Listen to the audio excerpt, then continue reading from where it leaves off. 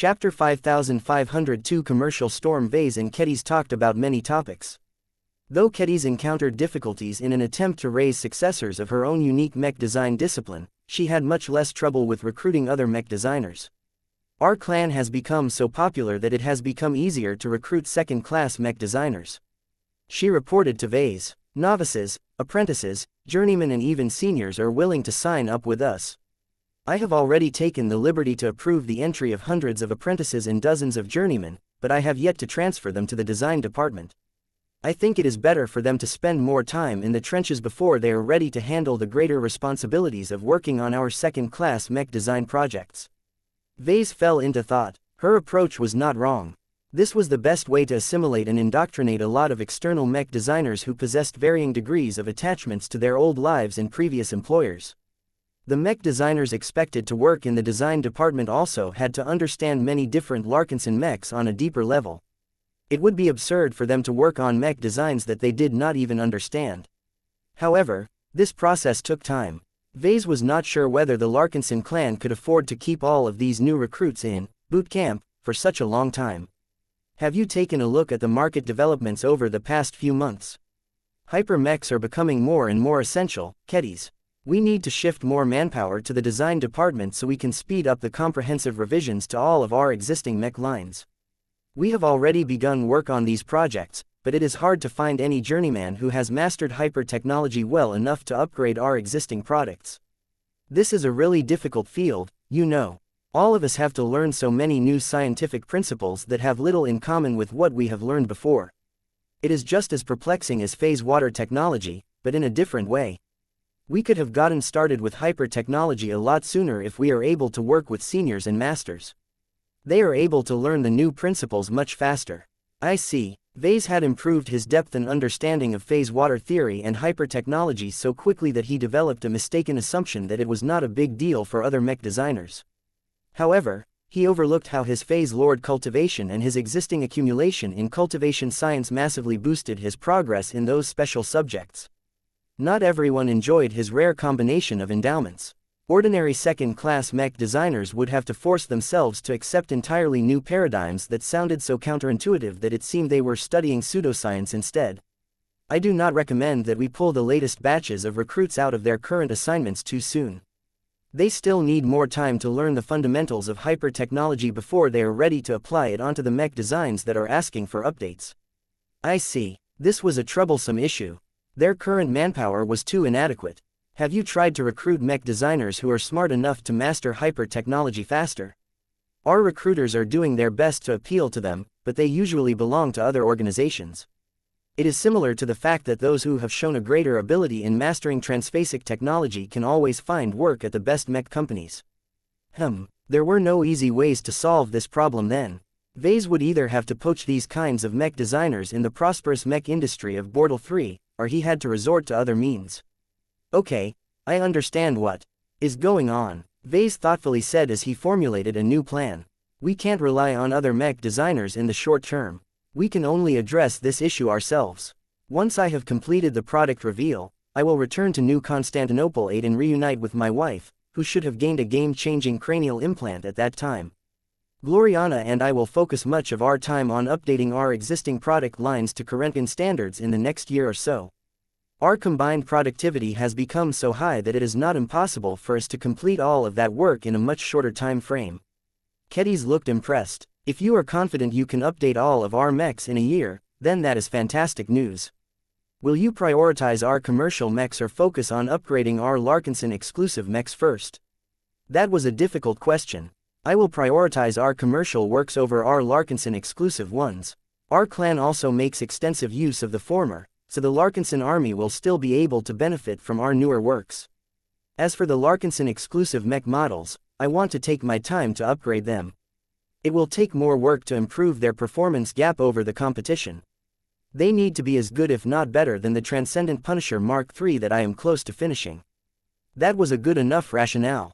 Vase wanted to update the mech lines that were most widely used, such as the Ferocious Piranha and the Pacifier models. This would increase the momentum of the LMC much harder in a time where his mech company needed it the most. Vase also did not forget about Katiz's mech models. I have noticed that your Monster Slayer line is quite popular among certain market segments. Are you planning on upgrading it as well? I do, but it is not time yet. The female mech designer responded. I need to complete a handful of research projects first before I gain the confidence to reshape my Monster Slayer into the mech that matches my dreams. I do not want to turn it into a simple hyper mech and call it a day. That would be an insult to its concept and a stain on my reputation as a mech designer.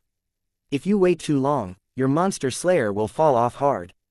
You have to understand that hyper mechs will become the prevailing standard in as little as 3 or 4 years. The performance boosts are too obvious, and the supply of low to mid-grade hypers will increase so much that their scarcity will be a thing of the past. You need to move ahead of this trend if you want to maintain the popularity of this mech line of yours. Kedis let out a sigh. I'm working as fast as I can, Vase. I won't disappoint my Monster Slayer model and the loyal customers who appreciate my work. The next major revision will be different. I will reveal the true potential of swordsman mechs to everyone at that time. That sounded promising and ambitious. Vase felt proud of her, but he was still concerned about what would happen in the short term. Does that mean that you will refrain from publishing any commercial mech designs in the next year? His former student shook her head. No, I know the LMC can use a hand. Once I have finalized the Storm Sword, I will transfer much of the design solutions that I have developed for this elite mech model to its predecessor. The Stormblade Samurai will no longer be as important as before, so it shouldn't be too much of an issue to publish the Mark II version on the market. It will share much of the same tech as the Storm Sword, but in a cheaper and more simplified package. I can complete this update fairly quickly. It won't take more than half a year if I work on it by myself. That sounded a lot more helpful. The significance of this was great. Although the Stormblade Samurai model was not that conspicuous within the Larkinson army, that was because it was filled with lots of excellent mech models. The mech by itself was already fairly powerful due to the fact that Stormblade technology could chew through transphasic energy shields faster than normal. Now that the introduction of space suppressors had turned melee mechs into much more effective counters against alien warships, an updated and commercialized version of the Stormblade Samurai had the potential to become a new bestseller for the LMC. Vase could think of many reasons why it should succeed. The original Stormblade Samurai was relatively affordable and cost-efficient, and that should not change once Kedis updated the model. The mech imposed a low logistical burden as it did not require the use of phase water or high-grade hypers. The Stormblade Samurai was faster and easier for mech pilots to master. It put less emphasis on difficult swordsmanship as it mostly relied on the ability to electrify its swords to do much of the damage. That said, it would still hold a huge attraction for many mech pilots as Kedis would undoubtedly imbue it with a special sword style that anyone could learn. Most importantly, the Stormblade Samurai was a spaceborne mech. It was designed to participate in actual space battles, and could readily be deployed on the peripheral war zones of the Red War. The more basic and rudimentary Monster Slayer had been a big hit among hunters and mech athletes. Katiza's first commercial work proved that she was able to succeed in the mech market. She was only held back by the fact that her debut work was unable to participate directly in the Red War due to its lack of wings. This was why the Stormblade Samurai Mark II held greater significance to Vase. If Kedis proceeded with her current plan, then this special swordsman mech would be her first major contribution to the war effort. Vase and Kedis continued to talk about more promising commercial prospects. The introduction of hyper-technology promised to revitalize a lot of old mech designs, but only if they succeeded in boosting their value propositions. Every mech designer was playing the same game, so the Larkinsons had to do better if they wanted to grow their market share. Don't worry about falling behind. Vase smirked. A number of our competitors may be able to gain a head start by borrowing from ancient legacies, but I doubt that many of them can match my understanding of e-technology. I haven't been wasting my time in the last few weeks. My most recent vacation has taught me a lot of useful lessons. I cannot wait to convert all of that into brand new design applications. They continued to talk about their product strategies and business strategies for several more minutes before they switched to other important topics. How is my grandfather doing over there? Did he have a chance to prove his mettle in combat? The swordmaster's expression changed. Your grandfather is an impressive soldier. Ever since he returned, he has beaten every other expert pilot in the expeditionary fleet. No matter whether they are Larkinsons or Crossers, he has never lost a mech duel. The Blood Star Mark II is a true wonder. I can feel how much more alive and connected he is to his battle partner. They have not yet fought against a real alien force, but it should not take too long for them to have their chance. I can't say much more over this communication channel. I understand. You guys are in charge over there. There is no need to keep me in the loop. I just expect good results. It sounded as if the expeditionary fleet was planning a risky and daring operation. This was why it had not done anything special in the last few months. The scouts and reconnaissance forces needed more time to scope out the enemy forces and put all of the pieces together. By the way, Venerable Tusa and all of the other expert pilots over here are clamoring for you to update their mechs. When will you be ready to satisfy their needs? They don't wait years for you to find the time to upgrade them into fully fledged hyper mechs. That is a tricky matter.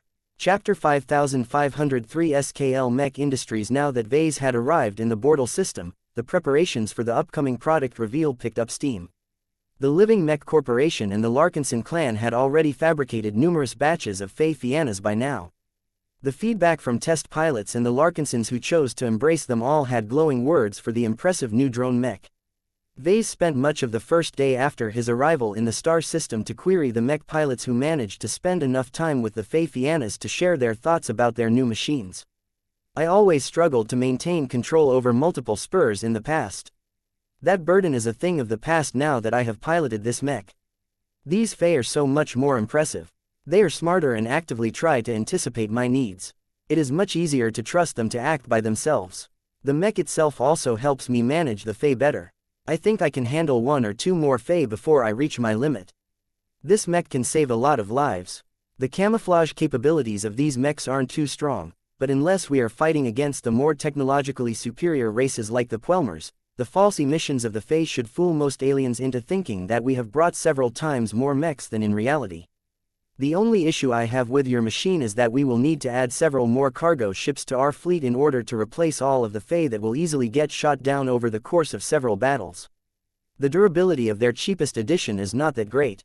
The power of the elite edition of your new drone mech is good. Its transphasic defenses can handle a large amount of punishment short of suffering a direct hit from a warship. I like the modularity of the armor system, but the plates are too thin for this to matter much. The camouflage systems are relatively decent, but if our enemies start to employ specialized scanners that counter the underlying tech, the decoys will become exposed. I like many of the strengths of my new Fey Fiana, but it doesn't hit as hard as I have hoped. Maybe it is because I only have access to the pauper version of this mech, but the Fey that is mounted with the Hyper Gauss cannon simply doesn't hit as hard as the Gauss guns wielded by other mechs. This is despite the fact that there aren't any great differences in caliber. The ammunition reserves of this ranged weapon Fey are also tiny. It is mandatory for us to bring support mechs along that carry additional stocks of Gauss rounds. The energy weapon Fey is much better than the kinetic weapon Fey. I do not see a reason why anyone would want to make use of the latter. I have only heard about these alien luminaire crystal guns, but now that I have access to them, they are so much better than I expected. Those fiery beams are more powerful and efficient than I have ever seen from a weapon this small. What is even better is that I can choose between 3 different beam types, of which one of them happens to be remarkably good at draining energy shields. Forget about the other Fey. I just want to pair my drone mech with 4 energy weapon Fey and keep blasting warships from a safe distance. I don't know why you have bothered to add these melee weapon Feys. Sticking swords and spears onto these small spurs doesn't necessarily make them useful. The mass of the Fey is too small. They can hardly build up enough momentum to penetrate through armor or quickly drain energy shields. Their maneuverability and durability also leaves a lot to be desired. I can only say that they are better than nothing. A skilled drone operator should be able to make adequate use out of them, but this is an uphill battle from the start. The opinions given by all of these test users were varied and exposed many strengths and shortcomings of the Fey Fiana. Vase particularly paid attention to all of the critique. He knew that his Fey Fiana was still far from perfection. He already thought about many of the problems during the months he spent on designing this mech, but there was only so much he could do to solve all of these issues. The focus of much of the criticism centered around the Fey. They had many strengths, from their ability to camouflage themselves to the enhancements brought by hyper-technology to the design spirits directly boosting the performance of hyper-technology. The Fey earned a lot of praise. However, the lack of specialists working on the mech design caused many of its technical aspects to fall behind. The Larkinson clan still lacked a dedicated kinetic weapon specialist, so the Gauss cannon technology utilized in the corresponding Fei could only be described as average. It did not matter if the integration of hyper-technology and e-technology was better than average. If the technological foundation of the Gauss cannon was only mediocre, it was unable to match the performance of the market leaders. Fortunately, this was not a fatal problem. The Gauss cannons may be simple, but that means that they are also cheaper and less difficult to maintain. Vase smiled. He had gone through great lengths to keep the standard edition of the Fei Fianna as economical as possible. Though the Mech still ended up fairly costly in the end, it was still an affordable machine considering all of the advantages it possessed. What was important was that it was not too costly to purchase spare Fei. Their cost had to be contained as much as possible in order to make it less painful for forces to sacrifice a lot of Fei in order to accomplish an important objective. It should always be better to sacrifice a lot of Fei rather than mechs piloted by actual humans. As Vase continued to read all of the feedback and watch a lot of footage of where his Fei Fianna was being trialed, he gained a better understanding of his product. Alexa Strian arrived at the branch headquarters of the Larkinson clan and entered the design lab where Vase had made his home. "You've returned. What is your impression of Bortle 3? It is a busy planet." The young woman responded, "I enjoy the atmosphere, though I miss some of the amenities that are common on Terran planets. I have done what you have asked and scoped out the competition of the Fei Fianna. Drone mechs are not popular in this part of space, so I do not think that you need to fear too much from them. If they were truly good, then they would have been sold in greater numbers. You shouldn't underestimate them, though. They perform well as long as the conditions are favorable enough." Oh, Vase turned away from the projected footage and gazed directly at his new disciple.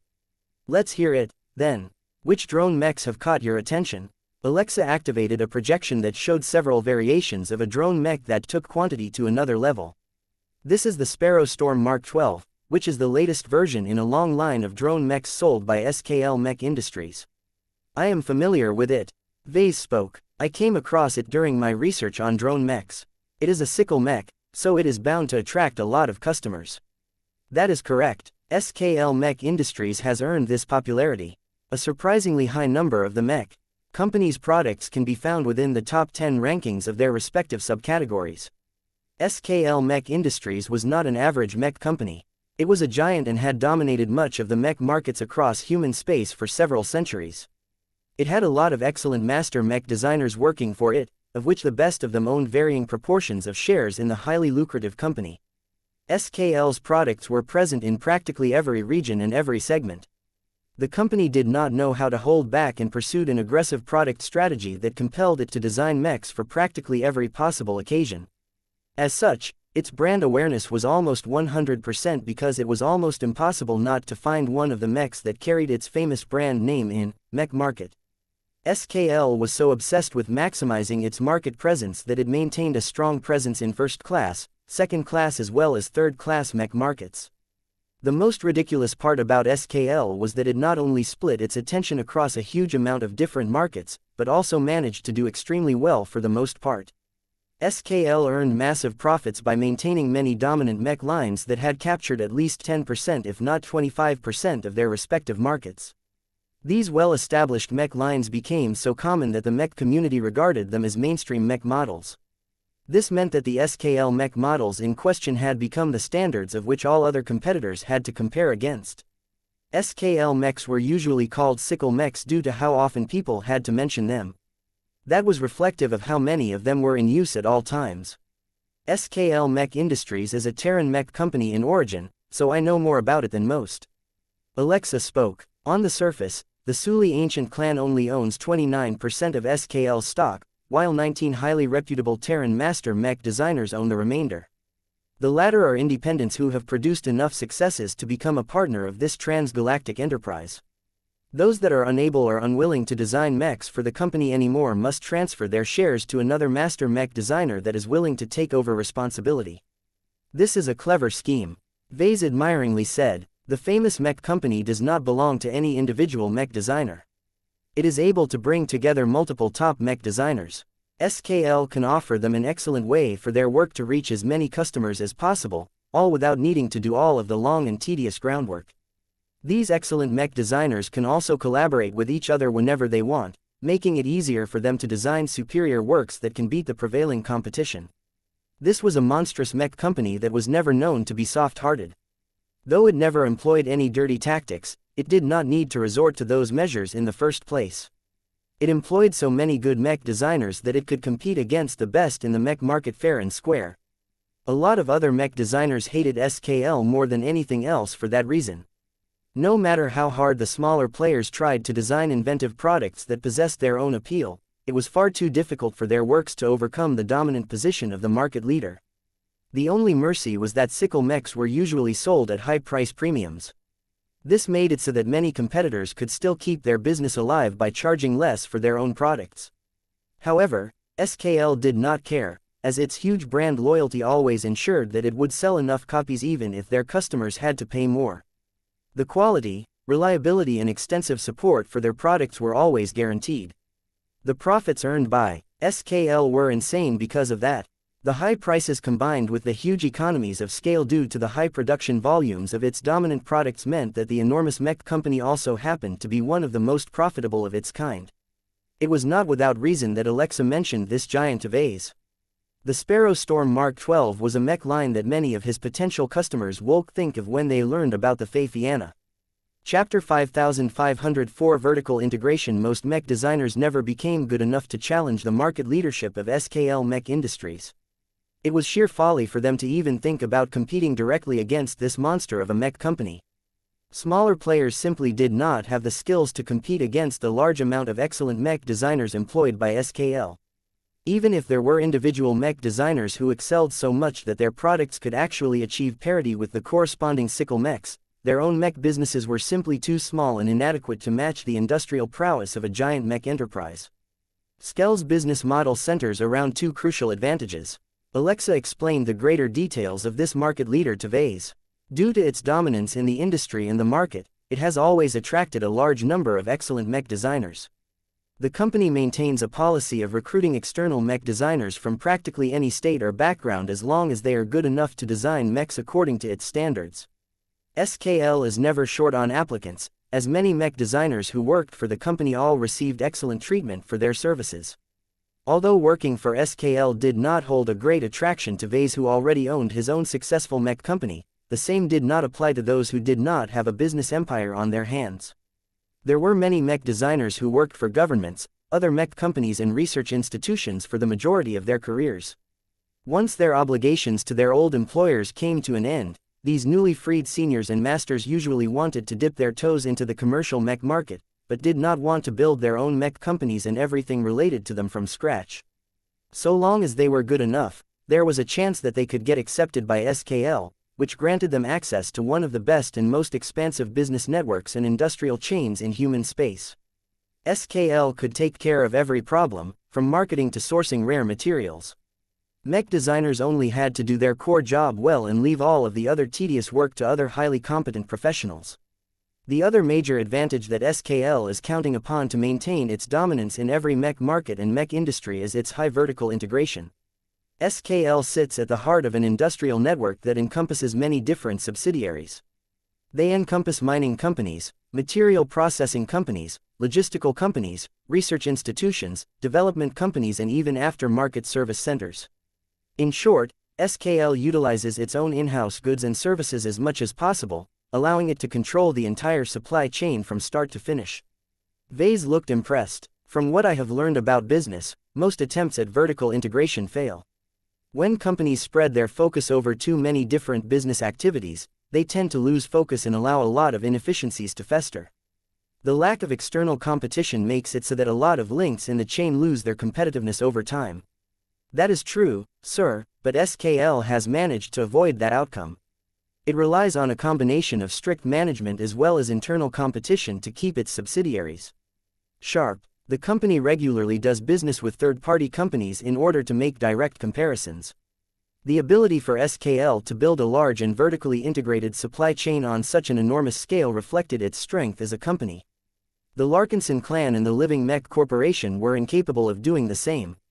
The Larkinsons lacked the capital, the connections, the expertise and the motivation to do everything themselves. The clan had no inherent advantage in essential links such as harvesting raw materials and shipping large amounts of goods across human space. Trying to enter these industries was a bad idea. It did not matter if the Larkinsons took existing companies or set up new subsidiaries from scratch. Without enough people in charge who excelled in these sectors, it would be difficult to make these subsidiaries as good and efficient as those run by established competitors. Vase tilted his head in thought.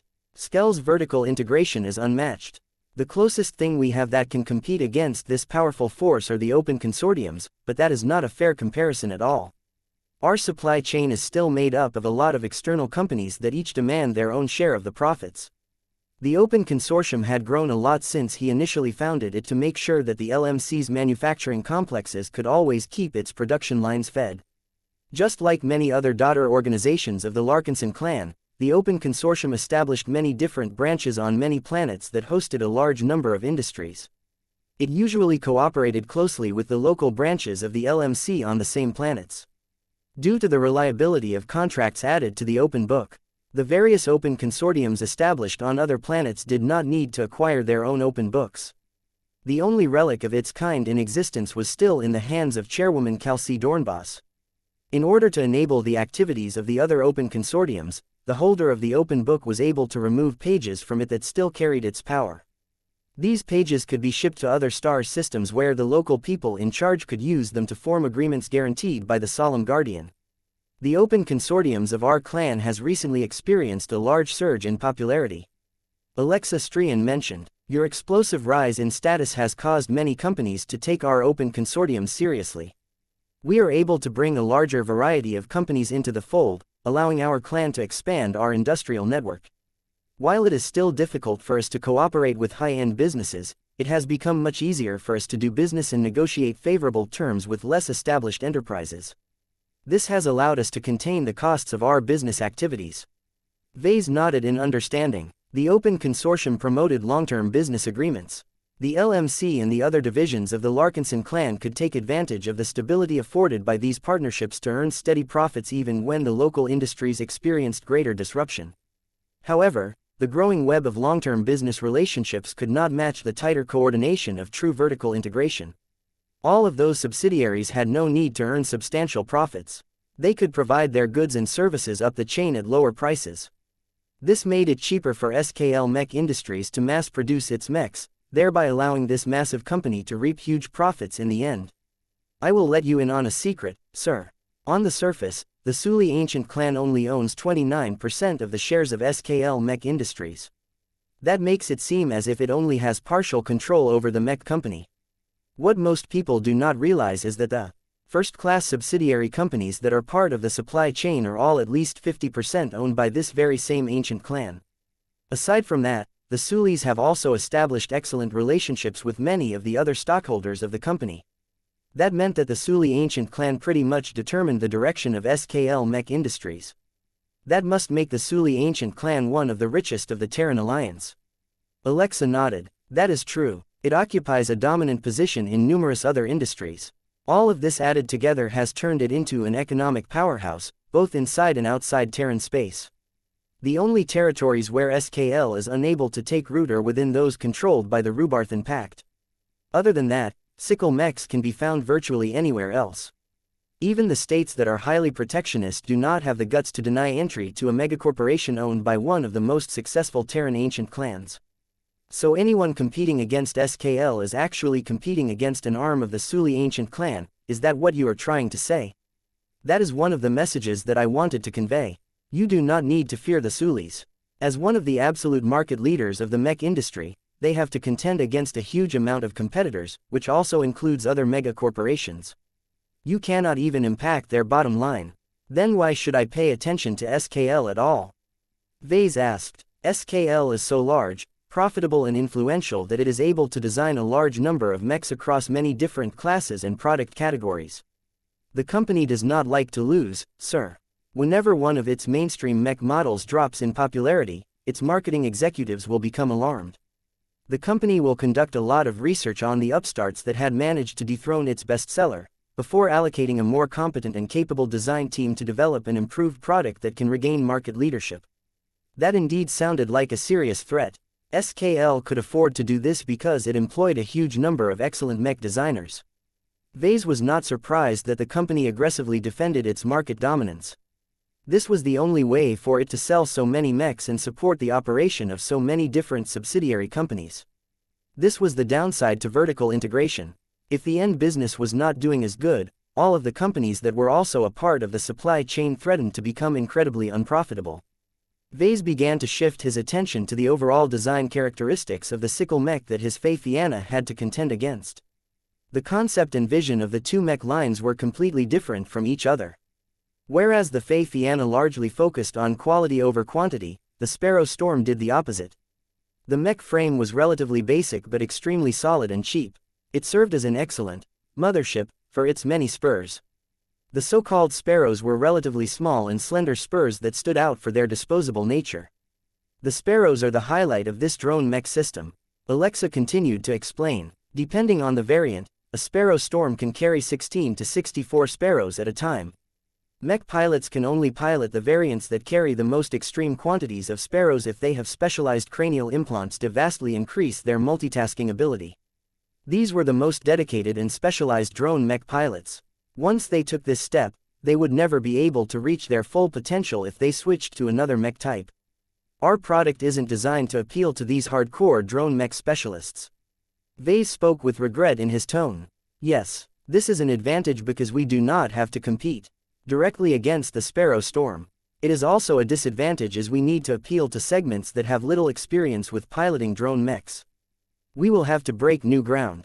I am sure that the value proposition of our xianxia will be attractive enough to win them over. Alexa briefly smiled. I think so as well, sir. The Sparrow Storm is a great product. It is especially popular because SKL not only designed over 100 different varieties of sparrows, but also supported the rise of a growing subcommunity of third-party developers who have designed their own sparrows. The high degree of personalization and variation has made it so that the Sparrow system is not a mech, but a platform for deploying custom spurs that fit perfectly with the needs of their owners. This was a strength that the xianxia could not match. Not only was this product far too new, but it did not come with a large selection of different models. Vase thought about this for a moment. He actually found the existing that he had paired with the mech design to be inadequate. Perhaps it might be useful for him to design additional especially ones that incorporated his latest insights into technology and the elements. Chapter 5505 Sparrow Storm. The Sparrow Storm deserved to be treated as the market leader in the second-class mech market.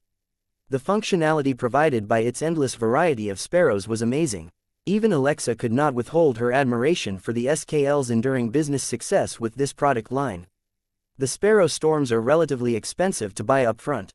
Here in Bordeaux, a customer has to pay 2.2 MTA credits to obtain a starter Sparrow Storm that comes with a set of 16 sparrows. That is not as much as the 3 MTA credits that we intend to charge for a standard edition of the project, but the production costs are not on the same level.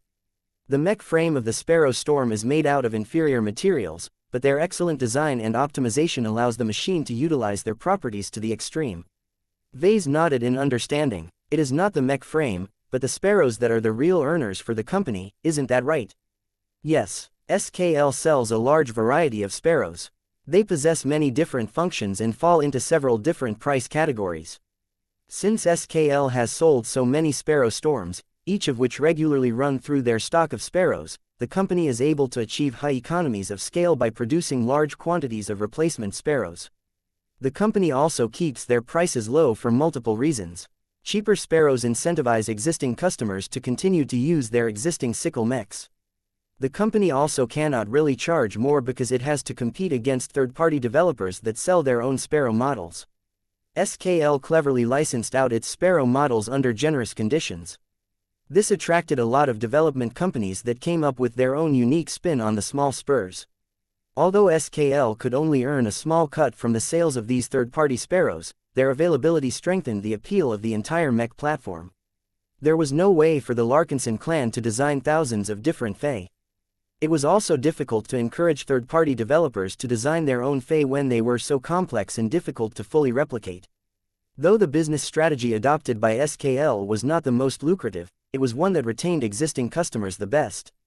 Most of the Sparrows models were dirt cheap, and if customers wanted to obtain more powerful ones, then those varieties were available for purchase as well.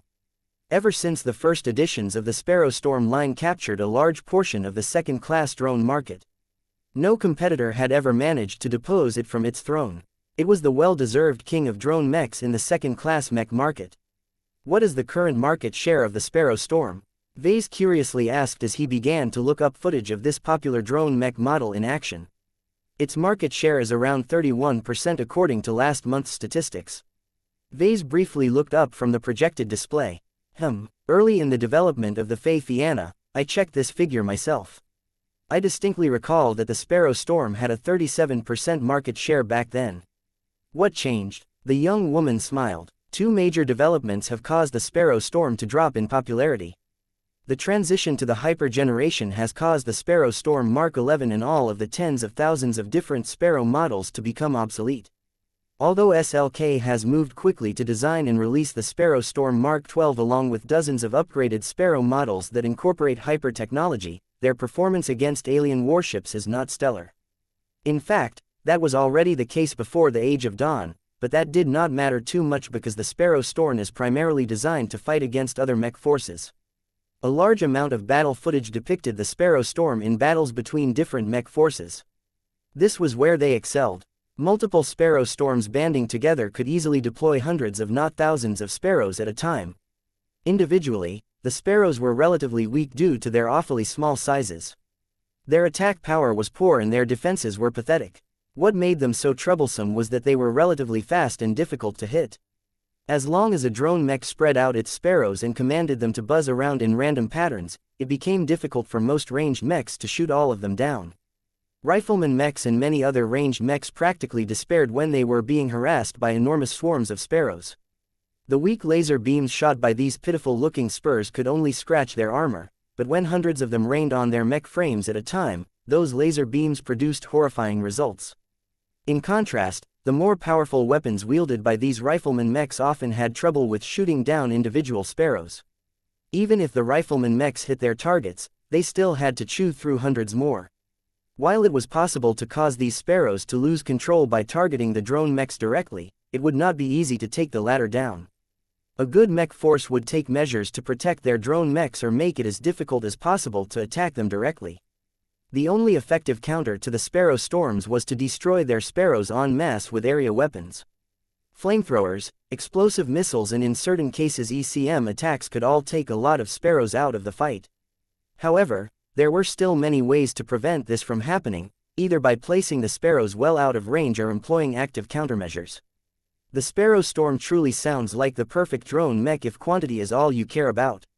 Vase remarked with a hint of appreciation.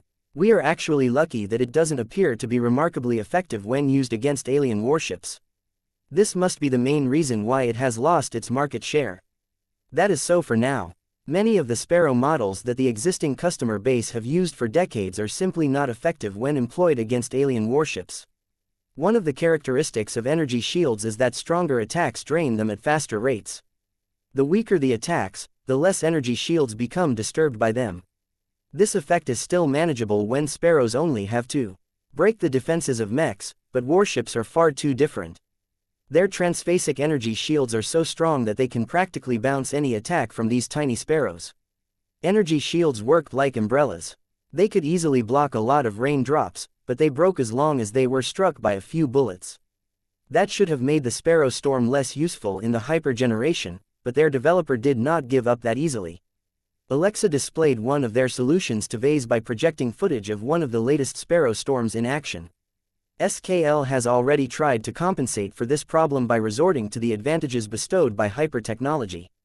Vase became impressed by the swarm of thousands of Sparrows being put to use against an alien raiding fleet. Each of these Sparrows were mounted with fire hyper laser beams.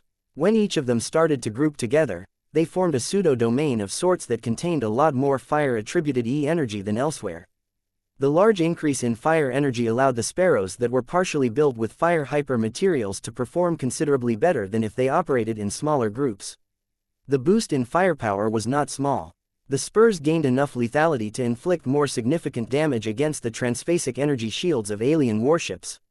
Our xianxia can do this as well. Vase tentatively spoke. Just not as good. Each of our drone mechs start out with only 4 Fei, and it is difficult to increase that number. While each of my Fei are much stronger than any of these Sparrows, it is impossible to match their quantity. When we hold our product reveal, we need to make a case that our Fae can be strong as well without needing to match the quantities of the sparrows. Alexa advised. Many people will make this comparison once they learn about the Fae Fianna. We must control the narrative by doing this ourselves. We need to show that our ranged Fae can inflict greater damage in much lower numbers.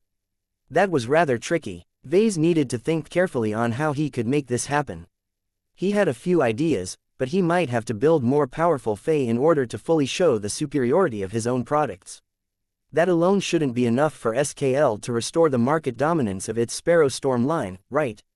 Both SKL and numerous third-party development companies have already announced their intention to design more advanced Hyper Sparrows that can borrow the power of E-energy radiation to a greater extent. Alexa responded. What is notable is that these Hyper Sparrows are designed to be backwards compatible.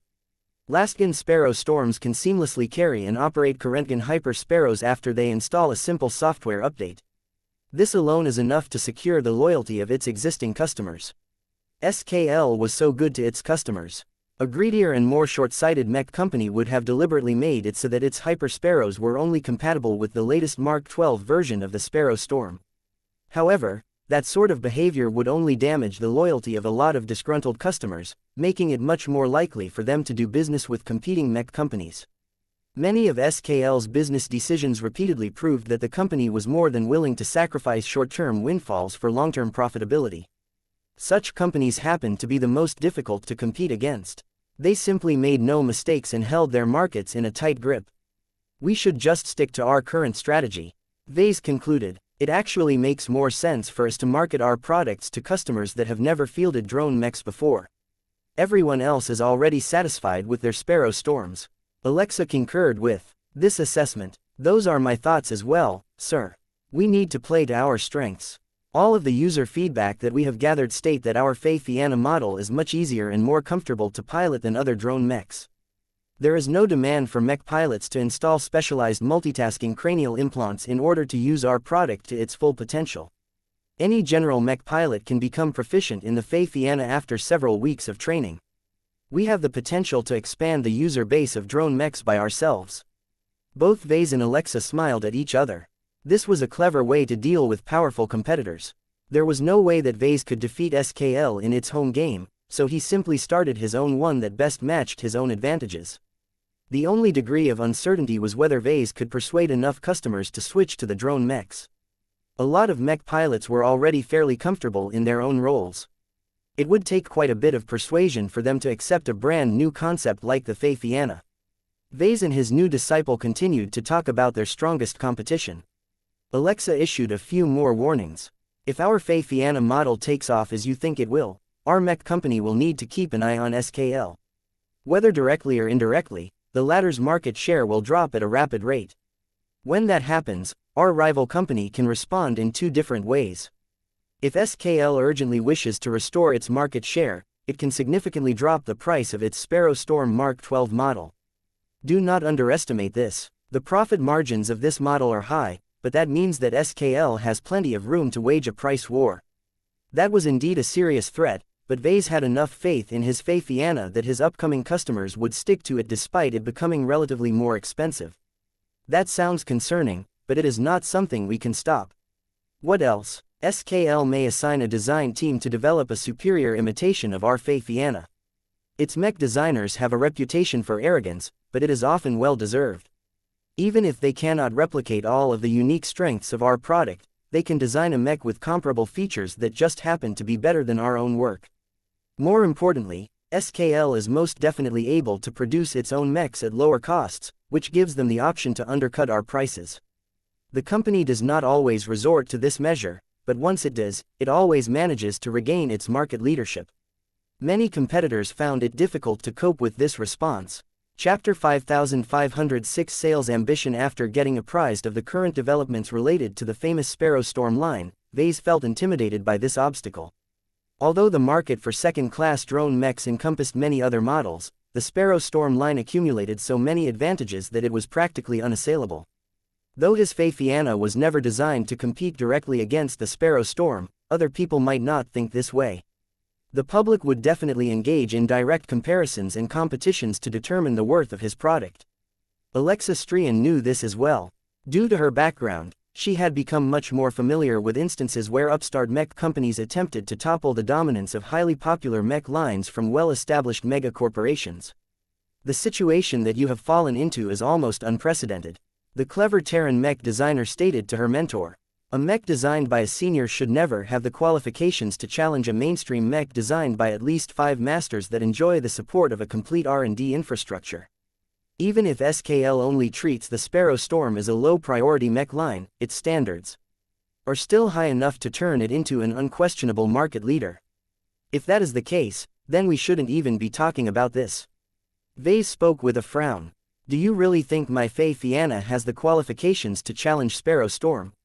I do, Alexa earnestly replied. She did not hesitate to convey how much she believed in his work. I still recall the time where you became so engrossed in the spontaneous development of what you call the Elemental Lord. Somehow, this mech that you have made with your own hands had become so special that it single-handedly called down a strange and unusual E-energy-infused lightning storm. Even if it ended up vaporizing your work, the fact that it had managed to provoke these responses in the first place is unquestionable proof that your work is good. Ves's expression turned ugly as he recalled his recent failure. The pain had lessened due to the passage of time, but he still felt he had let down the greatest living mech that he had created up to this point. It did not matter that it had been doomed to fail as soon as he attempted to bring it to life. What mattered was that he bestowed the gift of life to a very special mech that he felt enormously attached to, only for it to crumble apart before it could fulfill its purpose. What Vase had been doing after this was basically an attempt to atone for his sin. He strangely possessed a much better understanding of the mind state of the penitent sisters. He used to think this group of former hexers were sick in their minds. There was no reason for them to be penitent anymore because they had long divested themselves from their original state and people. This group of female soldiers should have recognized that they had turned a new leaf as soon as they joined the Larkinson clan. Yet to the original members of the penitent sisters, their entire group still became burdened by the sins of the past. Such a stain on their honor could never be erased that easily, so they continued to live their lives as sinners looking to redeem themselves. While that already sounded ridiculous enough, the penitent sisters even spread this burden to all of their new recruits. This was insane. Even though their belief in collective punishment was very much an undesirable form of superstition, the Larkinson clan had never really addressed it because it was part of the core tenets of their culture. It also helped that the penitent sisters derived so much motivation from the perception that they needed to atone for their sins, that they fought like hell. At this moment, Vase realized that he had fallen under a similar compulsion. He thought about his recent vacation. What should have turned into a time of leisure instead became a partial work vacation. Though he managed to restore his mood during the time he spent on Okanon V, he also engaged in a lot of discovery and learning. His gains from that trip were massive. All of the insights he gathered during his hunting trips and his flute-playing sessions were just waiting to be transformed into stronger mechs. All of this happened with a clear direction in mind. Vase consciously focused on improving his understanding and his ability to apply the powers of water because he wanted to remake the Elemental Lord once again. Right now, Vase questioned whether he was being affected by an external influence, or whether this was a desire that came from the bottom of his heart. He firmly believed that the latter was the case, but he could not rule out the possibility that the iron-resonant crucifix crown may have given him a subtle nudge.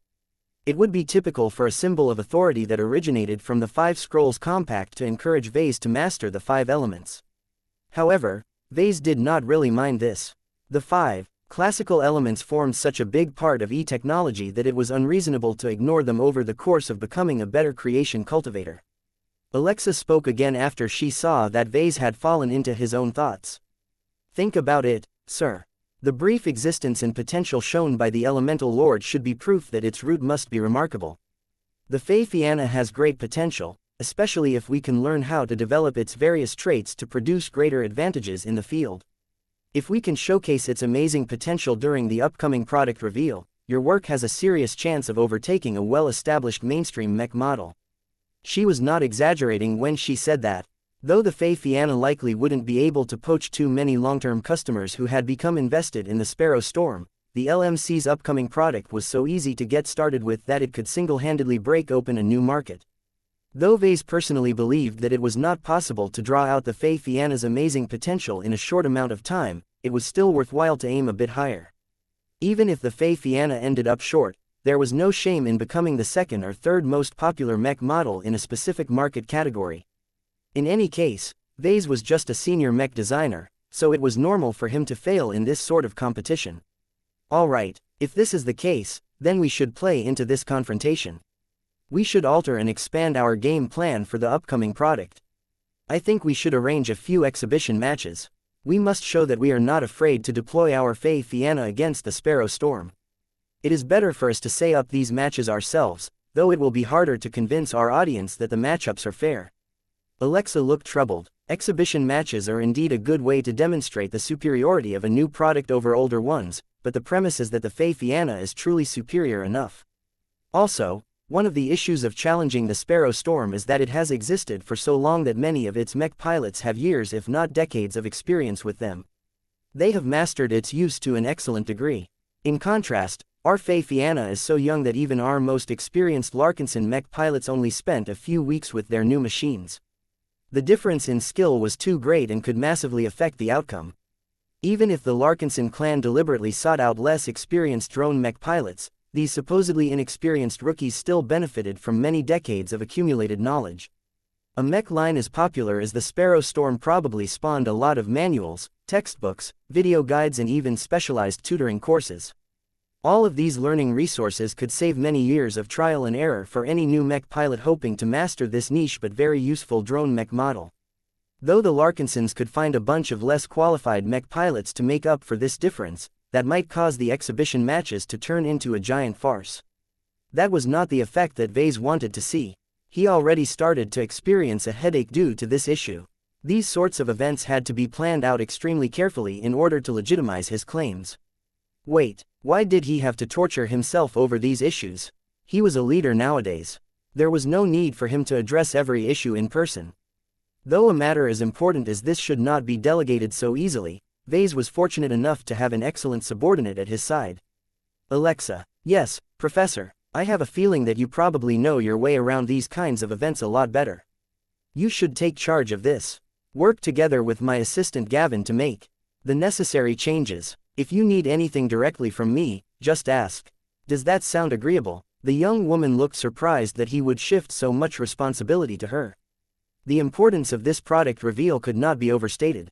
The upcoming event is not just about introducing a new commercial mech. It also served as the formal debut of a newly promoted Tier 3 galactic citizen. If Vase did not display the strength that came with his status, it became a lot harder for other people to take him seriously. Vase raised his hand and patted Alexa on the shoulder.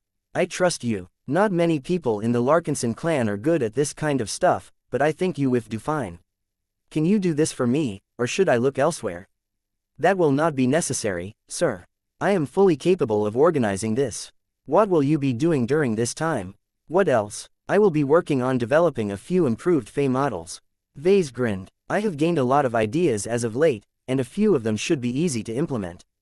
It won't take more than a week for me to whip up a batch of more powerful Fei that can be sold as supplemental products. Are you sure that is the case?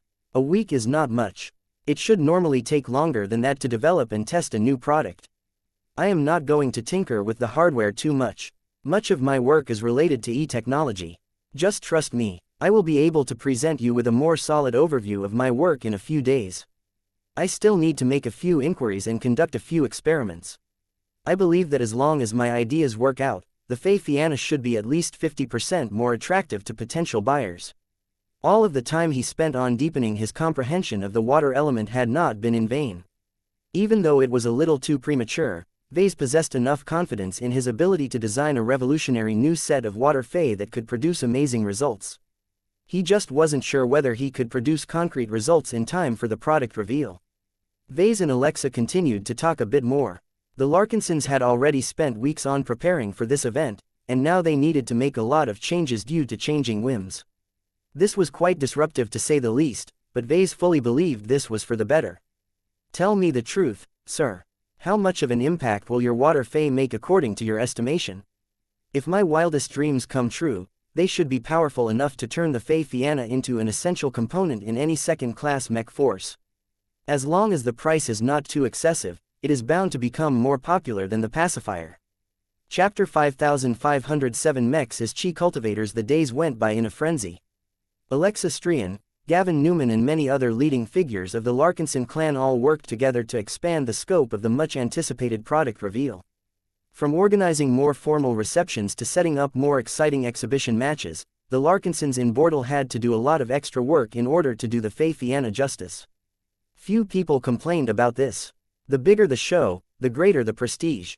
The Larkinsons felt glad that the latest commercial Mech of the living Mech Corporation earned such luxurious treatment. The greater the success, the more money poured into the coffers of the Larkinson clan. Even though the clan actually earned a lot more money from selling the plunder obtained during the Trailblazer expedition, the income was way too risky and inconsistent. Any well-established clan had to establish a strong commercial enterprise in order to maintain its prosperity across multiple generations. The current living Mech Corporation had supported the growth of the Larkinson clan for a long time, but the former had become increasingly unable to keep up with the latter in the past few years. It went without saying that this was a huge problem. Neither the living Mech Corporation nor the other daughter organizations of the Larkinson clan could pay for all of the rapidly growing expenses. This was already bad enough when the Larkinson clan established a lot of costly branches across many different planets in the middle zones. The problem became a lot worse once the premier branch started to pick up steam. In fact, just the cost of maintaining all of the expensive first-class instruments and facilities over at D&D base was a huge burden in itself. If Vase or the rest of the Larkinson clan were unable to bring in so much money, it was impossible for the living Mech Corporation alone to cover for all of these expenses. All of that can change if the Fay Fianna can dethrone the Sparrow Storm. Due to the Red Association's excellent data gathering and record-keeping habits, it was not that difficult to obtain records of the Sparrow Storm's sales figures. Of course, much of the statistics were not that relevant to Vase. That was because the state of the mech market during the Age of Mechs was much bigger and more comprehensive at the time. Losing access to the enormous market of the Milky Way as well as all of the mech designers who resided over there had completely upended the mech industry at the start of the Age of Dawn. Although a lot of mech companies had fallen overnight due to losing contact with the well-established lead designers from the old galaxy, not all of them perished in the Red Ocean. SKL was so big and employed so many excellent mech designers that it still retained the services of many first-class, second-class and third-class mech designers. Even though SKL was unable to support its immense product catalog after losing access to so many mech designers, the megacorporation was so powerful that it could easily hire hundreds of high-quality applicants to compensate for all of the absences. This ultimately meant that SKL Mech Industries in the Red Ocean had not actually lost any strength. It quickly recovered from the abrupt transition to the new age and took advantage of the introduction of the Hyper generation to reorganize all of its product lines. The Sparrow Storm Mark 12 was not only a lot different from the Mark 11 iteration due to the inclusion of hyper technology, but also because many of its contributing mech designers had changed. Still, SKL was highly accustomed to rotating the lead and contributing mech designers of its long-established mech lines. It had a mature system and approach in place to allow other mech designers to inherit its staple mech designs. The Sparrow Storm Mark 12 was therefore a qualitatively superior line of mechs that had been optimized to a fantastic degree. The only flaw that Vase could speak please like and follow the Cultivation Audiobooks channel of was that its hyper-technology application was still too shallow and rudimentary. This was exactly the vulnerability that Vase intended to take advantage of when he was ready to push his Fay Fianna. This is the Age of Dawn. Vase reminded himself as he stared at the design of his new Water Fay. Unlike the Age of Mechs, conventional technology no longer carries as much weight as before. E-technology can boost the performance of mechs just as much if not more. E-technology had many different meanings, but to Vase it represented an attempt to apply cultivation science to modern technology. Vase recently embraced the model of treating his living mechs as artifacts. This was a perspective that encouraged him to think of his products as remarkable objects that could be made strong through special production and evolution processes. However, now that Vase needed to figure out better ways for his Fay Fianna to compete against a formidable mainstream mech line, he believed that this was no longer the most appropriate way to treat his machines. Artifacts are objects, he frowned. Even if they are extremely precious and powerful, they cannot escape the fact that their scope is limited. Vase had a different vision in mind for his living mechs. From the early days of his career, he always dreamt of turning his products into true living beings. He wanted to turn them into fully sentient beings with all of the rights and obligations that came with their status. He wanted his mechs to become fully recognized as ideal partners that attained permanent symbiosis with the human race. If living mechs can become like humans, why not treat them like cultivators? This was a highly impactful mental model. Treating his living mechs like cultivators meant that he would become more inclined to focus on their ability to practice cultivation methods, thereby enabling them to produce dramatic results once they mastered powerful techniques. Although Vase had already started to do this by devising the Larkinson Metal Guardian mantra for his living mechs, it only represented a single step in the right direction. When Vase recalled the mantra that he had devised by combining several components from other ancient methods, he grew increasingly less satisfied with the lack of sophistication and power of his work. I was a lot less knowledgeable at the time. Much had changed in the months that had passed since he made that mantra. Vase learned so much more about cultivation science as well as the interaction between E-energy radiation and his living mechs. He felt it was time for him to either update the Larkinson Metal Guardian mantra or expand its techniques so that it was no longer confined to passive strengthening. This was a huge undertaking. Vase needed to cooperate with multiple experts up to and including his mother in order to achieve the best results. There is not enough time. He shook his head. The upcoming product reveal was scheduled to start pretty soon. There was no way for him to upgrade the Larkinson Metal Guardian mantra in so little time. Even if he managed to improve it, the xianxias would not have enough time to cultivate the improved method for more than a few days. I don't need to work on such a big project yet. I should focus on a smaller and more focused undertaking. Vase gazed at the water fey that he had been working on. The water element corresponded best to non-offensive uses, so he had been trying to improve its utilization in the space suppressor fey and the energy shield fey. While the xianxia was divided into several editions, Vase mainly focused his attention on the non-transphasic version of the mech. Even though it was the weakest out of the 3 existing editions, it was the one with the greatest marketability. The standard edition had to perform well in order to sustain the popularity of this mech line. This was why he had been working hard to improve the existing implementation of hyper-technology and E-technology into these 2 particular fey types. Without using phase water, Vase believed there were still ways for him to massively boost the performance of these 2 fey. He smiled and raised the artifact flute that he had placed on his desk. I can't do this without your help.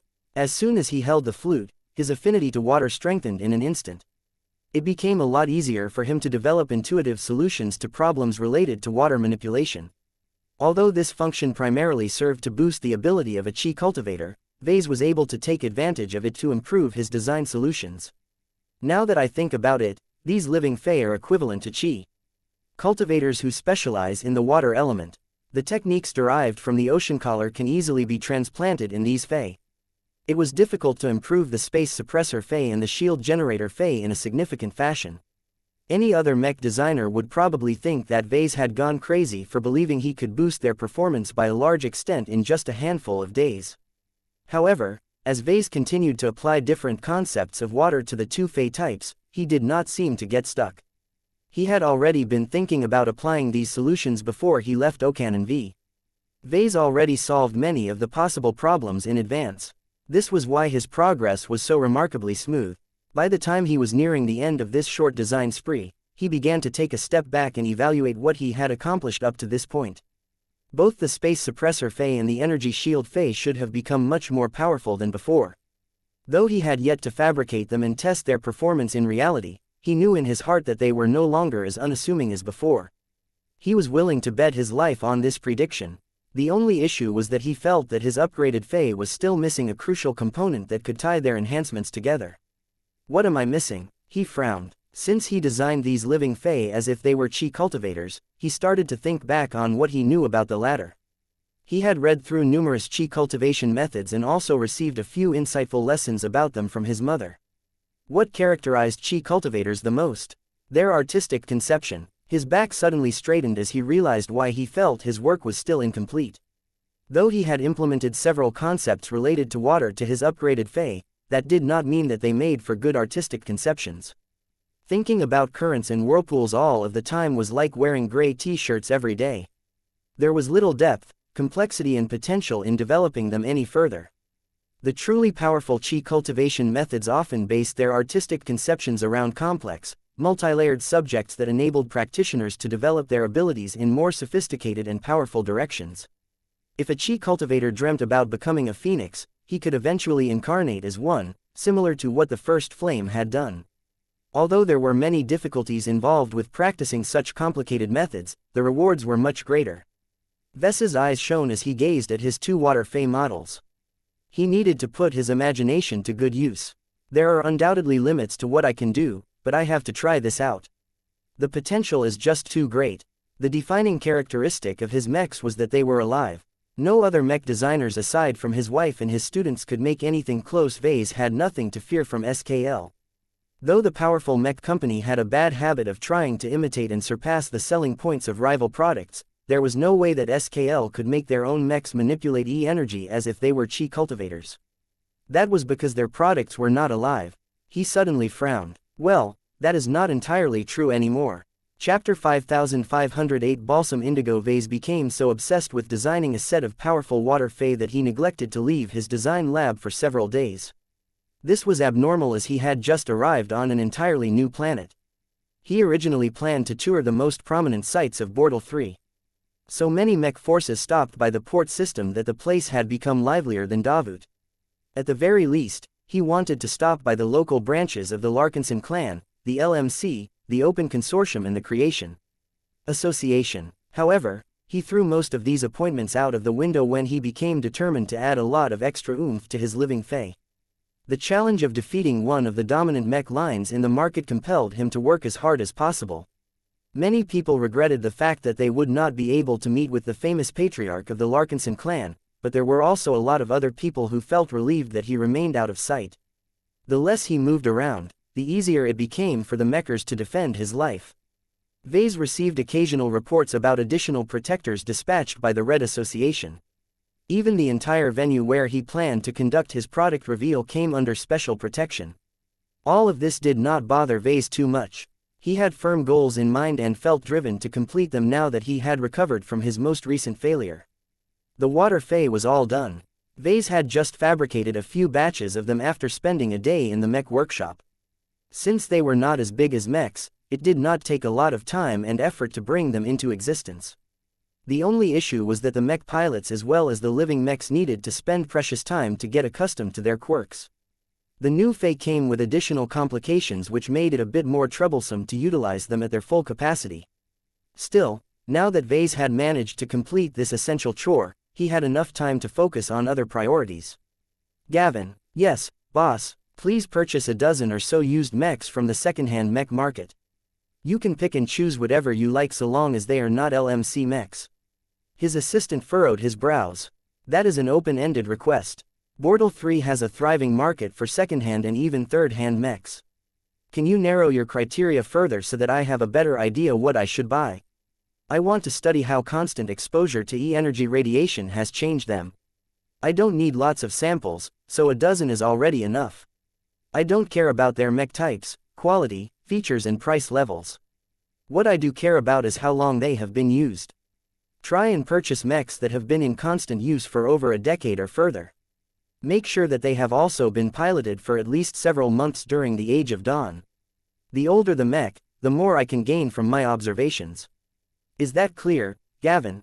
His assistant vaguely figured out what Vase wanted to look for. The dutiful man nodded in understanding. Don't worry, many mechs that tend to be older than 1 or 2 decades usually consist of guard machines that have rarely seen any actual use, but there are always exceptions. I will make sure to buy the oldest available machines that are still intact. Most people usually recycle them as they are pretty much worthless after suffering so much wear and tear, but maybe there are a few weirdos who can't let their precious machines get ripped apart in order to recover their materials. Just make it happen. The sooner you bring those mechs back, the sooner I can complete my research. Vase said, don't worry about putting them to use. One have no intention to field them or anything. We can send them to the recyclers once I have completed my examination. That will make my search easier. Just as promised, it only took Gavin and his team a few hours to quickly scrounge up a small collection of used mechs from the second-hand mech market. It turned out that a lot of established mech forces dumped their Laskin mechs in order to free up room for their shiny new hyper mechs. While there were many forces that were willing to wait a few months to upgrade their existing mechs to an updated version, not every group was willing to take this route. With the introduction of the hyper generation, the second-class mech market had become filled with models that belonged to the Facewater generation or even older. The conditions of these mechs were actually pretty good for the most part. Even the shabbier machines got patched up in order to restore their fighting condition. This was because their owners all expected to make use of them for many more years. The start of the Age of Dawn had changed everything, so all of these decent and serviceable mechs of the Facewater generation suddenly turned into unwanted foster children. You won't believe how many of them have been piling up inside the warehouses, Gavin said as the recently purchased mechs were being shipped into an underground hangar of branch headquarters of the Larkinson clan. Tens of thousands of them have been put on sale. An even greater quantity of mechs have been sent straight to the recycling companies, who are enjoying a massive boom in business by the way. It was easy for us to pick out the oldest and most used machines among the extensive collections of intact cast-offs. Vase couldn't help but feel uncomfortable about this. This sort of treatment fully reflected the prevailing attitude. Most people generally treated mechs as objects, commodities or disposable assets. Once they had outlived their immediate usefulness, their owners had no qualms about selling them off or scrapping for parts and materials. Did you happen to see a lot of LMC mechs among those heaps? Surprisingly, no, Gavin smiled. Our living mechs all have glows and other functions that are irreplaceable, at least for now. There is no substitute for the pacifier line, for example. Our existing products have all undergone a lot of growth. They not only became more useful, but also developed strong emotional bonds with their mech pilots. No one is willing to phase them out so easily. Many of them are still waiting for our clan to upgrade their models into hyper mechs. I know, I won't make them wait too long. It is good that these customers are willing to stick to their old machines and wait to upgrade them into more modern incarnations. They will fully be able to retain their growth progress if that is the case. As far as Vase was concerned, this should happen a lot more. He still had a lot of work to do in order to turn this ideal into a universal standard. Vase continued to ask about Gavin's observations when he went out to buy the used mechs. Alexa Strian arrived a few minutes later. I heard that you were looking to examine a number of old mechs. Is this related to your design philosophy, Professor? It is, Vase admitted and started to stride forward. Come with me, let's take a look at them. That reminds me, you should be close to choosing your own design philosophy, right? Has your extra duties delayed you in taking this crucial step? It is fine, sir. I do not mind it if I can take my time. I have continued to gather more insights from your work. The more I know about living mechs, the more certainty I will gain once I have set my course. It is better to embark on mech design with a clearer understanding of what lies ahead. She was right. Vase was on his own when it came to developing living mechs. This was the downside of becoming the pioneer of an unexplored field. They eventually stopped in front of a worn and weather-beaten landbound hybrid mech. It used to feature bright yellow coating, but it had suffered so much neglect that it had dulled to the point where it had partially worn away. Gavin proceeded to introduce the machine. This is one of the oldest mechs that we managed to pick up from the used market. It is a 15-year-old mech that is originally based on a model called the Balsam Indigo Rix 76P. It has swapped between 4 different owners according to its logs, and has been used by 9 different pilots over the course of its existence. It was already outdated during the Facewater generation, but it is still a cheap and useful mech when used to defend vulnerable colonies against exo-beasts and enemy raids. It has seen infrequent action over the years, and has been repaired and modified too many times to count. The only reason why it has still remained in use for so long was because it has been continually upgraded by many different mech designers. The Balsam Indigo was a mess. It originally started out as a normal production copy, but gradually turned into a Frankenstein mech. Vase did not need to read a log in order to perceive the history of this old machine. Its limbs got blown off multiple times. This was a machine that experienced more than its fair share of battles over the course of its life. Its inferior parts got replaced by superior ones, which in turn got replaced again when newer parts became available. Old tech occasionally made way for newer tech, but this did not apply to every mech system. Its weapon systems got replaced most often while much of its internals remained as old as the mech itself. The Balsam Indigo also retained the echo and imprints of multiple mech pilots. Strangely enough, Vase could only clearly perceive 6 of them. This meant that the remaining 3 had spent so little time with it that they never managed to influence the machine. All of these events and more formed a living tapestry that defined the life and history of a simple landbound hybrid mech. It was beautiful. What do you think about this mech, Alexa? Vase asked as he entered his teaching guise again. Is it a simple rust bucket, or does it hold greater value than what is obvious on the surface? The woman did not answer immediately. She instead sent out Maya in order to study the spirituality of the balsam indigo. Maya, I am not entirely certain whether it holds greater value, but I think it is alive. Alexa eventually replied, I do not mean that in the conventional sense. This mech isn't close to matching the liveliness of your living mechs or even that of the monster slayer. It is much less developed. It is like a mouse to a human. How can this mech be alive in the first place? Has it spontaneously gained life after being bombarded by E-energy radiation? Vase nodded. I think that is an important contributing factor to its current state. In the past, I would have told you that this mech has developed an X factor due to being shaped by the minds of mech pilots over a long stretch of time. Normally, that would have been the end of this story, as the concept of X factor is so vague and difficult to determine that most people simply don't think it exists in the first place. That has obviously changed. The Age of Dawn has rewritten the rules. That is apparently the case. Vase agreed. My theory is that mechs with X factor can gradually evolve into proto-living mechs after being exposed to E-energy radiation for a long stretch of time. While they haven't met the standard of first-order living mechs, I am afraid that it may be possible for other mech designers to detect this properly and improve it through their own means. Both Alexa and Gavin looked shocked as they realized the implications of this statement. Does that mean your living mech monopoly is about to end?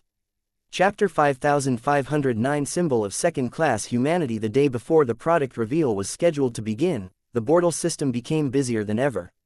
Traffic in the strategic port system had always been high, but it received a small but noticeably uptick of inbound visits. This was not remarkable in itself.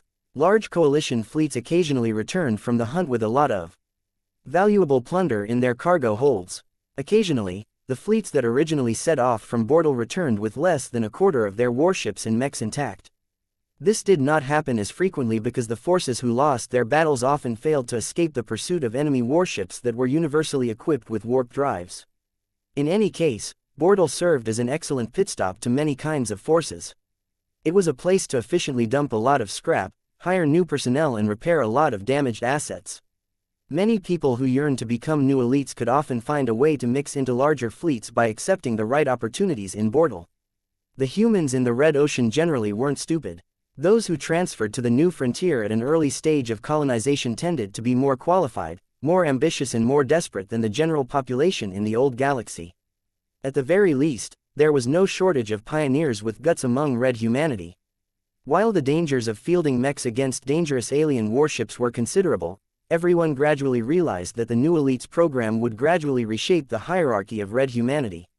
The aristocrats and the magnates who currently held the reins of power might not be in charge anymore. Anyone could overtake these old powers so long as they fought hard enough in the Red War. Even though it was incredibly difficult to earn enough victories and preserve the fighting condition of a fighting force in the long run, that did not stop pioneers and other ambitious fortune seekers from betting everything in the fight. In any case, once they encountered a catastrophe that wiped out all of their forces, these losers likely wouldn't live long enough to suffer from their mistakes. What was different in Bortle was that it received a lot of inbound traffic that did not hang out in the Torald Middle Zone in the past. They came from other regions such as the Megara and Krakatoa Middle Zone. An oddly high proportion of Hexer and Davutan groups had flocked to Bortle all of a sudden. Not only that, but there was also a noticeable uptick in visitors that came from more distant zones. It became clear pretty soon that these groups traveled to Bortle for a single common purpose. They wanted to see Professor Vase Larkinson. His name became incredibly famous over the last year. He was one of the models of a pioneer in the new frontier. Yet it was only after the start of the Age of Dawn that he had become one of the most famous second-raters in the Red Ocean. Though much of the general public did not have clear knowledge of what took place during the infamous Survivalist Conference, they all learned that Vase had played an outsized role during this political crisis. The rumors that circulated among many communities even claimed that his influence exceeded the sway of a star designer.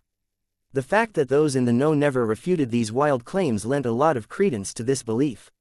Regardless of the truth, the fact that a young and talented second-class senior mech designer suddenly became a third-class galactic citizen in a single leap could not be denied.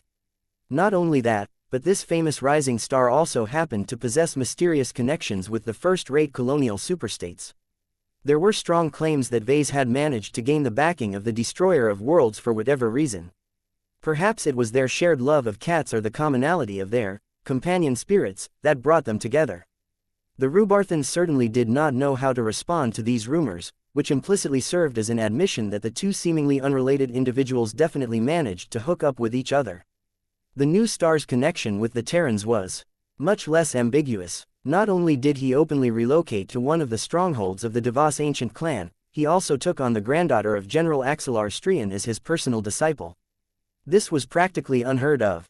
How could a high-born first-class mech designer ever deign to accept a second-class mech designer as her teacher?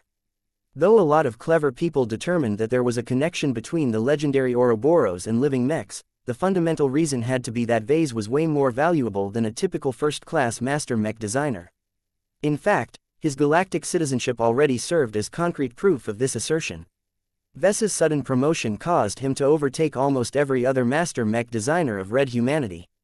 This also included all of the centuries-old stalwarts who worked for the behemoths such as SKL Mech Industries.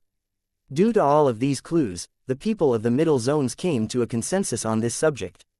Vase was the hero of all second-raters.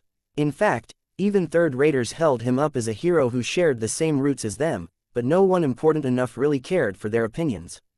A lot of people outright denied that Vase had originally started out as a poor citizen from the Bright Republic. What mattered in public perception was that Vase entered the Red Ocean as a forgettable and indistinguishable second-class pioneer, but had now shot himself into the leadership class of Red Humanity as a whole. Many second-raters dreamed of promoting to first-raters and rising up in their ranks to become a new generation leader, but the difficulty of accomplishing all of this was so high that hardly anyone had managed to succeed over the centuries. Vase had managed to do it. Not only that, he did it in the fastest and most dramatic fashion possible. Even if he enjoyed a lot of advantages and circumstances that ordinary second-raters could never dream of, at least he showed with his deeds that rising to the top from a second-class background could still be done. In truth, one of the reasons why the Bortle system had become so busy over the last year was because Vase single-handedly inspired many second-raters to follow his example. If he did not rise to power in such an impressive fashion, a lot of second-class humans would never have embraced the new elites program to this extent. This was because second-raters inherently suffered from an inferiority complex. Their lack of belief in their ability to cross the gap between classes meant that they often lost before they even thought about making the attempt. Yet now that Vase had already set an extremely successful example for every second-rater, he had become the idol among the people of the Middle Zones. Perhaps only one among thousands of opportunists would succeed in becoming first-class humans, but that was already a good result compared to the old status quo. In any case, as the most valiant and successful envoy of second-class society, Vase held such a special position among the people that they placed a lot of importance on his product reveal. The fact that he intended to introduce a new second-class mech line showed that his recent rise to power did not cause him to forget about his old people. More and more ships had poured into Bortle in the last weeks. In fact, the amount of visitors could have doubled if the Larkinsons announced the product reveal more than a month in advance. So this is Bortle, huh? I can smell the scent of war in the air. A mercenary commander spoke as he exited his shuttle. Many more shuttles descended from the air and landed on the designated pads. The spaceports of Bortle had become busier than ever. Many queues had formed in order to inspect and process all of the new arrivals. The security protocols became a lot stricter all of a sudden. Everyone going in and out of the main city of Bortle 3 had to register their itinerary and go through multiple security checks. A lot of forces that were previously allowed to field mechs in the city temporarily had to surrender that right. The large venue where the product reveal was scheduled to be held gained a lot of fortifications as well. So much had been done to prepare for one of the most prominent public events in Bortle since the start of the Age of Dawn. The local economy was doing better than ever.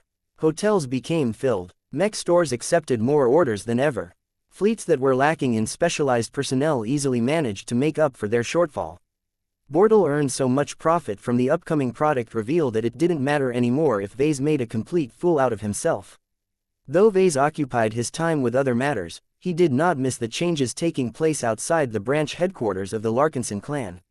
He looked out of a shielded window that granted him a view of a busy metropolis. All of the shuttles and the humans moving around made the entire urban landscape come to life. You are responsible for much of it, Gavin noted as he stood at the side. This is a visual indicator of how powerful and influential that you have become. It wasn't as obvious in the past, but now that you are making your first public debut since your most recent ascension, this is the influence that you wield. As long as you continue to maintain your relationship with second-raters, you can continue to reap the benefits of their adoration. Vase grimaced as he folded his hands behind his back. You make it sound as if I am an idol.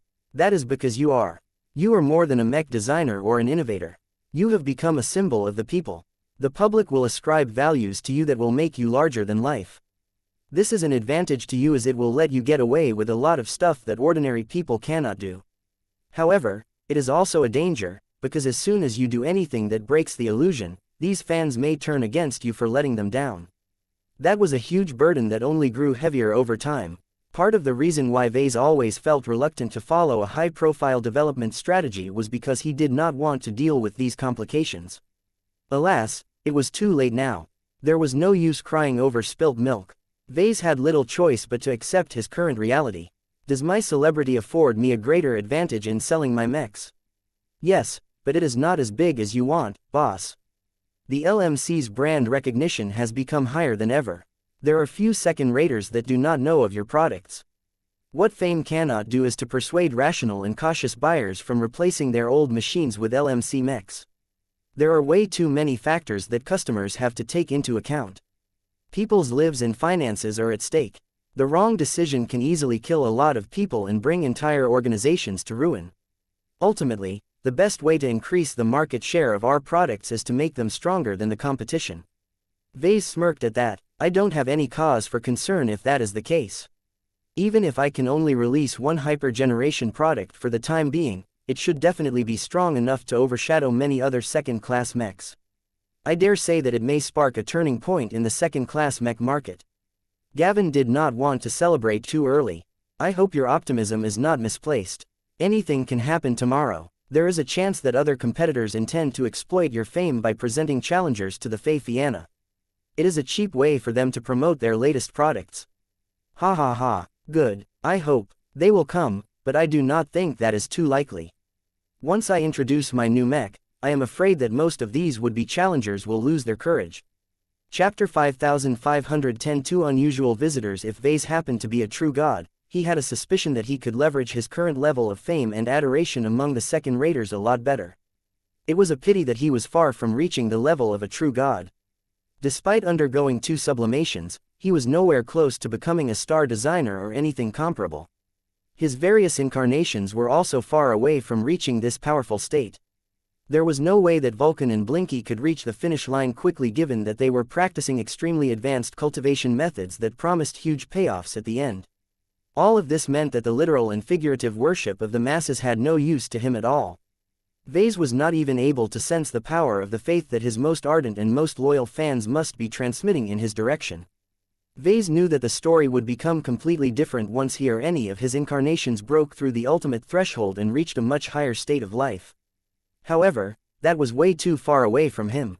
His mother had already warned him plenty of times that he should not try to overreach and dabble with forces that he was not qualified to handle. He quickly shoved the matter of his rising popularity out of his mind and focused on more immediate concerns. In the final day before the product reveal, Vase spent much of his time meeting with different people. A lot of important acquaintances and officials had arrived from afar. Each of them deserved a small moment of his time. Though Vase found many of the talks to be tedious, Gavin advised him that this small gesture could mean a lot to the Larkinson clan. It would become a lot easier to obtain permissions and sign favorable deals if Vase showed that he cared. Vase met with Hexers, Davutans, business executives and scientists. The only people that he refused to meet were the envoys from religious organizations. He could already predict what they wanted to ask from him. Ever since the Age of Dawn had brought the extraordinary to the forefront of people's minds, a lot of religious institutions experienced a resurgence in followers. E-energy radiation might as well be magic or the manifestation of divine power from the perspective of those who believed in gods or other supernatural forces. Naturally, anyone who seriously studied Ves's background knew that he was able to bring people closer to their supposed gods through his living mechs. The Ilvanans and the Hexers clearly benefited from his targeted works. Though it was not strictly necessary to rely on this gimmick to sustain a faith, having lots of mechs around that exuded the glows of certain divinities would make it a lot easier to expand their flock. Faiths were not exempt from competition. In this new era where belief in gods provided a lot more reassurance than before, many cults and churches began to compete with each other in order to capture the devotion of a limited pool of humans that were prone to worship. Vase did not want to get involved in these messy fights. Wars between conflicting religions featured prominently throughout human history. Getting dragged into these mudfights was an easy way to tarnish his current popularity. Right now, he already felt it was enough for him to meddle with the Ilvanans and the Hexers. He would just get entangled in a host of other historical grievances if he became involved with another religious group. As much as Vase did not want to have anything to do with religion, Vase could not avoid a meeting with the people who were intricately involved with one particular faith. That was the worship of Vulcan, who happened to be his own spiritual alter ego. Vase continued to stand in front of the high windows that granted him a view of Bordel's urban sprawl. While it looked like he was placing himself in open view to any assassins who wanted to claim his bounty, he knew that the Mechers had arranged a lot of protective measures to guard against a strike. Anyone who was remotely intelligent could easily deduce that as well, so if there were any killers in the city, none of them were stupid enough to take a shot under the current circumstances. Oh well, he turned around and faced his latest two visitors. Though Vase had a hunch that he would be meeting these two figures sooner or later, he never expected that they would come together. The woman garbed in sacred purple and gold robes possessed a complicated background. Vase could somehow perceive a strong spark of piety in her reptilian orange eyes, though he never had the feeling that she was as selfless as she appeared. No matter what, Director Samindra Avakan knew her way around religions and had done an excellent job at expanding the reach and following of the Creation Association. Vulcan gained a lot of influence among second-class and third-class artisans throughout human-occupied space under her leadership. What Vase did not expect was that she would come in the company of a much shorter, stockier and more muscular man. He had never met this heavy-gravity variant human in person, but Vulcan happened to possess a distinct impression of this bearded fellow. The man was one of the high priests of the Eternal Vulcan Church, which happened to be the only state religion of the Eternal Vulcan Empire.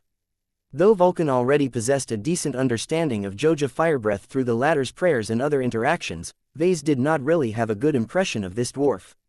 Though the man obviously received a lot of social training, the man's respectful facade could not hide the greed and ambition inside his spirituality.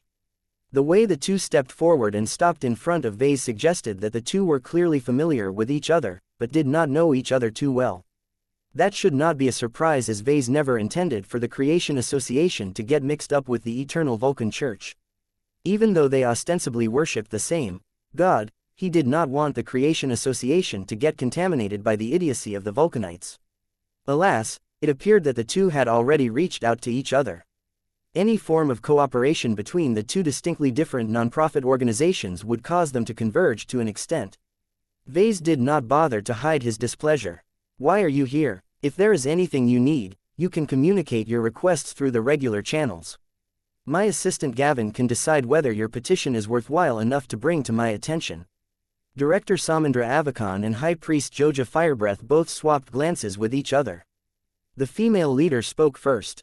"I urgently wish to bring a matter to your attention, but only in complete privacy. This is not a subject that should be overheard by anyone, particularly your current protectors." Though Vase did not think that a person like Samindra had anything important to say, her demeanor indicated how much she cared about this issue. "Okay, we can talk in private if that is what you want. We can retreat into a secure chamber so that we can speak. Please like and follow the Cultivation Audiobooks channel in confidence," he told her before he turned to the dwarf. "What about you, Mr. Firebreath? You have come a long way. How is the Iron Emperor doing these days?" The high priest smiled and bowed like a diplomat. "His Majesty is doing well. He has embraced this new era as it has brought all of our people closer to our god."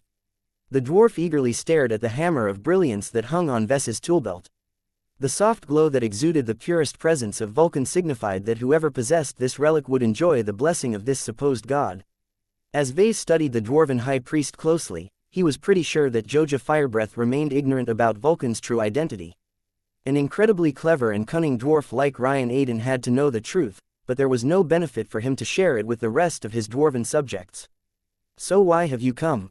Vase impatiently asked. The high priest reluctantly shifted his heated gaze away from the hammer of brilliance. I have come for multiple reasons. First, I would like to congratulate you on behalf of our eternal sovereign for your recent successes.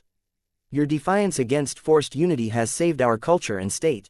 We have brought a gift in order to convey the appreciation of the eternal Vulcan Empire, which I can introduce to you later. The mention of a gift did not particularly move Vase that much. He had received gifts from numerous other visitors. They either amounted to forgettable souvenirs or outright bribes. Is this a gift from the Iron Emperor or your dwarven state as a whole? Vase asked. The high priest smiled and made a gesture of respect. There is no difference between the two. The will of our eternal sovereign represents the will of our eternal Vulcan Empire. He is the chosen of Vulcan. He is the savior of the dwarven race. He is the light that will lead us out of the darkness. Vase had a strong hunch that this gift was anything but simple. From what little Vase knew about his old buddy Ryan, the Iron Emperor was not the sort of dwarf that engaged in pointless pageantry. Perhaps this gift came with an obligation or another thorny entanglement. Vase wasn't sure, because his relationship with the head of the eternal Vulcan Empire was not exactly harmonious. Okay, I am glad to accept this gesture. Is there anything else that either of you wish to bring up? He asked. The two shared another glance before the taller woman spoke up again. We would like to receive your opinion on how aggressively we should spread Vulcan's name within our society. Vase immediately frowned. What do you mean by that, Samindra? Vulcan deserves to be loved and adored by far more people than the craftsmen and the dwarves that are most likely to come in touch with him. The mandate of our creation association is too limited at the moment. High Priest Joja Firebreath added his own words. The Eternal Vulcan Church has a near-total adherence among the citizens of the Eternal Vulcan Empire, and though we would like to keep our god to ourselves, we believe it is better to convert as many humans as possible.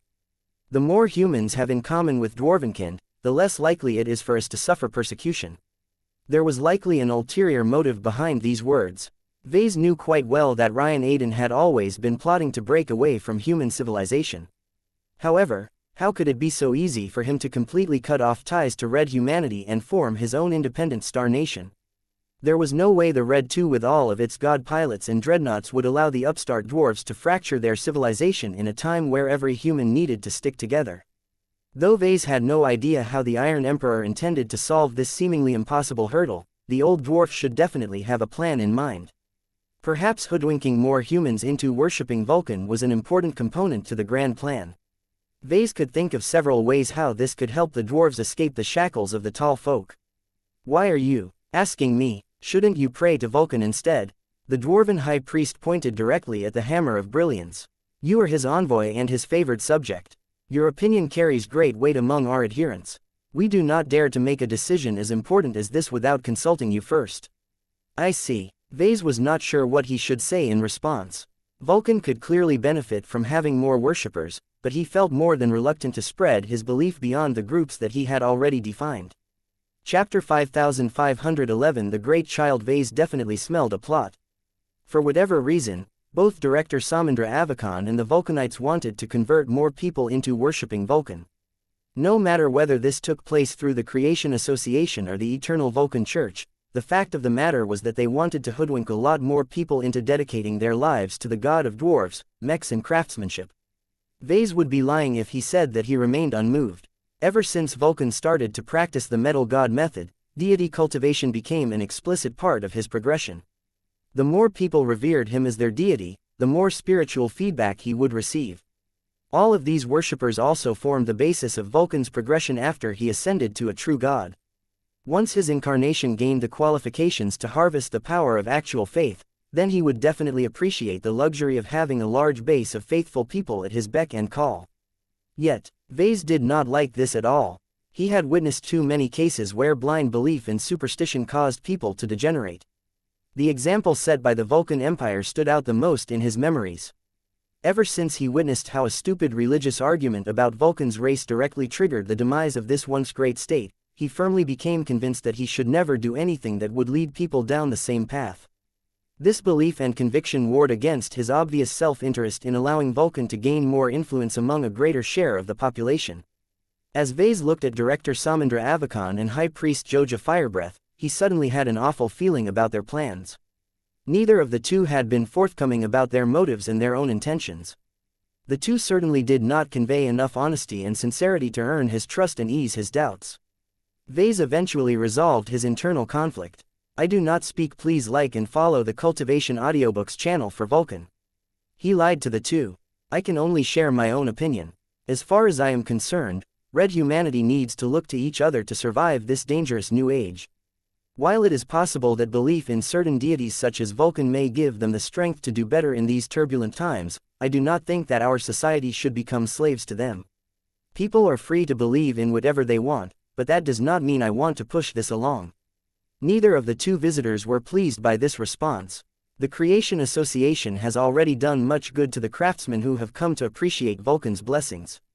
Director Samindra Avakan spoke up. The relationship between a god and his worshippers is anything but one-sided. In fact, compared to other faiths, we are much more benign to our flock. If you wish to prevent people from going astray, then it is better to convince them to pray to Vulcan rather than a more nefarious god.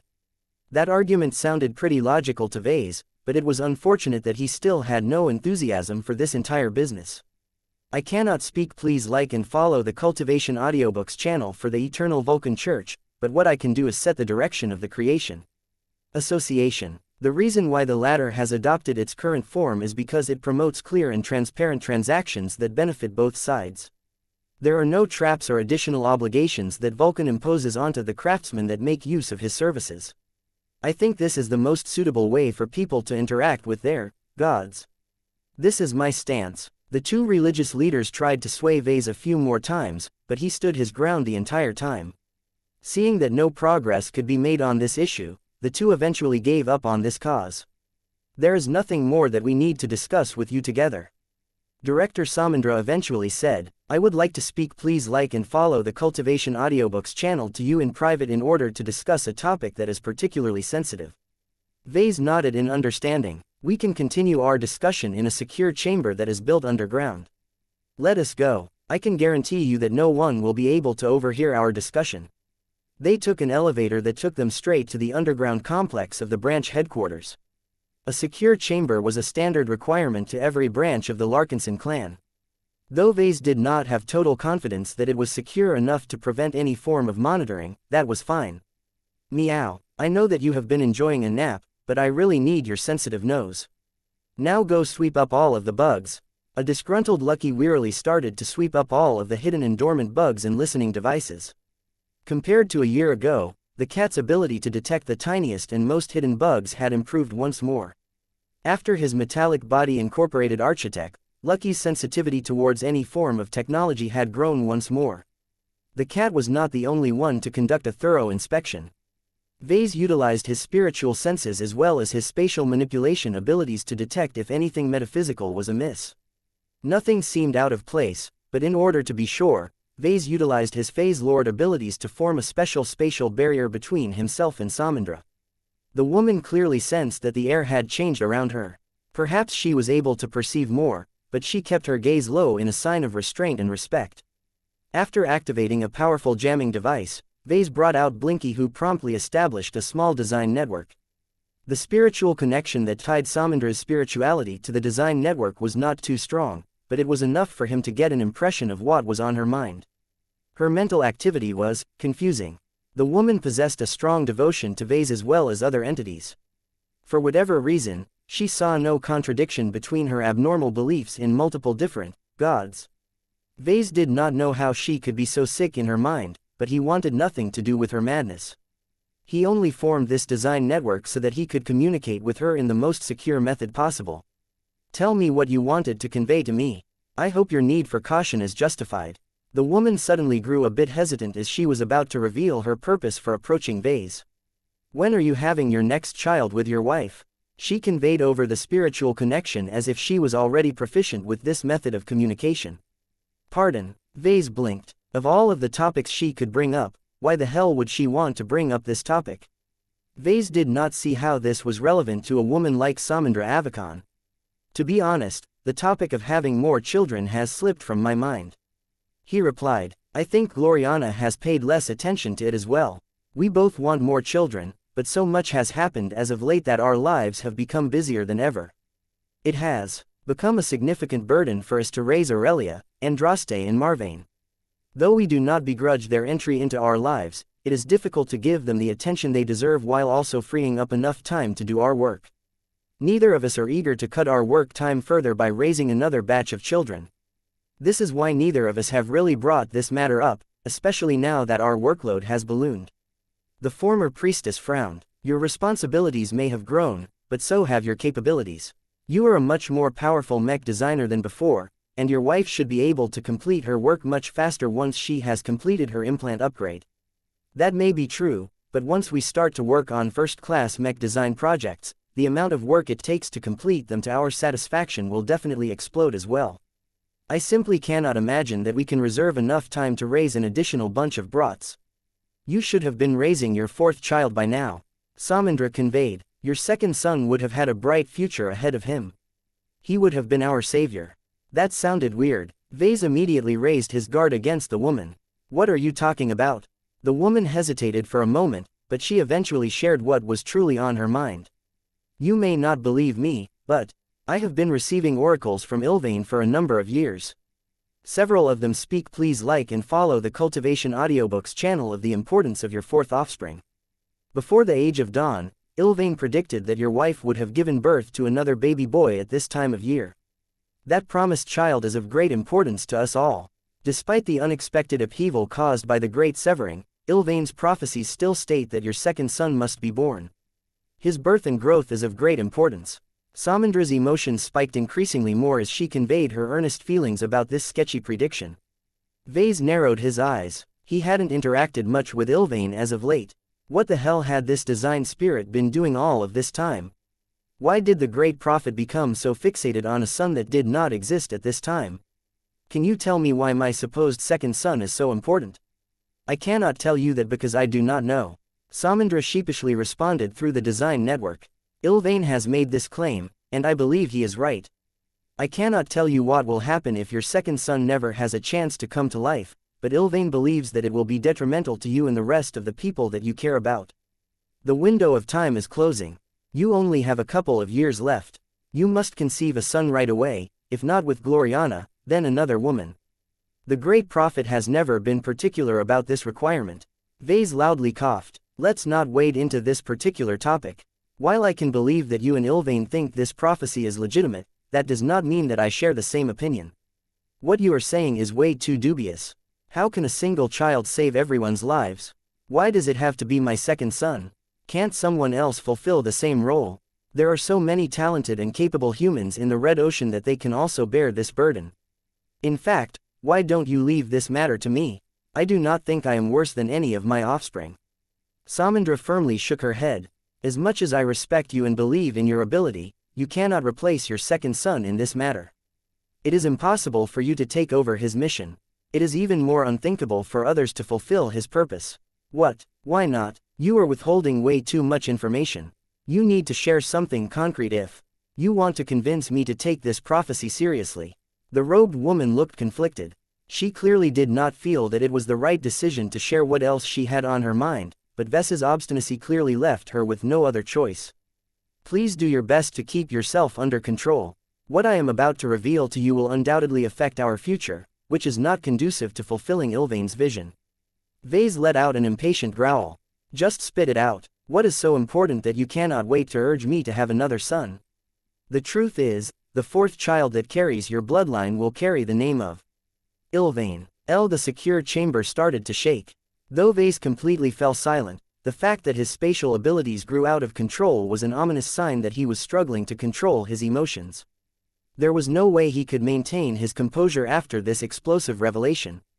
Chapter 5512 The Vileness of Prophecies. How could Vase possibly maintain his composure after he heard that his supposed fourth son would be named after a charlatan and a swindler? Vase could see no reason why he would possibly name his next son after a man he personally despised. Ilvain did not share any family relations with the Larkinson family. Though the design spirit that Vase had managed to construct a long time ago turned rather decent, that did not mean he liked what the name represented. More than that, Vase hated the determinism of Ilvain's supposed prophecies. Though he understood the value of gaining forewarning of certain dangers, he did not like it at all that his behavior and the behavior of others had to follow a predetermined script in order to reach a specific outcome. It made him feel that he was a prisoner to his own fate. Vase did not like to be told what to do. Telling him a prophecy was little different from issuing an order. Just by giving him a glimpse of a hypothetical future, his expectations and his planning for the future had already changed in an irrevocable manner. A single prediction about the future deprived all of the mystery and the wonder of what might happen in a day, in a week or in a year. For example, after hearing that his next child would definitely be a son called Ilvain who would go on to do great things, how could Vase possibly feel any joy or happiness about fathering such an offspring? Part of what made parenting so fulfilling to him was that his children could develop in every direction. By shaping and influencing his kids over the span of their childhood, he would be able to discover more about them while at the same time help them grow in surprising ways. Vase really did not set any high expectations for his subsequent children. He had already placed an unreasonable amount of future responsibilities on his current offspring, so he felt it was unreasonable to maintain this pattern when it was not even necessary anymore. Besides, he hadn't even decided whether he wanted to have any additional children. While Gloriana had mentioned plenty of times in the past that she wanted to follow the Hexer tradition and have 6 children, their current work and obligations made it far too difficult to free up any further room in their schedules. The timing was all wrong. The hyper-generation and the Age of Dawn had just begun. Vase needed to upgrade dozens of existing mech designs in order to preserve the existing product lines of the LMC. The longer it took to update all of those outdated mech models, the more his mech company lost relevance in today's mech market. It was much easier to destroy than to create. Vase did not want to throw away years of hard work and accumulation just because he felt obliged to spend a few more hours every day to give his younger children enough quality time. Though Vase admitted to himself that he had not been the most ideal parent to Aurelia, Andraste and Marvane, he did not want to compound this problem even further by adding another bunch of brats to his stable. He knew that if he welcomed any additional babies into his family, he would definitely feel obliged to raise them to the best of his ability. There was no way he could accept anything less. Caring about family was one of his most cherished ideals and principles, and he would never compromise it for anything. This caused him to become unwilling to have another child, at least in the short term. According to his prior planning, Vase believed it was better that he would continue to raise his current batch of children to adulthood while at the same time stabilize his current position. 1 or 2 decades later, Marvane would probably be ready to go off on his own. At that time, Vase would probably turn into a well-established senior mech designer in a period where rapid technological progression and major geopolitical upheaval had subsided. He would undoubtedly remain preoccupied with a lot of important matters, but they would probably be less acute than before. That would be a more acceptable time for Vase and Gloriana to complete their collection. Vase did not even mind it if he wanted a century before having any other children. Although it would be rather weird, it was not unheard of in modern human society. Much of the processes related to producing children had become artificial and mechanical nowadays. The physical condition of the father and mother no longer dictated the outcomes anymore. Since the output did not impose any harsh demands on the conditions of the parents, then what did it matter if Vase and his wife waited until they were a few centuries older before having a batch of offspring? Doing so would probably cause his family tree to get all messed up, but that was alright. At least it would never look as awful as the one from the Gemini family. Therefore, Vase felt there were many acceptable decisions he could make on having additional children, but he would definitely not choose to have them now of all times. If for any reason he was crazy enough to change his mind on this stance, then that did not necessarily mean that he wanted his next child to become deeply entangled with an absurd prophecy. Vase crossed his arms while staring vigilantly at Samandra Avakon. As a former religious fanatic from the Life Research Association, the woman had the odd ability to embrace many faiths without getting mired up in their contradictions. He could clearly feel through the design network that Samandra not only believed in the divinity of Ilvain with all of her heart, but that she also saw the prophecy as a verdict that must come true. It was exactly this sort of deterministic attitude that pissed Vase off. The more people expected his 4th child to become a destined savior or whatever, the less he wanted to contribute to this future. "I do not like it," Vase conveyed through Blinky as he crossed his arms. "I do not like being told what to do. I despise the very concept of a prophecy, and this goes further than that. Don't think I have forgotten about James Ilvain. Those crazy believers tried to bring back their prophet by raising a clone that is based on his genes. This sounds worse because instead of occupying a body that does not have a spirit, my baby's original soul might get replaced or taken over by your great prophet. That is no different from killing my son. How can I possibly treat such an abomination as my own child? Seeing that Vase became a lot more agitated, the director of the Creation Association maintained a calm facade. She clung on the certainty of the knowledge bestowed by a future seer. Your second son shall not come to harm because of this. The great prophet has no intention of causing him any harm. Instead, your son will receive vital gifts that can help him navigate the currents of the future once he has developed his talents. The name he is meant to bear is not a curse. It is a blessing. That doesn't make any sense. Even if I decide to have another son, I am more inclined to call him Paul or Clyde. Ilvain isn't even qualified to rank at the bottom of the list of eligible names. You do not understand. Samandra shook her head. The name is important because it will bestow your son with a special mark that shall elevate his life. You can think of it as an inheritance, though the reality is more complicated than that. Rest assured that Ilvain shall still be your child in body and spirit. He will not be a puppet or a nefarious attempt of the design spirit to regain his mortal coil. The two will still exist as separate and independent entities. I do not believe that is true. How can the two share the same name and have nothing to do with each other? Once Ilvain the son develops similar powers to Ilvain the design spirit, who is to say they won't merge with each other or whatever? This sounds like an obvious ploy. It is not a ploy, sir.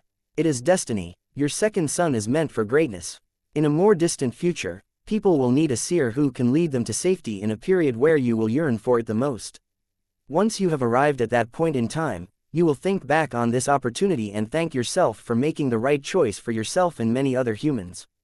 The more Samandra and Ilvain spoke of the certainty of a potential future, the more Vase wanted to set fire to it by completely ruling out the possibility of having any further children. In fact, he even felt tempted to screw them over by turning his fourth child into a daughter rather than a son. Vase would have liked to see their faces once Gloriana gave birth to another beautiful baby girl. The scheming design spirit would never be able to find purchase in such a child. I don't believe in the concept of prophecies, he said. What Ilvain has seen is only one of many possible futures. While he has made plenty of good predictions over the years, I have watched enough fantasy dramas to know how the heroes always end up getting screwed over by relying too much on prophecies. The more people act according to assumptions made about the future, the less they are able to respond to accidents and unanticipated developments. The woman in purple shook her head yet again. It was as if Vase was a stubborn child who had to be told that he was wrong over and over again. You are not wrong about keeping up your guard, but prophecies are not as nefarious as you think. You can think of them as sensor readouts, but instead of allowing you to gather data across space, they can give you valuable glimpses across time. There is no inherent good or evil in data. What truly determines their worth is how you use them. Just as how the readings of a long-range optical sensor can warn you that your starship is on a collision course with a distant asteroid, a prophecy made by a powerful seer can warn you that your fleet will enter into an ambush if it continues to travel along its current route. Though the analogy sounded a bit weird, it recontextualized prophecies in a way that sounded less objectionable to Vase. He had to admit that gathering more data was always useful than staying in the dark. Intelligence was one of the most valuable resources in the cosmos. There were many times where he and his clan took advantage of information asymmetry to trap their opponents and secure victory with greater ease than normal. Since the Larkinsons could take advantage of this difference, then so could others. One of Ves's greatest fears was that other powerful parties would one day force him into defeat by leading him into a trap. He had plenty of enemies, and not all of them could be dealt with by his clan and the Blue Jay fleet. It was much better to avoid disadvantageous situations in the first place rather than to blunder into them and be forced to fight for his life. Vase started to look at Director Samandra with a more intrigued expression. He couldn't believe it, but he was actually starting to consider whether it was a good idea to follow this supposed prophecy and give birth to a life-saving seer. Though Ilvain could already do a similar job, the design spirit experienced too many constraints. Having a second one at hand not only introduced a lot of redundancies, but also provided more extensive coverage. In that sense, having a second son and naming him Ilvain was nothing different than installing an additional early warning sensor onto a starship. Chapter 5513 Planting a Seed. No.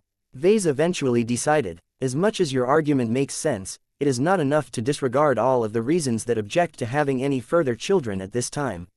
Even if I am in favor of raising another son, I will most certainly bestow him with a name that does not sound anything close to Ilvain. Will you not reconsider, sir? The value of prophecies are undeniable. They have already benefited you in the past, and they can give you even more revelations in the future. We have entered the age of dawn.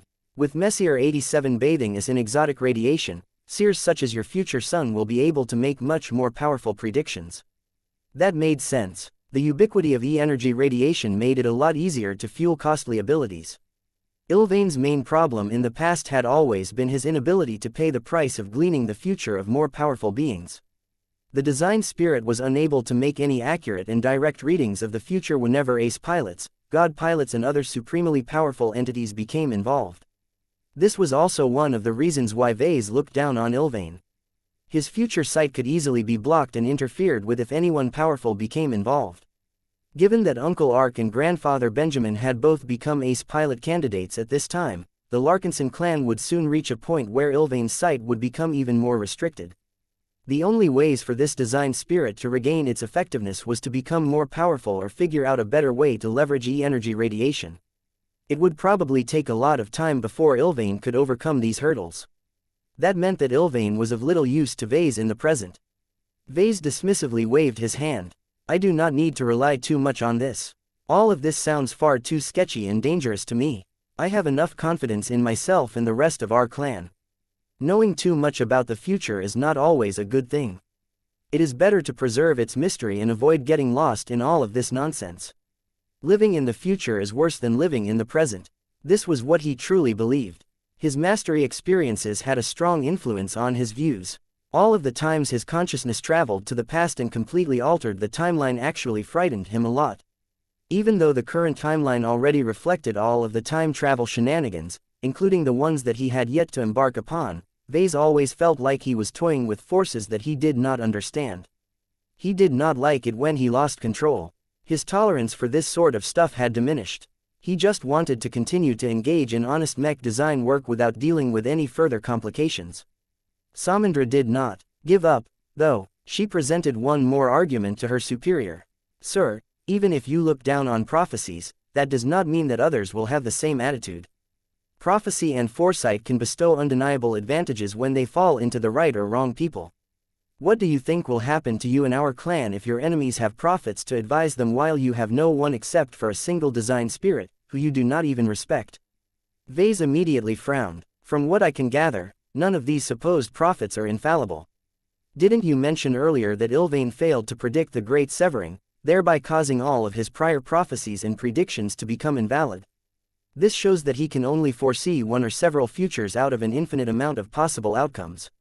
Since this is the case, there should be ways to exploit this vulnerability and completely scramble any predictions made by hostile parties.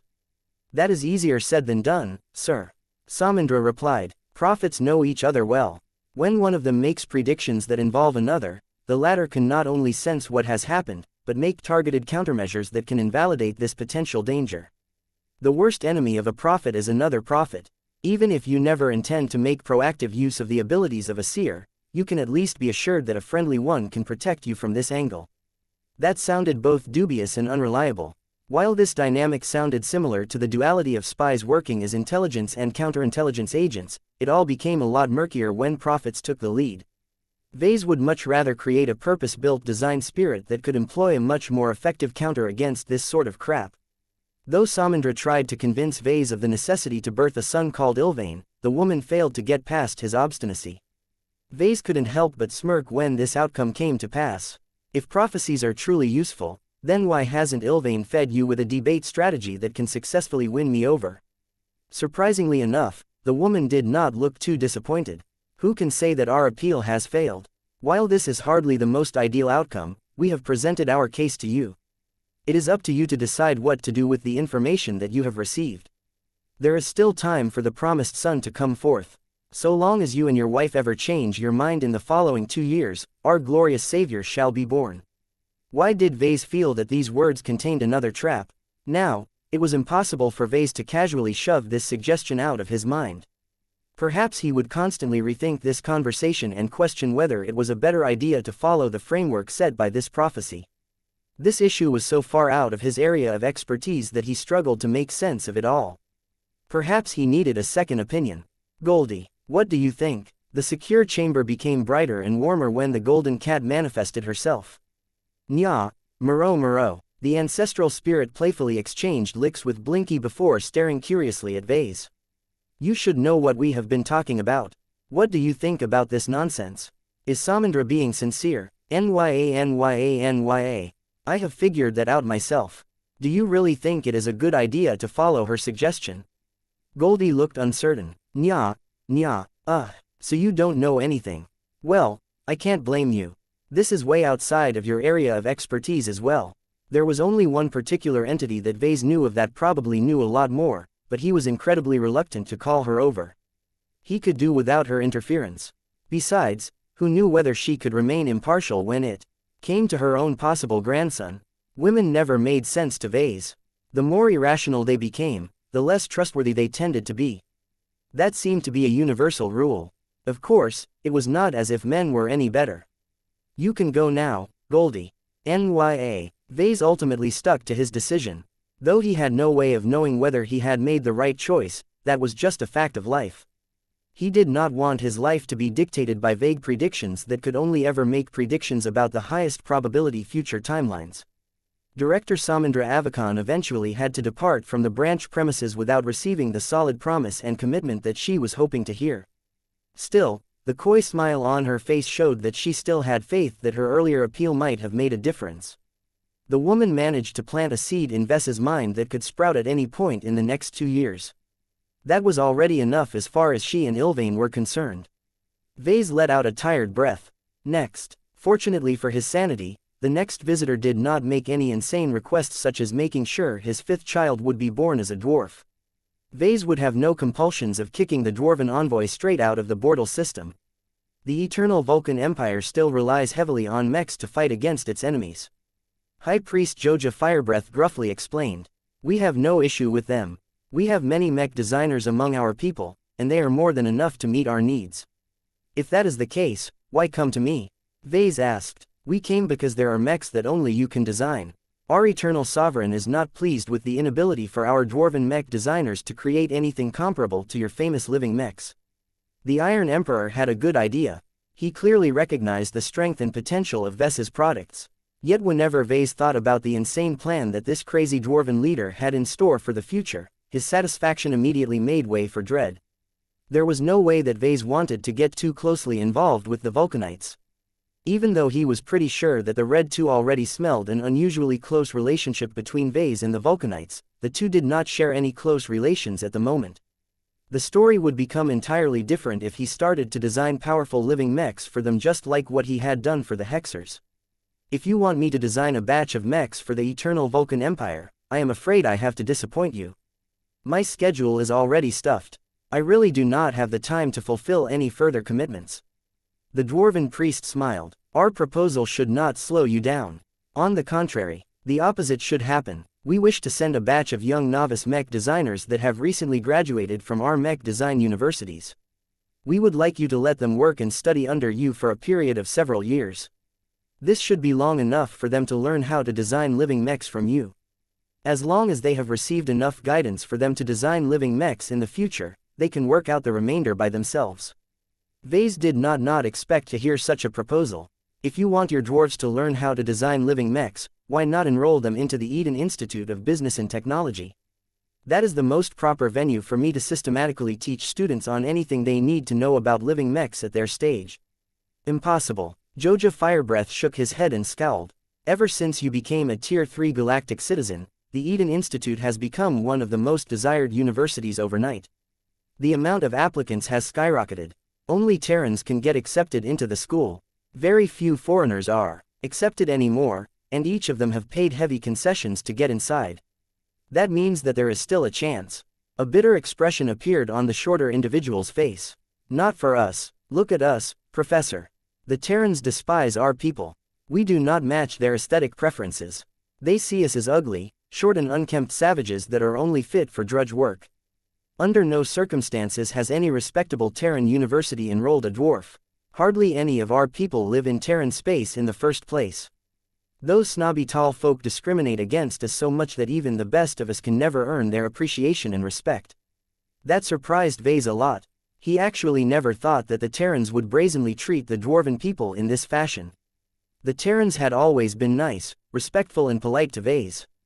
They never acted too arrogant or stuck up in his presence, but he knew that was only because his identity and accomplishments had crossed the gap between classes. It was still hard for Vase to reconcile his good impressions of the Terrans with the much less flattering description that he just heard. Chapter 5514 Fair Trade. A seemingly simple solution became invalid because of a stupid reason. Why couldn't the Eden Institute enroll a bunch of dwarven mech design students? Did it matter that much that these dwarves simply did not look as beautiful and perfect as the rest of the student body? This was one of the most nonsensical reasons for rejection that he had ever heard. According to his own views on the mech industry, the only criteria that mech designers cared about was whether their works fulfilled the needs of their clients. It made no difference whether a mech was designed by a human or a dwarf. What actually mattered was their skills, their experience, their design styles and other profession-related parameters.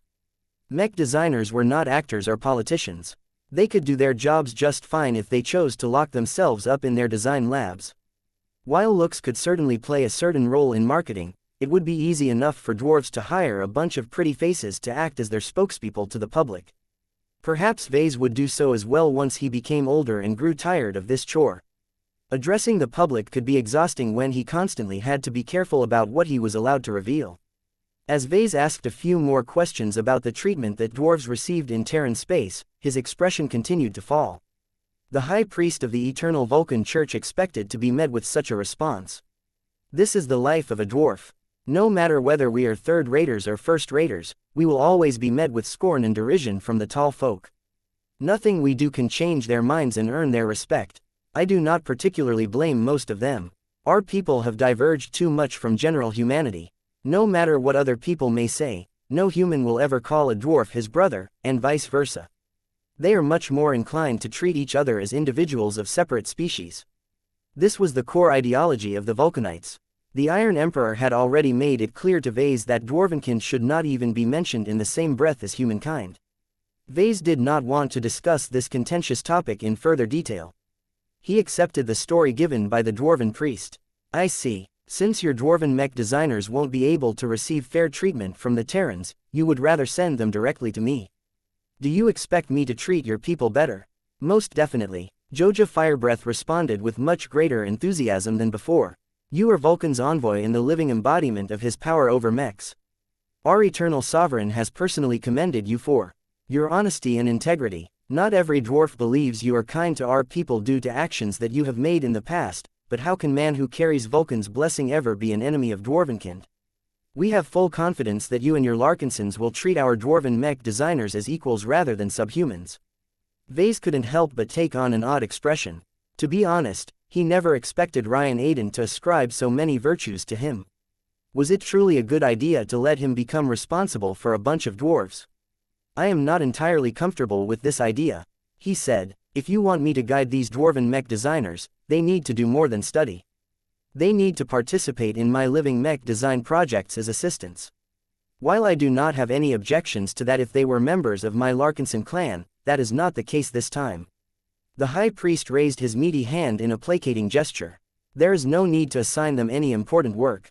They are not spies and we do not want to give you the impression that they are sent to steal from you. It is more than acceptable to block access to more sensitive mech designs and technologies. Our suggestion is that you assign them to work on less sensitive and important mech design projects. Your mech company has many commercial mech models that are so common that they hardly hold any secrets anymore. As long as our dwarven prospects can obtain enough guidance and experience on living mechs, we will be happy with the outcome. That sounded rather reasonable. What can you tell me about these mech designers? How good are they? What do they excel in? How many do you intend to send? How long do you want them to work in my mech company? We do not ask too much from you. We are considering 5 candidates. Each of them are among the best first-class novice mech designers that have graduated from our institutions. Our mech design universities may not be as good as the Eden Institute, but we have our own strengths. Each of our novices know how to design proper first-class multipurpose mechs, though they are most accustomed to designing them in the dwarven humanoid form. We have not yet decided how long they should stay in your clan, but we hope that they can assist you for at least 3 years. Intriguing. Unlike his earlier talk with Samendra Avakan, Vase felt much more comfortable dealing with Joja Firebreath. This was a straightforward negotiation on a proposal that did not contain anything objectionable. Though Vase did not want to let in too many outsiders who could learn all kinds of stuff from him, it should be easy enough to restrict their access to anything he was not willing to share. He understood the value of obtaining 5 first-class mech designers of higher pedigrees. There was no doubt that the Eternal Vulcan Empire would be sending 5 of the most talented and promising mech designers. Vase could already tell from this pitch that the Vulcanites deeply wanted to gain the ability to design their own living mechs. For what purpose, Vase did not care. At this stage of his progression, it would be better if more and more mech designers raised the presence of living mechs. There was no way that Vase could find the time or motivation to design mechs for the dwarves. It was a good alternative for their own mech industry to solve this problem in their stead. After all, only dwarven mech designers knew best what their own people wanted to pilot. Vase clearly could not do as well considering that his understanding of dwarves turned out to be inadequate. In any case, the quality of these visiting mech designers should never be low. Even novices could be powerful as long as they were fully fledged first-class mech designers. Vase had met many of their kind at the Eden Institute. Even if they were not as good as Alexa, they should be almost just as skilled, knowledgeable and productive. He would definitely be able to update all of his outdated Laskin mech lines within 2 years with all of this additional help. His gaze grew sharper. He was more than willing to help the Vulcanites out, but that did not mean he wanted to trade away his services for free. The privilege of studying under a Tier 3 galactic citizen should never be given away so cheaply. If the Vulcanites did not give enough concessions to Vase to make this trade worthwhile, then he would not be inclined to accept this deal. This was despite the fact that he had already begun to look forward to working a bunch of dwarven mech designers to the bone. What is the Eternal Vulcan Empire willing to trade? We are willing to give you a number of concessions, ranging from technologies, collaborations, rare materials and even starships. Vase could easily obtain most of this elsewhere, but the last one was different. There was no denying that the Larkinson clan needed starships the most. Are you willing to buy my services for a first-class fleet carrier? Unacceptable. Our dwarven people are isolated and struggling. In order to fulfill our ultimate cause, we have paid far too much to gather our diaspora and give them new homes and workplaces. All of this investment has emptied much of our coffers and left us short of everything. Each of our starships, particularly our first-class ones, are priceless to us. A first-class fleet carrier is our most strategic asset that we rely on to defend ourselves. We are not as rich and profligate as the Terran ancient clans. We cannot easily make up for a single capital ship. Though Vase deliberately tried to keep his distance from anything related to the Eternal Dwarven Empire, that did not mean he had no clue of how large it had grown. The Iron Emperor had done such a good job at gathering dwarves across human space that he had built up a scary following. Even if most of his subjects were second-raters and third-raters, there were more than first-raters among them to turn his Eternal Vulcan Empire into a power that was no less than an average first-rate colonial state. My time and attention is precious. Vase bluntly stated, if your empire is unwilling to pass on enough remuneration, then I do not feel inclined to accommodate your young talents.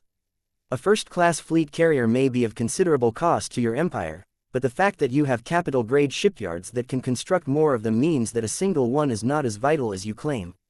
Your dwarven state should be more than capable of transferring one into my clan. By the way, I don't want a centuries-old rust bucket that is multiple generations out of date. I will only accept a fleet carrier that was designed and constructed during the Facewater generation. That is outrageous, Professor. With all due respect, I believe that not even Vulcan will approve of such a lopsided trade. The value of your teachings is great, but the value of a modern first-class fleet carrier is much greater under the current circumstances. Oh really now? Vase smirked as he lowered his arm, pulled out the hammer of brilliance from his toolbelt and caused it to flare. As the high priest of the Eternal Vulcan Church, Joja Firebreath was most certainly familiar with the glow of his god. The dwarf immediately made a few ceremonial gestures before bowing in respect. Hail Vulcan! Vase thought about letting Vulcan manifest right inside this secure chamber in order to hammer home the effect, but that would be too excessive. This was already enough. Do not underestimate the value of receiving my guidance. Vase spoke in a softer tone after he slowly put his hammer back into its place. Your dwarven talents will be working with me on a frequent basis.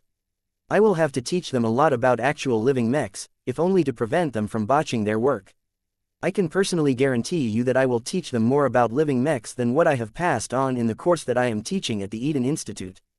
You do not have to be afraid that I will give them a few words before neglecting them for the rest of their stay. I will be attentive and earnest in fulfilling my end of the bargain. You will not give up a first-class fleet carrier in vain. That caused Joja Firebreath to fall into silence. The troubled expression showed that he felt awfully conflicted about this trade. I do not have the authorization to accept these terms on behalf of the Eternal Vulcan Empire. The dwarf eventually said, I will need to return and make contact with our Eternal Sovereign. Only our highest leader possesses the right to approve the concession that you have demanded. Vase smiled. That's okay, there is plenty of time. Do not expect me to lower my demands, though. If your leader isn't willing to give me a first-class fleet carrier, then do not bother coming back. Is that clear? Chapter 5515 Small Concessions. Vase shook hands with the departing high priest. The negotiations had dragged on quite a while despite the fact that it was just the two of them. Vase demanded a high price for his personal guidance, but the Vulcanites truly did not want to give up an entire first-class fleet carrier for this benefit. Though Foha Firebreath was not a professional negotiator, he was a first-rater who had managed to climb up to the upper echelon of the Eternal Vulcan Empire. His intelligence and skill set had to be impressive in order to compete against many other highly capable dwarves. The bearded dwarf tried many ways to reduce Ves's asking price. For example, he attempted to make Vase agree to provide his services in exchange for a first-class combat carrier or a capital ship that was not built for combat. When that did not work, High Priest Firebreath attempted to persuade Vase to accept an older fleet carrier that could still keep up due to frequent upgrades. Yet no matter how many times the dwarf tried to make Vase see reason, none of it worked. I have stated my price. It is up to your sovereign to decide whether he will accept it. Vase stated while he crossed his arms. My time is valuable, so I would rather not waste my time on any distractions if there aren't enough incentives. Do you understand my point? The most powerful way to strengthen his bargaining position was by making it clear that he was quite willing to refuse this deal. He knew quite well that it would be a considerable missed opportunity for him to miss out on an easy opportunity to obtain a valuable first-class starship. No one was willing to give away such an amazing strategic asset for free, especially in a time period where every starfaring vessel had skyrocketed in value. Yet Vase believed he still had other ways of building up a small but formidable first-class fleet through other means. All of the time and effort he spent on building up relationships with the Mechers and the Terrans should have made it possible to conduct more serious transactions.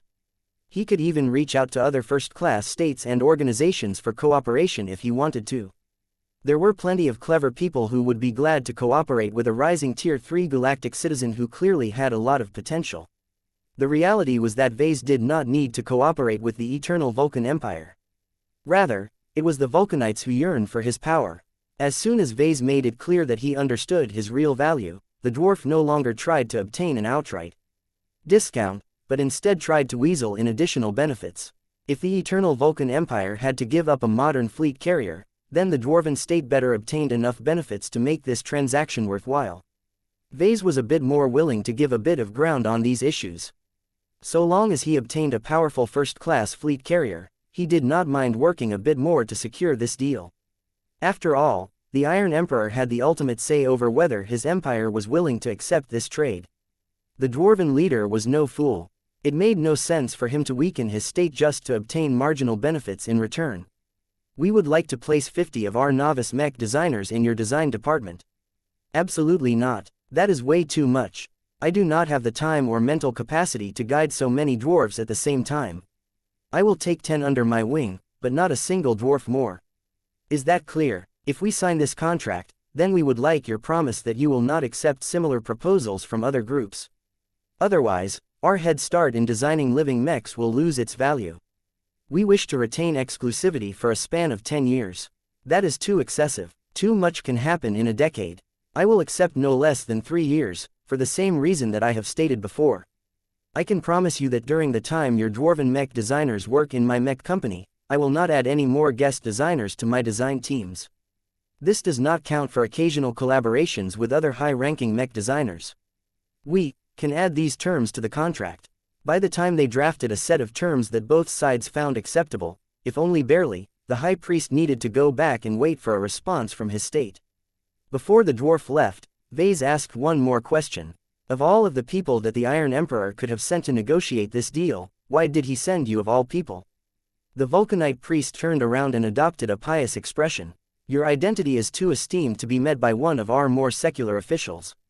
Our government has deemed that only a devoted priest of Vulcan is permitted to approach a holy mech designer such as yourself. Many of my people do not dare to show any sign of disrespect towards our shared god. That caused Vase to frown. As far as he knew, old Ryan Aiden had turned into an incredibly ambitious and power-hungry leader. There was no way that this once miserable dwarf wanted to put Vulcan in charge of everything.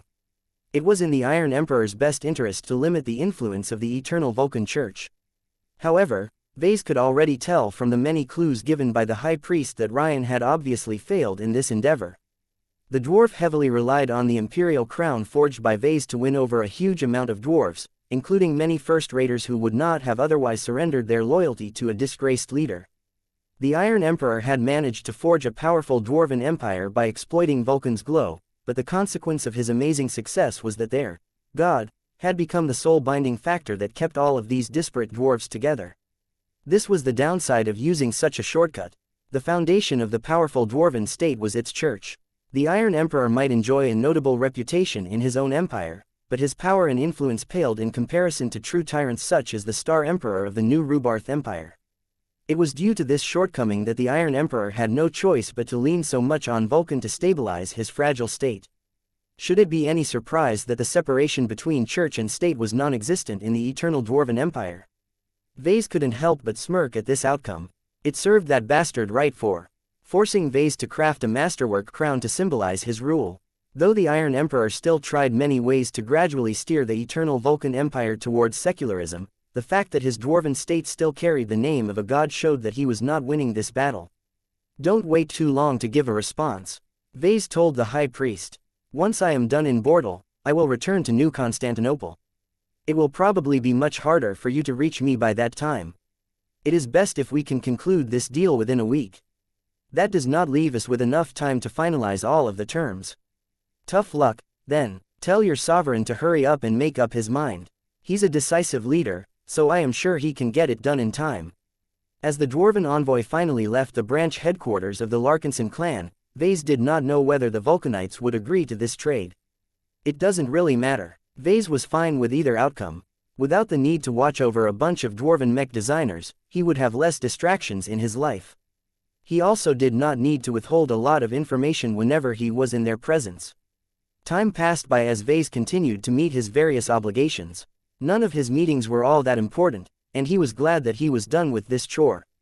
As evening rolled in, the preparations for the upcoming product reveal had all been finalized. Though Vase could have spent more time on tinkering with the mechs that he was about to present to the public, he decided to go to bed and refresh himself for the important day ahead.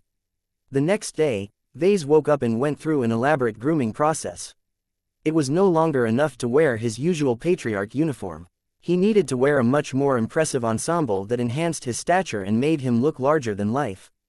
Though Vase felt as if he was starting to look like a clown due to all of the excessive folds and layers of exquisite clothing, he had to admit that it would certainly make his appearance memorable. Have all of the mech pilots and mercenaries become proficient in piloting their respective mechs? Vase asked with a touch of concern in his voice. The people in charge have not reported any issues. Everything is fine, Gavin Newman reassured him. Our mech pilots have taken well to the Fianas. With the help of the MSTS, they have performed well in many different training scenarios. While there is obviously room for growth and improvement, you can be assured that our mech pilots will not make any obvious blunders. Vase nodded in satisfaction. I hope that is the case, because each of them are expected to fight numerous exhibition matches against superior opponents. It is only when the odds are stacked against them that our Fianas can showcase their greater potential. Have you collected any indication that other rivals and competitors will seek to challenge our new mech line? The local Black Cats have managed to collect a few potential clues, but they have not been able to find anything concrete. This indicates that there are definitely mech companies and mech designers that seek to use our Fiana line as a springboard for their own products. The only issue is that it is far from certain whether they are willing to pull the trigger. If they think that they will only make a fool of themselves, they will never have the guts to present their works. That was to be expected. Vase had full confidence in his ability to hype up the xianxia. Has SKL Mech Industries made any notable moves? No. Gavin firmly shook his head. The company is too big and powerful. It rarely gets spooked by upstarts that are looking to dethrone its mainstream mech lines. According to our investigation, SKL mainly adopts a reactive approach towards emerging competitors. The large megacorporation will only start to take action if sales are dropping, and even then the company is unlikely to escalate too quickly. I think that other possible rivals will constitute a much greater threat in the short term. Anyone who dares to challenge your work openly will definitely have the capital to succeed. It is regrettable that our intelligence agents have yet to find any clues on the planet. Vase did not have too many expectations in this regard. Bortle is filled with many dangerous and powerful groups. None of them appreciate people poking around their properties. Anyone who is competent enough to present a mech model that can give the xianxia a run for its money should not be weak. Though he did not have any certainty that this was the case, Vase had a hunch that the product reveal would not go smoothly. The xianxia had the chance to disrupt the mech market on a wider scale. Many mech companies was under threat of losing their cash cows if too many mech pilots swapped out their existing machines in order to pilot the brand new drone mech sold by the LMC. Chapter 5516 Foca Arena. After a long wait for many people, the time had come for the LMC to hold its latest event. Millions of eager humans left their hotels and other abodes in the morning. Although the product reveal was not scheduled to start until noon, they had all been advised to arrive hours in advance due to all of the time needed to process the incoming arrivals. Many shuttles and other vehicles steadily converged on one of the central portions of Bortle's primary settlement. The Larkinson clan had reserved the largest mech arena on Bortle 3 for its own use. Ordinary exhibition halls could no longer accommodate the huge public interest in Ves's first commercial work since the start of the Hyper generation. This was why the Larkinsons and the Mechers had chosen to hold the event at the famous Foca Arena. As the largest and most spacious mech arena on Bortle 3, Foca Arena could easily accommodate 10 million guests by default, and could hold many more by adding in a lot of floating seats. The fighting grounds of Foca Arena were so enormous that it was usually partitioned into multiple smaller arenas during ordinary days. The only times when the enormous oval-shaped arena turned into a single battleground was when entire mech companies fought against each other in glorious tournaments. During the last week, Foca Arena had undergone a lot of reorganization. New stages had been built and a lot of additional protective measures had been added as well. The Red Association installed a lot of expensive space suppressors, Azure Shield generators, power generators and other hardware. While the Mechers would take back all of these costly assets when the product reveal had come to an end, the cost of ramping up security for this event was not low. That did not stop them from going through with this. They did not even expect for the Larkinsons to pay the bill. A lot of clever and observant people picked up the message that the Red Association tried to convey. The Mechers considered Vase to be one of their own. As an honorary member of the Red Association, it was natural for the Mechers to take charge of his security. This product reveal was not just an opportunity for Vase to show off his design prowess. It was also a way for the Mechers to flex their power and take advantage of Ves's momentum. I don't really get it. One of the more ordinary invited guests spoke as he waited in line outside of the enormous structure of Foca Arena. Is Professor Larkinson a Mecher or an independent? The mech patrols consist entirely of raw machines. I haven't seen any mech that belongs to the Larkinson clan. The man is a Mecher when it is convenient, but he will have little to do with the association as soon as he becomes a problem. An older guest responded with a knowing smile. Rising stars as volatile and unstable as Professor Larkinson are best kept at a distance. Is that so? Doesn't that sound unfair? It sounds like the Mechers want to have their cake and eat it too. Is this why he is cozying up to the Terrans as well? Probably. The situation is not as one-sided as it looks on the surface. Let's not talk about this any further. It is not wise to dwell on this matter when we are well within monitoring range of the Mechers. Ah, you are right. The closer people got to the arena, the less noise they made. The Red Association was one of the most powerful human organizations in the New Frontier. It had not lost any of its prestige despite getting cut off from the Milky Way. With 5 powerful god pilots at the top, the Mechers retained full confidence in their ability to impose their rule over human-occupied space. While the Terrans and the Rubarthans most certainly wished to challenge this assumption, the vast majority of people who wanted to attend the product reveal had no thoughts of resisting the Mechers. Of course, those who held any serious thoughts about overthrowing the rule of the Red Two never had a chance to get close in the first place. Unlike prior product reveals organized by the Larkinson clan, it was no longer feasible to make this occasion open to the public. Due to all of the security concerns, guests who wanted to witness the highly anticipated presentation in person had to purchase pricey tickets. After that, they needed to subject themselves to thorough background checks. Once the ticket holders arrived at the venue, they had to leave behind their bodyguards and any unrelated people before going through multiple inspections. The Red Association already dispatched ample personnel and facilities to conduct extremely thorough examinations. The Mech security officers did not make any exceptions. They could not be bribed, and anyone who was stupid enough to do so would instantly get locked up and shipped off planet. The stringent security checks did not bother most of the invited guests. They understood the need for all of these extra measures and already received plenty of warning in advance. There were several groups of people who did not feel comfortable at all with the uncompromising security policies. In particular, all of the second raters who worked in the upper levels usually possessed a lot of advanced implants. These gadgets contained sensitive data or contained emergency weapon modules. The raw security officers utilized means to lock any dangerous implants and forcibly scanned any internal data storage device for any dangerous software. The heavy-handedness of these security checks actually deterred a lot of visitors. This was why many of the leading figures in the surrounding regions declined to attend in person. Senior statesmen such as President Unames Clive would never dare to attend this product reveal. This was a big reason why so many important visitors met with Vase in private the day before. They would much rather discuss business with him in a more relaxed setting. What was notable about the current setup was that very few first-raters bothered to travel all the way to the Torald Middle Zone and attend the latest product of a Tier 3 galactic citizen. As much as Vase had managed to become a prominent figure in first-class society, his second-class mechs did not arouse much interest in those circles. Those who came held no interest in the Fey Fianna at all. They only came because they wanted to see a mech designer who had the potential to become a high and mighty star designer one day.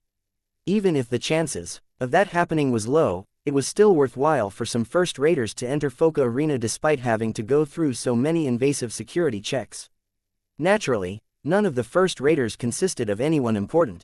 As the huge rows of seats in the enormous arena slowly filled up, the enormous grounds were not empty. Multiple classic Larkinson mechs showed off their capabilities or engaged in mock battles. From ferocious piranhas to transcendent punishers, there were plenty of living mechs to captivate the audience. The only major flaw was that all of them were outdated. None of the mechs incorporated any tech related to the hyper generation. While that disappointed a lot of existing customers who relied on LMC mechs were hoping to receive word of additional updates, their anticipation for the new model grew even more. Of course, their expectations remained relatively restrained due to the odd choice of mech type. Drone mechs are not all that practical in the current age. Spurs are too small and fragile to threaten alien warships. Their transphasic energy shields are so damn powerful that they can shrug off any small caliber fire. That is not entirely true, brother. Drone mechs have proven to be much more useful when they are deployed against the new alien phase fighters. SKL's most recent Sparrow Storm are able to wear down much of alien small craft by relying on the higher quantities of spurs. With the inclusion of hyper-technology, their weak firepower has received an impressive boost. If not for the requirement to install a specialized multitasking implant to pilot the more advanced versions, I would have ordered a batch of Sparrow Storms by this time. I admit that the Sparrow Storms are good against phase fighters, but so are many other mechs. The advantage of using the latter is that they can also fight against alien warships. These drone mechs can't do anything usual aside from diverting enemy firepower. That is an oversimplification. No sickle mech performs so poorly. More and more guests arrived by the minute. The seats slowly filled up. Many guests even bought snacks and drinks as if they were about to watch the finals of a massive mech tournament. As the old but proven Larkinson mechs continued to showcase their various strengths, a calm but uplifting song played in the background. Projected banners and other symbols of the Larkinson clan hovered above people's heads. The emblem of the golden cat was practically everywhere.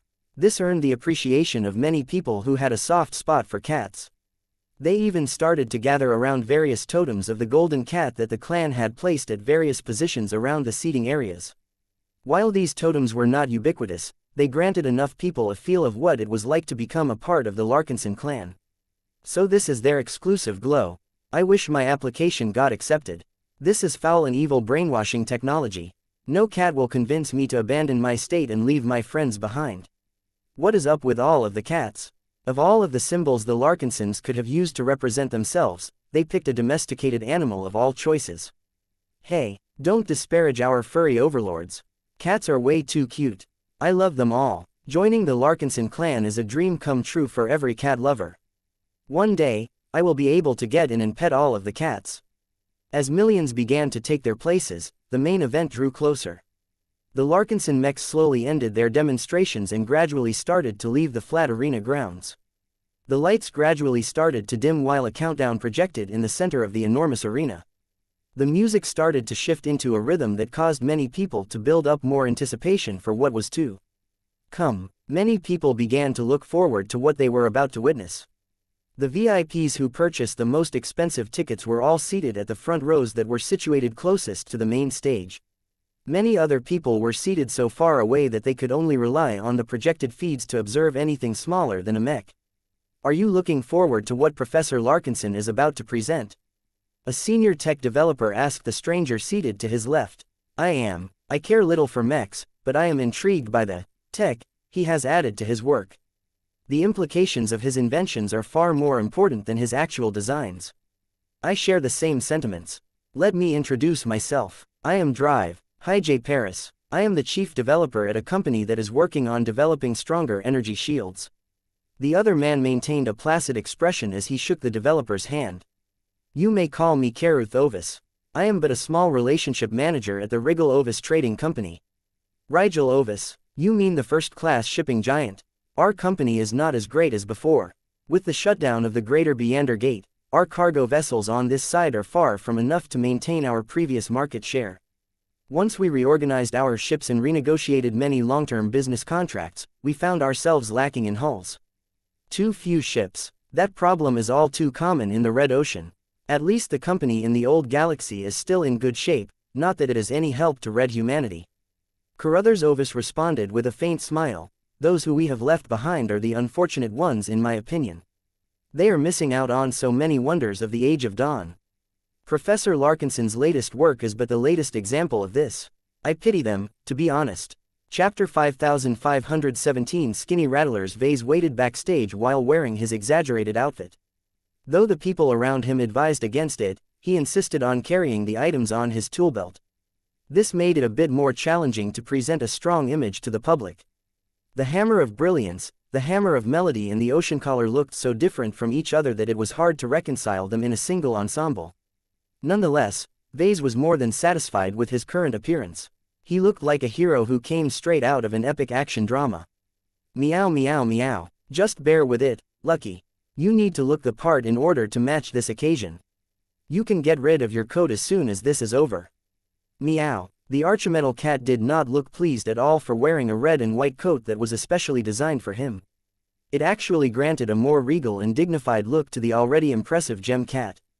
Lucky flew in the air, causing the coat to flap across his back like a cape. At no point did it come off as it was gently tied to his neck. A few minutes passed by before three notable figures approached the protagonist of this event. How is the security situation? Have any incidents occurred that I should be worried about? Nothing has happened that needs to be brought to your attention. Jovi said, the Blue Jay fleet and many additional forces stationed on this planet are ready to respond to any threats. The airspace is completely locked down and we have cleared the vast majority of the starships that were previously lingering in orbit. The removal of many orbiting ships had caused a huge disruption to local intra-system traffic. The mechers once again showed who was in charge by engaging in domineering behavior. However, Vase appreciated this gesture, as it drastically lowered the risk of Foca Arena getting assailed from above. Orbital bombardment was not good for business. How are our mech pilots, Alexa? Are they all in good condition? They are as sharp as they can be, Professor. The Terran mech designer responded. The pilots and their living mechs are both looking forward to demonstrating what they can do in unison. They have trained hard to leave an unforgettable impression in the minds of all of the observers. The performance of the Fey Fianna depended heavily on the skill and proficiency of the mech pilots. Though Vase had tried his best to simplify the operation of the four Fey, a drone mech was still inherently more complicated to pilot in the field. Gavin, how is our audience doing? The people sitting in the stands are all in decent spirits. The assistant replied, the stringent security inspections have not done their mood any favors, but they are all assuming that the ordeals are worth it in the end. We cannot afford to disappoint them.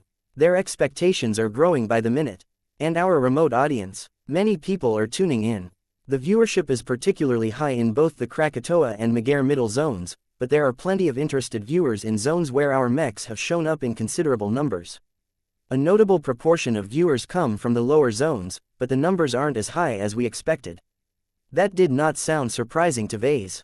The LMC still retained a handful of third-class mechs in its mech catalog, but it was clear that they did not receive enough love. Even though the design department made sure to allocate enough design capacity to keep them up to date, the lack of attention from Vase and other leading figures clearly caused the meager amount of third-class mech lines to diminish in priority. Vase felt uncertain whether it was worthwhile at all to keep them alive. On the one hand, it would be a shame to let all of the existing third-class living mechs languish without any official upgrade tracks. A lot of existing customers would probably feel betrayed by the LMC for leaving them in the cold. Unless they liked their living mechs so much that they were willing to lean onto unreliable third-party mech designers to keep their machines up to date, millions of old LMC mechs were bound to get scrapped. This was not an outcome that aligned with principles. Vase felt a duty to work harder to keep these old mechs alive, but his priorities left him with little choice. More than ever, Vase wanted to have more mech designers by his side who were fully capable of designing living mechs by themselves. Only these sorts of mech designers were the most suitable to work on established mech designs such as the Doom Guard and the Desolate Soldier. Vase mentally shook his head. This was not the time to deal with this issue. How many first-raters are among our viewers? Low. Gavin immediately replied, we have seen greater numbers from New Constantinople, but that is it. There are pockets of viewers on almost every major planet, but they are mostly made up of politicians, statesmen and other high-ranked figures who have a better grasp of how important you are to red humanity. Their quantities may be low, but their impact on you and your clan are disproportionately high. If you want to spread your influence in the halls of leadership of our greater society, then you will have to do a good job at showcasing our proprietary tech, not our mechs per se. A good presentation here will result in greater interest in the future when you are ready to publish your initial first-class mech designs. The general public definitely understood the importance of Tier 3 galactic citizens, but that did not mean they paid attention to them all of the time. It was just like how many people simply did not pay any attention to all of the boring politicians that governed their societies. Most first-raters were spoiled for choice when it came to first-class mech designs and the people who devised them. Their scene is entirely separate from the rest. Just as Vase had little to no idea about the most popular mech models and mech models in the first-class mech market, those snooty Terrans and Rubarthans had no clue at all what sold well in the second-class mech market. Vase asked a few more questions. The more information he had at his disposal, the more he could adapt his behavior to the actual circumstances. His plan for this product reveal was not entirely set in stone. There was enough play to shift stuff around if needed. Once everything appeared to be in order, Vase waited for the final minutes to come to pass. Up in the center of the enormous mech arena, the countdown had begun to count the final seconds. The entire venue had fallen into darkness. People had automatically fallen silent as they held their breaths for the start of the main presentation. 3, 2, 1, nya. To the utter astonishment of everyone, the moment the countdown came to an end, a cat appeared into view. This was not an ordinary cat. The small feline glowed with warmth and looked translucent. The cat also happened to be so small that she was practically indistinguishable to the naked eye in the enormous Foca arena. A lot of people made use of the amplification function of their augmented eyes or cranial implants to get a closer look at this unusual cat apparition. Others simply shifted their gaze to the many large projected feeds that gave every visitor a clear look at what was happening in the center. Once the golden cat manifested herself, she began to show off her cuteness. She licked her paws, circled in the air and curled her tail. Many people became fascinated by the golden cat's appearance. Those with sharper senses than others clearly sensed the power and the weight of this spiritual entity. Others just thought that she was just a fun projected mascot of the Larkinson clan. Goldie did not impose herself on the enormous audience for too long. She frolicked around for 2 whole minutes before her energy manifestation disappeared from view. After that, Vase still did not make an appearance. Instead, an entirely different person flew above the main podium. The man was clearly a mech officer. though he was likely working for a private outfit rather than the military arm of a state. The middle-aged man appeared to be in his 50s, though he looked considerably younger due to his augmentations. The man radiated a clear sense of strength and resilience. This immediately earned him the respect of other soldiers who had developed similar demeanors over the course of their service. "I'm not the man you were hoping to meet," the gruff Mech officer spoke. "But since I am here, you might as well listen to what I have to say. I am Commander Aiken Powell. I used to lead a modest mercenary outfit called the Skinny Rattlers before it got bought by a warlord. Our Rattlers is one of numerous outfits that relies heavily on mechs sold by the LMC to fight our battles." A new projection came to life that displayed an old battle between the Skinny Rattlers and a hostile force of mechs that sought to raid a valuable trade convey. Human-to-human conflicts were still prevalent during the age of mechs, so battles like these happened all of the time. The Skinny Rattlers were tasked with defending a convoy of fairly vulnerable trade ships. Their numbers were adequate but not as good as that of the enemy side. During the time of this battle, we had only just begun to switch over to the mechs sold by the LMC. The Mech company did not sell a full range of mech models that runs the entire gamut of mech types, but we had already fallen in love with the ferocious Piranha and the Doom Guard. The battle footage only showed the highlights, so it soon showed a lot of action. Ranged mechs from both sides pelted each other under the cover of their combat carriers. The rifleman mechs from both sides inflicted a lot of damage, but none of it stuck because the energy shields and armor of the combat carriers provided them with huge buffers. It became clear that exchanging fire alone would not allow the attackers to gain the upper hand. This was why they sent in their melee mechs. A large number of Space Knights, Swordsman mechs and Axeman mechs surged forward in a bid to overwhelm the defenders. The Skinny Rattlers were having none of it. They deployed their own mix of melee mechs in order to intercept the attackers. Many of the mech models utilized by this mercenary outfit came from other mech companies, but there were a number of ferocious piranhas mixed in between. Some of the attacking mechs tried to circumvent the interceptors and attack the convoy directly, but most of the inbound machines wanted to leverage their superior numbers to crush their opponents. This should have been an unfavorable fight for the Skinny Rattlers. Just as their name suggested, most of their mechs were fairly light and fast, which weren't able to persist in a standing battle. Yet when the melee mechs of both sides were about to collide, the mechs of the attacking force suddenly lost a lot of fluency. There were even mechs that outright lost control for a moment of time. This was enough of a window of opportunity for the Skinny Rattlers to pounce on the vulnerable enemy mechs and finish them off before they could ever recover. Due to this powerful opening move, the Skinny Rattlers immediately gained a lot of momentum. Their mech pilots all attacked their opponents with greater confidence and fervor, knowing that the new ferocious piranhas had made all of the difference. While the defenders gradually learned how to cope against the disorienting glow of these painful machines, they never managed to regain the advantage. In the end, the attacking force had been forced to turn around and retreat, leaving over a third of its machines behind before it could ever put up a proper fight. The outnumbered Skinny Rattlers managed to win a clean victory without suffering more than a scratch on a few of their mechs. This is how much of a difference that LMC mechs have made to our lives. Commander Powell spoke in a tone that conveyed utter sincerity. For years, we have made use of living mechs to win our battles, earn our pay and increase our reputation. We thought this would go on forever, but then the Great Severing happened. Chapter 5518 Crystal Superiority Visions of Battle Projected in the Mech Arena. Of course, these images did not remain confined to flat footage projected on a limited screen. Soon enough, the large-scale projection systems that ran across the entirety of Foca Arena came to life, transforming the gigantic central arena into realistic battlescapes. The changes did not remain confined to the arena grounds. The visual illusions also extended to the seats that encompassed all of the guests.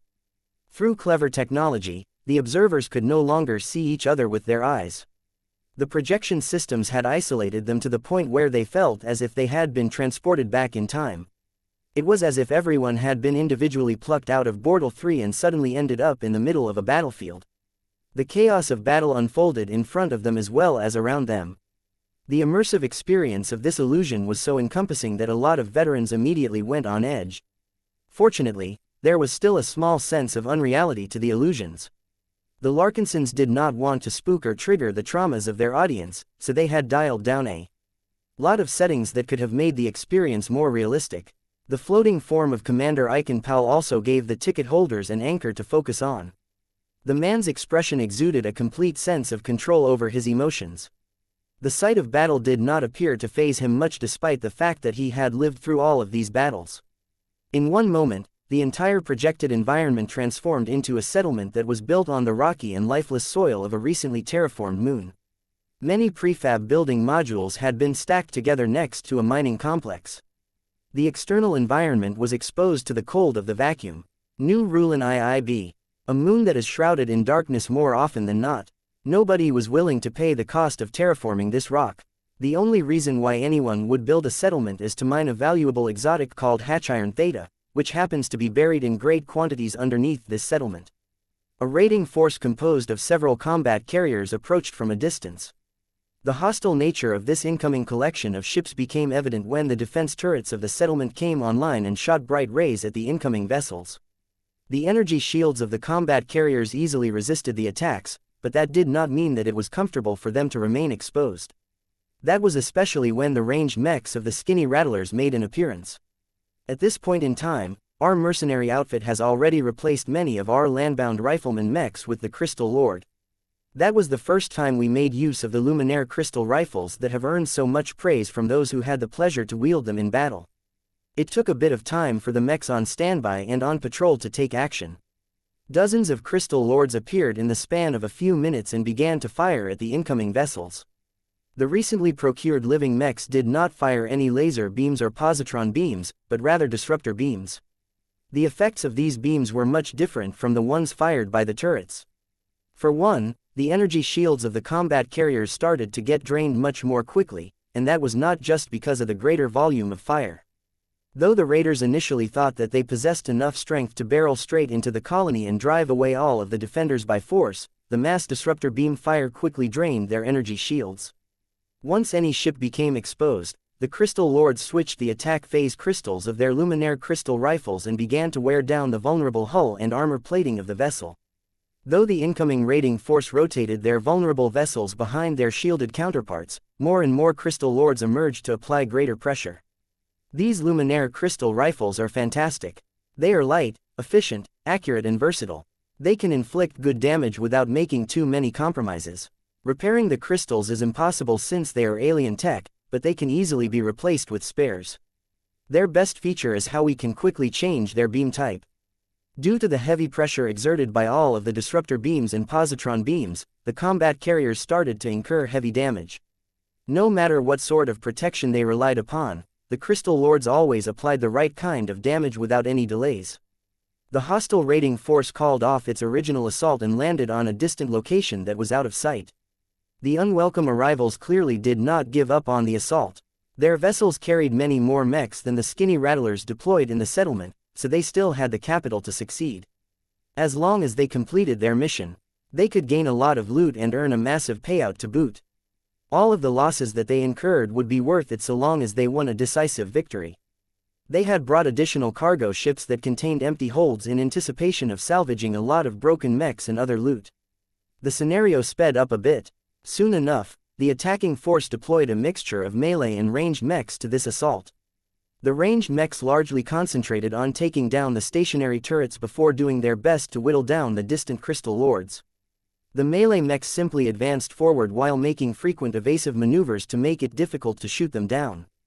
The relatively light gravity of the moon enabled these mechs to make considerably greater steps than normal. The aerial mechs among them also expended much less energy in order to keep themselves aloft. In the face of hundreds of hostile mechs swarming towards the colony, the skinny rattlers readied their mechs to meet the incoming attacks. A high proportion of LMC mechs happened to be among the defending machines. First, like before, the Crystal Lords continued to shoot their Luminaire crystal rifles with no abandon. Beam after beam frequently struck the distant enemy ranged mechs. In a fight between two irregular forces, artillery and other heavy firepower was absent. Access to heavy artillery mechs was restricted and they were much more expensive to procure and maintain. As such, the two sides primarily relied on their rifleman mechs to fight at a distance. Though the attacking side had the advantage of numbers, the skinny rattlers not only enjoyed a defensive advantage, but their firepower also happened to be more effective.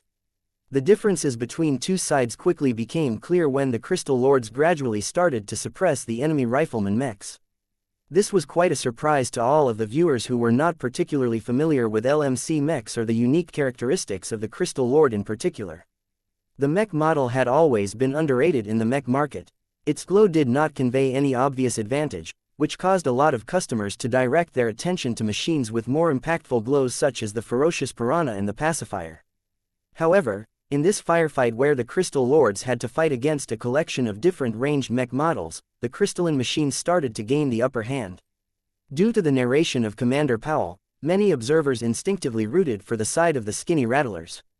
They placed themselves in the shoes of these mercenaries that had chosen to adopt LMC mechs on a larger scale, believing that these products were powerful enough to earn them success on the battlefield.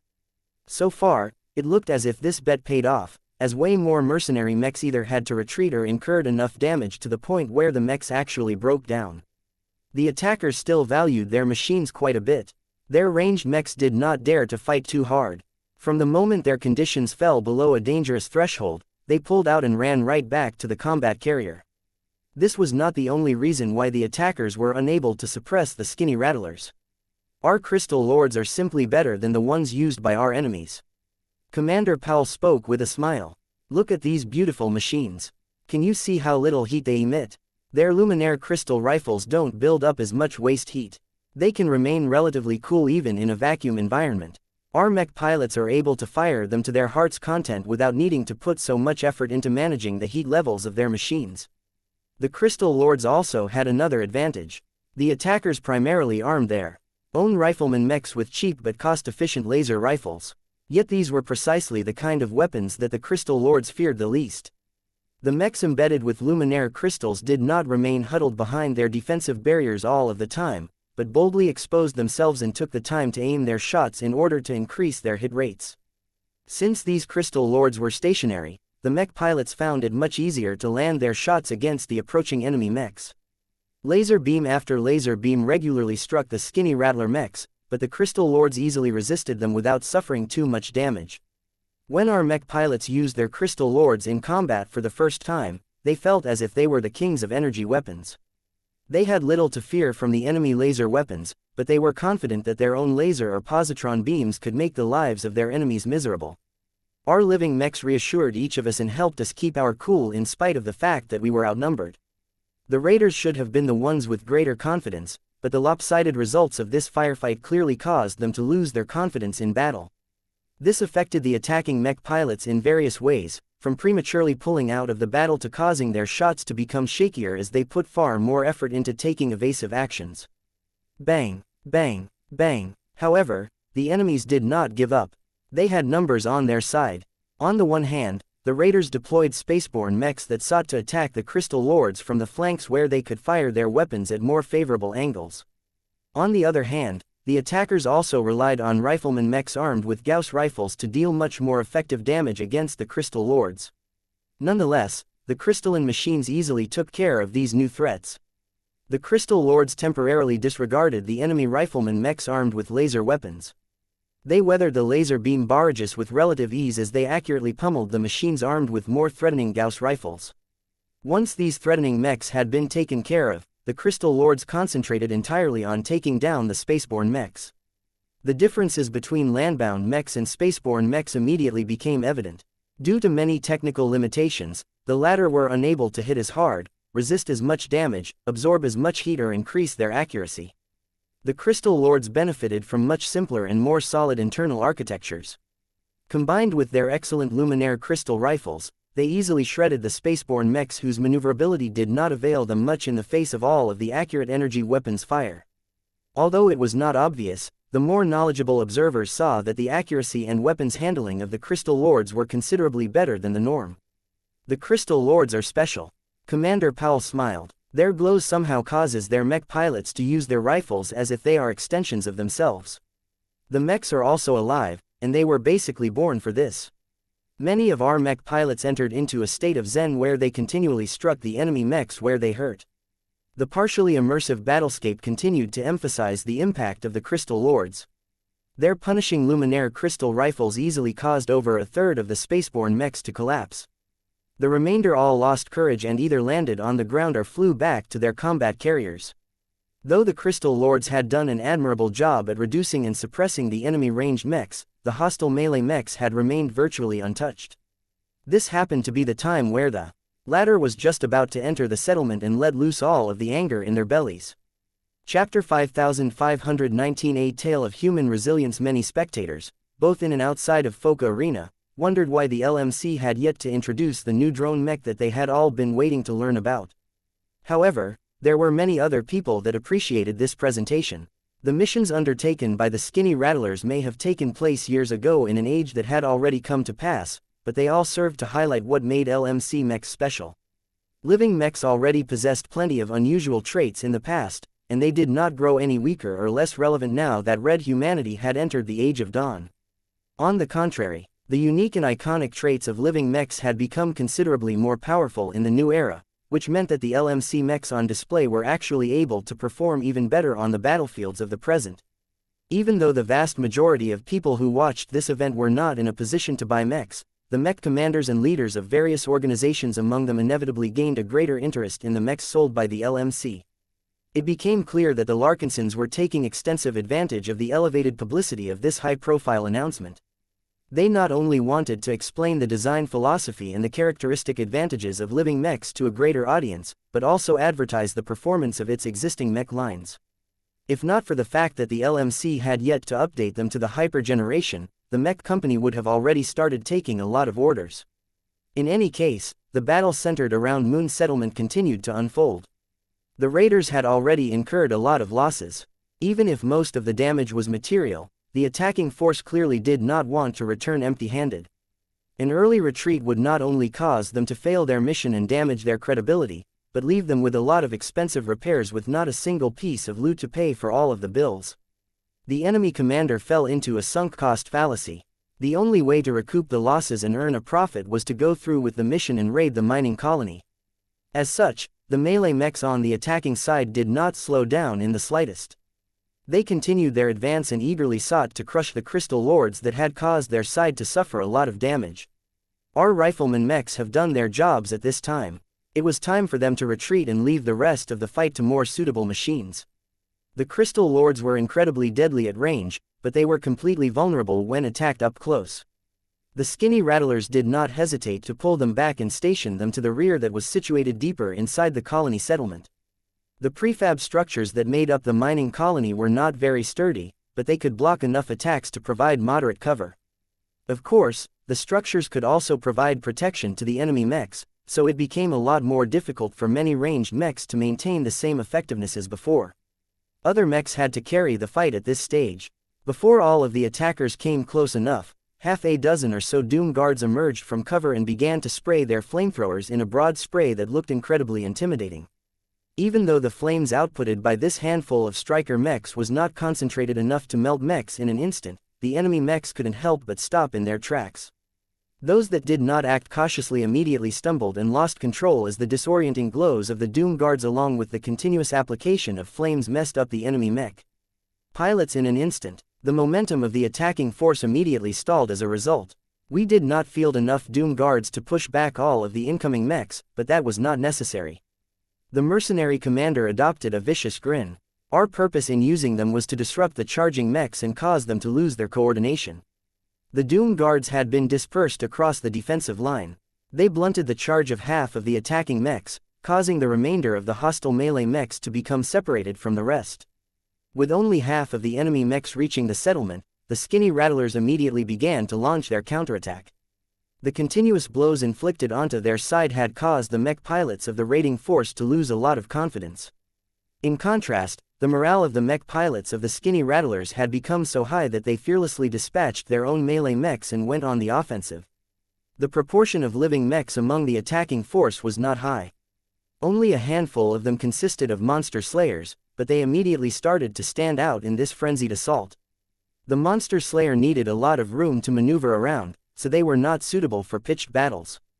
They continually kept their distance from friendly mechs and boldly challenged the enemy melee mechs with their large but unwieldy great swords. Their performance was far better than usual.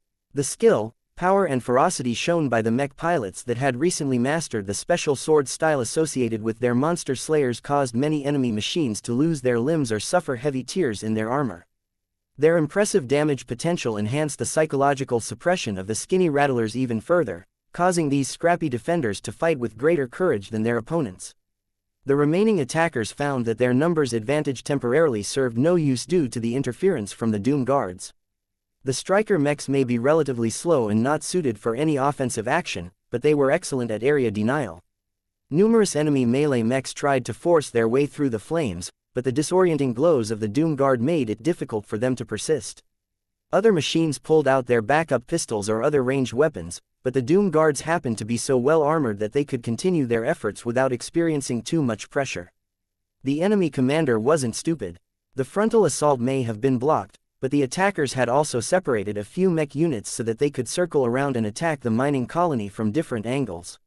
Yet before these flanking units could enter the settlement, they became assailed by groups of ferocious piranhas.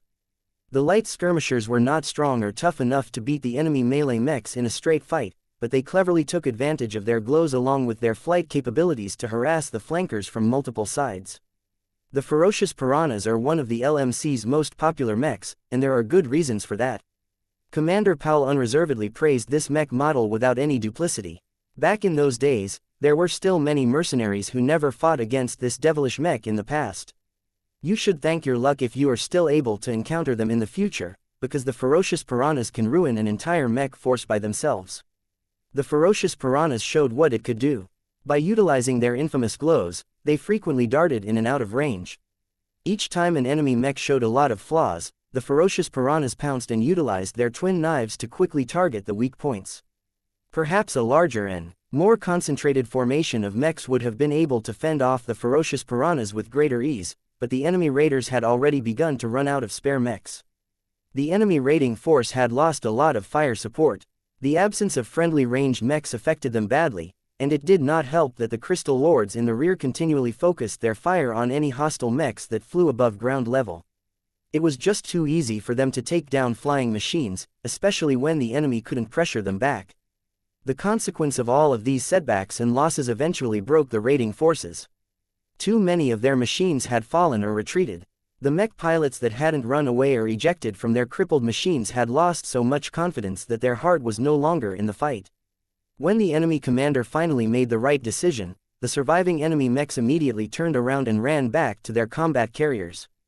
The members of the Skinny Rattlers all cheered when they sent their enemies packing. They had managed to accomplish a massive victory while suffering only minimal losses in return, all because they had made excellent use of their living mechs. New Rulin IIB was one of our greatest victories. Commander Powell spoke with pride. Our decision to invest heavily in the mechs sold by the LMC paid off. We managed to fulfill our terms of our mercenary contract while earning a large amount of salvage in return. We used the profits obtained from selling all of those wrecks to acquire even more living mechs. As we expanded our forces, we became bolder and became involved in riskier but more rewarding missions. Fokker Arena's projection systems rotated through multiple battlescapes in sequence. In one moment, they were witnessing a battle taking place in high orbit of an enormous gas giant. In the next moment, the Skinny Rattlers launched an assault on a secret mining operation that was taking place on territory claimed by another pioneering organization. The change in scenery did not disorient a lot of people. The battles and the performance of all of the living mechs were so impressive that few of them minded the spectacle. This was one of the many reasons why the Larkinson clan decided to book this enormous mech arena. The sights and sounds of battle were already stimulating enough, but the depicted machines also seemed to be able to convey a fraction of their glows. Various glows affected the audience on a mild level, giving them a taste of what the LMC mechs were truly like up close. A significant change took place as the Skinny Rattlers entered the Age of Dawn. The mercenary outfit could no longer choose from any contracts where they could expect to fight against other mech forces. Now that the Red War had essentially kicked off, many alien raiding fleets had begun to attack outlying human-occupying star systems. Many of my colleagues in the business chose to shirk away from the aliens. They feared warships so much that they refused to fight against them. We were different. We sought a greater purpose than trying to beat up our fellow humans when we needed each other the most. This was why we accepted dangerous missions where we were expected to defend vulnerable star systems against alien raids. The projected battles that unfolded were much more brutal and damaging than others. While the skinny rattlers were often assigned to fight alongside other mech forces, they all struggled to fend off the alien raiders that frequently rained down destruction with no regard to collateral damage. Defenders had to fight battles on land and in space in order to repel the powerful alien warfleets. It was during these desperate struggles that we truly found our mission. Commander, Powell spoke with a grim expression. All around him, the mechs and mech pilots of the skinny rattlers suffered all kinds of defeats. Mechs vaporized in an instant as they were struck by the main battery fire from alien warships. Orbital bombardment broke through Titan shields and crushed a large settlement that had only been partially evacuated.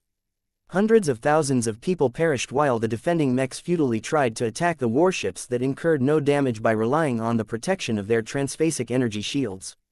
Without transphasic weapons of their own, the mechs of the skinny rattlers found it difficult to break through the defenses of enemy warships. They still tried their best. Many other mech pilots belonging to other forces had broken down from losing so many friends and comrades, but the skinny rattlers all stuck together despite not doing better themselves. Their cohesion and mental fortitude clearly stood out as they fought to defend vulnerable humans. This was not just a tale about the excellence of LMC mechs. It was also a tale that highlighted the resilience of human protectors. Even though many of the combatants of the skinny rattlers consisted of living mechs, they bravely served their purpose and did everything they could to support their human compatriots. Chapter 5520 Perseverance. The skinny rattlers clearly earned a lot of success in the past by making use of the advantages of the mechs sold by the LMC. Yet their most valuable gains only became prominent when they were facing a lot of headwinds. It was in times of adversity where people's true character came to light. The skinny rattlers transitioned from a successful mercenary outfit into defenders for hire. Though its mech pilots were still soldiers of fortune, they no longer fought against other human forces, but made the determination to fight against the alien menace. The strength, numbers, composition and tech of the alien raiding fleets were all over the place. This was because many of them consisted of warships that belonged to all kinds of strange and exotic minor races. Each of them were forced to obey the directives of the Red Cabal and send out their warships to attack human space one way or another. While many of the alien raiding fleets were not as powerful and unbeatable as the defending side initially expected, the risks of fighting against them were still higher. It was difficult to match the superior firepower of ship-mounted weapon batteries. Odd alien starfighters also swarmed the human mechs in considerable numbers. While the quality and defenses of many starfighters were generally worse than mechs in the same class, there were still outliers. The elite starfighters that relied on their own inbuilt transphasic energy shields to shrug off damage often tore apart entire squads of mechs with relative ease. Many people in the audience who had fought similar battles in the past year all felt as if they were reliving their nightmares. The skinny rattlers incurred more losses in these dire months than they had in entire decades. The main reason why the skinny rattlers managed to persevere despite suffering so much attrition was because the rewards for participating in the defense of vulnerable human colonies were much higher than anything they earned in the past. Commander Powell remained grim in the face of all of the living mechs that got destroyed in the battle footage. We never had any complaints about our earnings during the last year. We earned far more cash than what we needed to replace our lost mechs. We also earned large amounts of MTA merits for the first time. We upgraded our augmentations, bought a few batches of transphasic weapons and increased the pensions for the relatives of those who sacrificed their lives. The skinny rattlers did not perform exceptionally well in the first few months. Their living mechs conveyed limited advantages due to their lack of strong firepower or other hard features. While the mercenary company partially compensated for these weaknesses by purchasing more powerful mechs sold by other mech companies, they never gave up on living mechs. We lost a lot of good men during those difficult times. The friends I knew for decades disappeared in the blink of an eye when warships annihilated their mechs. We had to hire a lot of mech pilots, promising them much higher pay along with the glory of defending our race. More of them died, but we did our part to slow down the alien advance. Just like many other outfits that volunteered for service, the skinny rattlers started to improve after each and every battle. The aliens exposed all of their weaknesses and forced the mercenaries to squeeze out their potential. The skinny rattlers started to purchase standalone luminaire crystal rifles in bulk in order to arm all of their machines with guns that could fire disruptor beams. These energy beams were more efficient at draining transphasic energy shields. The more elite mechs piloted by the veterans of the mercenary outfits all began to utilize transphasic weapons that enabled them to make a much greater impact on the battlefield. The skinny rattlers also did not hoard their MTA merits, but exchanged them for valuable support in upgrading and modifying the designs of their living mechs. More powerful and customized versions of familiar models such as the ferocious piranha and the crystal lord started to demonstrate their power. They pressured their alien targets much more effectively than in the past, allowing them to attain much better results than before. Yet still the aliens pressed on. Their raiding fleets were so numerous and their warships were so difficult to take down that it seemed as if a tide of enemy bulwarks were about to break through the front lines. It was during these pressing times where the mechs and mech pilots of the skinny rattlers started to show their true potential. The projection systems depicted a chaotic battle in space. Numerous defensive stations tried to hold back the incoming alien warships. Thousands of mechs deployed in the field. The skinny rattlers only contributed a few hundred of them, and over half of them were piloted by rookies whose genetic aptitudes previously limited their job prospects. Nonetheless, under the glows of the desolate soldier and other mechs, they fearlessly fought against the alien warships. What was notable was that the skinny rattlers had altered the designs of their favorite mechs so much that they had developed a style of their own. The desolate soldiers, doom guards, ferocious piranhas and so on all put greater emphasis on speed rather than defenses. This made them more elusive and difficult to strike, but it also made them vulnerable against the fast-firing weapon systems of alien starfighters and warships. At one point, the mechs belonging to the skinny rattlers suddenly became assailed by a small formation of elite starfighters.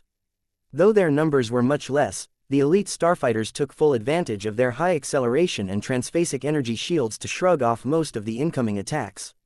The attack passes made by the elite starfighters destroyed many mechs without incurring a lot of damage in return. Many observers could see that if nothing else happened, the elite starfighters would definitely be able to crush the mechs of the skinny rattlers. The former mercenaries fought back as best as they could. The mech pilots maintained their composure and tried to increase their hit rates as best as possible, but there were limits to what they could do in this situation. Seeing comrade after comrade getting torn apart by the rapid-fire laser beams of the elite starfighters, several crystal lords that were mounted onto floater platforms couldn't take it any longer. They took decisive action. The machines turned their weapons against each other and disabled the safety mechanisms that inhibited friendly fire. They fired laser beams at the crystals mounted onto their exteriors. As the crystal lords started to glow brighter and brighter, they unleashed all of the accumulated energies in the form of large concentrated energy beams that struck a number of the elite starfighters and broke through their defenses at once. The sudden turn of events took the alien pilots by surprise and completely disrupted their rhythm. Other ranged mechs armed with luminaire crystal weapons pounced on the opportunity and proceeded to whittle down the remaining elite starfighters until the beleaguered aliens chose to retreat. Our mech pilots did not choose to fire their guns at each other. The living mechs made that decision themselves. Commander Powell made an admission that shocked a few people. Our pilots could have superseded the decisions of their machines, but they chose to trust their battle partners instead. We are all glad they did, because those crystal lords were able to channel all of that rampant energy into powerful but accurate beams. This was just one of many instances where the living mechs started to do more than take the lead of their mech pilots. In another battle, a troop of ferocious piranhas that had been seeking to close in on an alien warship while carrying powerful explosives came under heavy fire. A handful of tertiary gun batteries sought to intercept the light skirmishers with continuous streams of kinetic shards. The ferocious piranhas did everything possible to evade the storm of metal shards, but they only had to make a few mistakes before they started to malfunction. Once their mobility became compromised, it became easy for the alien gun turrets to finish off the fragile machines. As the mech pilots of the light mechs struggled to maintain their composure when they were being targeted by such a powerful threat, the surviving ferocious piranhas suddenly started to evade a little better than before. The difference was rather subtle, but less of the mechs got struck than before. As our men continued to pilot their living mechs, they began to experience changes in their relationships with their machines. The LMC mechs suddenly became alive on a whole other level. They became smarter and more talkative. Whenever that happened, they were able to cooperate more effectively with their mech pilots. The mech became a body controlled by two complementary minds. Each of our pilots were able to concentrate more on what was important, trusting that their machine partners will take care of the rest. The approaching ferocious piranhas eventually managed to get close enough to launch their prepared bombs at the enemy warship at close range.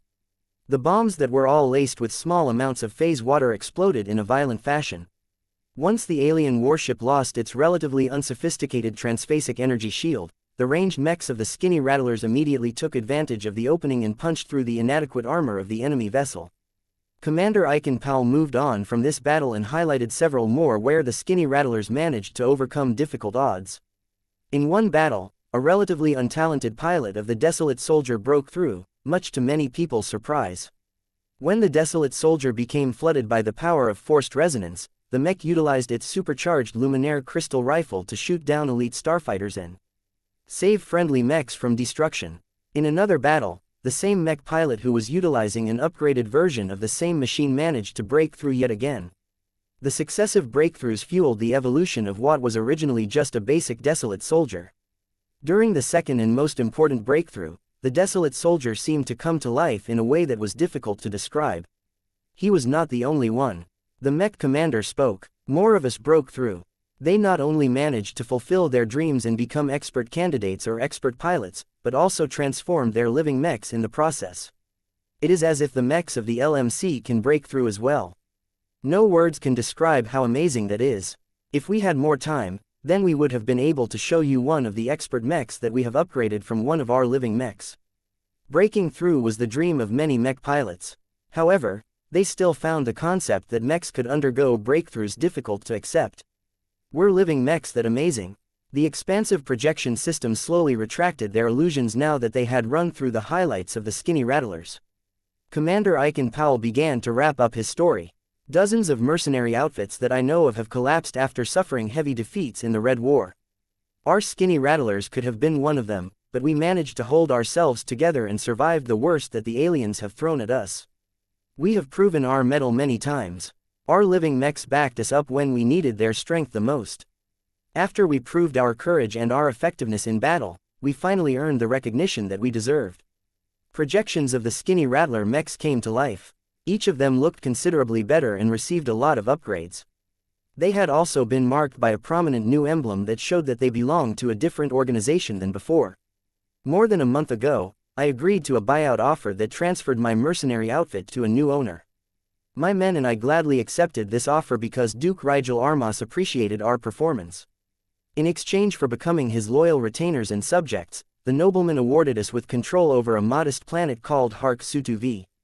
I have been appointed as the governor of this agricultural planet. So long as I continue my service, it is only a matter of time before my rights to rule over my dominion becomes fixed. I can become a hereditary baron who is permitted to establish my own noble house. This inspired many ordinary people among the audience. Chapter 5521 Coasting on Success. Though the story told by Commander Aiken Powell did not sound like a big deal to those who already ruled at the top, it was incredibly inspiring to the people at the grassroots. Many mech pilots entered the Red Ocean in the hopes of fulfilling their dreams. Glory, power, wealth, territory. Many dreamers passed through the Greater Beander Gate, believing that the dwarf galaxy with the red nebulas offered a chance for them to fulfill their dreams. While the opportunities of the Red Ocean had indeed enabled a small proportion of pioneers to prosper, the vast majority of humans failed to improve their station in life. If they were lucky enough, their status and wealth remained relatively stagnant. An ordinary soldier in the old galaxy was still an ordinary soldier in the new frontier. What few people understood was that the success of the few were built on the corpses of the many. Too many people had decided to chase their dreams, only to die in a galaxy that was far away from humanity's home ground. All sorts of conflicts followed after the human immigrants and led to a lot of failures. Entire pioneering fleets disappeared. Colonies burned as they were erased by hostile forces. Many investments went bust, ruining the lives of many hopefuls who sought to reinvent their lives in the new galaxy. The opening of the Red Ocean introduced naive and underprepared people to the cutthroat environment of a true frontier. The start of the Age of Dawn changed everything, but the nature of the Red Ocean still remained the same. The biggest difference was that many humans were no longer engaged in fighting against each other anymore. In the face of an overwhelming external threat, everyone had at least a bit of sense and turned their weapons against the aliens. Unfortunately, the races who treated humanity as intruders played by completely different rules. The aliens never showed mercy. They fought with little restraint. Many of the aliens conscripted by the Red Cabal fought hard as they believed that they were literally fighting on behalf of their native gods. A fight between mechs and warships was unequal from the start. The natives of the Red Ocean had so much accumulation at their disposal that only a fraction of their total war-making potential already led to many tragedies at the border regions. The tale of the skinny rattlers was not entirely unique, but people needed to hear more about such exploits. They needed to understand on a more visceral level how much these former mercenaries had sacrificed to prevent the hostile aliens from penetrating deeper into human space. Yet that was not enough. People needed to take the Red War more seriously, but they shouldn't get scared to the point where they lost their courage to volunteer for service. As an honorary citizen of the Red Association, Vase needed to produce the opposite effect in order to advance the objectives of his patron. The guest speaker invited by the Larkinsons therefore ended his tale on an uplifting note.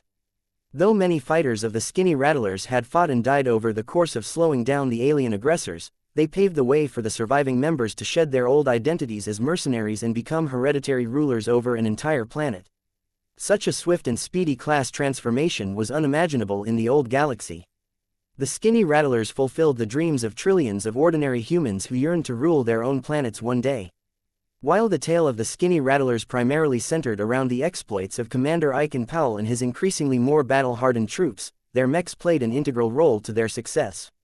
It was hard for people to imagine that the skinny rattlers would have the courage to volunteer in the fight against the native aliens. It was even harder to believe that this band of former mercenaries could actually punch above their weight and display so much more ferocity against the hostile aliens. Whether directly or indirectly, the living mechs of the skinny rattlers supported their human partners every step of the way. The LMC wanted to make it clear that its products had played an essential role in the rise of these mercenaries turned landowners. The only issue was that many people found it difficult to determine how extensively their unique properties enhanced their performance on the battlefield. So these living mechs only make their mech pilots feel better. You can easily produce the same results by injecting stimulants into their bodies. Wait. Do these glows work against the aliens as well? From what I can gather, the positive changes produced by these living mechs are mainly psychological in nature. I can believe that these living mechs have caused the skinny rattlers to earn more success in their battles, but how many of their mech pilots got killed because their artificial emotions overrode their sense of self-preservation? Commander Powell is much more selfish than he appears. He has continually sacrificed the lives of his men to fuel his own ambitions. Once he is enfeoffed as a baron, who will remember the people who actually paid the price for his ascension? These living mechs sound fishy. They are too autonomous for my liking. It is only a matter of time before they get hacked. ICE are certainly useful, but giving them too much control over our systems is just asking for trouble. I would never trust a living mech that is able to move by itself and fire its weapons without the need for human intervention. A lot of people sitting in the seats of Foca Arena talked with each other in low voices. More people exchanged their opinions as they watched the broadcast of the product reveal from remote. Vase was able to get a sense of all of the questions and doubts surrounding his living mechs.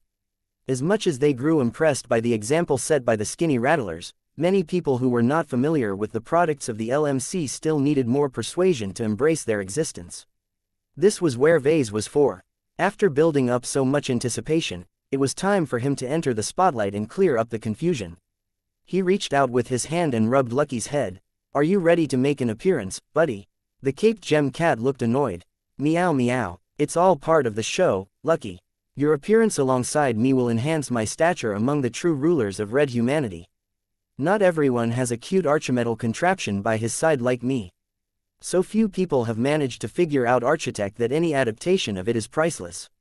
The first raters will not look down on me so easily so long as they recognize your true value. Don't you think it sounds great for you to get admired by so many people at once? You will earn the status of the most expensive cat in the Red Ocean." Meow. After Vase pepped up his cat, his nerves had eased a bit. This was an important presentation for him and his clan. Expectations were so high that he could already feel the weight of people's attention crushing him on another level. He took a few more breaths before he exited backstage and floated above the main podium. Commander Powell had already left at this time. Only a single spotlight shone in the arena, and it was aimed squarely at Vase. Bombastic music played as many people started to clap at his appearance. After so much waiting, The mech designer that they had all been waiting for had finally arrived. Is that what Tier 3 galactic citizens are like? He looks so handsome. Now that is how a true leader should present himself. With a getup like that, I wouldn't be surprised if he crowned himself Emperor of Red Humanity. Is that cat made out of archimetal? Where did he learn this tech? Where can I get an archimetal pet of my own? Please contact the Larkinsons right away. I must buy this cat. Everyone became impressed by Vase in one way or another. This was not just because he got dressed in a flamboyant outfit or because he deliberately showed off his archimetal cat. Vase was a living legend. Many people were at least somewhat familiar with his history by now, and he had made many achievements that were completely atypical of any other senior mech designer. His living mechs had made an enormous impact on the second-class mech market. The products of the LMC had especially changed the mech landscape of the Krakatoa Middle Zone and the Megare Middle Zone. All of his accomplishments turned him into a mech designer that came across as larger than life. What also caused him to stand out was that he gave off a similar impression to his living mechs. Vase had silently unveiled his glow. He no longer suppressed anymore because this was not an instance where he wanted to remain unnoticed. This time, Vase deliberately revealed a part of his transcendent state. Though his appearance did not undergo any obvious changes, there were many subtle shifts that amplified the instincts of deference and admiration in the hearts of many people. This was the differentiation in life state. A glow was nothing but a phenomenon that was produced when two entities of different strength came into contact with each other. The greater the extent that ordinary people looked up at Vase as an omnipotent powerhouse, the more he had evolved beyond his original mortal self.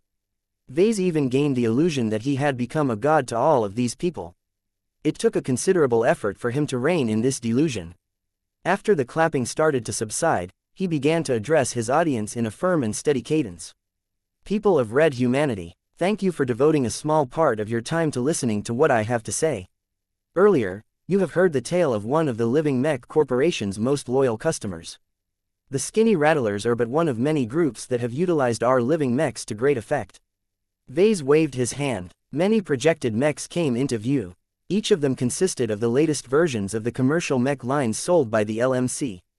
Machines such as the Desolate Soldier, the Sanctuary and the Hymenoptera each possessed their distinctive strengths and style.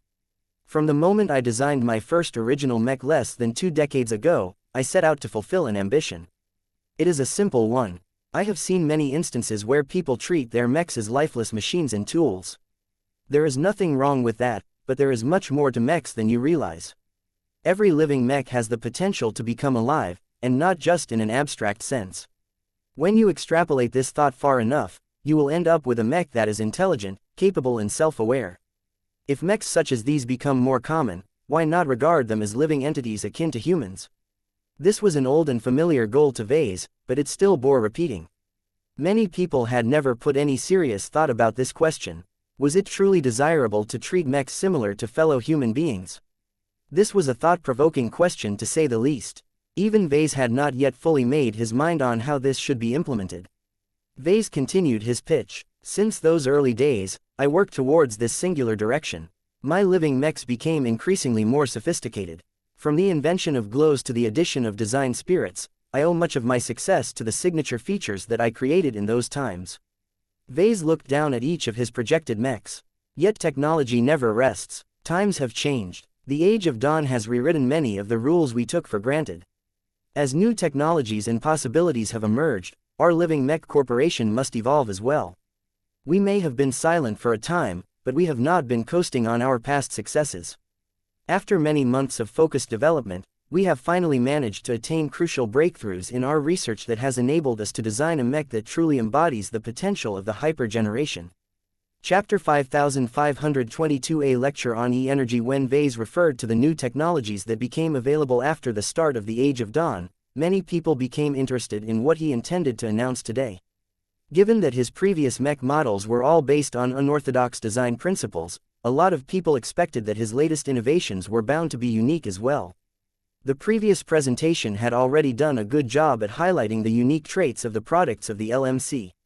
Whereas other mech companies often tried to differentiate their mechs by boasting about their superior armor systems or their specialized firearms, the mechs sold by the Living Mech Corporation always became known by their weirder traits.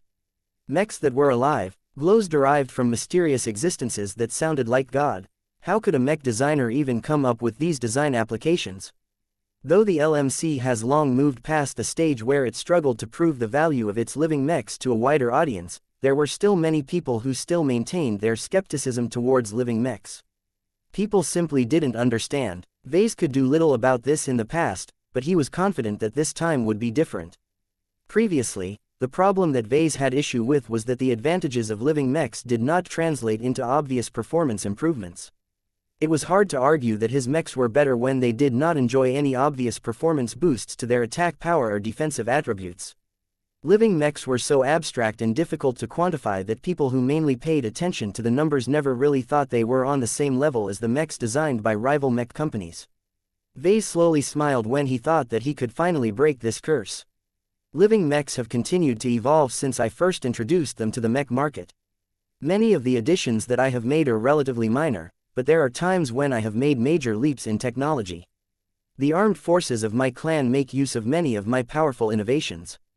In time, their benefits may flow to the commercial mechs that I will design in the future.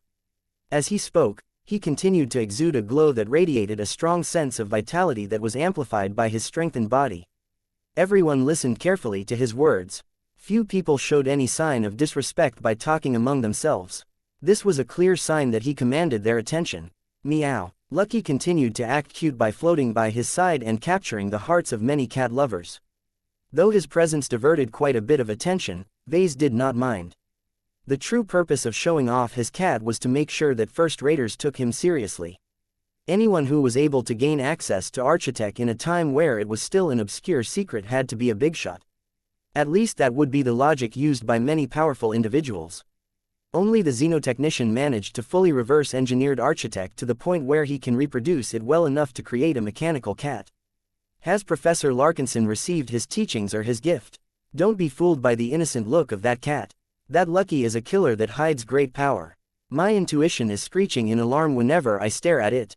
That cat is evil, I tell you. Evil. As his audience entertained many thoughts, Vase continued to explain the development of his living mechs. He did not try to bore his audience with technical details. He simply wanted them to gain a better understanding of how much he worked to improve the state of his living machines. A few minutes passed by when Vase finally came back to the current age. As I have said before, the Age of Dawn changed everything. Mechs are experiencing the same upheaval as many of them have inexplicably become more powerful due to changes in our environment. His words continued to stroke the moods of many avid listeners. He felt as if he was pulling half the red ocean into his narrative. Vase waved his hand again. The projections began to depict a slideshow of different mechs. Each of them were designed and produced shortly after the new possibilities became available. While they shared many differences, one of the traits they had in common was that they were all hyper mechs. All of the displayed mechs incorporated hyper materials in one way or another. This caused their performance as well as their visuals to become considerably more impressive than before. Look familiar? I have selected a number of popular mech models. Many of them were already released in the first 3 months after the start of the hyper generation. What is more interesting is that the mechs completed there in the last few months are barely better in their utilization of hyper technology. This was not an entirely fair assessment. Vase certainly made a lot of fans and designers of existing hyper mechs upset. Hyper technology was not easy for people to comprehend at the start. It was commendable how the fastest mech designers quickly implemented rudimentary hyper technology applications in their existing mech designs. Sure, the upgrades were shallow and superficial for the most part. Grafting on hyper materials and arranging them in a specific fashion onto mech designs that had never been designed with these features in mind often led to subpar mech designs. Yet the market did not care. Many customers wanted to pilot the first possible hyper mechs came along. It was only later that a lot of mech pilots and the buyers responsible for procuring the machines learned to differentiate the good from the bad. Hyper technology may be based on an extraordinary form of energy, but it obeyed many rules that gradually became more defined. This was why the mechs designed in the last 2 or so months had begun to draw out the greater potential of this tech. The Sparrow Storm Mark 12 released by SKL Mech Industries was one of many hyper mechs that had begun to strengthen people's ability to fight against the alien menace. Impressive, are they not? Vase made a coy smile. Each application of hyper materials enables mechs to utilize E-energy in a direct and obvious fashion. From adding fire to energy beams to amplifying the toughness of armor plating, the mech industry has been tirelessly working to make their machines stronger in any way they can. Day after day, month after month, mech designers and other tech developers have ceaselessly worked to advance red humanity's ability to harness the power of E-energy radiation. Vase did not hold any animosity towards the hyper-mechs designed by others. The machines might not be the most sophisticated, but they delivered on their basic promises and granted superior performance compared to the mechs designed in the previous generation. Yet for all of their progress, the vast majority of hyper-mechs never delve any deeper in the more advanced applications of E-energy radiation. All of the haste put into their creation produced quick results, but that has left their designers no time to sit down and explore the greater nuances of the new forces that we have at our disposal. There were many reasons for Vase to look down on the mechs designed with shallow applications of hyper-technology. As respectable as these early works may be, their relevance is limited so long as they are not updated with more developed designs. He spoke. Too many of my competitors are unaware of the forces they are contending against. This is not their fault. E-energy is still a new phenomena to far too many of them. They must still work hard to comprehend the very basics of hyper-technology. As for E-technology, that is too far away from them. It is nearly impossible for them to work on the latter when they cannot even perceive E-energy directly. Vase began to smirk. While many of my colleagues in the mech industry only learned enough hyper-technology to quickly slap their design solutions onto their existing works, I have been working on deepening my fundamental understanding of the forces that have enriched our understanding of the universe. He proceeded to showcase his progress by stretching out a hand and summoning a fireball. This did not shock the audience right away. There were so many technological sleight of hands that the fireball could have been generated by 1,000 different ways. Aside from a small number of people with unusual strength and abilities, the majority of the viewers simply thought little of the illusionary fireball. Vase casually tossed it aside, causing the fireball to fall and scatter against an azure energy shield. He utilized his improved comprehension of water to generate a stream of water. Though he was not able to control it as finely as a true chi cultivator, he was still able to perform small tricks such as looping it around him in a circle. This was another unspoken message. Only the right people would understand what he tried to convey with his seemingly trivial parlor tricks. E-energy is a fundamental source of power that most of us have yet to explore in depth. Vase lectured his audience while Lucky continually tried to dodge the streams of water that threatened to splash his body.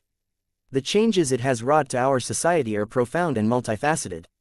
One of its most defining traits that enables us to exceed the limitations of conventional technology is that it responds to conscious thoughts and emotions. Vase clasped his hands together in a gesture of mercy. The water that he had been playing with gradually began to glow and exude a faint attraction to many people.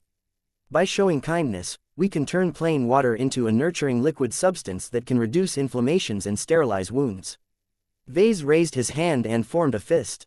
The water sprout turned into a fist that increased in size and volume. By focusing on our aggression, we can turn water into a projectile that can deal a surprising amount of damage. He then proceeded to spread out his hands above his head as if he was pleading for deliverance. The water fist rose into the air and began to disperse into a miniature cloud. By thinking about cultivating crops, we can turn water into rain that can nurture the land. All of these transformations looked rather basic, so few people were impressed by the displays. They had witnessed much more amazing feats of magic in fantasy dramas and other works of art. Vase inwardly smirked. This was just the beginning. He began to exert more strength. While he was unable to mobilize a lot of E-energy by himself, his companion spirit was different. As a spiritual entity that was expressly designed to devour and manipulate spiritual energy from the start, Blinky was much more of a chi cultivator than Vase. With the secret assistance of the Star Cat, Vase began to exert more power while spinning his hands in a circular motion. This caused him to summon more water. Soon enough, he formed a large and glowing whirlpool that spun right behind his back. The whirlpool spun increasingly faster, causing it to accumulate more power. What was even weirder was that strange shapes began to poke out of the whirlpool from time to time. Those with sharp enough eyes could recognize that those water protrusions looked like dragons. This caused Vase to give off the impression that he had become a god who commanded the power of water. His aura grew stronger and more obvious. More and more attendees within Foca Arena began to realize that Vase might be doing more than weaving an illusion with the projection systems. Humans such as you and I have unlimited potential. By methodically applying our mind and spirit, we can command these energies by ourselves, allowing us to wield additional power without the use of machines. Chapter 5523 The next evolution of living mechs. Most of the people watching the broadcast had yet to be introduced to the greater meaning of E-energy. These were mostly average people who had grown up in a society that depended on technology for almost everything. This was why they did not take Vess's lecture so seriously. Even if he happened to be right, what did his lesson have to do with them? Ordinary folk were too far removed from majestic displays of power. It didn't matter. Vase was doing them a favor. Each of them would realize sooner or later that his lesson was more relevant to them than they could ever imagine. The powerful whirlpool behind Vase broke apart as Blinky began to exert his control in a different fashion.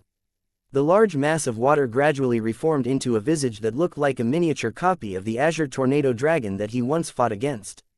Though Vase had decided to feed its entire spirituality to the ocean collar, his brief but intimate contact with the mutated beast enabled him to memorize many of its details. The water version of the azure tornado dragon did not just look like a water mold of this once powerful beast. It also imitated its original aura. Of course, its glow was not as good as the authentic version.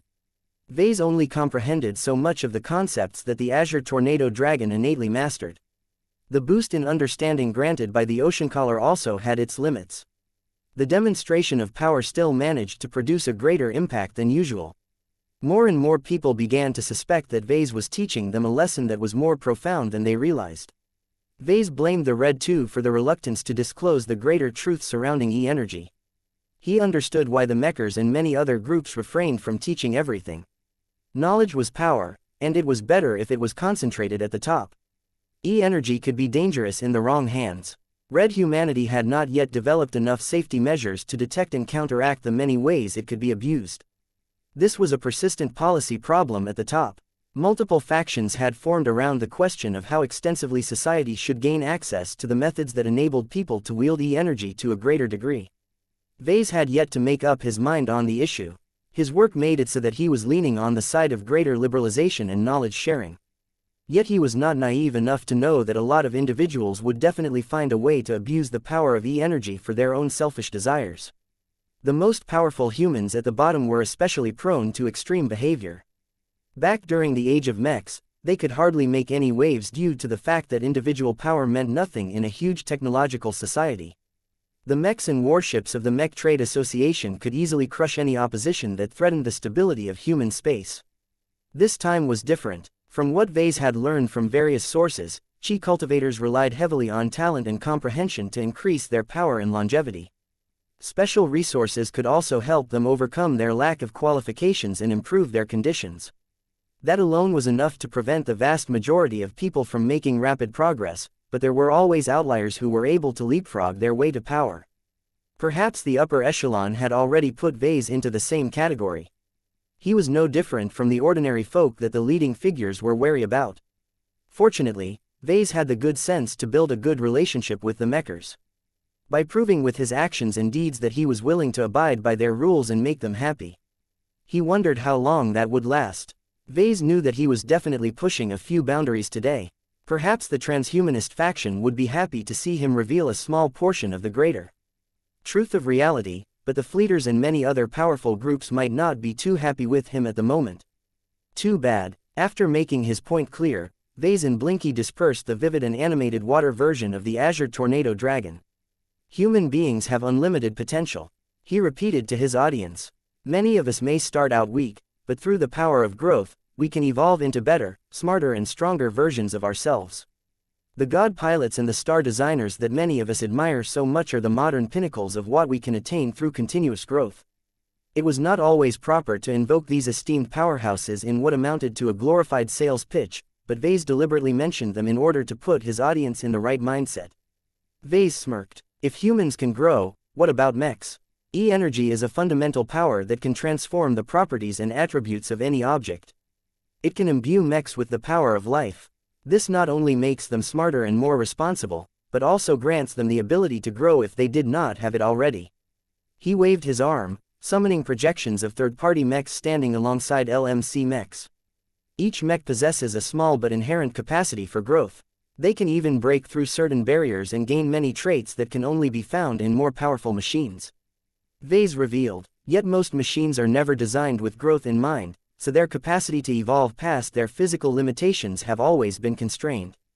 Vase raised his arm and swept them in front of his face.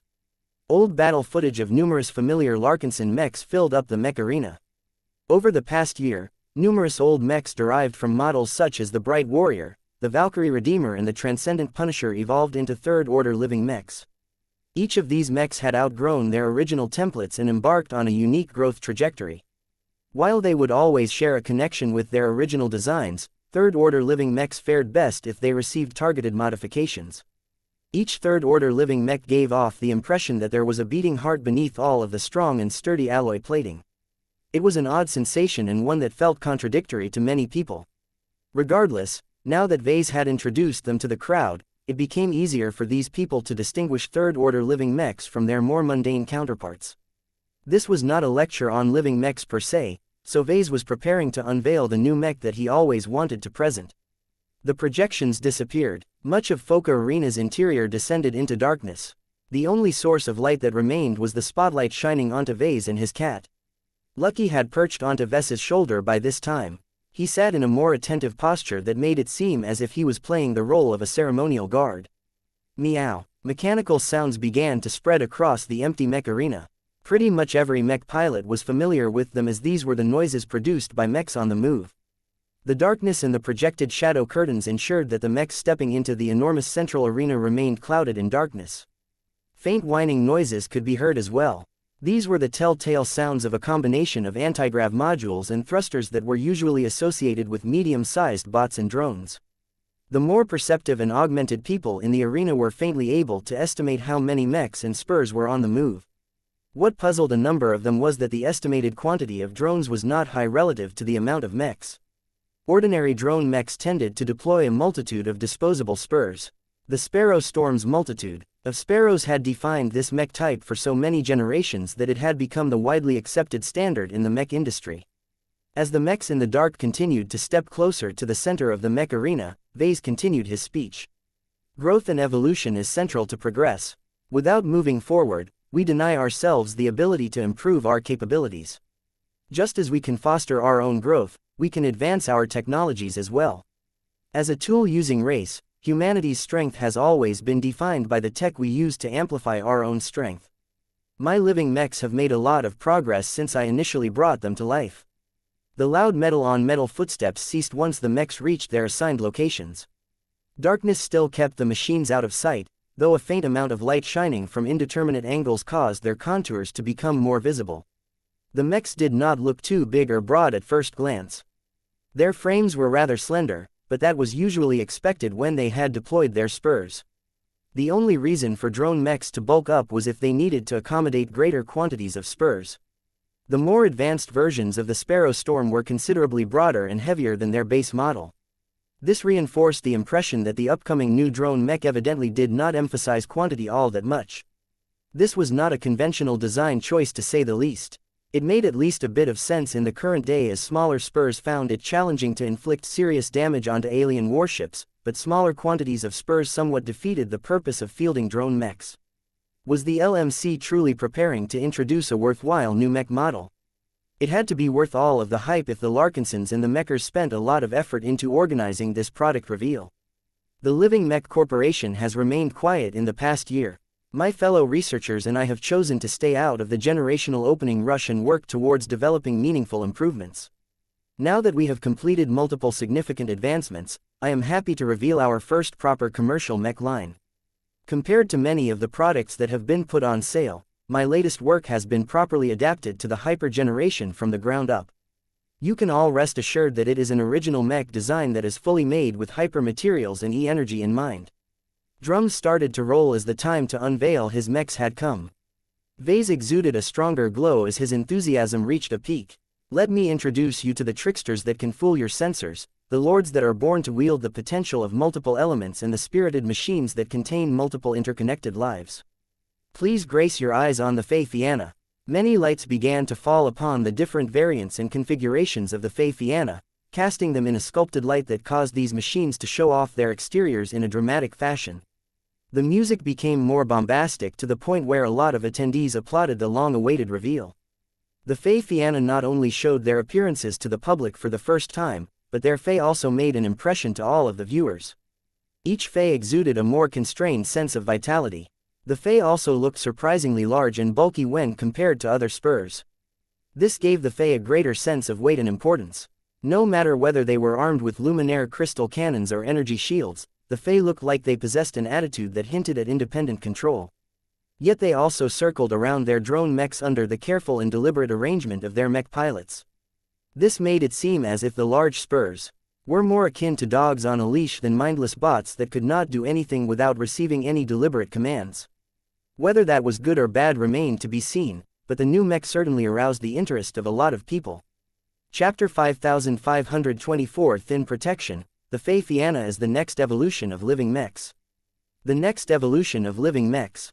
As the sharp lighting of Foca Arena lit up the contours and part of the surface of the newly unveiled Fey Fiannas, the attendees developed high expectations for this new product.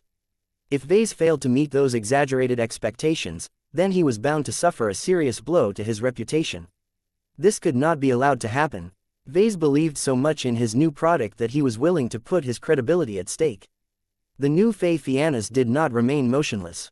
They moved their limbs and took a few steps forward to demonstrate their fluidity and ease of movement. The sharp lights caused the new mechs to alternate in shadow and light.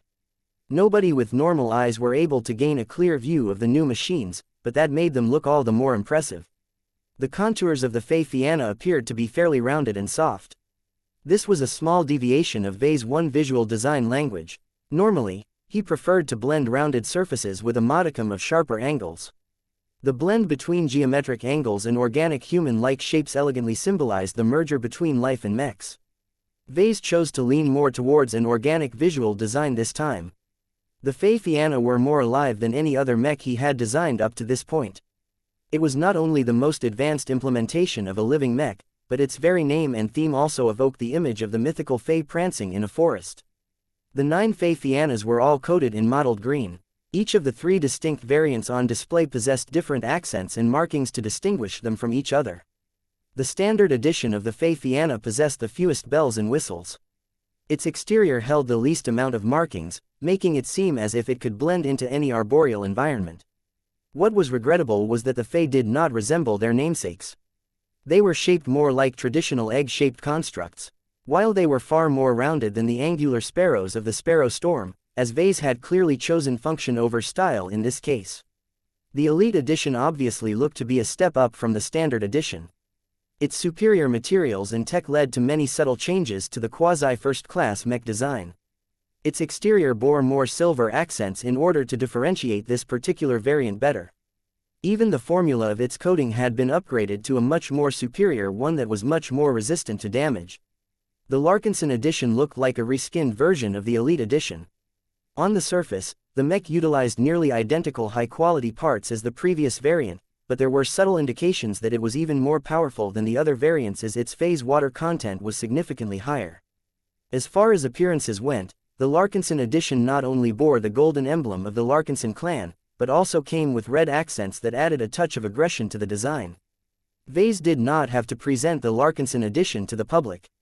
The mech possessed additional advantages that were only exclusive to the strongest variant of the new mech line.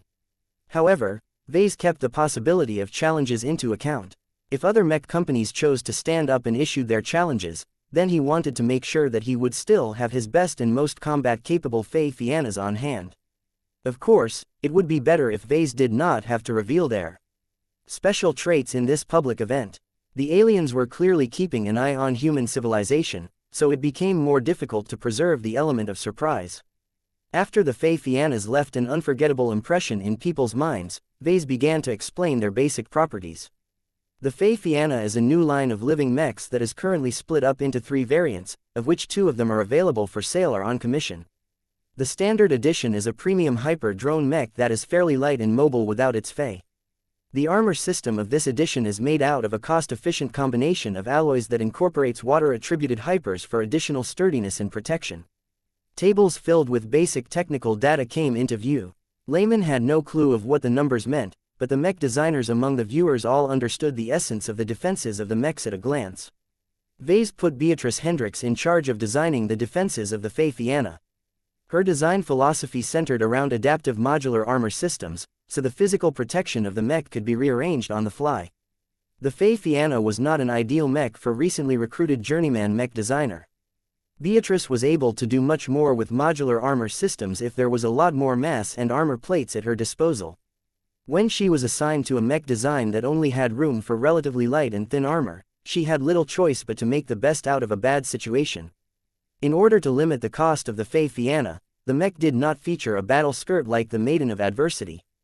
The drone mech featured very little redundant modular armor plates, so if any of them broke, the mech's internals became exposed. There were several reasons why this wasn't as bad as it looked. Vase flew closer to a standard Xianxia and put his hand onto one of the small armor plates. The modular nature of the machine was hardly obvious on the surface as Beatrice Hendricks did a good job at hiding the seams. The custom-developed modular armor system of the Xianxia is designed with a focus on efficiency and maximization of limited assets.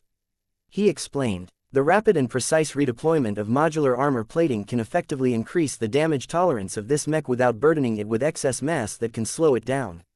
While the Xianxia is largely designed to rely on its superior mobility to avoid getting hit in the first place, light to moderate attacks will not easily be able to damage the internals so long as the modular armor system is given enough time to respond.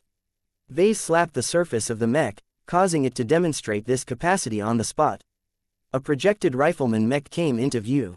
It raised its Gauss rifle and fired a single powerful round at the Xianxia. Bang! The simulated attack struck the midsection of the Xianxia. The modular plates located over there fell out of the mech as if they truly shattered into pieces.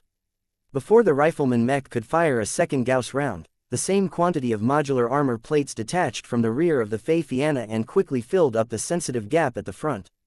Bang! The same spectacle repeated again. Bang! And again. Bang! And again. The repeated redeployments of the modular armor plating showed how fast and reliable they responded to a dangerous situation. So far, the demonstration certainly highlighted the ability for the Xianxia to cover up its weak points, but many mechs equipped with modular armor systems could do the same. This was why additional simulated enemy mechs came into existence. They all fired their weapons at the singled-out Xianxia, causing the mech to lose a lot more modular armor plates than before. Yet no matter how its defenses got stressed, the adaptive modular armor plating all removed themselves from the limbs or from the rear that wasn't being threatened at the moment. Bang! Bang! Bang! Bang! Modular armor plating fell down like drops of rain, yet more of them flew in order to close all of the newly formed gaps. Of course, the Xianxia could not keep this up forever. Its non-essential limbs and rear section soon lost all of the modular armor plating that they could spare.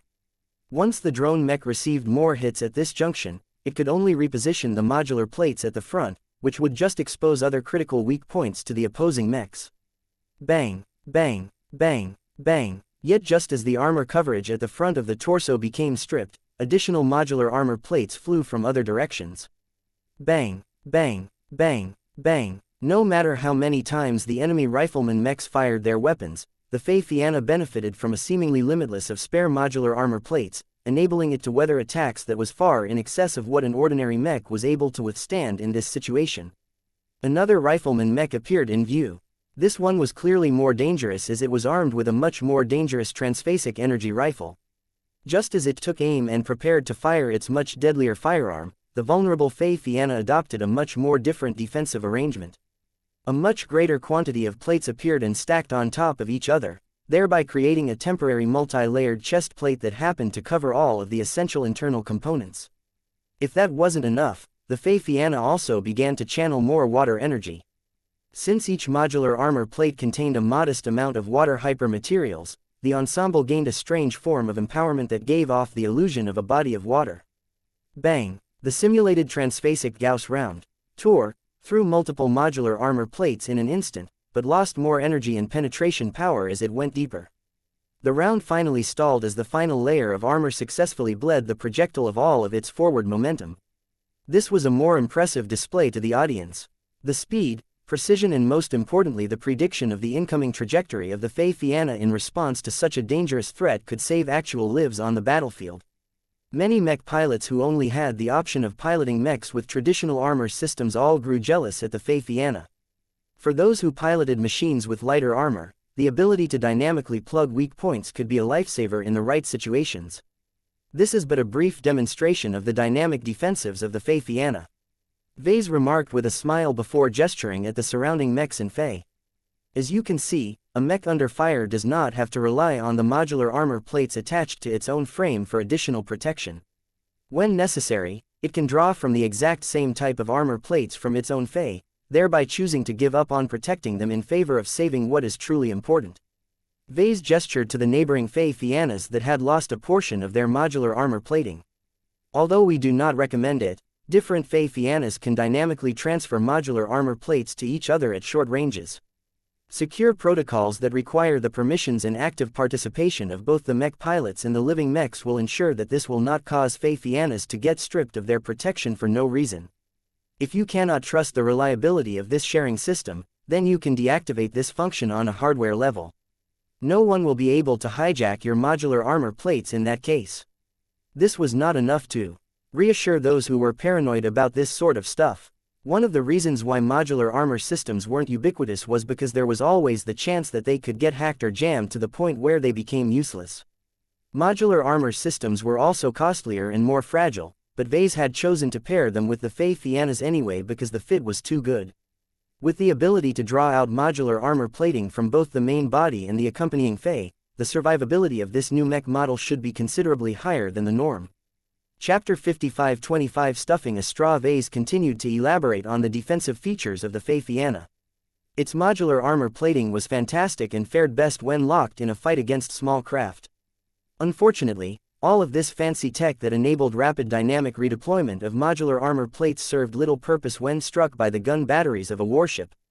Any primary or secondary gun battery of a sizable alien vessel could blow the xianxia to bits with ease. This was why many mech pilots among the viewers still tempered their enthusiasm for this new drone mech. This amount of armor meant little in the face of overwhelming firepower. Of course, thicker and stronger armor did not necessarily mean that a mech could withstand the powerful attacks of a warship. Additional bulk might save the mech from getting torn apart by attacks launched by secondary or tertiary gun batteries, but it would ultimately slow down the machine to such an extent that it became a sitting duck. That was why a lot of people understood the design choice that Vase had made for this machine.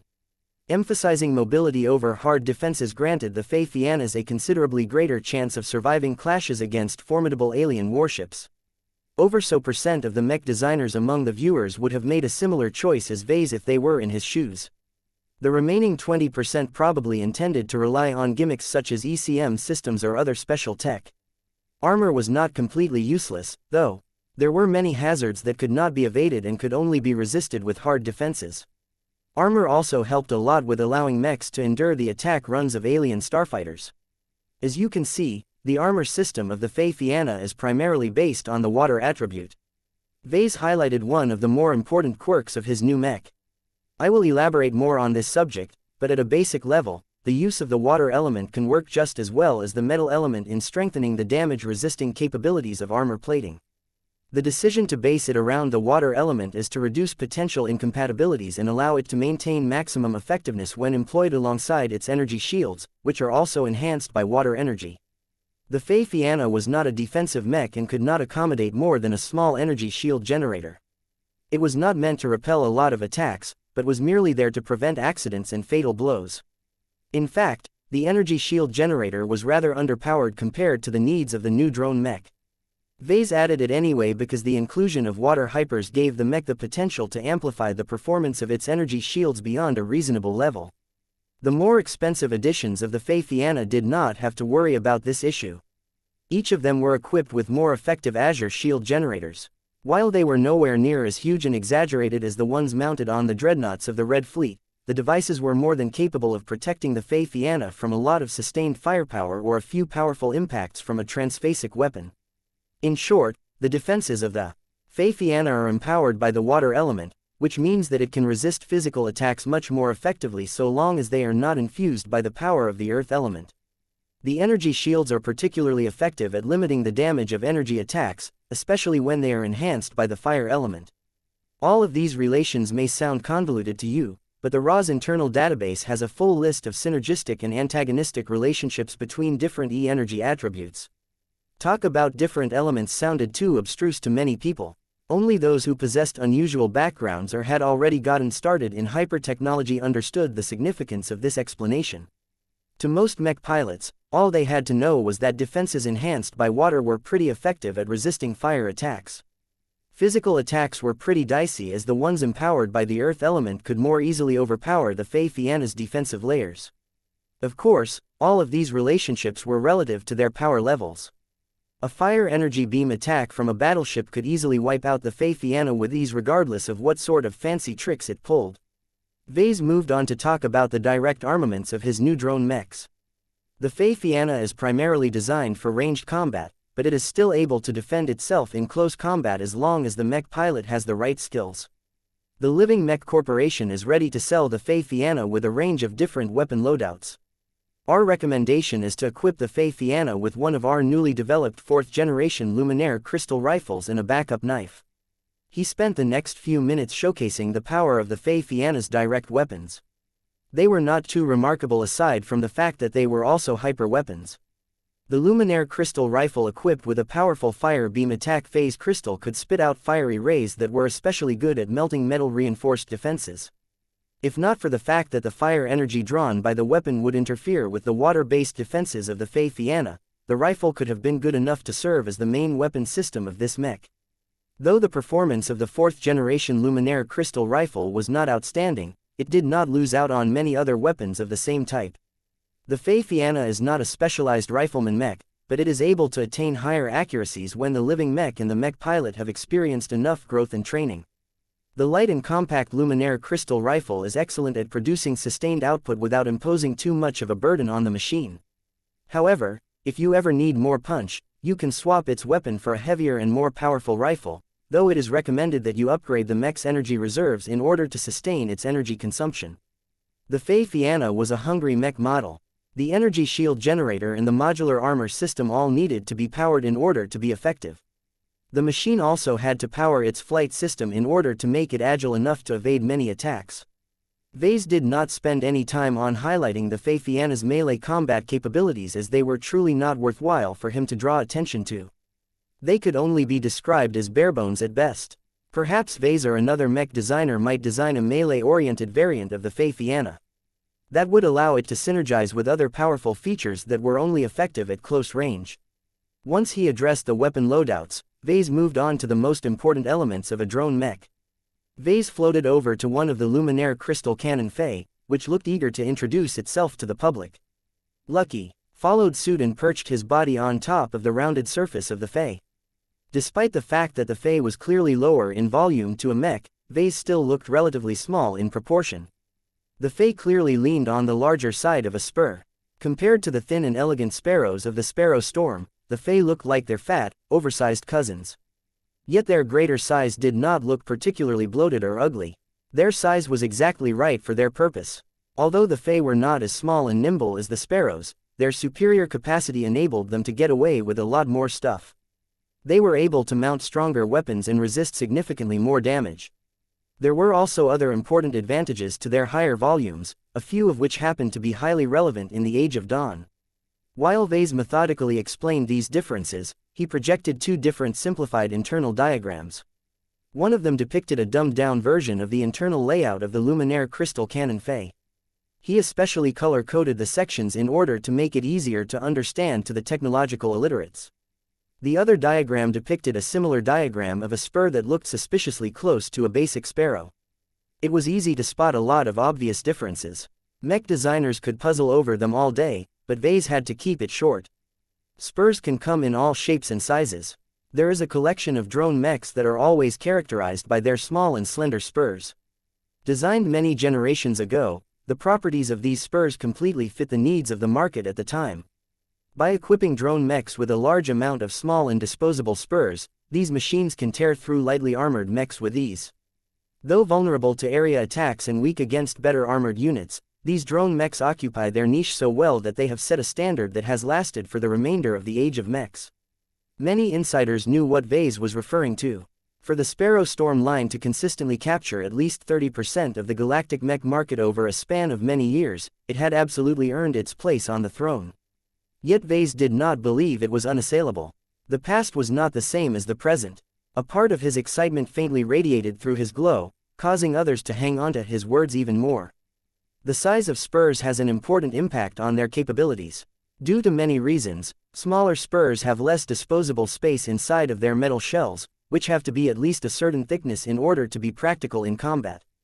Just like straws that you can use to sip your beverages, there is not much space that you can use to squeeze in useful modules. Larger and more squarish spurs can contain a lot more modules in proportion. This was clearly visible in the schematics. Every spur had to reserve internal space for all kinds of essential components such as armor, inertial dampeners, maneuvering thrusters, processor chips, energy cells and so on. While their volumes could all be adjusted according to the needs of the design, they could not be diminished too much, or else the spur would become useless. Once all of the available capacity was filled up with essential components that could not be removed no matter what, the amount of space left available for functional and optional parts was not that much. This was why light mechs always had to struggle to squeeze in one additional energy cell, while heavy mechs could easily stuff so many of them inside their frames that they could fire their energy weapons for hours on end. Vase gestured at the two projected schematics. After sending a silent transmission, the spaces that were not essential lit up, making it obvious how much disposable internal volume they had at their disposal. As you can see, the differences in size and other factors make it so that the small and thin spurs that are commonly utilized by many drone mechs cannot accommodate as many hyper materials. Anyone who has studied hyper technology understands how debilitating that may be. The mechers have called this period the hyper generation for good reasons. How can any self-respecting mech skimp on hyper materials? These needle-like spurs are hardly superior to their previous versions, and the real space performance metrics back up this conclusion. In other words, Vase basically castigated the Sparrow Storm Mark 12 for being an ill-suited mech for the current age. SKL Mech Industries had done an admirable job at figuring out hyper-technology quickly and updating many of its mainstream mech lines with remarkable speed. The customers who bought or upgraded to the Mark 12 also got their money's worth.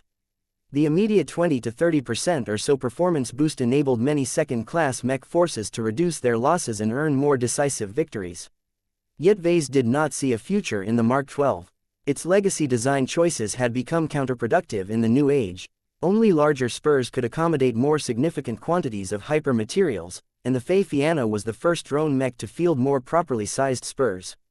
Chapter 5526 Transition Period. Though his previous explanation veered into the technical side, the use of two different diagrams provided a clear and intuitive visualization to many ordinary people. These laymen clearly understood that if they had to choose between stuffing as many hyper materials as possible into a thick straw or a small lunchbox, they would always choose the latter. Even though there were many more straws available than lunchboxes, the latter was simply a better choice. They naturally lent themselves to storing a lot more junk than usual. This was the central design choice behind the Fei of his new drone mech. Unlike the highly competent design teams of SKL Mech Industries, Vase was not shackled to the past. He was free to choose any size of spur he liked because he was starting completely from scratch. This was how he could easily pick the most optimal dimensions for the current age and mech generation. In contrast, the much more experienced and specialized mech designers always had to design their assigned sickle mechs with at least one hand tied behind their backs. One of the enduring advantages and selling points of well-established mech companies such as SKL was that its product lines always remained somewhat consistent. Its mech designers painstakingly needed to abide by design choices made 20, 50 or even 100 years ago. Each time these old mainstream mech models had to be refreshed, the newer iterations had to resemble the older ones to a high degree. The materials and parts had to be as identical as possible. The less changes made to the design, the cheaper it was to retool large-scale production lines and retain the value of old inventory of materials and loose components. Fixed customers who utilized the previous versions of a mech line also appreciated the fact that much of the essential characteristics of an existing model remained the same. The newly updated models only came with the most essential upgrades. Anything more was a waste of time, money and resources. The changes had to be small enough for existing mech pilots to transition to the improved mechs while requiring only a minimal amount of retraining. Yet they also had to be innovative enough to prevent the product lines from losing their competitiveness. The mainstream mech models could not afford to fall behind too much. While they were mainly attractive to mech buyers due to other factors, their technological sophistication had to be at least above average in their product categories in order to sustain their market leads. Vase believed that the Sparrow Storm Mark 12 fell short of this goal. When he addressed this topic with Gavin in a past discussion, they both realized the amazing opportunity this represented. SKL Mech Industries is not in a good shape. Gavin spoke. It is still a huge megacorporation, but losing complete contact with its headquarters in the old galaxy has disrupted many contracts, mech designers and other ongoing arrangements. The company executives and managers had to put out the immediate fires first, and that has left them with scant little attention and resources to form more comprehensive product strategies. I seriously doubt that anyone in their Red Ocean headquarters put any serious thought into the future of the Sparrow Storm line. Vase nodded in agreement. The impact of losing access to a lot of fixed mech designers and design teams also should have hurt the company a lot. A whole bunch of excellent mech designers became unavailable.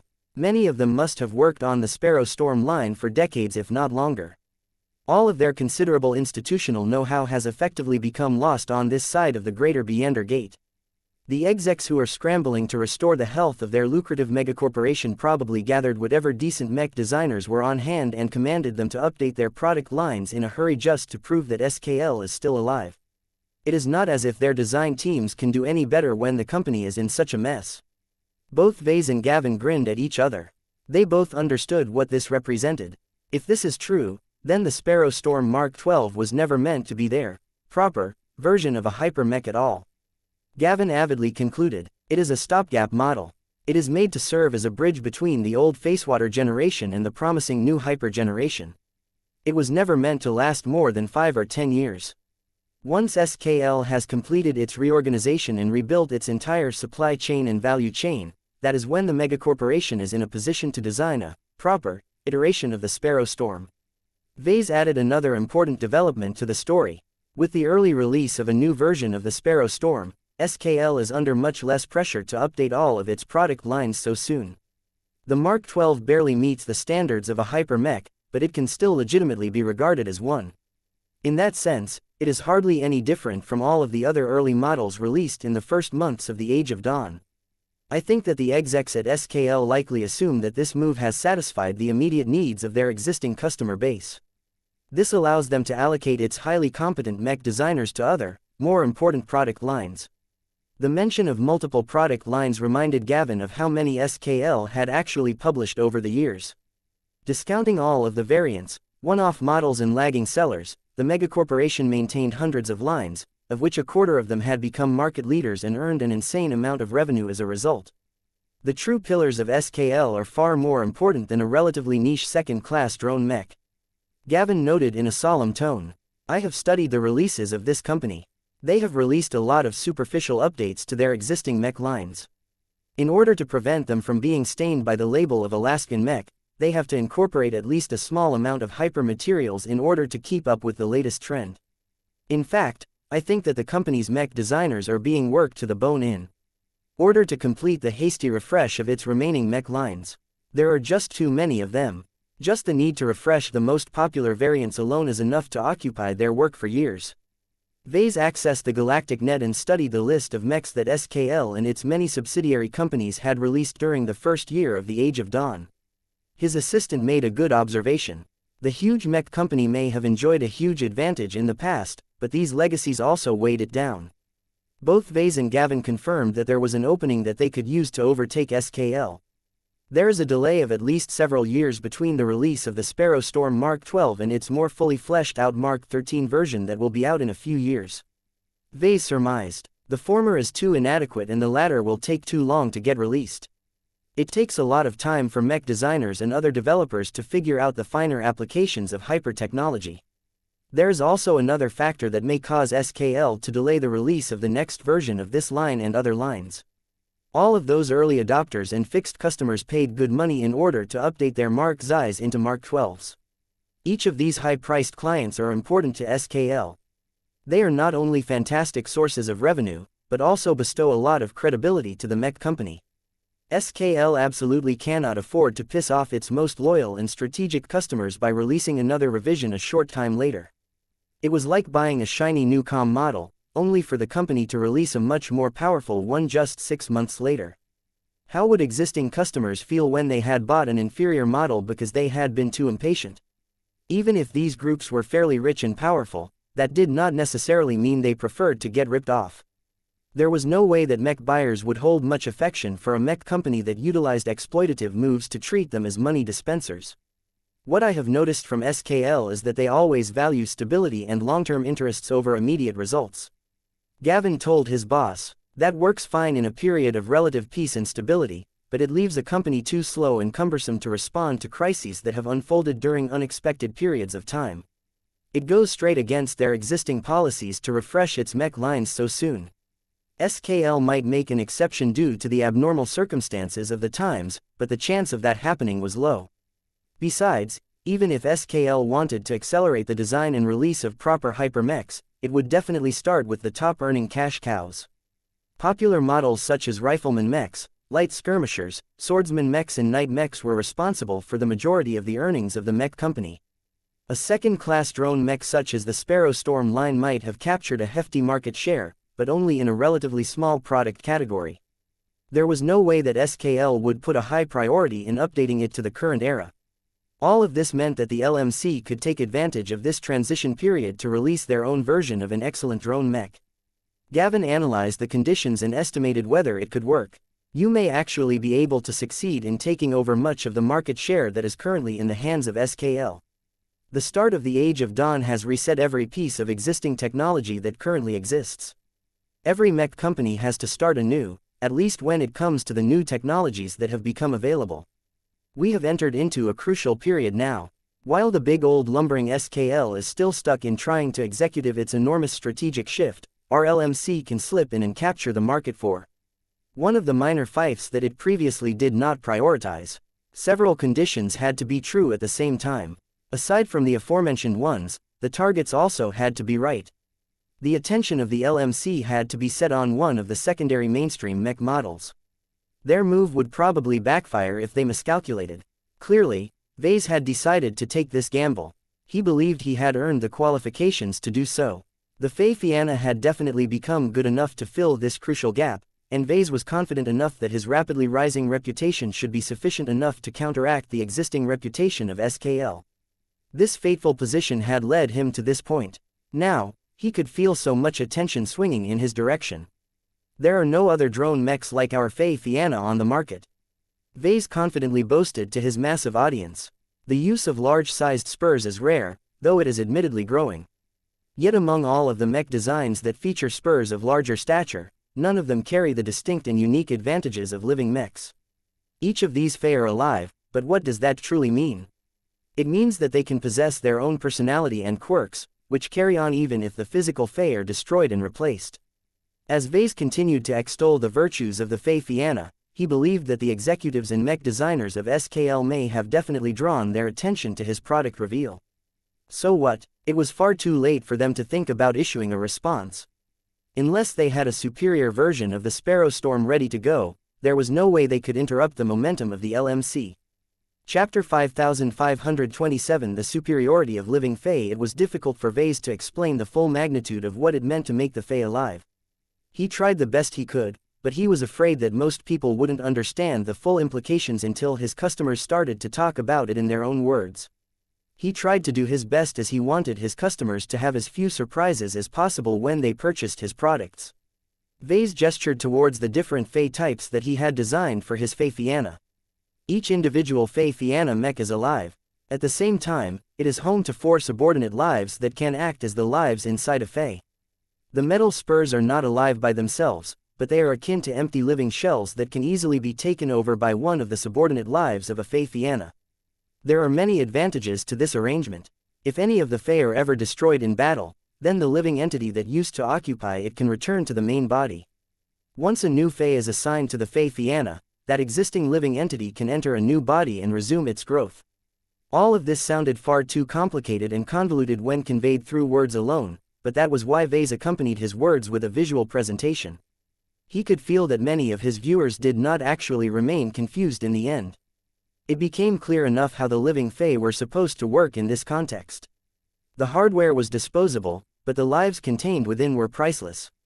One of the most crucial design solutions behind this seamless puppetry and Fey takeover process was that it actually borrowed from Gloriana's second skin approach. Gloriana's second skin living mechs primarily centered around allowing human mech pilots to embody living mechs to a much deeper extent than usual. The current implementation in the Fey Fianna design was to treat the subordinate spirits as pilots of their own Fey. It was an ingenious arrangement that largely reduced the pain from losing a lot of Fey. The loss of all of that hardware would definitely be costly to replace, but the true heritage and accumulation of the Fey Fianna remained completely intact. Each of the 4 living Fey of every mech is precious and valuable. Vase affectionately said as he caressed the different Fey as if they were welcoming pets. The pain of losing them may not be evident at the start, but as long as you continue to invest in the growth of the Fey Fianna, they become increasingly more powerful and irreplaceable. Just as how veteran mech pilots can easily defeat multiple rookies in most fights, a Fey Fianna with living Fey that have evolved for many years simply cannot be bought in any of our stores. He smirked as he made use of various projections to show how older Fey Fiannas could become increasingly more powerful while fearlessly sacrificing their Fey whenever it was necessary to complete their missions. The spurs of a drone mech had to retain their disposable property in order to remain useful. If a Fey Fianna could not afford to lose any of its Fey for fear of killing off the crucial living entities, then no mech pilot would dare to take any risks. This defeated the purpose of a drone mech. The addition of multiple living entities anchored to a single living mech frame is one of the latest refinements of my living mechs. Vase emphasized his vital contribution to this impressive arrangement. Designing mechs that are alive and can evolve by themselves is too simple for a more complicated model such as the Fey Fianna. Only the attachments of multiple subordinate lives can make this drone mech gain so much potential. Each living Fey can not only be restored without being too picky with their physical bodies, but they are all able to learn and develop their unique techniques. There were still a few downsides and limitations related to the possibility of transferring the subordinate spirits from one physical shell to another. A living entity that spent years mastering the capabilities of a fire beam luminaire crystal cannon Fey would have to learn a lot of tricks from scratch if it was transferred to a water space suppressor Fey. Perhaps the living entity was unable to make this transition at all due to the inability to master additional E-energy attributes. Vase was unable to tell what would happen if such a scenario took place. It was fine if the living entities weren't too adaptable. There were always possibilities for the Fey Fianna to spawn additional subordinate spirits. Unlike many other drone mech models on the market, our Fey Fianna is optimized to fight with 4 Fey at the start. This is the optimal number that we have settled upon after exploring multiple alternatives. 4 living Fey does not sound like much, but when each of them can become powerful on their own, you will learn to respect their strength and abilities just like how we treat our own human heroes. The implication here was that every subordinate spirit had the capability to grow and break through just like human mech pilots. Such a complicated and powerful arrangement sounded impossible to many people, but Vase somehow made it clear that he had succeeded in bringing it to life through his presentation. A lot of leaders and mech designers who had attempted to imitate living mechs each understood how far ahead Vase had gotten. The small field of living mechs has advanced by a considerable extent. If Professor Larkinson's claims about the potential of these subordinate spirits are true, then he has developed a design application that will take many years for our new specialists to master, if that is possible at all. By then, it is likely that he has already leapt ahead and developed another major improvement to his living mech systems. This was the annoying part about falling behind in a new and exciting field. Living mechs existed long enough now to spawn a lot of initiatives aimed at replicating them with their own personnel. The Terrans actually enjoyed a head start in this as Vase freely shared his knowledge in the courses he taught at the Eden Institute. Even so, it was a bit difficult to expect mech design students who have yet to complete their programs to design living mechs on the spot. Sooner or later, the monopoly on living mechs would break, and Vase would no longer be as lonely as before. There was no reason at all for him to feel concerned about this. The successful development of multi-spirit mechs was such a major advancement that his living mechs would assuredly remain the leader in this aspect. Over and over, Vase emphasized the fact that the subordinate spirits could not only maintain their lives so long as the main body of the Fey Fianna did not get destroyed, but also grow and develop as if they were actual human chi cultivators. It was a bit difficult to make his audience realize the significance of that last part through explanations alone. The upcoming demonstrations and exhibition matches were crucial to making his audience understand how important it was to the total package. Vase smiled as he floated among the living Fae. After explaining what they shared in common, he began to explain the individual strengths of each Fae type. So far, our LMC has only developed a handful of distinct Fae types, but more will be developed in the future based on market demand and technological breakthroughs. Every Fae model serves its own purpose. There are currently 2 offensive Fae models that you can choose from, and their selection will have many implications for the Fae Fianna that make use of these killer machines.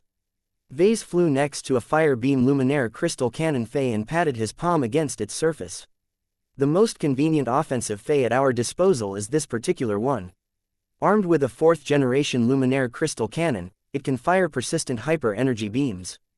It is especially powerful if it is able to output fire-attributed laser beams at different targets. Once this Fae gets going, it can burn enemy targets with the power of fire and heat with firepower that is roughly equivalent to that of a complete ranged mech, especially if it has evolved for a time. This was a new concept that Vase constantly had to remind his audience. He had to make it clear to everyone that the hard performance of his living mechs were no longer as static as before. The reality-distorting properties of E-energy make it possible to empower the hardware of any living mech or Fae. This could lead to a substantial amplification in the future. The troublesome part about this was that it all took time. The experiences of every living mech was unique, so their growth trajectory was not uniform at all. Every living mech became defined by their individual journeys. They were no different than human cultivators in this regard. Vase commanded one of the standard Fae Fianna to become more active. To be more specific, he asked the mech pilot to activate the hyper-tech on all of the hardware at his disposal. Multiple energy vortices came to life. The main body of the Fae Fianna began to absorb copious quantities of water energy. The different Fae all started to absorb their own associated E-energy attributes. As many mech pilots have gradually come to know, the performance of hyper-mechs can fluctuate when they start to harness the power of multiple E-energy attributes at once. This is most dangerous and difficult to separate with single mechs, but drone mechs such as my Fae Fianna are different. As you can see, as long as the Fae keep their distance from any other conflicting unit, they can draw power from E-energy radiation with fewer scruples. The Fae only had to remain far enough from the main body in order for a water-based mech to make optimal use of its fire hyper materials. All of this and more made the fire luminaire crystal cannon Fae into an attractive choice. It was efficient, longer-lasting and not as heavy and bulky as the other offensive Fae. Vase slapped the side of the Earth Gauss cannon Fae. This is a considerably different beast than the previous Fae model. It is larger, slower and heavier. The Gauss cannon that can be equipped by this Fae is integrated with Earth hyper materials. This is an excellent combination as the living Fae can continually learn how to apply the power of Earth in each subsequent attack. The more it is put to use, the more the living Fae will figure out better ways to empower its attacks. It is much like an expert pilot in this regard, though it mainly relies on E-energy rather than true resonance to amplify its performance. His words gave mech pilots the hope of wielding power that was comparable to an expert pilot without breaking through themselves. How could they not feel tempted by this possibility? This alone was enough to earn the support of a lot of eager mech pilots. The aliens became more dangerous every day. Their quantity could crush the forces of red humanity, and the major races often enjoyed a crushing advantage against second-class mech forces. More and more mech forces learned that they needed all of the power they could get, and if they were unable to add any expert mechs to their mech roster, then buying a lot of living mechs should yield much better results. What pained these mech pilots was that the LMC was too damn slow. Its first true living mech model of the hyper generation was a drone mech rather than any of the staple mech types. How long would it take for the LMC to release other hyper mechs? Chapter 5528. A meeting at Bridgehead 1. In a location far away from the Bortle system, Bridgehead 1 had become a hive of activity. The star system had always seen a lot of traffic, but experienced a sharp decline after its Greater Beander Gate turned into a useless metal ring. Now, 1 year after the Age of Dawn, the first port of arrival of many red humans flourished yet again. Its distance from alien space along with the huge reconstruction effort of the Greater Beander Gate turned it into the most important stronghold of red humanity. This was the final bulwark of humanity in the Red Ocean. If Bridgehead 1 ever fell, then it was likely that the remaining human survivors could only scatter in the darkest corners of the dwarf galaxy in order to preserve their fragile lives. As the unofficial capital of their greater society, Bridgehead 1 easily broke the record for hosting the most humans and possessing the largest amount of fortifications. Many warfleets regularly patrolled the neighboring star systems. Each of them were on the lookout for any sneaky alien phase whales or warships that sought to infiltrate the central nexus of human space. Extremely advanced detection devices that exceeded the size of space stations constantly expended a massive amount of energy to detect every single manifestation of space warping and FTL travel. Based on the ingenuity of multiple star designers, these masterwork megasensor arrays exceeded the level that ordinary human scientists and engineers could develop on their own. It would probably take centuries of deliberate R&D in order for ordinary humans to develop anything comparable, and even then they would still be marked by shortcomings. It could easily be argued that the megasensor arrays may be the most powerful and advanced sensor systems in the new frontier. Supremely powerful processors rapidly analyzed every scrap of data, flagging anything suspicious up the chain until multiple human experts could form a conclusion. Not even a vorabug egg or an interstellar fly could sneak into Bridgehead 1 without anyone's notice. Deep inside a secret base, an advanced and extremely well-equipped complex of research labs and industrial workshops was being put to use day and night. What was remarkable was that there was hardly any noise. The pristine white chambers all looked cold and sterile as many different first-class instruments worked by themselves. Bots, mechanical arms and antigrav manipulators handled all sorts of objects and control panels. They were so good at their jobs that they completely replaced the role of humans.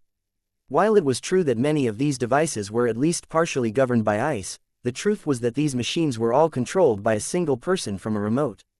Yes, a single person. To call her a human was stretching it, though. She may possess the guise of a sharp and clever human female, but the polymath had surpassed this humble form many years ago. Her true form was far greater and more abstract than most people thought. As a star designer who boasted one of the brilliant minds that humanity had ever spawned, the polymath could genuinely be regarded as a job. Therefore, it was trivially easy for her to take control over an entire R&D complex.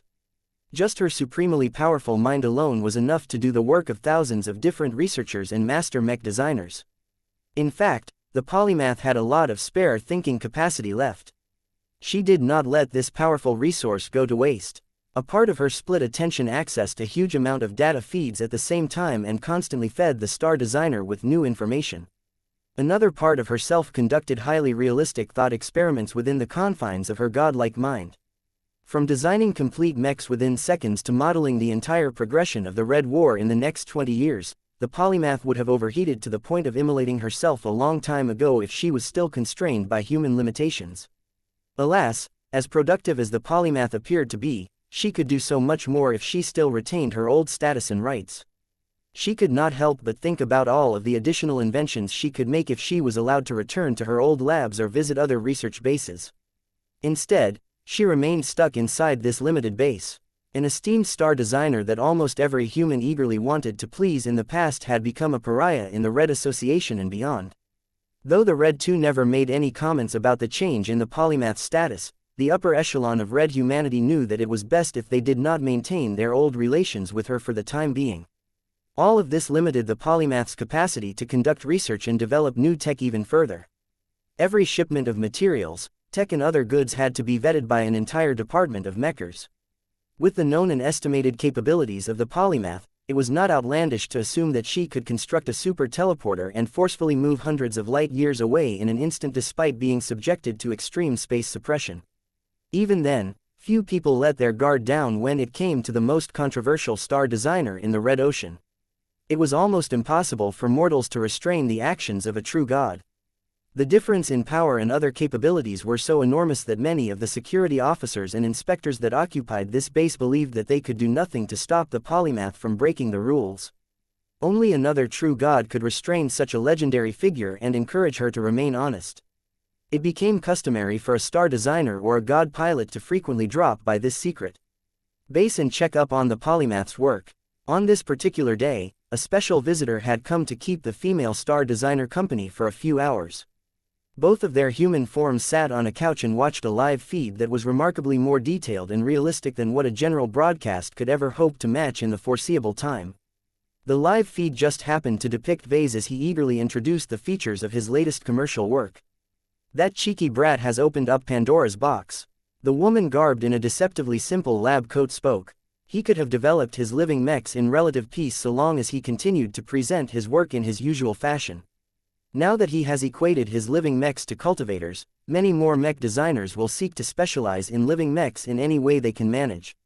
If he isn't careful enough, he will find that he is no longer the sole authority on this matter. What do you think, my friend? The god pilot, sitting in a ramrod straight posture on another cough, closed his eyes for a time. Once he opened them, he struggled to hold back the huge amount of rage and power that continually threatened to escape his control and destroy the entire base in a destructive outburst of power. There was always a price to power. The Fist of Defiance was famed for being able to unleash strength that was far beyond his level and fight against a multitude of equally strong opponents at the same time. This had led to the belief that the Fist of Defiance was unbeatable in direct combat. He could win any duel as a stronger opponent only provoked a stronger response from the famous combat maniac. In a battle where he was outnumbered by his opponents, his fighting spirit would explode so much that the god pilot turned into a beast that could hold back a multitude of ancient phase whales. Where did all of that energy come from? Only his extreme rage and other aggressive impulses could sustain such outbursts. The god pilot was a genius for turning his own powerful mood swings into an energy source that could empower him to a height that was difficult to attain through other means.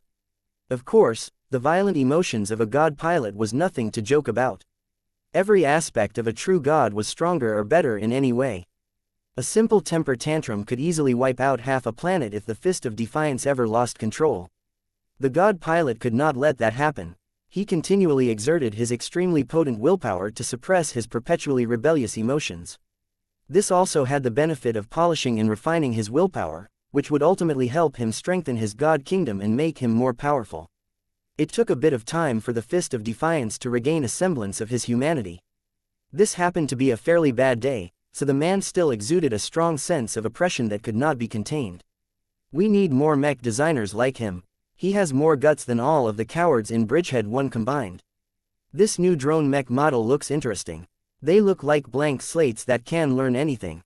I wonder if I can train them to fight like myself. The polymath shook her head in disapproval. Living mechs are not entirely reliable. The more intelligent they become, the more they question the point of working with humans. The stronger they become, the greater the probability they will show contempt towards our race. My calculations predict that there is a 87.343% chance that red humanity and living mechs will suffer a breakdown in their relationship. The release of living mechs that contain multiple different personalities such as the Fey Fianna has increased this probability by 16.82% alone. Although the polymath had been stripped of much of her power, her intelligence and formidable calculation ability were still as good as ever. As a beacon of truth, there was no way that the polymath would fudge her calculations. Such an act was anathema to her very own creed and existence. As a pilot who had effectively fused with his god mech, the Fist of Defiance was not as stupid as he looked. That did not mean that he had lost any of his old habits. We will clean up these living mechs once they become a problem. Until then, we can leave the brat to his own devices. The reality of our dire situations does not grant us the luxury to turn away the power of living mechs. We have made too many compromises in the last year. The polymath remarked as she continued to watch the broadcast while working on thousands of other processes. The lack of enforcement has emboldened too many groups. They have all become more unscrupulous about employing dangerous cultivation techniques and developing dangerous means to exploit E-energy. Are you truly willing to let our association stand by while these space peasants play with fire? Children armed with fire at least have a chance of defeating hostile adults. The Fist of Defiance gruffly replied. In this new reality, we have all been reduced to children. We cannot grow up into adults again. WHO can take care of our own affairs if we do not become strong enough to live past tomorrow. A moment of silence fell in the enormous lounge as the two powerhouses engaged in their own thinking. The god pilot who had succeeded in reshaping red humanity eventually made another inquiry. What is your progress in converting the Greater Beyond Gate? We are proceeding faster than we anticipated. The Greater Beyonder Gate remains fiendishly difficult to decipher and transform. What is different is that my ability to solve many of the problems that have delayed me in the past has improved. E-energy radiation is fascinating, and contains a depth of information that is nearly impossible to attain through other means. How soon? 2 years at the latest, barring any sabotage or hostile attacks. That is our responsibility, not yours. Your tone betrays your desire to fight against the ancient phase whales once again. The clever star designer quickly discerned. Do not use the Greater Beander Gate as bait. I have little doubt in your ability to suppress hostile intruders, but I am less confident you can keep the gate unharmed. The gate shall not incur any damage. You have my promise. It is the vital engine that is responsible for revitalizing our race. Chapter 5529 Fisting Attic. The status of the Fist of Defiance in the polymath couldn't be more different. One was a powerful god pilot who possessed such domineering will that it had become the primary force that sustained his existence. The other was a star designer who was not only known as a prolific inventor, but also happened to be a failed tyrant whose attempted coup d'état had left her in disgrace. Philosophically, they were even further apart. Even if they were both members of the survivalist faction, they believed in very different solutions to save red humanity from getting overrun and wiped out from existence. It was difficult for anyone to discern the polymath's true motives and intentions at this time.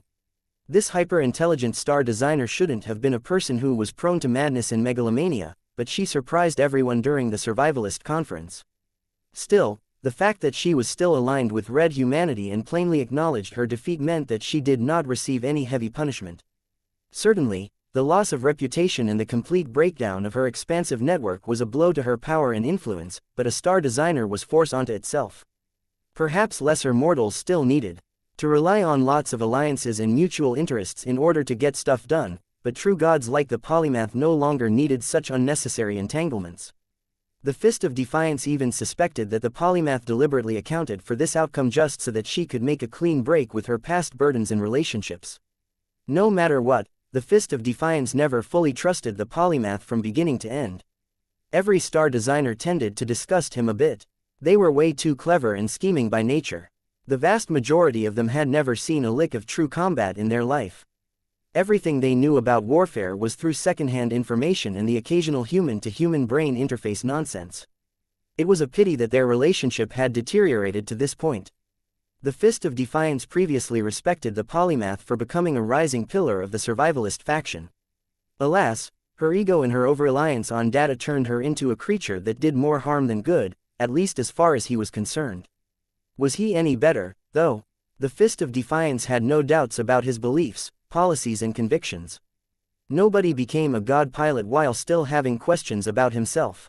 He was even more stubborn about pursuing his goals to the end than a star designer like the polymath.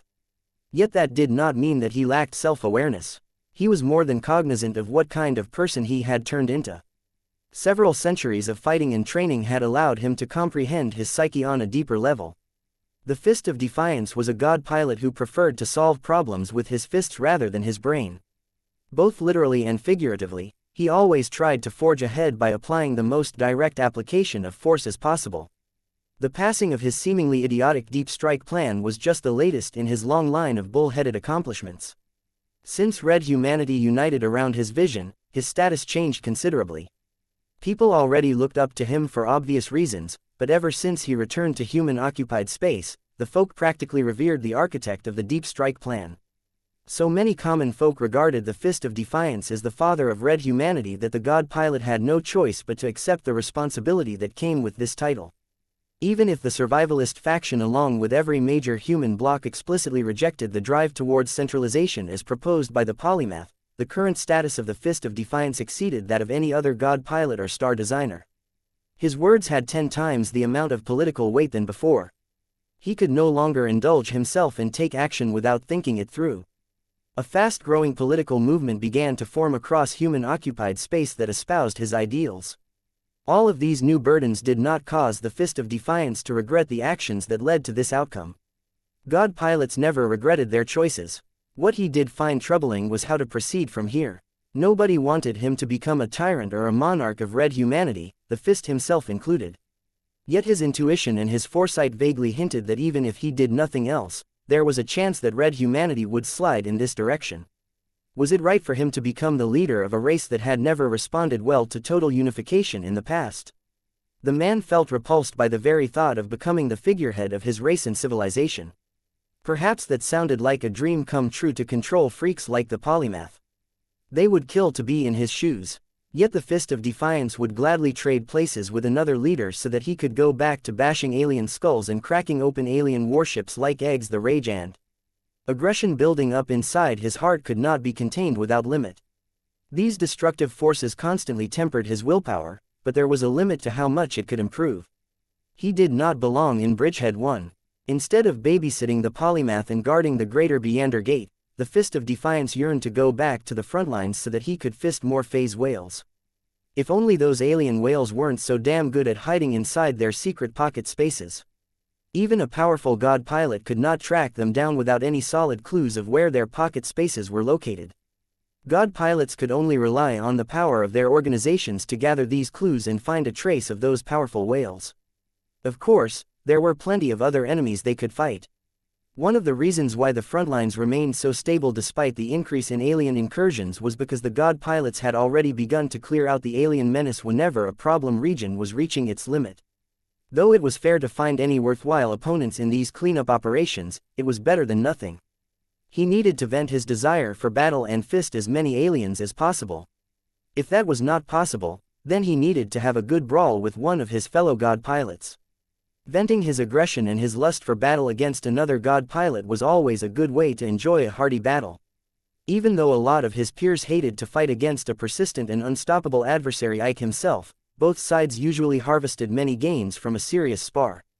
You are departing soon, within a month, which is several weeks too much. My patience is already wearing thin. Everyone knows who you are. They will not neglect this manner.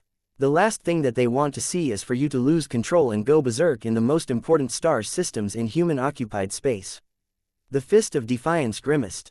The few times he had lost control were not pleasant. From the moment he embarked on this path, he always had to improve fast enough to contain the beast that was growing from within. The pressure eased up once he advanced to a god pilot, but he did not utilize his newfound strength to crush the beast when he had the chance.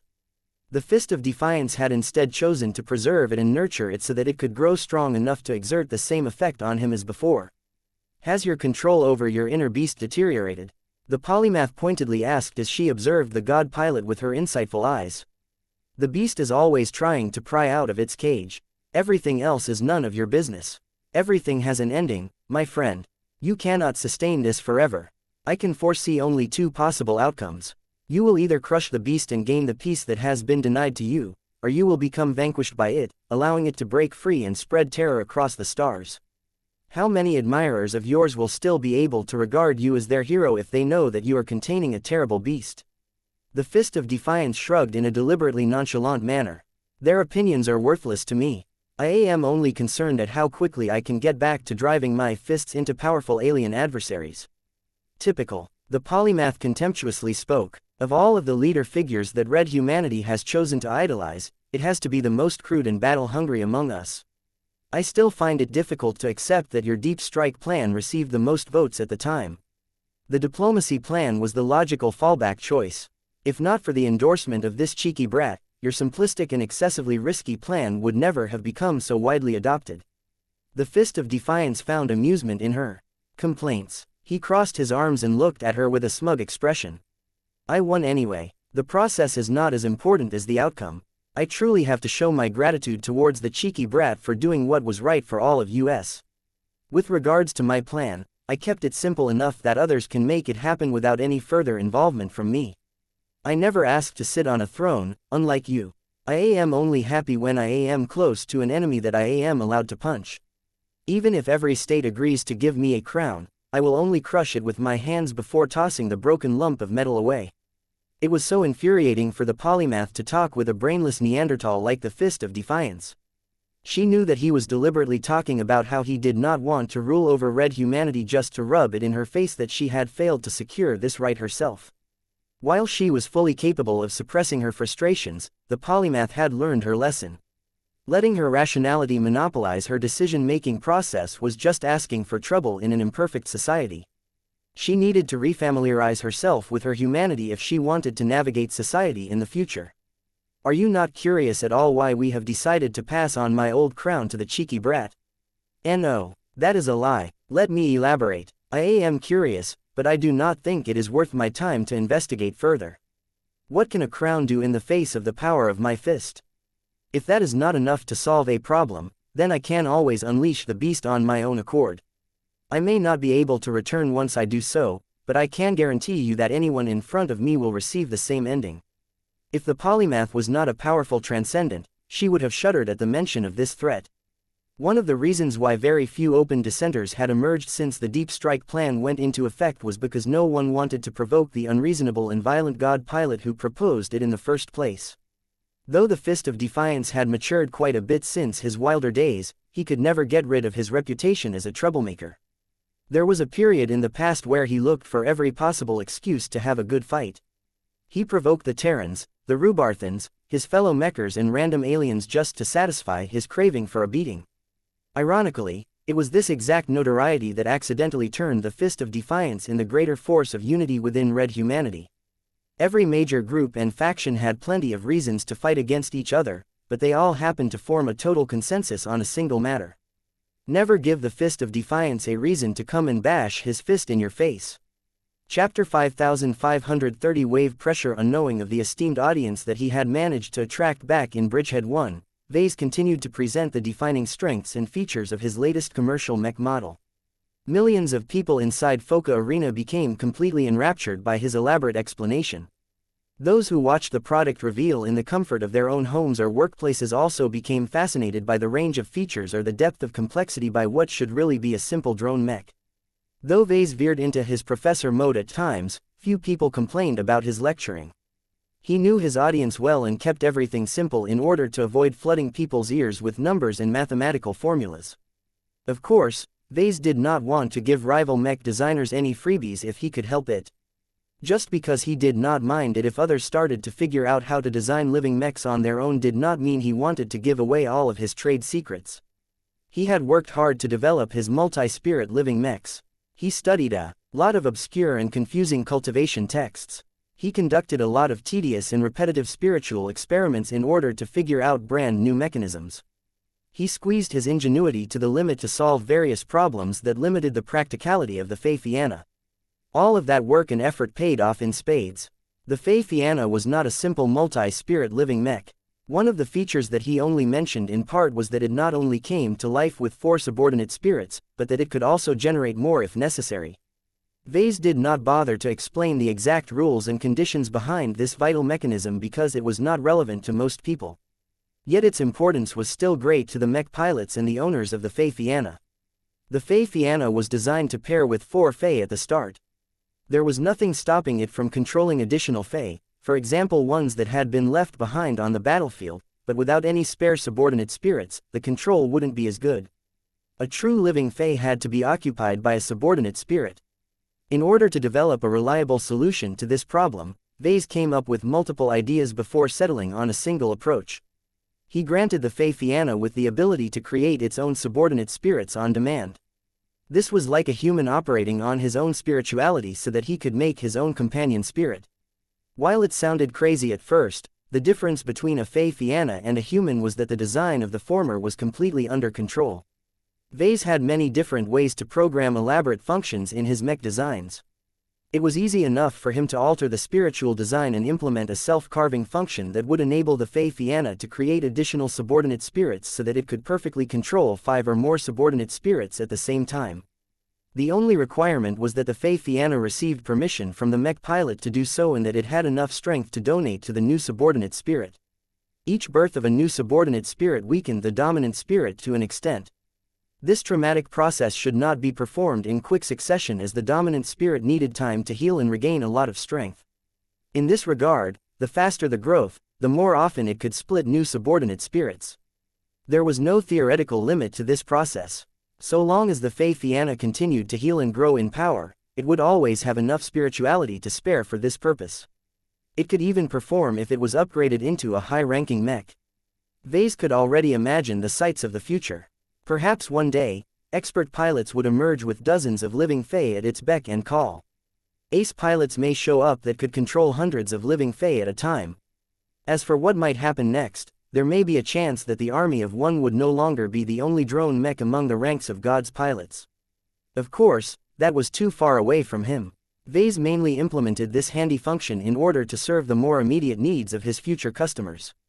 If there was any downside to relying on growth to expand the subordinate spirits of his Fei-Fianna, it was that it was almost impossible to make a copy of this drone mech that could perfectly command more Fei from the start.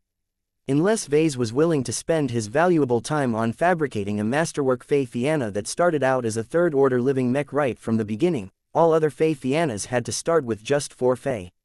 Fortunately, the Fey Fianna was not a mech that emphasized quantity. It was much more logical to upgrade the existing Fey that the drone mech had at its disposal. He made sure to emphasize that as he explained the other Fey types. The Water Hyper Energy Shield Fey can serve as an important lifesaver and defensive tool, he said as he patted the surface of one of the Fey in question. Since it is based on water energy, it can get close enough to the main body without generating any conflict. In fact, sticking together will be beneficial for them both as they can increase the concentration of water energy even further, thereby enabling them to amplify the performance of their defenses even further. You will be able to witness the defensive strength of its energy shield later.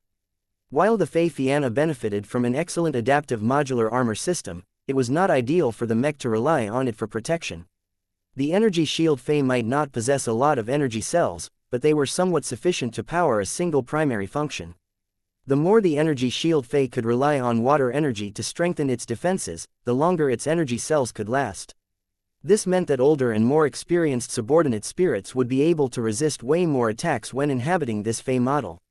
After explaining a few essential technical details about the energy shield Fey, Vase gestured towards another essential Fey model.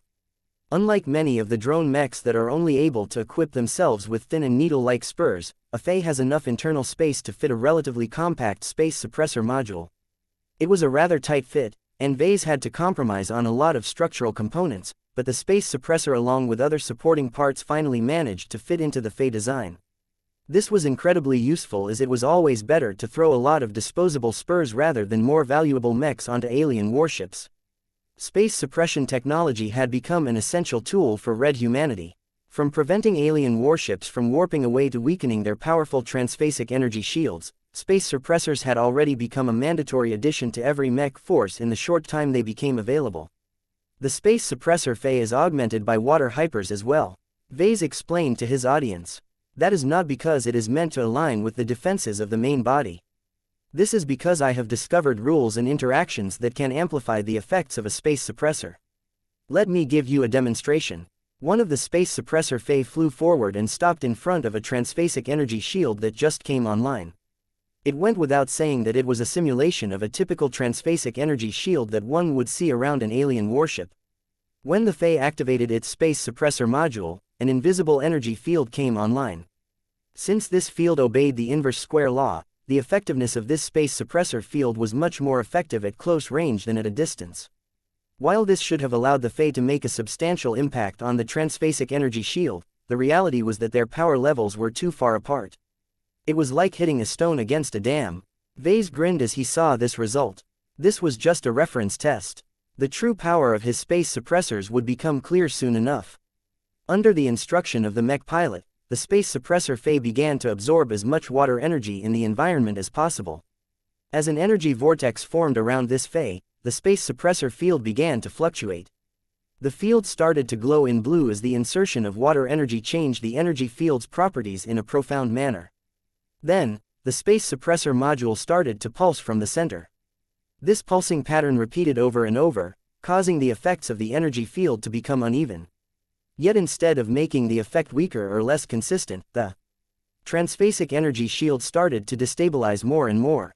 Even though the effect was still slight due to the difference in power level, the relatively small water suppressor Fey was doing an excellent job at amplifying its performance. As the water suppressor Fey continued to make use of its water hypers, the glowing energy field gradually started to pulse increasingly harder. The amplification bestowed by water energy became stronger with each subsequent pulse. Soon enough, the blue glow started to take on the form of water waves that continually spread from the center of the Fey. These waves gained more and more momentum, and damaged the integrity of the transphasic energy shield increasingly more. The wave illusion also became more realistic. They gained more detail and evoked the power of stormy waves in the middle of an ocean much better. Even if this image was just false, due to certain rules, it could actually affect the performance of the space suppressor field in reality. After the space suppressor Fey battered the transphasic energy shield with enough waves, it finally broke. For a moment, everyone had fallen silent. Then, A lot of knowledgeable people started to talk to each other about the remarkable sight that they had just witnessed. How can that be? According to the specs listed by the table, the small-sized space suppressor should never have been able to exceed the restoration rate of that transphasic energy shield. Those water hypers must have strengthened the space suppression field, but I have never witnessed any instance where it had been amplified by this much. I would have expected this to happen with a transphasic space suppressor. Only phase water can effectively neutralize other phase water effects. If this phase just now truly doesn't have a single drop of phase water, then this humble construct holds the secret to breaking many powerful transphasic energy shields on a budget. I must find out the secret behind this application. This is true mech design. Our work is never about defeating the strong with even stronger mechs. It is about enabling the weak to defeat the strong. Professor Larkinson truly deserves his accolades if his skills are this good. If he can popularize and license out his proprietary method of amplifying the performance of space suppressors with water hypers, then he could earn a fortune. Vase allowed the people to speak. Please like and follow the Cultivation Audiobooks channel among themselves for a time before he resumed his presentation. I am glad to see that enough of you understand the implications of what you have witnessed. What happened is not that complicated.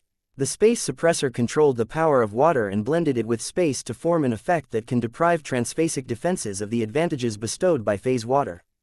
After all, this substance has water in its name, so when it becomes affected by the metaphysical waves, it would be hard for the phase water to remain impervious. What he just said was a rare accomplishment.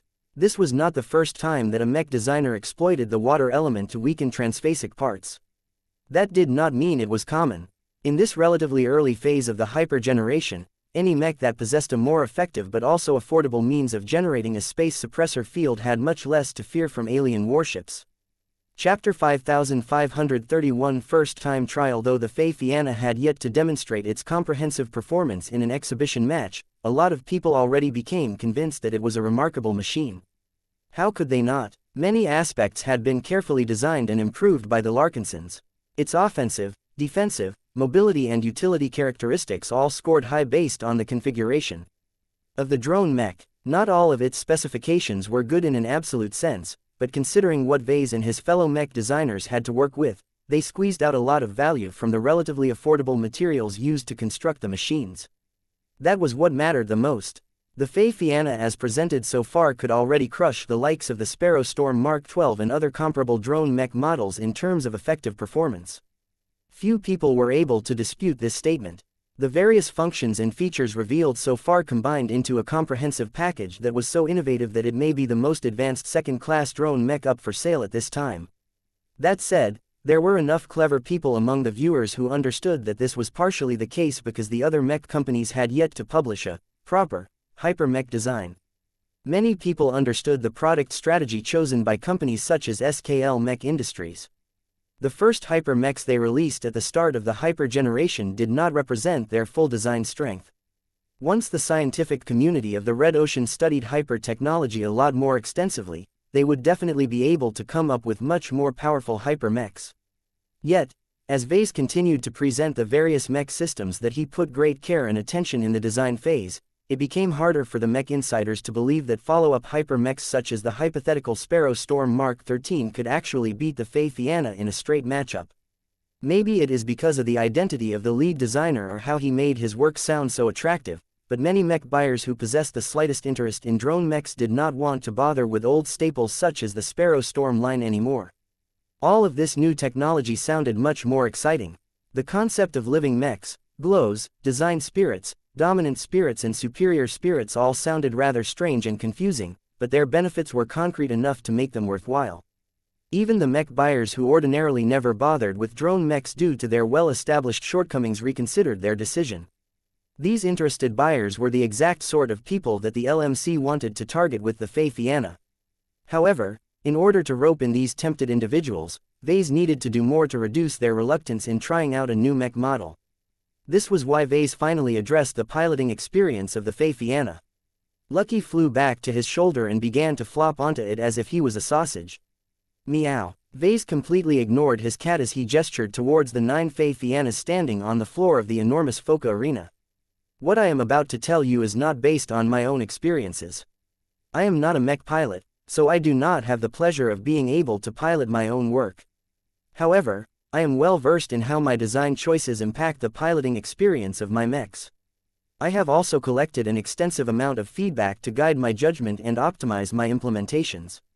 From the moment I designed my first drone mech, I set out to make use of the strengths of my living mechs to reduce the difficulty of piloting my work. He smiled while sweeping his gaze across the expansive mech arena. Now, I know what you are thinking. Drone mechs cannot be piloted by the meek. It often requires higher genetic aptitudes and specialized training in order to manage so many moving parts in an effective manner. The truly dedicated drone mech pilots do not hesitate to install specialized implants in their heads that enable them to multitask to such an extent that they can control up to 64 spurs at a time. None of this makes drone mechs easy to get started with. Just the excessive mental load of manually controlling multiple spurs is enough to create headaches. Not many mech pilots ever tried to find out what it was like to pilot a drone mech, even if it was just a virtual one in a simulation program. It was worse when they did so when they were still studying in the Mech Academy. At that time, they still struggled to control ordinary mech types with enough proficiency and control to make them do exactly what they wanted. How could they ever expect to achieve any combat effectiveness with a more demanding drone mech if that was the case? Once the mech cadets advanced their studies and decided on their specializations, they usually graduated with a firm selection of acceptable mech types in mind. It was not common for graduated mech pilots to completely change the mech types they were willing to pilot. This meant that few of them ever glanced in the direction of drone mechs. Perhaps they had already become good enough to be able to pilot these machines, but their infamous difficulty and long training programs intimidated a lot of pilots. All of this scared away many mech pilots from trying out drone mechs. Vase intended to change this dreary reality. If there was no demand for drone mechs, then he would create it himself. If many mech pilots became intimidated by the high requirements just to become qualified to pilot a drone mech, then Vase would do everything possible to lower them to reasonable levels. Compared to the demands imposed by other drone mechs, the difficulty of piloting my xianxias is much lower. Vase confidently claimed, "If you don't believe us, then let us show you. Do you recall Commander Icon Powell of the Skinny Rattlers? I have invited him back to the stage so that he can try out what it is like to pilot one of my machines." A new light shone at one end of the oval-shaped arena. The mercenary commander floated in front of the open cockpit of a prepared standard xianxia. 4 different Fei were mounted onto the harness that kept them attached to the back of the main body. That added to the difficulty of piloting the drone mech as each individual Fei needed to be handled in a completely separate manner. Vase flew over until he stopped a short distance away from the invited guest who had already changed into a piloting suit. "Hello again, Commander. I am sure that many people will doubt what you are about to say, but please answer this question. Have you ever piloted the xianxia or any other drone mech for that matter before?" "No, I can stake my honor on that," the man replied with such firmness that it did not seem he was lying. "I have never piloted any drone mechs in reality or in a simulator program in my life. I grew up in a state and attended a mech academy where such machines are completely absent. I doubt they get sold at all. After I entered the Red Ocean, I never saw any need to add any drone mechs to our mech rosters. Everyone in our community knows that you need to invest heavily to integrate mechs such as the Sparrow Storm in an existing outfit. The investment never made sense in my eyes." "Understandable." Vase nodded. "What do you know of our xianxia? How well do you expect to pilot it in the first few minutes after activation?" "I have read the manual that you provided to me 2 days ago. There are many warnings and precautions, but it wasn't as demanding and convoluted as I feared. I have a basic theoretical understanding on how to use its functions and how to best pilot it on a fundamental level. I cannot say more about this as I have yet to pilot it in any way. Did you hear that, people? He is a true newcomer when it comes to piloting drone mechs. Let us see how he fares in the cockpit." The mech commander entered the cockpit and soon turned the mech online. The Fei project did not flail or show any uncontrolled moves. As an experienced mech pilot, Icon Powell patiently explored the controls and slowly began to make basic movements with its limbs. There was nothing remarkable about the xianxia when it moved like any other ordinary humanoid mech. Powell mastered the basic controls quickly enough for that reason. "Okay, Commander Powell, are you ready to activate and deploy your 4 Fei?" "I am. Please be careful, I may not be able to control the Fei." Vase floated away but did not leave entirely. He proved with his actions that he had full confidence in his work's ease of use. Additional noises emerged as the four Fae detached themselves from the main body's rear. Surprisingly enough, the Fae moved so smoothly and in sync that it appeared that Commander Powell did not lose control over them, which was a common phenomenon when piloting drone mechs for the first time. The problem was so bad that most drone mechs had to be configured so that their spurs entered into safe mode. That meant that they could not fire any weapons no matter what, and automatically halted their movements if they were on a collision course with anything else. None of that seemed necessary in this case. The four Fae did not make any fast or dazzling movements, but as Commander Powell experimented with them more, he showed that he was able to make them move as he commanded. There were only two possible explanations for this outcome. The first one was that the mercenary commander lied and desecrated his honor by hiding the fact that he had practiced with drone mechs in the past. The second one was that Commander Powell was truly new to the Fae Fianna, but that it was so easy to get started with that he already got the hang of coordinating the four Fae at once. How could a mercenary commander who became the retainer of a warlord and the newly appointed governor of a planet lack honor? This was an impossible contradiction in many people's eyes. This was why more and more of them genuinely believed that this was a truthful display of piloting control. You can do more than stand still while you focus on manipulating your Fae. Come on, Commander. Try and maneuver around as if you are on an actual battlefield. You can even try and activate the weapons and the other functions of the Fae while you are at it. Go test your limits. With the encouragement from Vase, the trial pilot gradually began to perform multiple functions at once. Projections of enemy mechs flared to life. Each of them started to simulate attacks onto the Fae Fianna. The mech commander focused first and foremost on evasion, as he had been trained to do whenever he was in control of a maneuverable machine.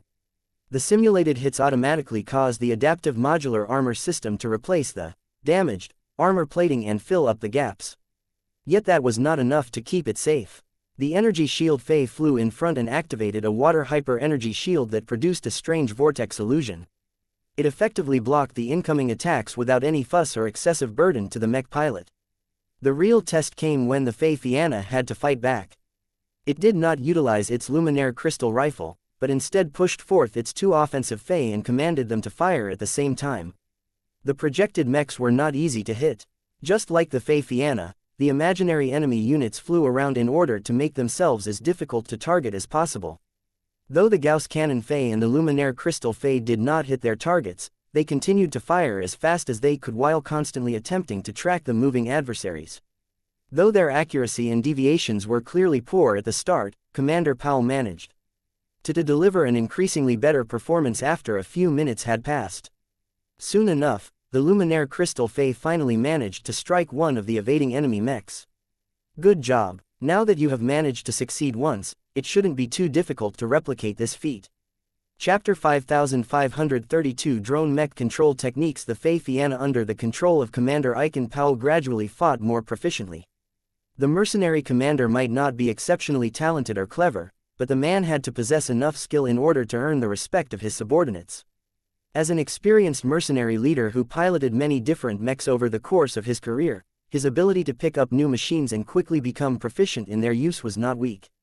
The manual that the Larkinsons had given to him also contained a lot of helpful tips and thought exercises that could help mech pilots control multiple objects. As projections of mechs continually appeared inside the vast central grounds of Foka Arena, the sole Fae Fianna controlled by a new mech pilot organically displayed all of its basic capabilities. A lot of mech pilots and other mech insiders gained a more intuitive grasp of the Fae Fianna's speed, maneuverability, accuracy and many other traits. Seeing a mech in action granted them a much better idea of how the mech would fare in combat than seeing a lot of numbers on a spec sheet. At a certain point, the projected mechs began to be replaced by battle bots. These machines were relatively cheap and disposable, but they exerted enough pressure onto the Fae Fianna that Commander Powell had to pay attention to defense. Relying on the adaptive modular armor system had to be avoided as much as possible. It was not desirable to rely on hard armor to fend off attacks because it was a non-renewable resource.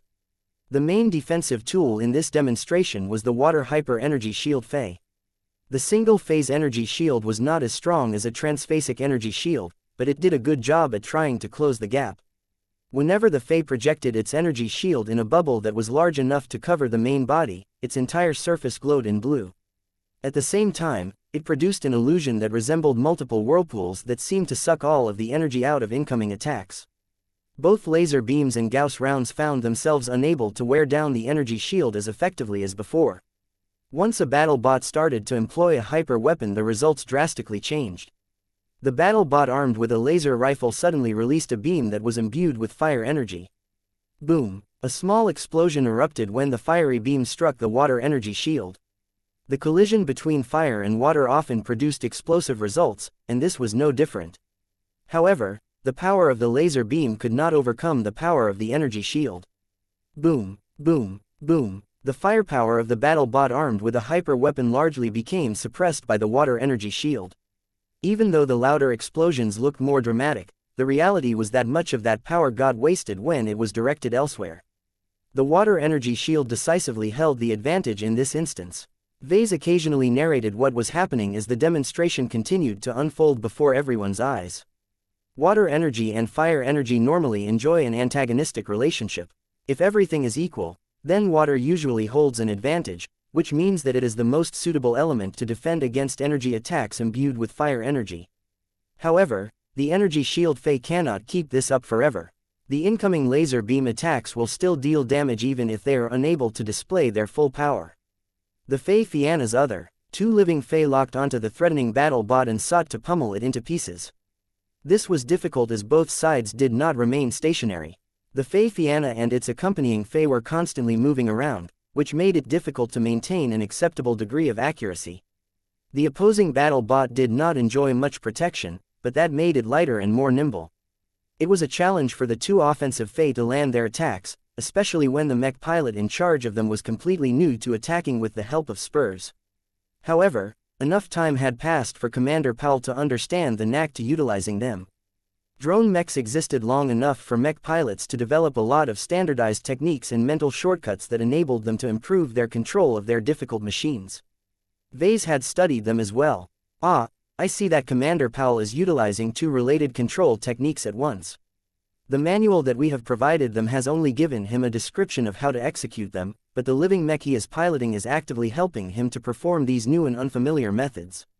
This is one of the reasons why his control has improved so quickly. The lack of proficiency at the start was quite clear and obvious to the mech pilots with drone mech experience. They had lived through this phase as well. The difference was that it usually took weeks if not months for them to tame their spurs and make them move according to their will.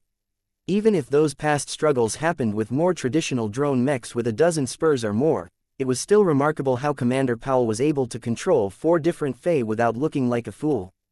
The first control technique he is using is to imagine that his Fey are limbs extending from his mech.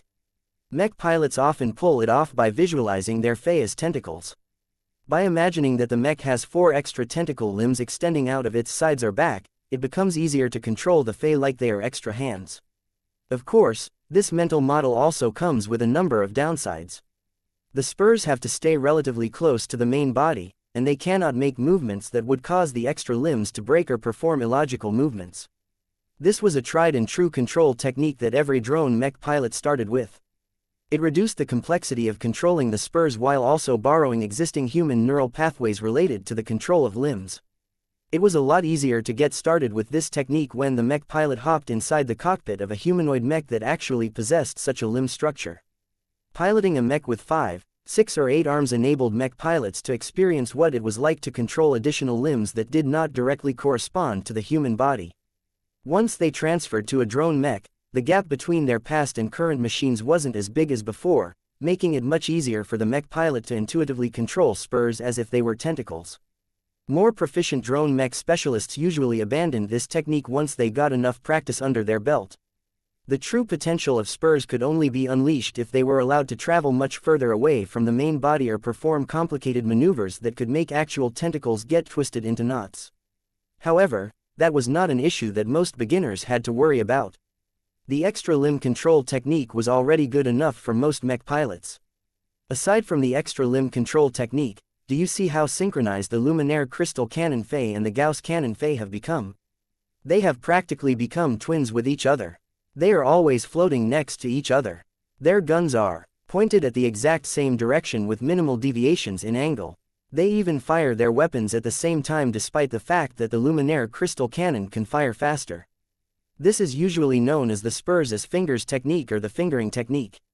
The spurs as fingers technique was an approach that encouraged the mech pilots to imagine the spurs as individual fingers attached to the same hand. Doing this activated certain parts of a mech pilot's brain that was related to controlling the fingers of their own hands. This effectively reduced the burden of controlling multiple spurs as the mech pilot automatically grouped them in the same hand. This was an especially helpful control technique for drone mechs that carried many spurs. It helped even more if the spurs were either identical to each other or possessed enough similarities that it did not matter too much. This made it a mandatory technique for any mech pilot expected to master the Sparrow Storm. No baseline human mech pilot could effectively control an entire mech as well as 16 spurs at once. Without relying on augmentations, a mech pilot had to use shortcuts like these to make the process of controlling all of those spurs more manageable. Naturally, more seasoned drone mech specialists eventually abandoned this technique as well. The disadvantages of grouping lots of spurs to the same hand were considerable. The lack of flexibility and the inability to maximize the use of every spur in a given moment restricted the mech pilots too much. The prestige of piloting drone mechs without the use of these training wheels was considerable. Only those who were able to control every spur as if they were individual fishes swimming around the main body were recognized as true drone mech specialists. Their skill and lethality with a drone mech was on another level. They were highly desired among certain employers who recognized the benefits of using drone mechs. The highly specialized mech pilots were usually able to negotiate much higher salaries and other benefits due to their value. In addition to that, drone mech specialists usually made for good battlefield commanders. Their ability to multitask and pay attention to many different moving elements at once could easily be applied to commanding entire mech units. Once drone mechs started to age and decline from their peak, it was natural for them to switch to command mechs and start ordering around their subordinate mech units like they were spurs. Vase did not think that would apply to the xianxia. It was not a typical drone mech, and its target audience did not consist of mech pilots who were necessarily good at controlling many different pieces at once. While other drone mechs forced mech pilots to adapt to their unique circumstances, the xianxia instead took the initiative to accommodate its own mech pilots. The demonstration that continued to unfold before him made that very clear. With the help of the extra limb control technique and the spurs as fingers technique, Commander Powell exerted enough control over his offensive Fei to aim and fire their modest arsenal as if they were guns on a weapon turret. Each time the Luminaire Crystal Cannon Fei and the Gauss Cannon Fei fired their respective weapons, their output either missed or struck their targets in almost perfect synchronicity. Most salvos missed as it was not easy for spurs to land hits against a maneuverable battle bot, but Powell was constantly improving his proficiency in his techniques. Bang! The battle bot eventually got struck enough times for it to malfunction and collapse to the arena floor. More threatening battle bots emerged. Each of them were equipped with basic hyper weapons that produced different reactions when they struck the water. Energy shield depending on their E-energy attributes. The additional battle bots stressed the defenses of the xianxia while at the same forcing it to quickly eliminate the machines by improving its hit rate. Commander Powell endured a lot more stress than before, but he grit his teeth and persisted in this challenge. This demonstration did not only showcase the excellent features of the xianxia, but also revealed how such a mech would fare in the hands of a capable mech pilot that had yet to pilot a drone mech than before. If such a pilot was already capable of reaching this level of combat effectiveness, then how much better would a true drone mech specialist perform under the same circumstances? The lower limit of the xianxia became quite clear after this display. However, the true value of the xianxia still remained unclear so long as its upper limit had yet to be shown. Chapter 5533 The real function of the Fei mechs could take on many different forms, but the humanoid shape was dominant for good reasons. It was a lot easier for mech pilots to learn how to control a humanoid mechanical form. By borrowing the existing human brain's ability to control a bipedal humanoid form, mech cadets could easily fast-forward their way through controlling the familiar physical characteristics of mechs and move on to learning more important skills. That was why the majority of mechs were humanoid in shape that made use of external weaponry. Mech cadets often learned their weapon skills by practicing equivalent weapons with their human bodies. This was a shortcut that enabled them to transfer their personal combat skills whenever they piloted mechs. Yet this was not the most ideal way to utilize a mech. The key advantage of using mechs as combat platforms was that they could do stuff that normal human bodies could not do. They lengthen or shorten their limbs, add additional limbs to their bodies, or take on a completely different shape that was much more effective for specific purposes. The training of first-class mech pilots was often many times harder than that of their lesser counterparts due to this reason. They needed to train how to pilot mechs that deviated a lot more from the baseline human form. First-class multipurpose mechs occasionally looked like humanoids, but it was more common for them to take on more weirder and abstract forms. As mechs that carried so many miniaturized modules and weapons systems at once, mech designers had to make many difficult design choices in order to maximize their lethality while keeping their volume as limited as possible. Drone mechs were not comparable to first-class multipurpose mechs, but their piloting challenges were somewhat similar. In other words, anyone who mastered the art of piloting a drone mech would have a much easier time of piloting a first-class multipurpose mech. It was the same the other way around. Such a thought doubtlessly entered the minds of at least a portion of the mech pilots among the growing audience. More and more people had begun to tune into the live broadcast when they heard about the increasingly more compelling properties of the xianxia. Many more second-raters had begun to develop a genuine interest in acquiring or piloting this unusual new drone mech. Not only did it embody the hyper-generation much better than many of the previous mechs that came out in the past half-year, but it also promised them a way to improve their skills far beyond what any other mech could accomplish. The skills that Commander Icon Powell learned over the course of piloting the xianxia for the first time were all valuable outside of this specific mech model. Even if it was clear that the living mech was actively helping Powell along, this was no different from having a personal tutor by his side who constantly provided him with useful guidance. In that sense, the xianxia also happened to be an excellent teaching mech that could help mech pilots master the art of piloting more complicated drone mechs. As the current demonstration was about to reach the pre-established time limit, Vase wanted to showcase one more feature that he had yet to unveil. I am sure that you are interested in why this mech is called the xianxia and why its spurs are called the Fei. I won't bother you with the full story, but let me show you what makes the Fei different from other spurs besides the fact that they are alive. Vase transmitted a hidden signal that caused the xianxia piloted by Commander Powell to unlock an important restriction. The mech pilot clearly sensed the change and understood what he could do with the new feature. He had already read the relevant instructions from the manual. A change occurred in the field. The remaining battle bots stopped their hostilities and retreated. What came in their place was a projection that was so massive that much of the oval-shaped mech arena became filled with visions of metal. Much of the spectators had to shift their views to the projected screens in order to gain a clear overview of what just appeared. It was a warship. The alien warship was not particularly large.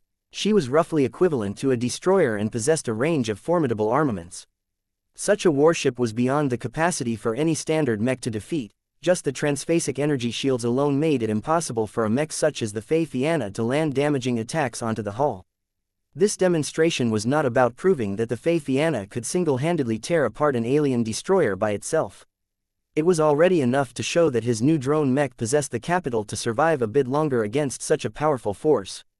What you see before you is a projected simulation of an alien destroyer analog. One of her main gun batteries is about to lock onto the xianxia and attempt to blast it to pieces. Normally, a warship is quite capable in destroying lone mechs by themselves, but the xianxia possess a useful trick that can give it a greater chance to survive against such an onslaught than normal. Commander Powell, you know what to do. Activate the decoys. After receiving that instruction, the four living Fei stopped what they were doing and released a burst of interfering ECM and other disruptive emissions. Underneath this momentary interference, the four Fei had all disappeared from sight. In their place were four identical mechs. Each of them matched the appearance of the original xianxia. The projected appearances were so accurate in their imitation that they even copied the small marks and other unique touches of the real mech. Not only that, but the mechs also exuded the exact same glow and vibe as the original. Since the subordinate spirits were all offshoots of the dominant spirit, they were actually one and the same for the most part. Vase had deliberately designed them so that the former could easily imitate the latter. While there were many powerful and bizarre means to distinguish the true mech in the midst of the false images, it was a lot harder to do so in a busy battlefield where lots of interference and frequent energy emissions degraded the effectiveness of sensor systems. Another setting became active. A lot of people felt that their view became fuzzier and a bit more difficult to watch. The circumstances inside the arena had begun to match a realistic spaceborne battlefield environment. Subsequently, the projected warship's sensors behaved as if they were being affected by the interference. The vessel no longer had the ability to distinguish the true mech from the decoys. Commander Powell knew what was coming. There was no way to effectively defend against the firepower of a formidable cannon of a warship. The only way to preserve his mech and his life was to evade the attack entirely. The Fey Fianna and the 4 Fey in disguise all began to perform evasive maneuvers while keeping well away from each other. At this moment, the decoys showed several characteristics that were highly unusual. First, Commander Powell clearly did not have the ability to control all of his Fey on an individual basis, but right now they moved around as if they were truly piloted by humans. Second, the Fey moved further away from the main body. Heavy jamming and other electronic noise usually meant that this was a bad idea, but the Fey possessed an alternate means of control that was less susceptible to the current kinds of interference. Hiss! A bright laser beam struck one of the decoys in an instant. Although the attack was slightly off the mark, the simulated laser beam fired by the cannon was so big that it would have burned through half of a mech while melting the other half right after. Naturally, the warship attack did not strike an actual mech at all, but merely destroyed a single disposable Fey. The water energy shield Fey should have disappeared entirely if this was an actual battle, but right now it merely made a controlled descent to the ground. Hiss! The second beam struck another decoy. The same response happened again. The warship had wasted the power of one of her cannons yet again, just to crush a single Fey that could easily be replaced after a battle. Hiss! Whether deliberate or not, it took 4 powerful attacks in total before the alien destroyer finally struck the authentic Fey Fianna. With only 1 decoy left at this point, the alien warship effectively had a 50% chance of striking the right target. Though the Fey Fianna struck by the gigantic laser beam had been killed in an instant, the audience did not feel like the mech performed poorly in this instance. The mech pilots among them all appreciated how long the Fey Fianna managed to last in this scenario. Many other mechs would have been vaporized after the warship opened fire for the first time. While the decoy function of all of the Fey had not been tested in actual field conditions, as long as it was at least half as effective as now, it would already have the ability to save many human lives. That alone made it worthwhile to obtain a batch of Fey Fiannas. Thank you for your cooperation, Commander Powell. You may go back now. Vase spoke as he flew back to the original 9 Fey Fiannas before addressing his audience. What you have just witnessed is one of many possible scenarios where the decoys can play a useful role. 1 Fey Fianna can produce at least 4 decoys. That does not sound much, but what if there are more Fey Fiannas in a mech unit? Let me show you what that looks like. The Fey Fiannas that were all piloted by Larkinson mech pilots began to make the same moves. The Fey under their control immediately activated their decoy functions as well. The entire area occupied by the Fey Fiannas on standby immediately became a lot more crowded as 36 decoy mechs appeared in an instant. Each decoys looked exactly the same as their principals. They also exuded the same vibes that made them nearly indistinguishable from each other when observed by spiritual senses. The impact of this impressive display was not small. If people didn't know any better, they would have thought that a mech squad had suddenly expanded into a mech company. There was a huge difference between the two. The threat levels and other factors simply weren't in the same dimension. If enemies noticed the approach of a mech company, they would become much more intimidated and make decisions that would be different than if they knew the truth.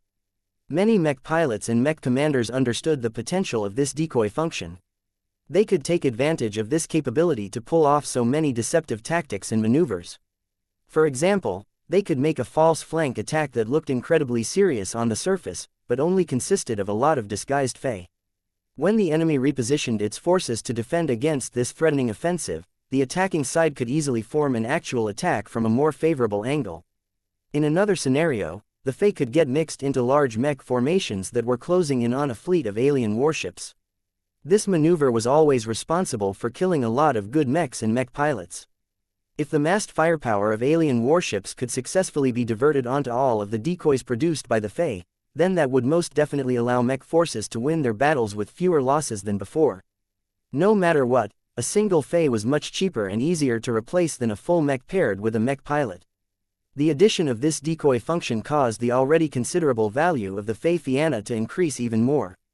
At this time, the willingness to purchase the Fei Fianna had become so high that the LMC was already starting to receive a torrent of purchase orders. Chapter 5534 The Real Fei Fiannas. The decoy function exploded everyone's interest in the Fei Fianna. The product suddenly became a lot more attractive once people found out that the Fei could do more than fire weapons or form energy shields. It was not as if those primary functions were weak or worthless, but these were already jobs that other mechs could already fulfill. In other words, a mech force did not actually gain a lot of new capabilities after adding the Fei Fianna to their lineup. They just received a bunch of odd machines that could control a lot of smaller machines to do the same stuff as usual. While the product reveal had made it clear that the Fei possessed nuances that made them better in many situations, they still failed to introduce anything that was radically new and different. That changed when the Fei showed that they could imitate mechs well enough to fool enemy sensor systems. Of course, the decoys were not entirely realistic. Their lack of mass and the imperfections inherent to a compact projection system made it so that powerful or advanced enough sensors could expose their true nature. That said, it was not that easy to detect which was real and which was false in most field conditions. It was a lot more difficult to determine that the projected mechs were decoys at medium to longer distances. This was usually where alien warships tended to kill a lot of mechs. Anything that could divert their firepower was helpful to any mech force. Another factor was that the decoy function differed in effectiveness depending on the version of the Fei Fianna. The standard Fei Fianna was made out of cheaper tech and materials. Vase and his fellow mech designers had to cross out a lot of items on their wish list in order to make their design reasonable and practical enough. The emissions of the ordinary Fei were quite decent, but nothing exceptional when compared to similar systems that were available to other mech designs. The same limitations did not apply to the elite Fei Fianna. Made out of higher grades of exotics, hypers, tech and more, the quasi-first-class Fei contained a lot of tech that reached the limit of what a second-class product was able to bear. The projected appearance and the various emissions produced by the Fei were much more realistic. Sensor systems had to work a lot harder in order to determine whether they were true or false. Even though these differences were impossible to detect by laymen, there were plenty of mech insiders who had their own ways of detecting these differences. Vase had yet to explain the characteristics of the elite edition of the Fei Fianna, but the various displays already showed that they were much better than the standard edition. Unfortunately, only a small quantity of potential customers possessed the qualifications to buy the elite Fei Fiannas, but they usually stuck to using mechs produced by themselves or their longtime partners. The LMC did not expect to receive many orders for the elite edition, at least when it had yet to prove its true worth on the battlefield. This was also why Vase did not bother to elaborate on the elite edition. The standard edition was much more attainable to the majority of mech buyers. In any case, the event had reached the next phase. What people truly wanted to see was not the Fei Fianna when it was being piloted by an individual who only came into contact with it for the first time. They wanted to see the performance of the Fei Fianna at its height. They wanted to see it piloted by those who possessed actual experience in controlling drone mechs. They wanted to see the performance of the Fei Fianna that had already grown for enough years to become powerhouses in their own right. It was impossible for Vase to realize their dreams in full. None of these conditions were easy to accomplish. That did not mean that it was futile to try. In the month after he decided to hold a product reveal on Bortle 3, the Larkinson clan had done its best to do what was necessary to allow the Fei Fiannas to display their greater potential. When the first batch of Fei Fiannas finished production at the local mech factory, the clan assigned them to the few Larkinson mech pilots with existing drone mech experience.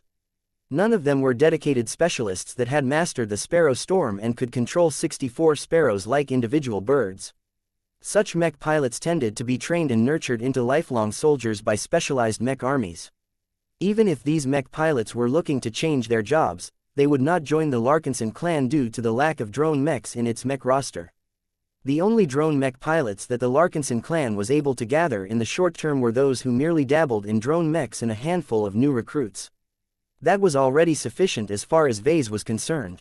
The difficulty of piloting even the most basic version of the Sparrow Storm was several times greater than the Fei Fianna. Vase made a gesture that prompted 6 of the Fei Fiannas to step forward. The 3 standard Fei Fianna formed a single team while the elite Fei Fianna formed another team. Each team was accompanied by 12 Fei each, and their composition was mixed and balanced for the time being. The most handsome and powerful Larkinson Fei Fianna did not join the rest. They simply turned around and left the arena grounds. It was enough for the Larkinsons to show off their exclusive edition of this mech line. Vase did not actually want these xianxia to reveal too much too soon. No matter how much they restrained their performance, mech designers would always find a way to detect a lot of clues and form a lot of accurate estimations. Now, I am sure you have been waiting to see how our xianxia will perform as a team and under the control of more skilled mech pilots. The people who are sitting in the cockpits of these 6 machines are all part-time drone mech pilots. Their fundamentals and their experience are much stronger. Aside from that, they have already trained with their xianxias for several weeks on end. They have worked hard to deepen their control over their drone mechs as much as possible in order to give you a preview of what xianxias can truly do with a bit of effort.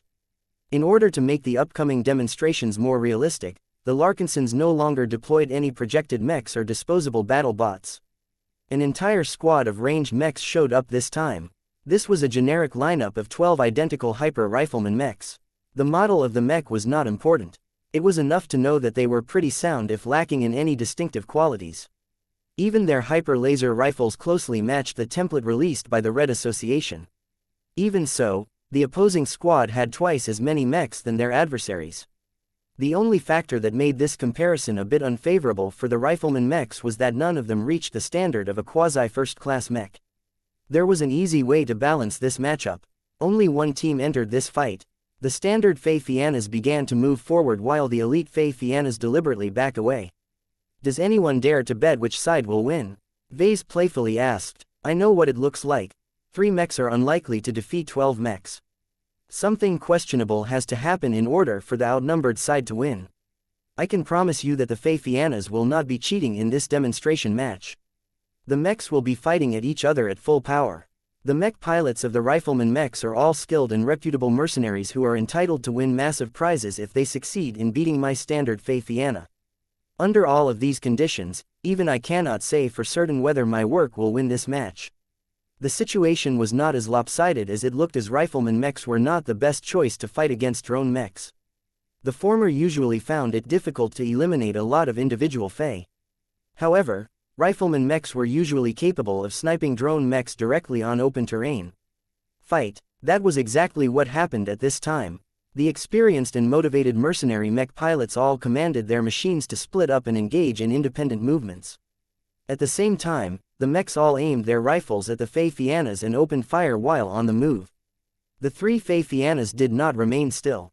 From the moment this match had begun, the xianxia split up and covered themselves in energy shields produced by their only defensive xianxia. The shields immediately took damage, but just like before, fire laser beams failed to display their full damage potential against water-attributed energy shields.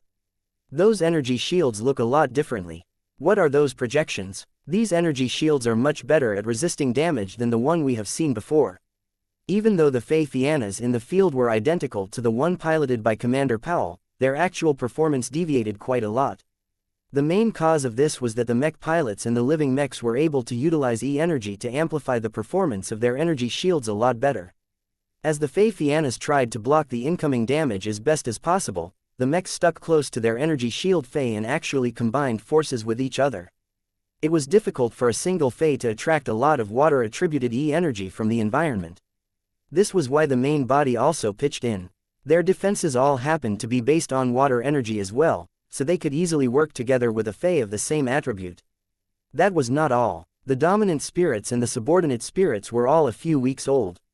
They had become a lot more proficient on how to manipulate E-energy to produce specific outcomes. The mech pilots also spent weeks of time cooperating with their living mechs. The power of a cooperating human contributed a lot. The most visible consequence of all of the improvements was that the energy shield xianxia utilized more advanced and effective methods to strengthen their defenses. The energy shield xianxia consciously formed their own artistic conceptions and cultivated them with the hopes of fulfilling their roles a lot better. Every subordinate spirit was free to cultivate whichever way it liked. Neither Vase nor anyone else had imposed any restrictions on them. Their existence was so new that no optimal methods and solutions had emerged. One of the energy shield xianxia visualized a hurricane. This was a step up from a whirlpool. Not only did it create a much larger and more three-dimensional energy manifestation, but it was also a lot better at dispersing the energy of all incoming attacks. This happened to be especially effective against energy beam attacks. Much of their potency came from the fact that they were able to concentrate their power. The impressive miniature hurricane that formed over the energy shield could not do much to neutralize the power of the incoming beam, but scattered it to a small extent. That might not sound like much, but it was enough to reduce the strain on an energy shield by a significant margin. The Fae only had weeks of time to form and strengthen its artistic conception, but the fact that it was able to do this much was shocking to a hidden group of observers. Those who enjoyed sufficient access to the legacy of ancient cultivators saw that the defensive Fae delivered a performance that exceeded the current boundaries of hyper-technology. They effectively gained the power of a Qi cultivator and utilized it in an effective way. This was a sight that could not be produced by any other hyper-mech released up to this date. Chapter 5535. The flashier, the stronger the performance of the three standard Fae xianxia stood out in many ways.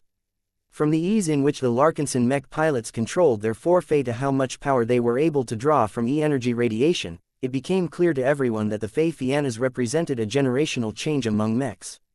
A lot of mech designers understood much deeper of how exceptional it was for the LMC's design department to make so much progress in such a short time.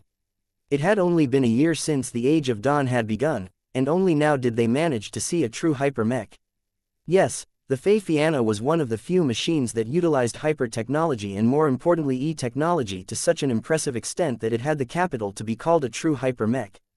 Lest the fact that the mech and its Fae were all alive and could imitate Qi cultivators to an extent was already enough to regard them as a core product of the hyper-generation.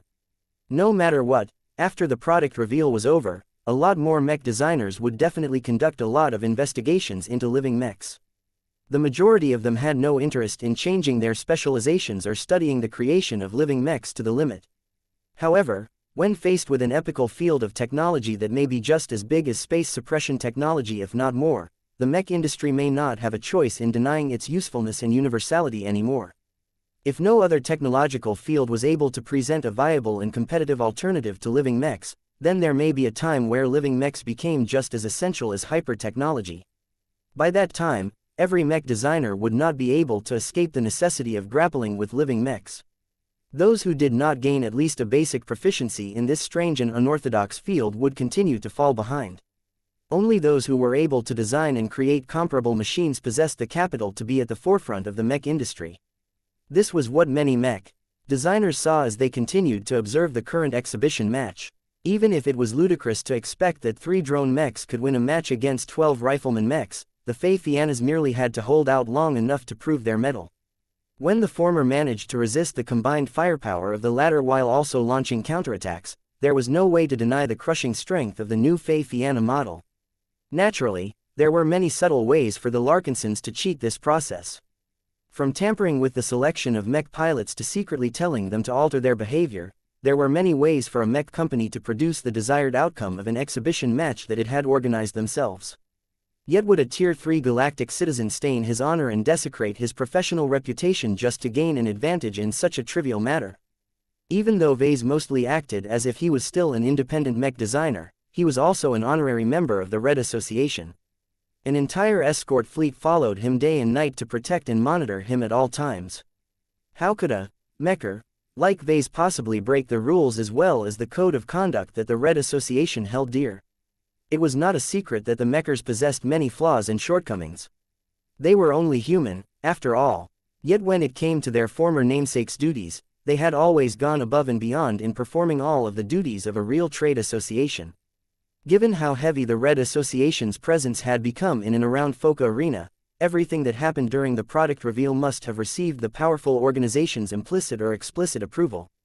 The obvious presence of the mechers also made people draw other conclusions, though whether they were right or wrong remained to be seen.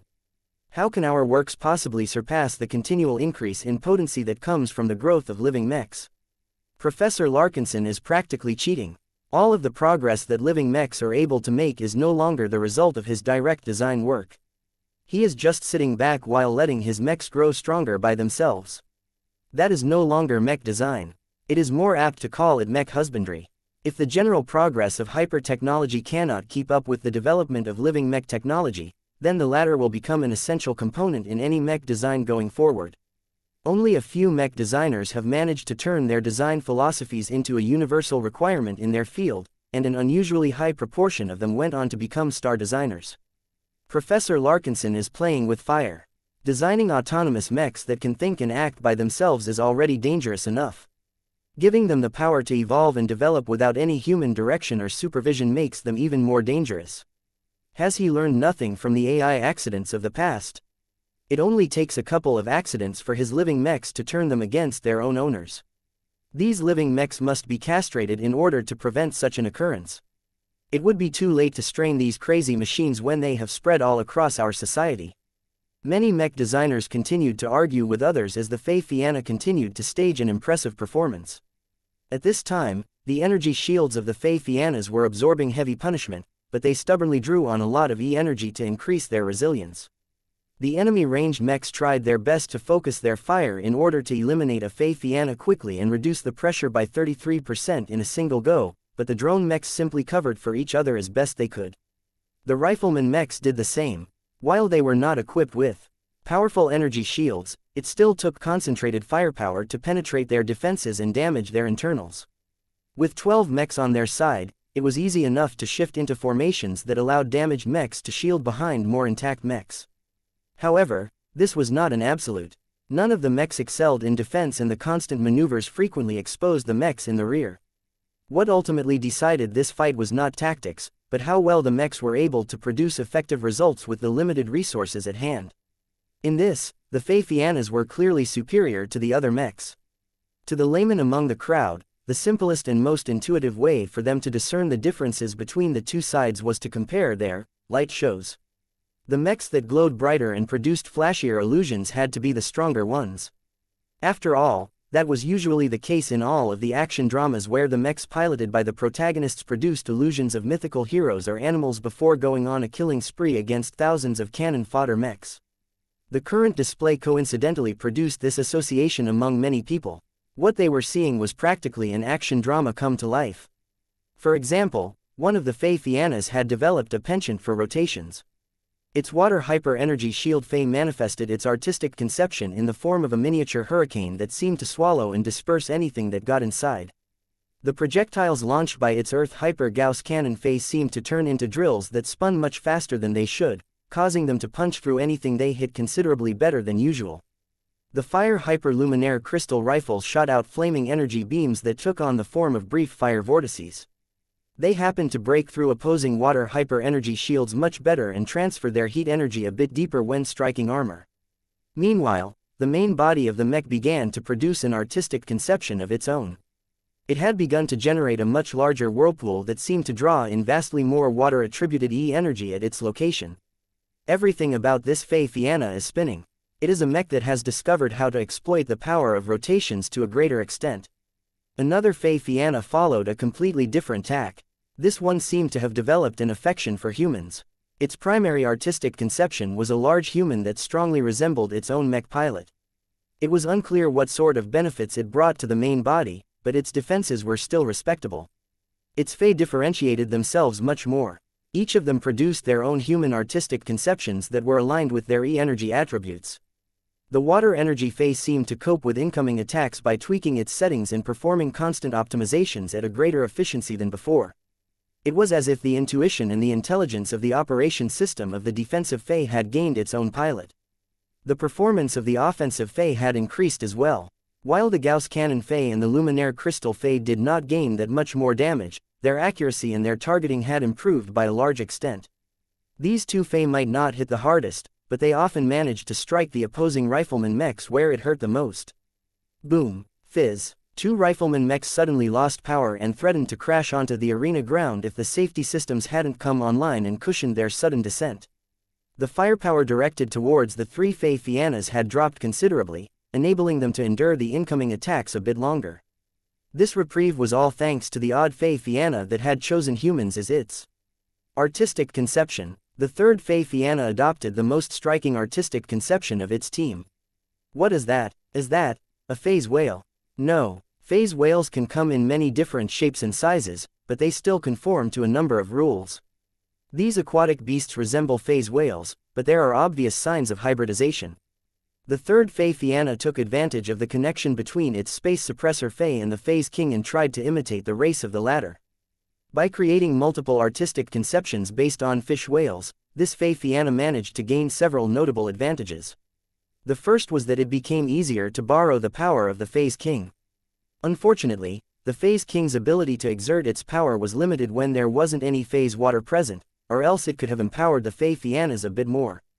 Even so, just a fraction of his power was already enough to strengthen the drone mech's performance. The energy shield Fei gained the ability to imbue its energy shield with a faint spatial barrier. Though the effect was so weak that it could not replicate the defenses of a transphasic energy shield, the small change was already enough to increase the longevity of its defense. The two offensive Fei meanwhile did not necessarily inflict more damage, but managed to perform more penetrating attacks, thereby showing that their fish whale artistic conceptions were not decorations. Impressive. There was no order or standardization to these artistic conceptions. Vase and the Larkinsons allowed their living mechs to do whatever they wanted, mostly because they did not have a proscribed formula that could guide the living mechs towards the best outcomes. Experimentation was essential to fleshing out the power system of his living mechs. Though all of these artistic conceptions looked gimmicky, inconsistent and unreliable, their effects were undeniable. Even the skeptics had to admit that these odd methods enabled every living mech to absorb and utilize E-energy much better than mechs that could only manipulate E-energy through fixed design structures. This was the essential difference between living mechs and lifeless mechs. The former could effectively imitate the power of a chi cultivator, while the latter could only rigidly harness E-energy through the hyper-designed solutions embedded in their mech frames. To Vase, this was comparable to the most fundamental difference between a high-level artifact and a low-level artifact. Chapter 5536 Resource Utilization. As the demonstration battle proceeded onwards, the endurance of the mechs started to reach their limits. The rifleman mechs could barely be considered hyper-mechs. The differences in E-energy absorption and conversion were so much that these machines could already be regarded as Laskin mechs in front of the Fei Fianna. Nonetheless, the advantage of numbers had the potential to trump any technological edge. It was extremely common for more powerful and sophisticated mechs to get defeated by swarms of lesser adversaries that might not even cost as much in total. The rifleman mechs may be weaker in every aspect, but they had numbers by their side. That not only increased their firepower, but enabled them to surround and flank the outnumbered Fei Fiannas. This started to make an increasingly greater difference even if the rifleman mechs started to get picked off over time. The mechs all fought hard against each other. All of the machines kept flying across the expansive arena perimeter that was completely enclosed by strong energy shields. After getting struck by so many laser beam attacks, the Fei Fiannas and their defensive phase had been stretched to their limits and more. Each of their energy shields had been depleted. No matter how much water attributed E-energy they attracted from the environment, it was hard for them to do anything useful when there was no foundation for them to enhance. The only way the Fei Fiannas could persist for a longer time and resist more attacks was to rely on their adaptive modular armor system to consume incoming attacks.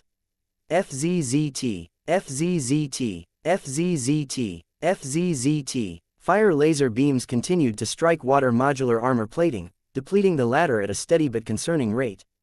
The rifleman mechs tried their best to penetrate or bypass all of the water-empowered armor so that they could inflict serious internal damage, but time and time again they got stymied. The Fei Fiannas made the best use out of their maneuverability and modular armor to mitigate the incoming attacks in absence of their energy shields. In this kind of situation, the artistic conceptions mattered less as there was not as much room for them to alter the properties of stating armor. Nonetheless, the artistic conceptions based around a whirlpool, a human and a fish whale wrapped around the mechs and seemed to give the Fei Fiannas an indeterminate blessing that elevated their overall performance by a slight margin. The momentum had been on their side from the beginning, and never abated due to the fact that their mechs lasted for so long. The dwindling number of rifleman mechs continually had to endure constant attacks from the different Fei as well as the luminaire crystal rifles in the hands of the drone mechs themselves. The key to tipping this battle in the favor of the rifleman mechs was to eliminate a single Fei Fianna. Take one down, and the remaining two won't have as much firepower and cover anymore. Should we target the Fei instead? They are smaller and more fragile. No, there are too many of them, and they are more difficult to hit. Wasting our firepower will only cause us to play into their hands. Focus your fire on the mechs directly. Alas, their wish was not easy to fulfill. In many cases, the Fei physically interposed themselves between their principals and an enemy ranged mech. Unlike the small and skinny spurs of other popular drone mechs, the Fae happened to be large and chunky enough to serve as adequate shields. Many times, the rifleman mechs found their attacks landing on the more disposable Fae rather than the crucial mechs themselves. Getting rid of the drones was not that easy either. Those modular armor plates keep filling up the gaps made by our weapons. As long as attacks continued to pour from the same direction, the Fae Fiannas could patiently draw out modular armor plates from other Fae and bolster the defenses of the one under attack. The mercenary mech pilots strengthened their efforts to focus their firepower on a single Fae Fianna and encircle it from multiple directions. Yet their attempts constantly failed to produce the desired results because the Fae and their shared modular armor plating always got in the way. Every Fae Fianna had 4 Fae at their disposal. Disregarding their main functions, each of them could effectively serve as 4 physical shields that could potentially block the attacks of at least 4 rifleman mechs. The difficulty of doing so was high in practice because it took a lot of effort to change the positioning of 4 Fae at once while at the same time anticipating the aim of the opposing rifleman mechs. Yet for whatever reason, the Larkinson mech pilots and the living mechs controlled their Fae so well that the rifleman mechs only sparingly managed to land their shots onto the main bodies of the drone mechs. The Fae Fianna that developed an artistic conception based on a human appeared to possess the weakest defense among the 3. However, it also happened to be the trickiest mech to defeat. Its control over its Fae was considerably better than the other 2 Fae Fiannas. The energy manifestation of its artistic projection grew increasingly brighter and more solid as the living mech enthusiastically learned a lot of practical lessons in actual combat. The human illusion actually started to become more animated after a while. It gained life and began to make gestures that made it seem as if it was coordinating the movements and actions of the Fae. The aim of the offensive Fae improved even further, enabling them to eliminate another rifleman mech after successively hitting the same weak point. The space suppressor Fae functioned as the primary, physical shield of the Fae Fianna, as its main function was not relevant in this particular matchup. It steadily sacrificed all of its modular armor plating and endured steady attacks to its internal components, but still it stubbornly clung to life in order to prevent the main body from incurring any damage. The other 3 Fae started to donate a portion of their own modular armor plating, yet the focused attacks caused them to get depleted at a rapid rate. The scorched and half-molten space suppressor Fae still did not give up at this junction. Instead of compromising the defenses of the main body, it instead began to borrow modular armor plating from the Fae belonging to the other 2 drone mechs. Vase had already warned his audience that this was not a recommended setting. However, the Larkinson mech pilots intrinsically trusted each other. They did not fear that anyone would abuse this feature at the expense of the lives of their fellow clansmen. They are actually doing it. The other 2 mech pilots have agreed to lend their own modular armor plates to their colleague. How long can this single spur last? I have counted the amount of times it has been struck. This single device has endured enough damage to destroy 4 to 6 mechs on average. That is far greater than what I can ever expect from any other spur. These illusions aren't as empty as they seem. They are affecting the living mechs in a profound manner. The rifleman mechs had been whittled down to half their number, and many of the ones who still remained operational all bore many marks of damage. The Fae Fiannas might be outnumbered, but they actually possessed 3 ranged weapon systems each. With the combined output of a luminaire crystal rifle, a small luminaire crystal cannon and a small Gauss cannon, the 3 Fae Fiannas actually possessed the capital to come close to matching the firepower of the rifleman mechs. The biggest difficulty was that every Larkinson mech pilot had to be responsible for the control and targeting of the mech and the Fae that possessed these crucial armaments. Yet for the Fae Fianna that produced a human artistic conception, the living mech and its mech pilot were able to coordinate their available resources much better. It even gave people the illusion that the Fae Fianna was not a composite between a multi-spirit mech and a human mech pilot, but a single united, human, entity that possessed complete command over its own body. What an imaginative direction! Vase couldn't help but praise this living mech. The benefit of allowing living mechs to choose their own growth directions is that they can always give us surprises every once in a while.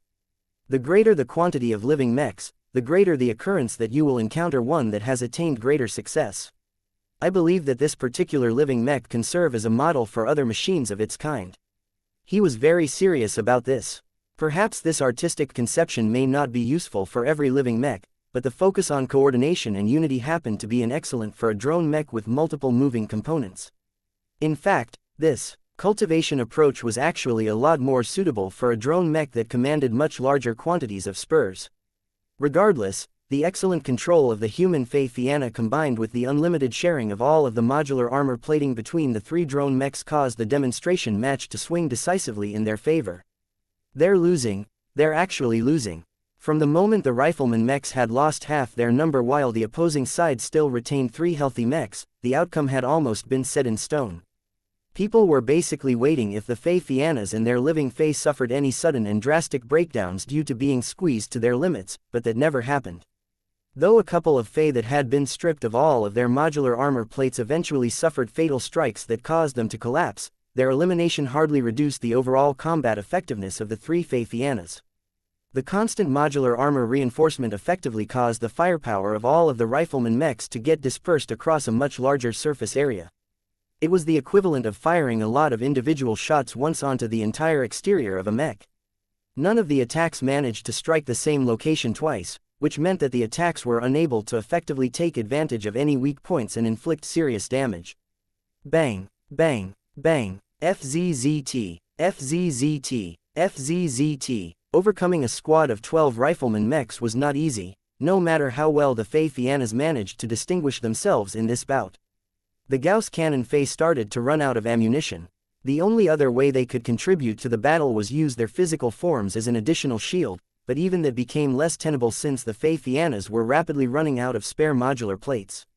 The Luminaire crystal cannon Fei never inflicted the most damage, but they were so efficient and steady that they were still able to fire their weapons with hardly any difference from before. Yet it was not until the energy shield Fei reluctantly managed to restore their functionality and redeploy their energy shields that the victory and defeat became certain. The mercenary mech pilots did not give up and admirably fought to the very end, allowing their actions to emphasize the superiority of the Fei Fianna model just as the last rifleman mechs succumbed to all of the attacks. A few seconds of silence ensued. It was as if hardly anyone could accept that this outcome had turned into a reality. Woo, fantastic. This mech must be mine. Millions of people stood up from their seats and expressed their utmost admiration and enthusiasm for the Fei Fianna model in every way possible. Vase smiled as he took in the huge amount of respect and acknowledgement from so many people. This was why he became a mech designer. There was nothing that could satisfy him more than for his earnest works to receive the validation of the masses.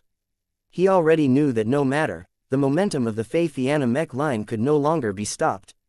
Chapter 5537 Mixing up the Fei. Vase felt incredibly gratified that he lived during the Age of Dawn. Only in a more energy-rich environment would his living mechs gain the opportunity to tap into their greater potential. Back in the Milky Way, his living mechs weren't exactly useless, but they had no choice but to live and fight with one hand tied behind their backs. Vase had no doubt that he would have been able to climb up the ranks by continuing to develop his design philosophy in a low-energy environment, but his works would never be able to display as much overt power as his Fei Fianna had displayed during this shocking exhibition match. A blow against the establishment. The triumph of Professor Vase Larkinson and his living mech corporation is a condemnation of the rest of the mech industry. How is a single senior mech designer able to trump over thousands of design teams led by master mech designers? The explosive performance of the new Fei Fianna has exposed the truth of the mech industry. Innovation has stagnated and the leading mech designers have become creatively bankrupt. If the mega corporations want to regain any credibility, then they must turn off their autopilots and design real hyper mechs for a change. The second year of the Age of Dawn has only just begun, but the winner for the awards of Best Mech, Best Second-Class Mech, Best Drone Mech and Most Innovative Mech has already been set. No other mech model released for the rest of this year can possibly exceed the stellar reaction to the introduction of the Fei Fianna. The only possible way for this revolutionary mech model to get outclassed is if Professor Vase Larkinson trumps it with another mech of his own design. Do not believe in the hype. The Fei Fianna is an overpowering mech at first glance, but the demonstration match is filled with flaws. Drone mechs are known to be effective counters against rifleman mechs. Why hasn't the Living Mech Corporation shown how the Fei Fianna fares against melee mechs? Does the LMC have the courage to match its latest work against the drone mechs of other mech companies? As many different journalists tried to vie for attention while they commented on the Fei Fianna, Vase attracted everyone's attention once again now that the mechs had their fun. The standard Fei Fiannas left the arena grounds in order to undergo repairs while all of the broken debris had already been swept out of sight. The way that people looked at Vase had changed. The strength of his mech design directly affected people's respect towards its maker. Many people who were already familiar with his works already held him in high regard, so their opinions did not change that much. They were already accustomed to his miracles. It was the folk who were less familiar with his works that became impressed by his ability to design such a powerful mech. There were still plenty of second-raters who resided in middle zones further away from Krakatoa and Megare that began to develop a serious interest in living mechs this time.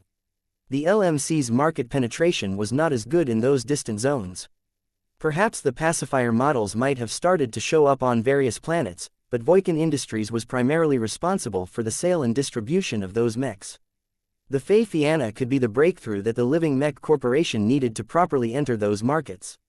To be more specific, the Fei Fianna could single-handedly enable the Larkinsons to establish a presence in the second-rate colonial states of both the Terran Alliance and the Rubarthan Pact. More sales not only translated in more revenue, but also increased the influence that Vase could wield in human society. This increased his political weight and allowed him to gain a greater say in affairs relating to the running of human society. More importantly than that, changing the lives of more mech pilots and their dependents through his works validated his design philosophy. This helped to promote his progress and bring him closer to advancing to the rank of master mech designer. How could Vase not be pleased at this time? He graciously smiled at his audience even as he stroked Lucky's back while he held the cat in his arms. Meow, what you have just seen is an early taste of what you can expect from our latest work. No matter whether the Fei Fianna is controlled by general mech pilots or skilled drone mech specialists, it can bloom in anyone's hands. Its low barrier of entry and endless depth can allow the Fei Fianna to fit in nearly any mech force composition. With subsequent training and more refinement, I believe that each mech force can turn them into their own characteristic mainstays. Vase briefly raised his hand as a signal. 3 more drone mechs stepped forward. They were the more expensive and exclusive elite edition of the Fei Fiannas.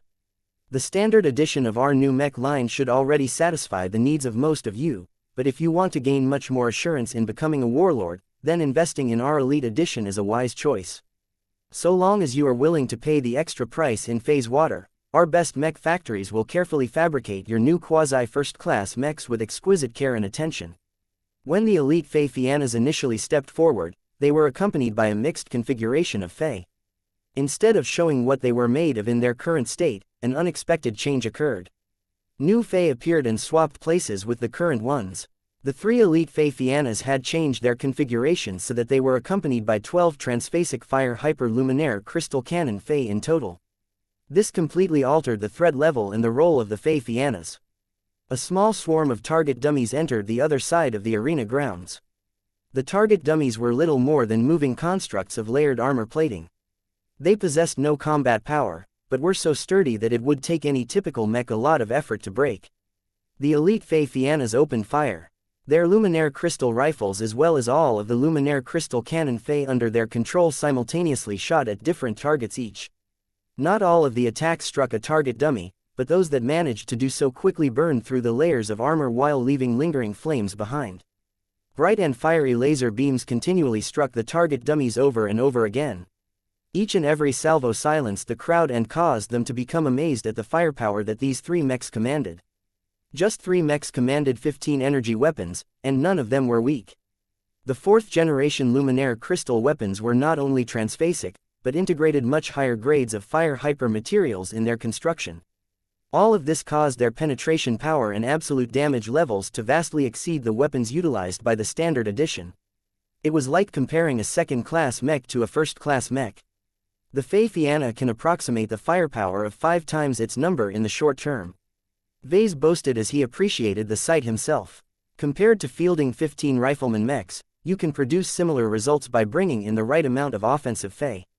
The Fei responsible for launching these attacks are smaller, cheaper and much easier to store on a starship.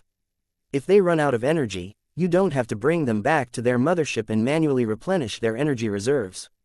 You can just swap them with a fresh batch of fully charged Fei to resume their fire support mission without interruption. The transphasic luminaire crystal Fei had already demolished 24 hardy dummy bots in a short amount of time, and could definitely eliminate more with their remaining energy reserves. However, they prematurely swapped places with the 12 Gauss cannon Fei that showed up next. Bang, bang, bang, bang. The firepower of these Fei was domineering in a different way. The sheer penetration and impact characteristics of the transphasic Gauss rounds was so impressive that every target dummy could only endure 1 or 2 hits before they lost the ability to maneuver above the ground. The earth energy empowering the Gauss rounds caused them to hit harder and dent the target dummies. Even more, every xianxia can be molded according to your needs and your purpose. You can raise them as individuals or you can mold them into soldiers of a single cohesive unit. The choice of Fey models can further specialize them and enable them to perform specific tasks much better than more traditional mechs. Once the elite xianxia had pounded all of the unarmed target dummies into scrap, they sent away the Gauss Cannon Fey and gained 12 Azure Energy Shield Fey in return. Each of the latest Fey were equipped with the best energy shields that they could fit into their relatively compact forms. Soon enough, these 12 Fey spread around the 3 xianxia and activated their Azure Energy Shields at the same time. Many different spheres of remarkably powerful energy shields came into existence. None of them were able to overlap or combine with each other, but that did not stop the main body as well as all of the Fey from forming a wall of shield bubbles. The area coverage of this energy shield array was remarkable. An entire wall had formed that could shield an entire mech company from a hefty amount of damage. 40 fresh battle bots appeared on the other side. They immediately opened fire with their relatively ordinary hyper weapons, but their combined firepower failed to do more than give all of the Fey a modest amount of stress. The differences in tech, materials and design between the two sides had grown so exaggerated that just 3 powerful Fey effectively held back the equivalent firepower of an entire mech company. That was not all. The battle bots ceased fire and backed away. In their place was an enormous cannon that the Larkinsons had especially brought into Foca Arena after receiving permission from the Red Association. Is that a warship-grade laser cannon? It looks like an alien laser cannon that someone has directly stripped from a derelict warship. No way, that is illegal. Arrest the Larkinsons immediately. The Larkinsons possess a warship token, didn't you know that? They have the right to make use of warship armaments. The relatively large and imposing transphasic laser cannon was one of the many salvaged war spoils that the expeditionary fleet had sent back to Bortle. It was not that difficult to restore its basic functionality and gain control over its alien systems. As the authentic warship-grade laser cannon started to charge up, the 3 elite xianxias did not attempt to defend against this threat by performing evasive maneuvers. Instead, they lined up and stacked all 12 Azure Energy Shield Fey in front of them so that they formed 3 layers of shield bubbles in front of the mechs. Fizzed. The laser cannon opened fire at full power, causing the entire mech arena to light up with overwhelming brightness. As flash disappeared almost as quickly as it came, everyone eagerly tried to see how the 3 elite xianxias managed to fare. They're alive. None of them suffered any damage. The price of resisting this direct attack had been heavy. 10 out of 12 Azure Energy Shield Fey failed to resist the transphasic energy beam as they cut through all of the layers of protection and easily vaporized the small Fey. Yet as the laser beam struck the defenses of the final surviving Fey, its potency had finally been exhausted, causing this powerful attack to fall short of eliminating the more crucial mechs. The precious mechs and mech pilots remained safe. All they lost was a bunch of transphasic Fey, and while their cost was much higher than their regular counterparts, they were still much easier to give than the alternatives. Amazing. Give me 200 of these elite xianxias. I can overwhelm several alien warships with these babies. Chapter 5538 Licensing Fee Multipliers. Vase could practically feel the money rolling in at this time. The presentation had been an undeniable success. Millions of guests reacted with overwhelming enthusiasm towards the xianxia. Vase had proven without any doubt that he had advanced the state of hyper-technology and e-technology by developing and publishing the xianxia design. A disproportionately large number of mech designers had already licensed the xianxia design before the presentation had come to an end. Each of these mech designers wanted to study and learn the secrets that Vase had applied to his complicated drone mech design. This was not an easy job. Since his spiritual engineering existed as an invisible layer of data attached to the actual mech design, mech designers faced an uphill battle in accessing it, let alone trying to decipher his work without a proper understanding in living mechs. The mech designers would probably have a working copy of the xianxia within their reach in order to make any actual progress, but Vase still did not have high hopes for them. The best that they could do under normal circumstances was to develop their own variants of his new drone mech. Whatever the case, Vase did not mind it if lots of people studied his work. The Red Association had set the licensing fee for an unrestricted 10-year license of the standard edition at 75,000 MTA credits.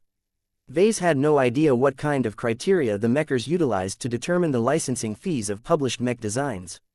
According to private studies, they usually hovered between 100 to 1,000,000 times the average production cost of a Mech model.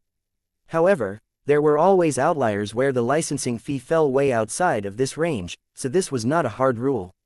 What complicated this situation even further was that the standards used by the Mechers frequently changed over time. The phases of a Mech generation and other macroeconomic conditions could drastically raise or lower the multiplier, which the Mech industry used as an unofficial measuring stick of the actual worth of a Mech design on the date of its release.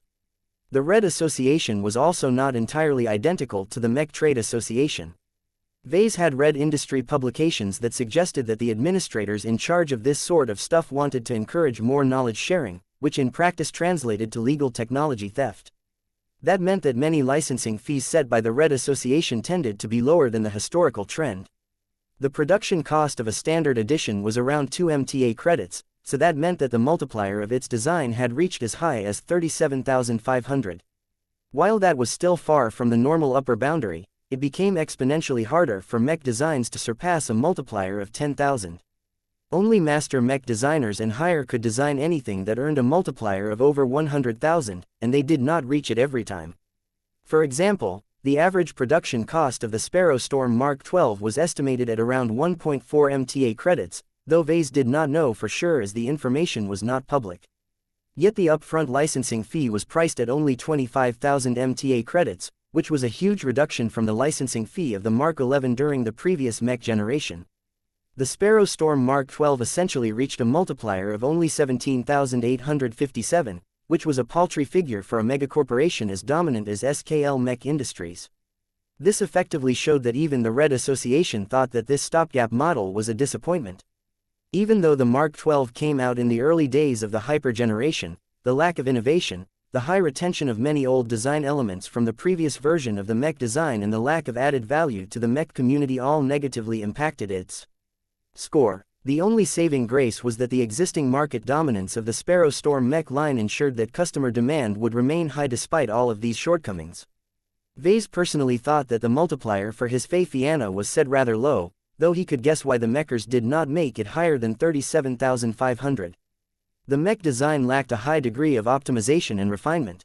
Vase could have waited a year or hired a lot more assistant Mech designers to improve the xianxia by many small increments. His work also contained a lot of missed opportunities that he should have taken if he wanted to be more serious about topping the sales charts. He could have brought in knowledgeable specialists who could do a better job at improving the hyper-energy shields and the Gauss cannon Fei. All of these shortcomings combined with the uncertain prospects of a brand new Mech design that had no existing equivalent in the Mech market depressed the multiplier of his xianxia. He smirked. 75,000 MTA credits was not chump change. In absolute terms, this was still a large amount of cash. Very few second-class Mech designers were willing to spare that much money to study other people's work, but it was practically trivial for first-class Mech designers. Normally, first-class Mech designers had little reason to license any second-class Mechs, but this might be one of the rare exceptions. Vase was pretty sure that the majority of the people who licensed the standard edition of the xianxia came from the upper zones.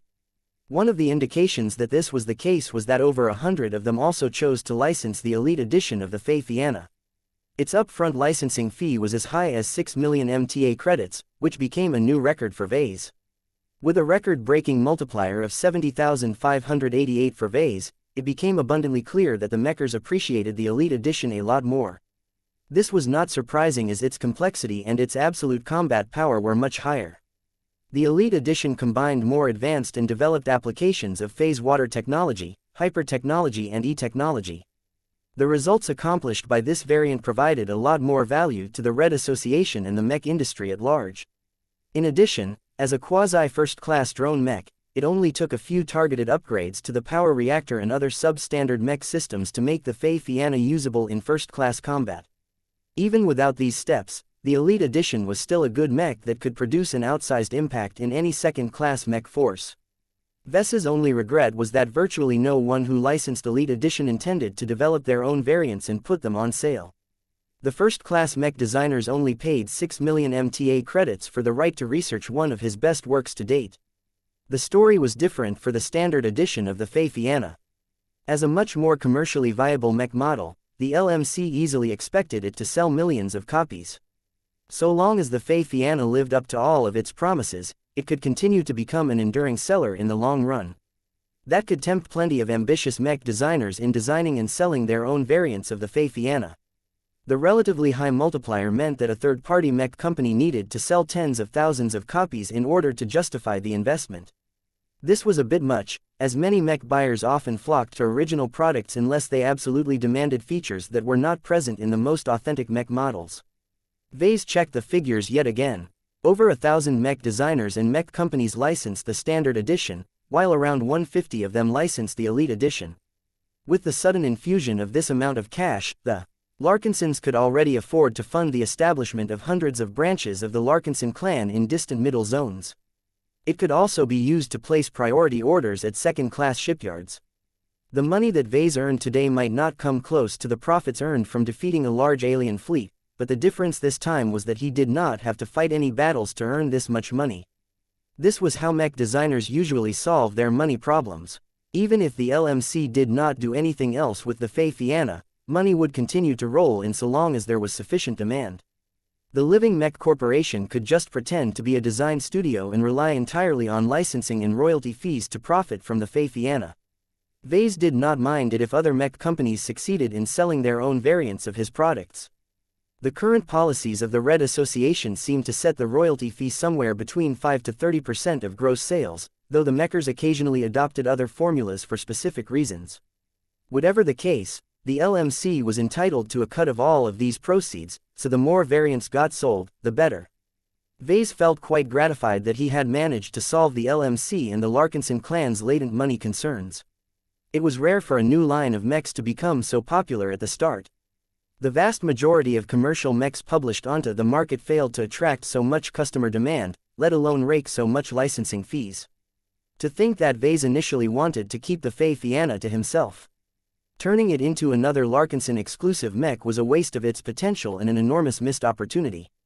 The LMC would assuredly be able to use the xianxia to become prominent again. So long as Vase sustained its momentum by releasing other good hyper mechs in the coming months and years, his mech company would definitely have a chance to become a larger player in the second-class mech market. As Vase processed all of these thoughts in the privacy of his mind, he continued to address the crowd while holding Lucky in his arms. Once the Elite Edition had unveiled a portion of their amazing combat potential, Vase explained the pricing, the availability and other commercial information about his new mech line. The production of the standard edition of the xianxia is likely to fall far short of current demand, so we would like to ask you to be patient. Each of you who orders a batch of this mech will enter a waiting list. The wait times will likely ease in 3 to 6 months as our mech company is actively seeking to outsource production to many more third-party mech manufacturers. The demand for the xianxia had actually exceeded everyone's expectations. Gavin and the upper management of the LMC must be tearing their hairs out due to the huge amount of work required to persuade other mech factories to produce copies of the xianxias according to a specific production approach. The Elite Edition of the xianxia can only be ordered by a select clientele that is willing to draw from their own stock of phase water. Vase proceeded to add a bit more exclusivity to the current top product of the LMC. We offer customization services for every acceptable client, so you can be assured that our products can fit into your existing mech roster as seamlessly as possible. Customers who were able to afford quasi-first-class transphasic mechs always demanded a lot more personalization. Even the best mechs might not be suitable for their needs if the fit was too poor. We shall continue to hold numerous demonstrations and exhibitions of the standard edition of the xianxia. You can continue to remain in your seats and observe our mechs and in use. If that is not enough to satisfy your curiosity, you may send an application to us to test pilot the xianxia for a short amount of time. The arena grounds here will be split in many smaller spaces to allow as many of you to try out our new product. It's first come, first serve, so apply quickly. That immediately aroused the interest of a lot of mech pilots in the crowd. It was one thing to hear and see all of the amazing stuff about the xianxia. To be able to experience these benefits firsthand was a dream come true for many mech pilots. For the LMC to allow its invited guests to try out the xianxia on the spot was a definite mark of confidence in its latest product line. Chapter 5539 Naughty journalists. Now that Vase had ended his main presentation, he took a short break before holding a question and answer session in a more personal setting. Hundreds of journalists along with many other VIPs gathered inside Foca Arena's largest hall reserved for press conferences. The energy among the crowd was electric. Journalists and Mech insiders were still buzzing with excitement from what they had witnessed up to today. Though not everyone appeared to be taken in by all of the hype, the general consensus among the gathered professionals was that the xianxia may have earned its place in the Mech history books. People wanted more. The information that Vase presented so far only explained his latest commercial work to a shallow degree. The exhibition matches and other demonstrations revealed a lot more details about the performance of the two main editions of the xianxia, but that generated even more questions among the experts. Hence the need for a Q&A session. These obsessive journalists and Mech nerds would not rest unless they gained all of the clarifications they needed to soothe their restless curiosity. Before Vase went up the podium, he briefly conferred with Gavin and Alexa on what he should and should not say. The public reaction so far had been overwhelmingly positive. Gavin spoke in a satisfied tone. "That means that you can take it easy, boss. The worst thing you can do is to put your foot in your mouth. What you need to do at this point is to consolidate our gains and prevent any accidental losses. Saying nothing is sometimes better than saying anything, do you understand?" "I get it, we should play it safe. Alexa, have our people detected any challengers among the VIPs? There are dozens of potential candidates who have the reason and the motivation to challenge the xianxia." The former Terran Mech designer replied, "The exceedingly high publicity surrounding your latest work has shifted the dynamics surrounding this matter. The probability that Mech designers intend to challenge your xianxia with drone mechs of their own has dropped. The technological and design differences between our latest product and any direct competitors have become insurmountable at this point of time.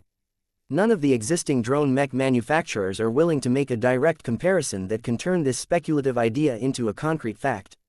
That made a lot of sense. It was what Vase would do if he was in their place. There were still other ways for established Mech companies to stem the bleeding and retain as much of their existing customer base as possible.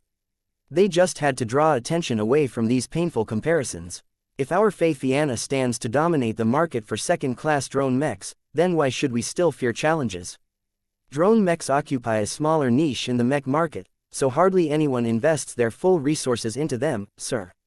In the first year of the Age of Dawn, SKL Mech Industries and many other well-established mech companies have devoted much of their effort into designing better versions of their top sellers. The quality and performance of their latest rifleman mechs, swordsman mechs, light skirmishers and so on are much better than the general standard. Many of them may still be in the prototype stage, but have already made so many gains that they can compete against our xianxia. These are the potential threats we need to be prepared to meet. Gavin agreed with the younger mech designer. This is an excellent way for rival mech companies to obtain a large amount of free publicity. The risks are great. Losing will damage their reputation and destroy much of the hype around their new product. Winning can give their upcoming products a massive boost. They might even steal our thunder if they crush our xianxias in a fight. Vase furrowed his brows. The temptation for rival companies to challenge his new mech was high. It might be a little shameless for them to earn publicity during another mech company's product reveal, but these sorts of challenges were not uncommon in the mech industry. Mech designers needed to stand behind their work. As long as the matchup was not so obviously lopsided, then they were expected to prove the combat worthiness of their own mechs.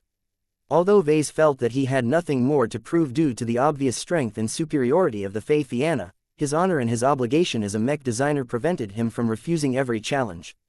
That did not prohibit him from gaming the system, though. Vase continued to pet Lucky, who had been lounging in his arms for a while now. The lazy gem cat paid little attention to all of the excitement happening all around. Meow. Properly speaking, the xianxia should only accept challenges from other drone mechs. He said, I should have much more leeway if rivals want to force the xianxia into matchups against other mech types. Drone mechs were not omnipotent, though it had made a close impression of it during the demonstrations. They were subject to clear counters that could easily tear them apart under the right circumstances. After a few more exchanges, the time had come for Vase to address the representatives of the mech industry more directly. He still wore his overly dramatic and multi-layered outfit, but he wore his clothing with so much confidence that it did not look awkward in the slightest. As Vase stopped behind the podium stand, he briefly swept his gaze across the 1,000 or so people. The journalists among them were easy to spot. They were all accompanied by their own recorder bots and possessed weak to non-existent extraordinary power. It was the ones with greater strength that Vase was wary of. There were plenty of master mech designers and other figures with strong demeanors who may or may not intend to issue a challenge. He felt both fearful and excited at the prospect. He still found it difficult to decide whether he should proactively embrace these challenges or try to avoid them as much as possible in order to lower the risks. After all, there was not much more that he could gain after the Fei Fianna already attracted a lot of positive interest. Good afternoon, my esteemed guests. Now that we have introduced our new Fei Fianna mech line to you all, I am sure that you are brimming with questions. I am willing to spend a few hours here to answer them so long as they remain on topic. Please do not use this Q&A session to ask any irrelevant questions. You will be silenced and removed without exception. Now, let's begin. A lot of hands went up into the air. Vase made use of a randomizer to select the people who would have an opportunity to address him directly. Who are you, sir? Nevander Emmerich of the Monthly Mech Report. Let me say that it is an honor to ask the first question to a renowned Tier 3 galactic citizen such as yourself. The slender, teal-haired man respectfully said before he quickly went on to business. As far as my question is concerned, it is clear that your new Fei Fianna models will capture a large share of the market for second-class drone mechs. Do you have any intention of adapting your work for the first-class or third-class market? That was a tricky question, and one that related a lot to the business strategy of the LMC. Vase did not hide his frown as he issued a calm reply. The Fei Fianna is conceived as both a second-class mech and a quasi-first-class mech from the onset. Since it is an innovative mech that introduces several radical new technological applications, we will need to observe our products while they are being put to use. Once we have a better understanding of how our Fei Fianna operates in diverse circumstances, we will be able to make more informed decisions about whether to expand its class range. That was not a good enough answer to the reporter. Can you give us any informal indications of what you have in mind? As a former third-rater, does it not make sense for you to give back to the original community you came from and grant your fellow third-raters the benefit of piloting a more appropriate variation of your Fei Fianna? The Living Mech Corporation is driven by rational decision-making. Our mech company will be glad to adapt the Fei Fianna line to the third-class mech market if it is viable and practical enough. For now, there is not enough evidence to support such a move. The randomizer picked another reporter before the man from the Monthly Mech Report could badger Vase once more. Elza Godark of the Davut Star Telegraph. As a former resident of Davut, you have established a deep and special relationship with the Colonial Federation of Davut. You have already accepted several commissions to design exclusive mechs for our colonial state. Will a more exclusive and powerful variant of the Fei Fianna be included in those special commissions? What a devious question. This was pretty much a propaganda attempt from Davut. Any information related to mech commissions is confidential. It is not proper for any mech designer to divulge private contracts and agreements with clients. If Davut sees fit to share details on any possible agreements or transactions with my clan and your colonial state is welcome to disclose them on its own accord. A first-rater finally received the opportunity to ask a question. Icarus Halweather of the Rubarth Daily. How widely will the Fei Fianna be distributed? Will it be available for sale in every middle zone? That is what we are attempting to accomplish. Vase steadily replied. Our mech company has a sufficient presence in the middle zones of the Red Ocean Union, but we are still in the process of establishing new company branches in both the Terran Alliance and the Rubarthan Pact.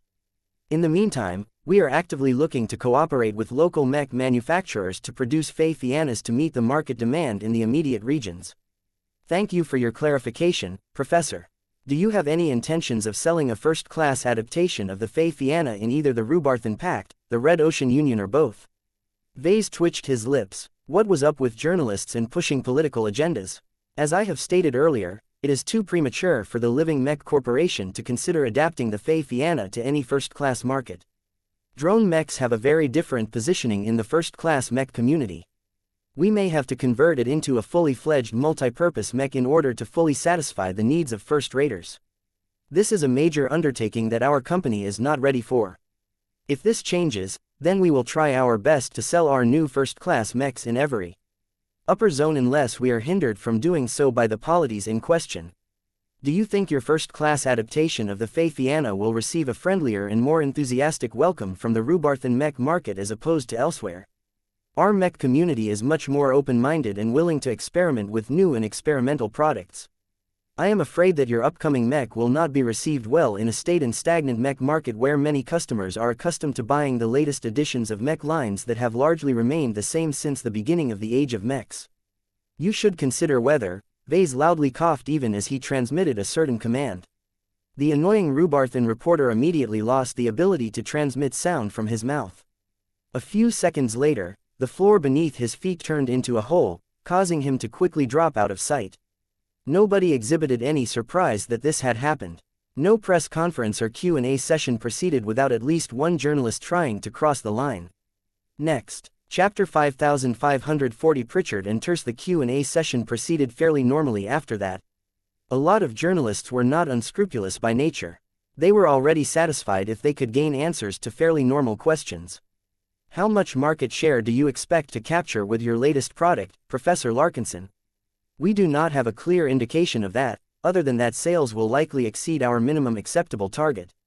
It is much more difficult to anticipate how much market share the xianxia will gain because of its low barrier to entry and obvious attraction to non-traditional buyers of drone mechs. I am confident in stating that our latest commercial products will most certainly expand the market for second-class drone mechs. It may even double or triple in size. How can you possibly calculate the expected market share in such malleable circumstances? The female reporter from the Stein v. Daily Cord smiled. Then let me rephrase my question, Professor. As you are most certainly aware of, the Sparrow Storm Mark 12 currently occupies the greatest share of the second-class mech market at around 30%. Do you have the confidence that your xianxia will match or exceed this share by the end of the year? Definitely. Vase had no doubts at all about this question. However, it would be too ugly for him to show so much overconfidence or even hubris. Vase quietly reminded himself that he needed to maintain his caution and dignity. No one can say, Miss. Much can happen in a single year. Just think of how much our mechs and technologies have leapt ahead since the start of the Age of Dawn. The hyper-generation is still in an early phase, so hyper-technology and e-technology will continue to advance at a rapid rate. Perhaps my xianxia can be regarded as a mech model that is ahead of its time, but it is not certain whether it is 6 months or 6 years ahead of the rest. I have the greatest respect for an old and trusted megacorporation such as SKL Mech Industries. Its award-winning design teams may choose to update its Sparrow Storm line later this year. Vase was almost certain that this would not be the case. The analyses conducted by Gavin and Alexa came up with many logical arguments that this year was not the time to act hastily. Of course, Vase was not particularly afraid if SKL surprised everyone by releasing the Sparrow Storm Mark 13 anyway. He just wondered whether the drone mech would still be competitive enough to stop the momentum of the xianxia. Acacia Bratislava of the Terran Telegraph. Professor Larkinson, your current permanent residence is located on New Constantinople 8 in the Terran Alliance, which you have emigrated to at the first possible opportunity. Since you are both teaching and studying in the best mech community of human-occupied space, how soon will you debut your first Terran mech design? Vase ignored the political undertones of this question, and answered it in a straightforward fashion. Unless I work on commission, I generally do not wish to restrict the market availability of my products. The only exceptions are the colonial states that my clan and I have conflicted with in the past. That means the Friday colonies, by the way. As far as I am aware, I am on good terms with every other colonial state, no matter whether it is first class, second class or third class. As a mech designer and an entrepreneur, I prefer to make friends rather than enemies. It is my principle that my mechs should benefit our society as a whole, and not a select clique or subgroup that only represents a part of our great civilization. Yet you refuse to add the Friday colonies to your generous list. Vase narrowed his eyes and leaned forward. The Fredamen have been murdering, kidnapping, stealing, exiling and slandering my fellow Larkinsons and I for at least a decade. Thousands of my blood relatives as well as my adopted relatives have died at the hands of unprovoked aggression from the citizens of the Friday Coalition and its Red Ocean counterpart. A formal declaration of war has never been made, but we have never signed a formal peace treaty either. Current developments may not allow either of us to pursue open hostilities against us anymore, but that does not mean that I am eager to do business with the Fredamen. There are plenty of alternative products on the market. Perhaps this was not the most politically elegant way he could have responded to this question, but he did not want to back down on this matter. The current trend in Red humanity was that even when people ceased to fight against each other, the competition that existed between them had never faded. They just chose to fight against each other by fighting against the aliens instead. Next question. The randomizer happened to give the word to a man that clearly did not look like a journalist. There were more than enough clues that pointed to this conclusion. He was not accompanied by a personal recorder bot. His understated but excellent formal suit was made of excellent materials.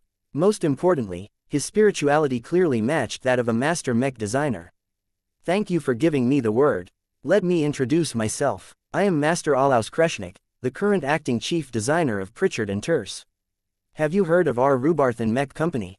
I am afraid not. Vase shook his head. I have yet to travel and spend time in the Rubarthan Pact, but I intend to do so in the future. We might be able to get into contact more often when that happens. That is a possibility. The Rubarthan Master Mech designer said.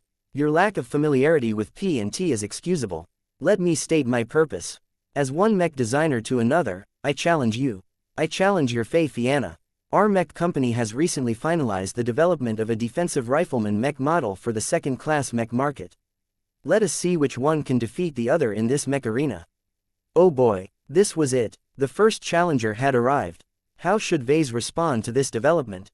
He needed more information. Fortunately, Alexa had rapidly collected a lot of details and compressed it all in a succinct report before transmitting it to his cranial implant. The context of this challenge immediately became a lot clearer. Master Olaus Kreshnik definitely had strong reasons to challenge Vase in his work. The reason for that was the mech company that did not bore his name. Pritchard & Terse might not be a megacorporation, but it used to be a fairly large player in the Milky Way. It had only dipped its toes into the Red Ocean in the past decade, and hired additional mech designers such as Master Kreshnik in order to coordinate R&D activities between the galaxies. Yet when the Great Severing occurred, the former owners and chief designers of Pritchard & Terse could no longer access their branch in the displaced Red Ocean.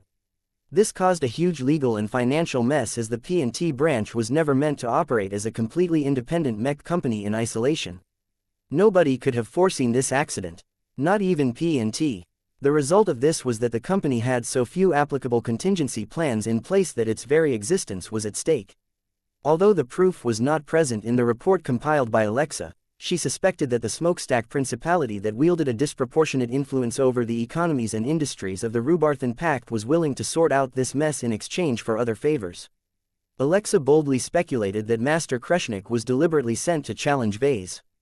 Once the fight began in earnest, it may be possible for the Rubarthan Master's work to trounce the xianxia by relying on advanced first-class knowledge tech that he had downgraded to second-class standards.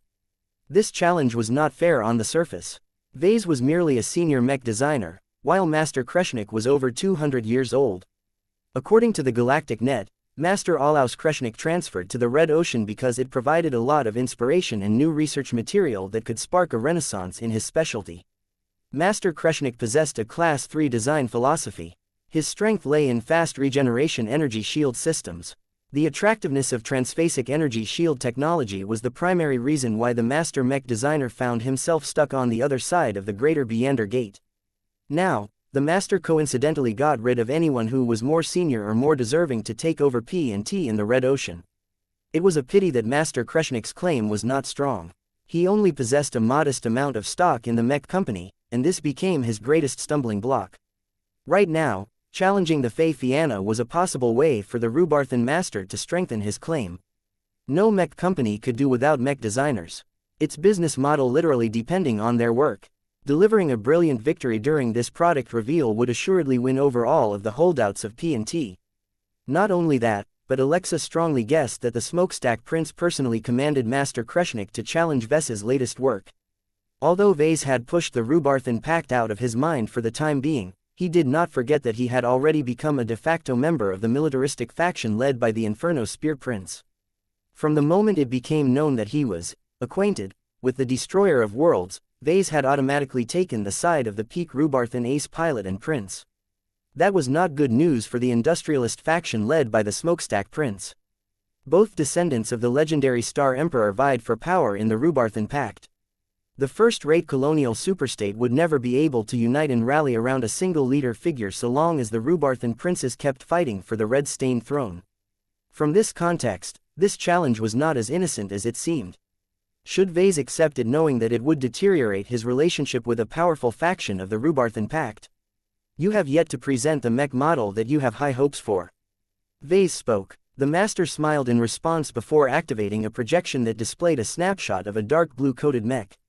I was waiting for you to ask this question. What you see before you is an image of my new Nalarit ANEN 733-2 Mark I, which is classified as a defensive rifleman mech. I am confident that it shall pose a much greater and more authentic challenge to your Fey Fiannas in the arena.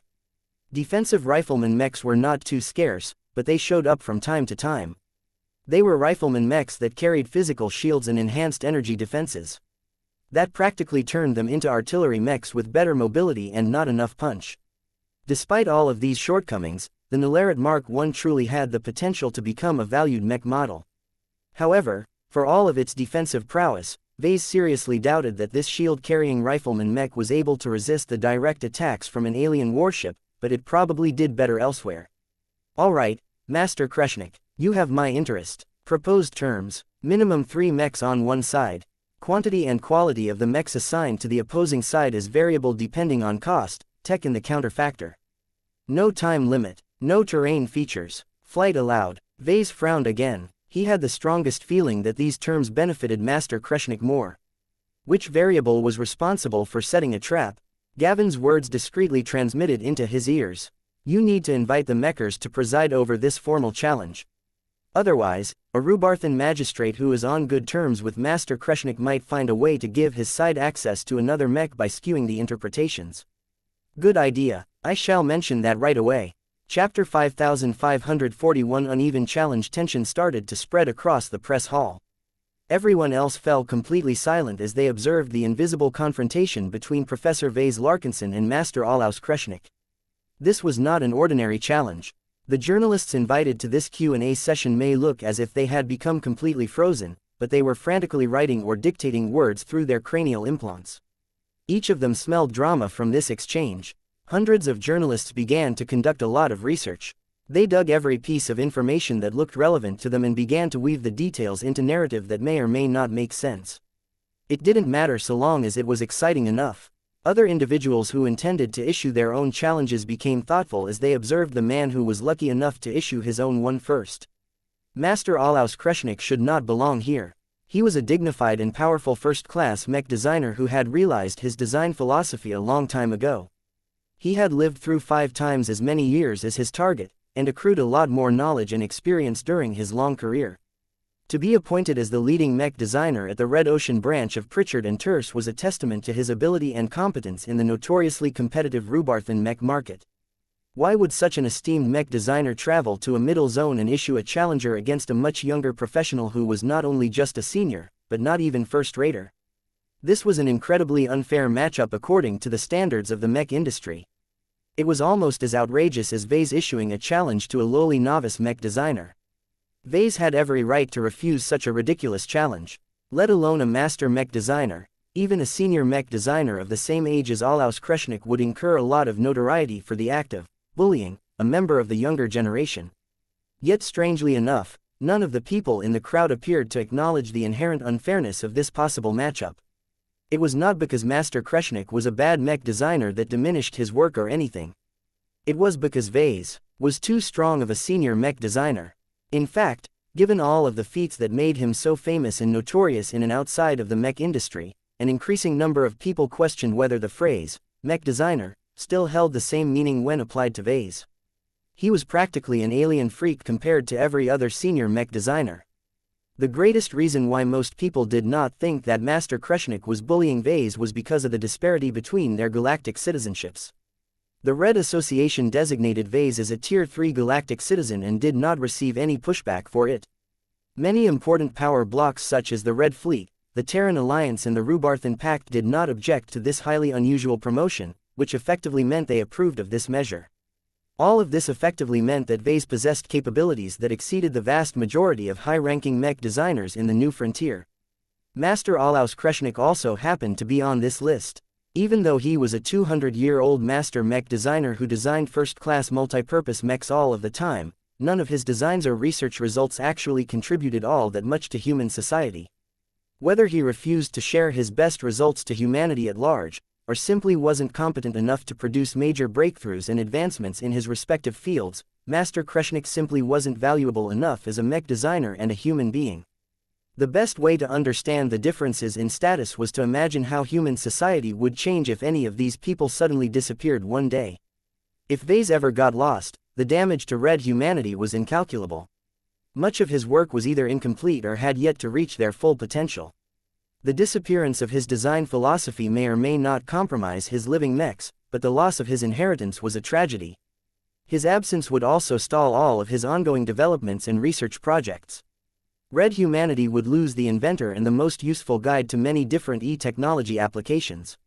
Much of the reasons why the Mechers promoted him from a Tier 6 galactic citizen to a Tier 3 galactic citizen all at once was because he was responsible for amazing innovations such as the companion spirits, design spirits, the transcendence glow, kinship networks and battle networks.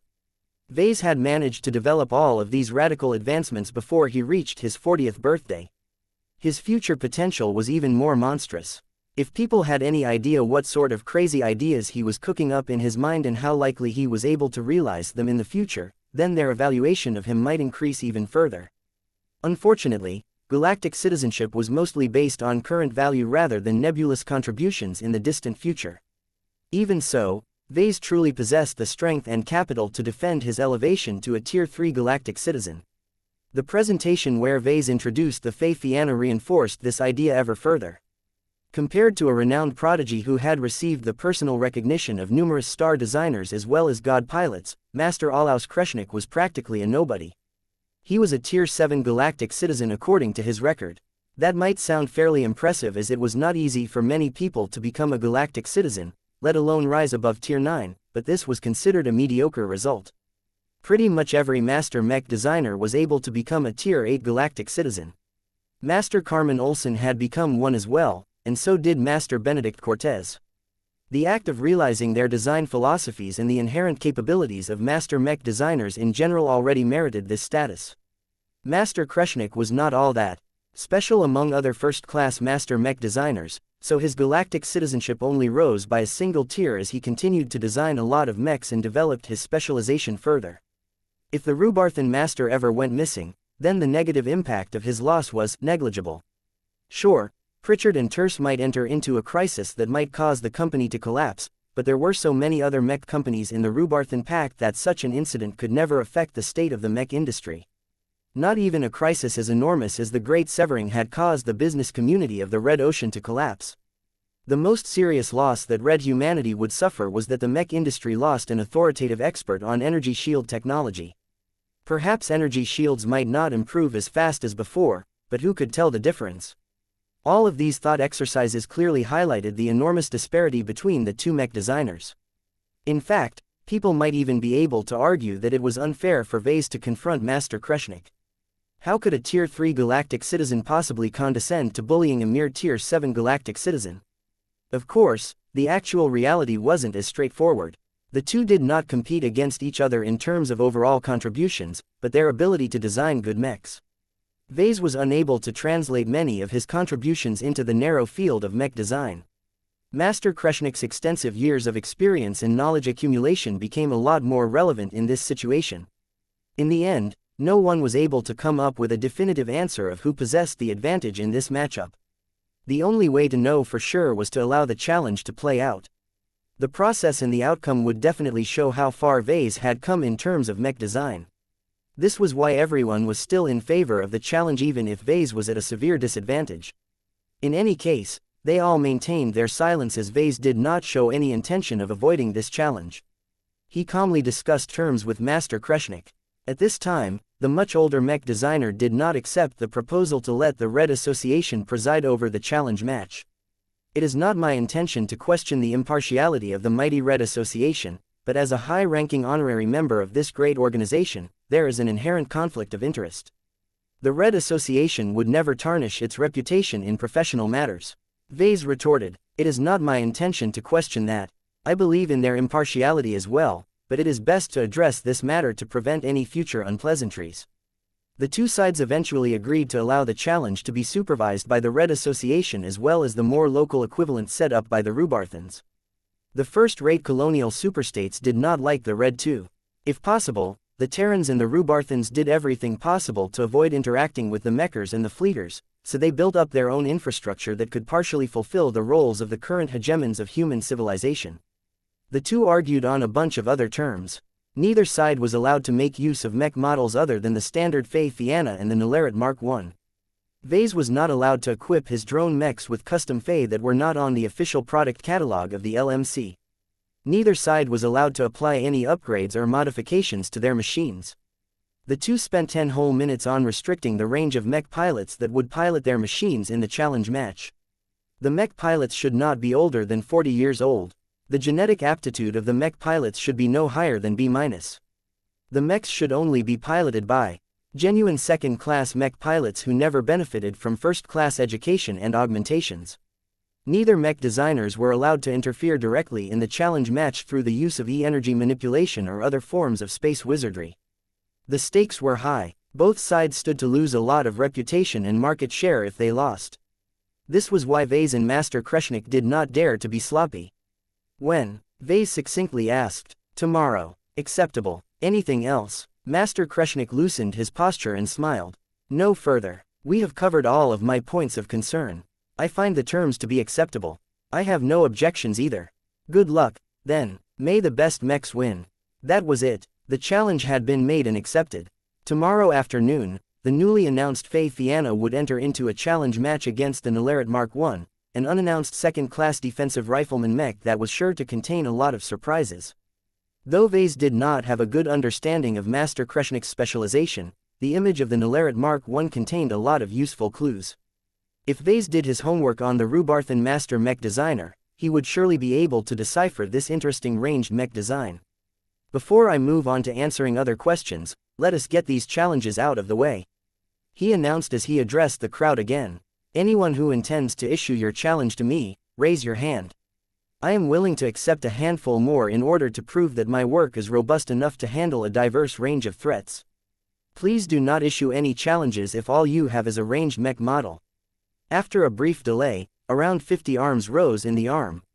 That offered Vase plenty of challenges to prove from, though he was sure that not all of them were serious. It would not surprise him if a mech designer simply wanted to take advantage of all of the publicity to spread his name, not caring that he would turn himself into a laughing stock for presenting a weak mech. Let's see who can give me a worthwhile challenge. Chapter 5542 Interesting challenges. After Vase courageously asked for other challengers to come forth, around 50 or so mech designers or representatives eagerly wanted to enjoy their moment of fame as well. Yet not every mech design was suitable to challenge the recently unveiled Xianxia. "I challenge your Xianxia with my honest arcs.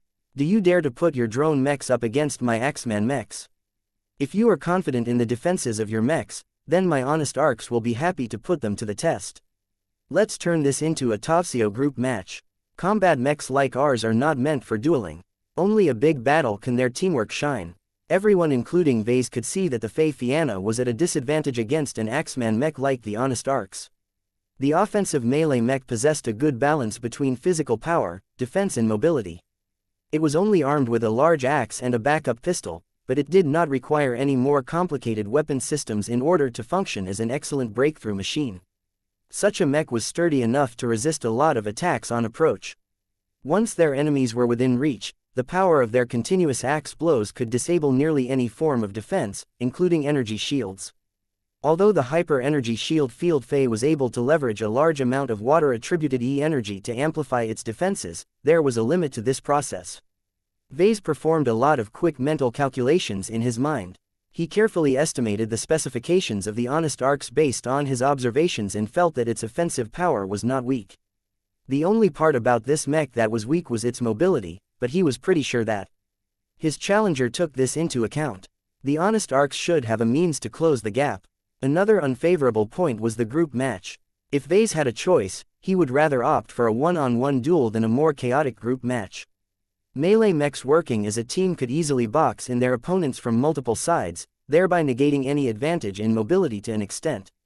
It was not possible for a ranged mech to kite numerous melee mechs, especially in a fairly restricted environment such as a mech arena. In short, the Fei Fianna had to give up so many advantages that the only way for it to win was to overpower the honest arcs on a qualitative basis. Yet this was exactly the trap that his latest challenger had set.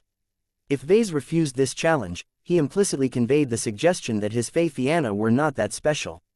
This would neutralize a part of the momentum that Vase had managed to build up during his previous presentation. So what? The Fei Fianna possessed clear strengths and weaknesses.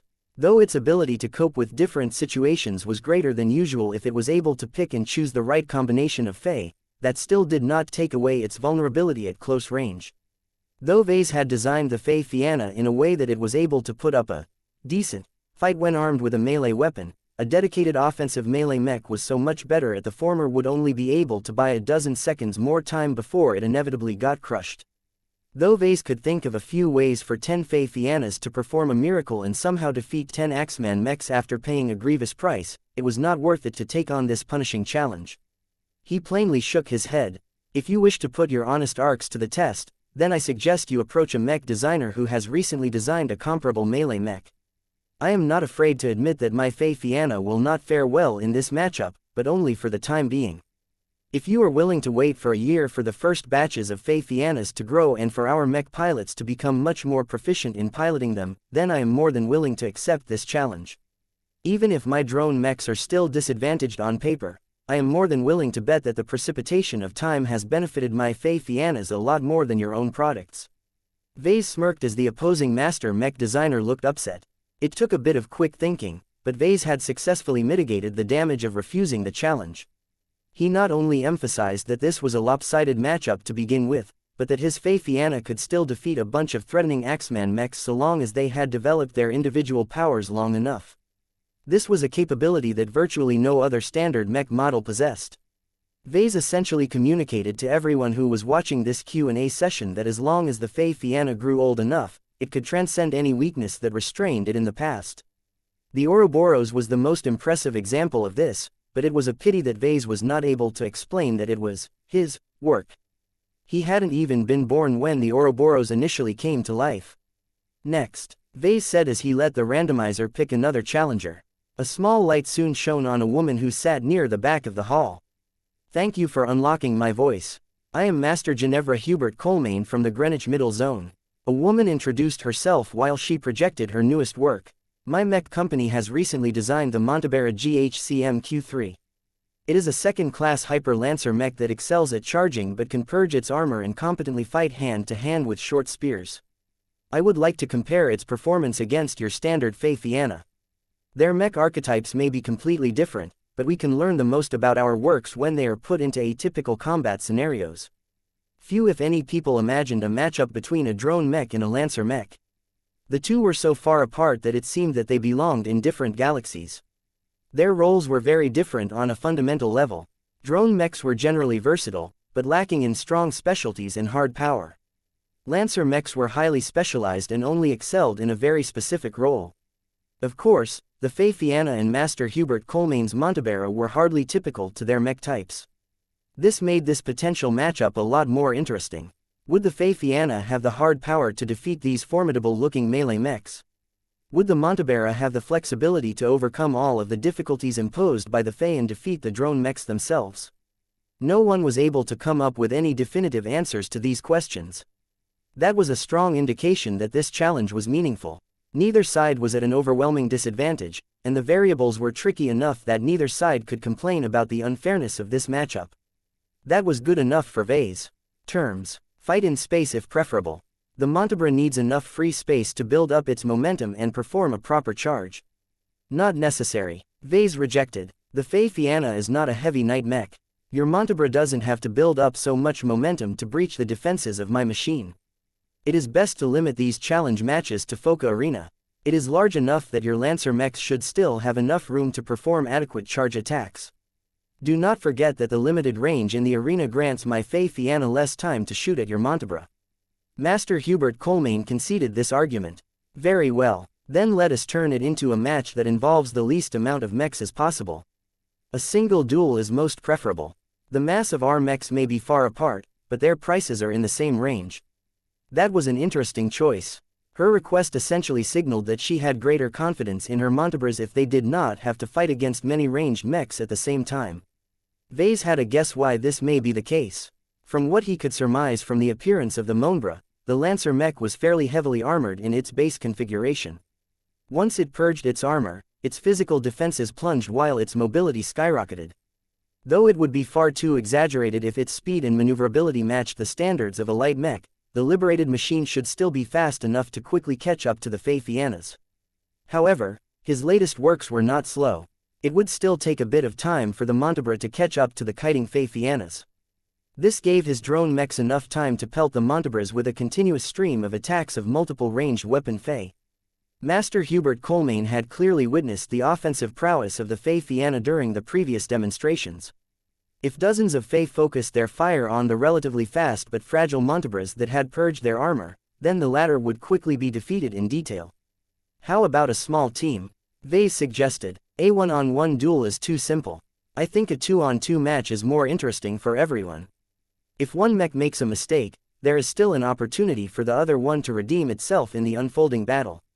That is acceptable. They continued to discuss the terms of this challenge.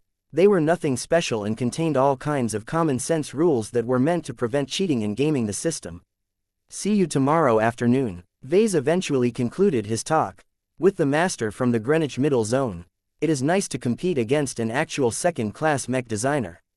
I am curious to see how my Fei-Fiana will fare against a pair of Lancer mechs. Do you have enough Fei-Fianas and mech pilots to fight multiple challenges on the same day? We do. Vase smiled back. We do not have many standard Fei-Fianas left that are paired with mech pilots who have been able to train with them for longer than a week. By the way, we still have 3 elite Fei-Fianas in stock that are also open to challenges. If anyone else has a collection of transphasic hyper mechs, feel free to issue your challenge.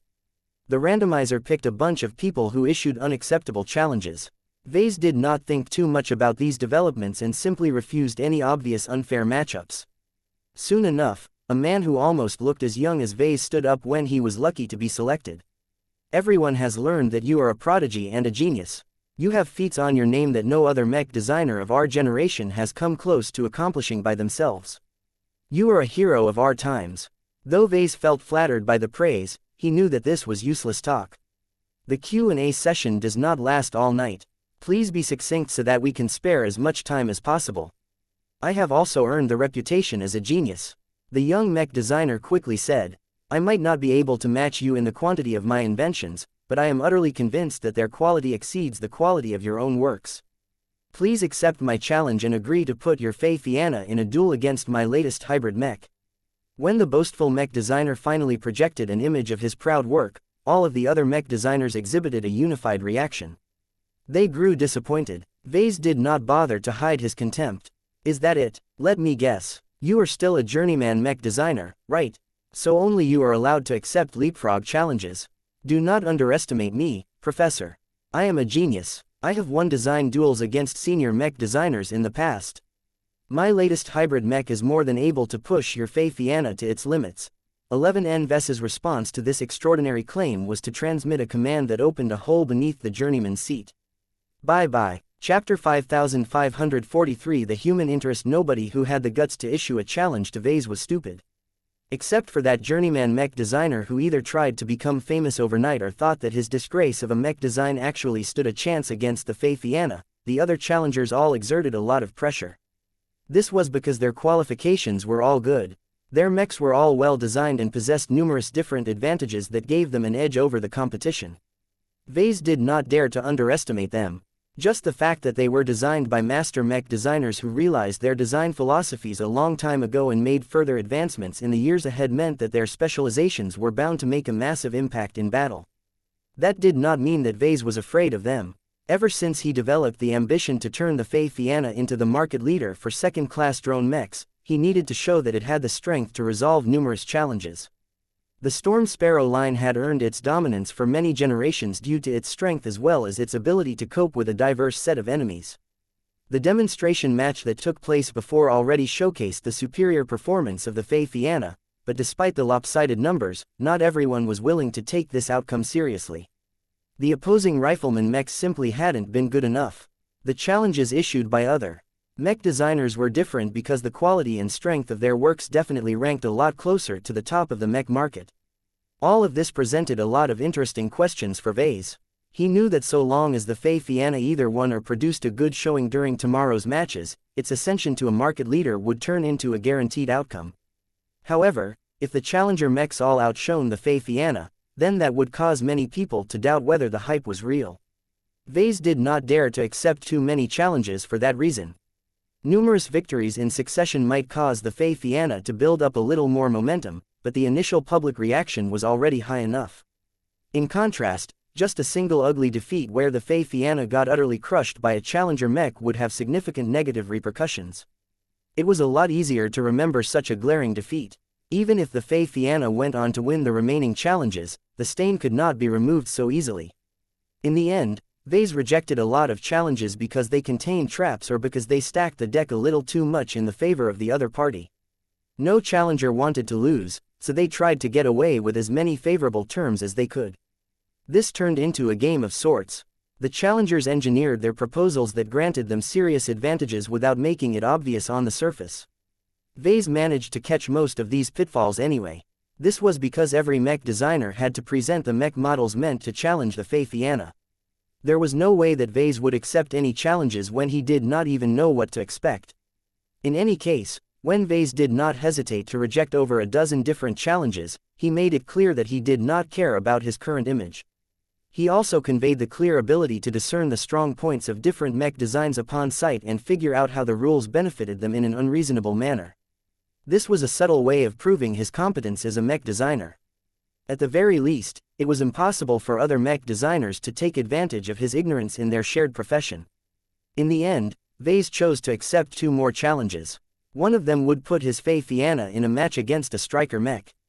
Under normal circumstances, a striker mech was one of the natural counters against a drone mech. The flamethrowers or other area denial weapons of a striker mech was one of the most suitable ways to wipe out a lot of spurs at once. The sparrows of the Sparrow Storm were especially vulnerable to this as they were both thin and numerous. The Fei Fianna deviated so much from this pattern that it had become a different mech type entirely. The question now was how well the Fei Fianna could cope against a former counter like a striker mech. The results had significant implications to Vase in his latest commercial work. If the Fei proved to be strong and resilient enough to cope with area attacks such as those launched by flamethrowers and explosive missiles, then that would undoubtedly make the Fei Fianna much safer to pilot. After all, the real enemies of Red humanity were the native alien races of the Red Ocean. Numerous races invested heavily in arming their warships with all kinds of missiles and more exotic forms of weapons that could easily wipe out a lot of spurs at once. The fourth and last challenge that Vase accepted surprisingly involved the elite edition of the Fei Fianna. The challenger was willing to put forth a top-notch quasi-first-class transphasic hyper-hero mech. Just like the elite Fei Fianna, the hero mechs were designed for an elite mech unit and not really meant for widespread adoption. They looked like they could be fairly threatening at range, but become even more dangerous up close. It was almost certain that these hero mechs would choose to close in, as they were at a clear disadvantage at range. Accepting this challenge was essentially putting the elite Fei Fianna up against melee mechs, which was anything but ideal.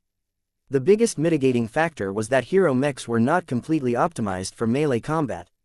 Having designed numerous hero mechs in the past, Vase possessed a particular love and understanding for this interesting mech type. Though the opposing hero mech model clearly looked like it possessed a couple of nasty surprises, that was to be expected for a mech of this caliber. Quasi-first-class mechs straddled the line between second-class mechs and first-class mechs. They already possessed a part of the characteristics of first-class multipurpose mechs, which meant that their ability to cope with different situations was much better. It was pretty clear that the elite Fei Fianna would be facing an uphill battle when fighting against a hero mech that boasted even better versatility in combat, but Vase could not resist this interesting scenario. Vase needed to know. He needed to know whether his Fei Fianna could defeat his favorite mech type. Even if his elite Fei Fianna ended up losing this high-level matchup, Vase did not think he would have any regrets. Once he dealt with all of the challenges, Vase resumed the Q&A session, though not everyone was able to maintain their interest by this time. Instead of sitting around and asking stupid questions, a number of people would rather wait for tomorrow and view the confrontations between the Fei Fianna and the challenger mechs. Of course, this only applied to the minority of the crowd. Most were serious journalists who were earnest about doing their jobs. Eric McMaster of the Human Interest, a bookish-looking first-rater, introduced himself as he spoke in one of the most sophisticated accents that Vase had ever heard. I would dearly like to invite you to an interview where we can explore your thoughts on subjects such as the role of the Red Association in the current age or the future of Red humanity in the context of widespread availability of E-energy radiation. Alas, since you have set a clear rule that every question must be relevant to your latest product reveal, we will have to postpone this interview. Do you have a question, Mr. McMaster? You have revealed powerful technologies with the release of the xianxia. According to expert analysis, the principal reason it is able to punch above its weight is because you have especially developed new E-technologies for your work. Given the abstruse, confusing and thought-provoking nature of E-energy and the technologies derived from this phenomenon, is there any justification to the argument that we are working with a force of magic as opposed to a force of science? What a deep and difficult question. Though Vase was not familiar with the publication that Eric McMaster worked for, Alexa already sent a quick summary to his cranial implant. The Human Interest was apparently a monthly publication that primarily published philosophical and political articles. It had a reputation for being erudite, and many of its writers were known to be idealistic. In other words, they were dreamers. Yet it was because of this exact characteristic that the Human Interest had become a widely read publication among the upper echelon of human civilization. No matter whether they were leaders, statesmen or politicians among the Mechers, Fleeters, Terrans or Rubarthans, they all shared a common interest in this elitist publication. The Human Interest occasionally invited guests to write opinion articles on a relevant subject matter. The writers had the option to publish the articles with their names or remain anonymous to shield themselves against any possible backlash. Vase actually grew intrigued about this publication. The Human Interest must be able to influence a lot of human policy makers, which meant that its influence was great. How come he never heard of it before? This was one of the many secrets that separated the upper echelon from the masses. I think it is wrong to turn this into a false dichotomy. Vase answered, science and magic, however you choose to define it, are both artificial constructs. We construct certain models and theories of how stuff works, but that does not mean we make the rules of how our reality operates. That would make us gods. That said, I prefer to retain the conventions of science in my work. The word, magic, has negative connotations and can produce many misunderstandings. It also imposes expectations that we can magically wave our problems away as long as we manipulate E-energy well enough. I do not want my mechs associated with such an impression. My mechs are powered by E-technology, not magic. It would be a mistake to think otherwise. To be honest, Vase was not as confident in this answer as he sounded, but he kept his doubts hidden. Thank you for your insightful answer. Allow me to ask a different question. Your xianxias appear to be able to affect human society to a greater degree than many other mechs for sale. How do you think that your xianxia can strengthen our society if it continues to sell? Will these changes be for good or for ill? It could be argued that those were two questions, but oh well. My main ambition has always been to persuade the mech community to treat their mechs as if they are living beings who are eager to partner with mech pilots. The popularity and the prospected sales of the xianxia gives me hope that I can introduce more people to the wonders and benefits of living mechs. More specifically, the xianxia is also a new and more advanced form of living mech. I want to make it clear that I am the foremost authority in this specific field. Everyone else who has dabbled in living mechs cannot possibly design a mech like the xianxia. They simply do not know the right methods or design philosophy to replicate all of the work that I have put into mech models such as the xianxia. The journalist looked mildly impressed. You sound confident on this matter. It is clear that you care greatly for your living mechs. Your previous works have already shown a measure of autonomy and conscious thinking in past instances. However, the Fae that accompany your xianxia seem so intelligent and responsive that it is difficult to believe that it is controlled by a single mech pilot. How much do the pilots control their own Fae, and how much are the spurs governed by their own living mechs? 30 years from now, it is conceivable that you will develop this specific application further. Is there any place for a human mech pilot in the cockpit of a mech in this potential future? Chapter 5544 concerning trend. The human interest possessed an outsized influence in human society. That was the case in both the old galaxy and the new frontier. Though the Great Severing had separated its Red Ocean branch from the Milky Way, the human interest in the new frontier simply carried on with only minor adaptations to its policies and approach. One of the main goals of the human interest was to serve as the conscience and the guiding voice of red humanity. It was one of the publications that most encouraged the people of the new frontier to cling to their original humanity and avoid getting lost in all of the radical changes that took place in the new frontier. Whether it was the heavy pressure exerted by the Red War or the seemingly magical gifts brought by exotic radiation, there were many ways for people to stray from their original selves.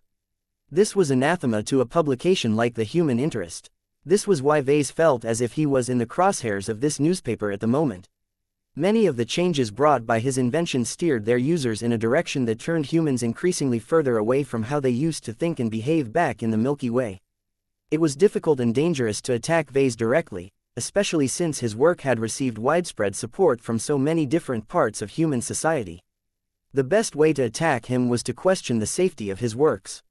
Vase leaned forward and stared a little closer at Eric McMaster.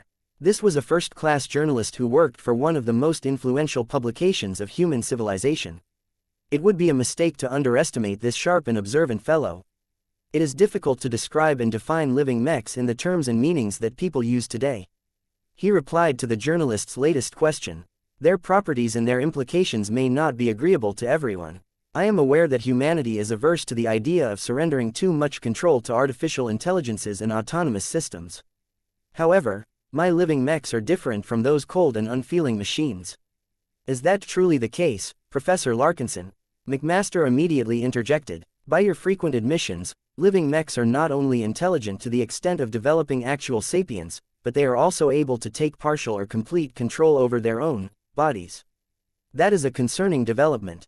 How far do you intend to slide down the slippery slope? The more we depend on your living mechs, the less our mech pilots are able to fight by themselves when your inventions fail for whatever reason.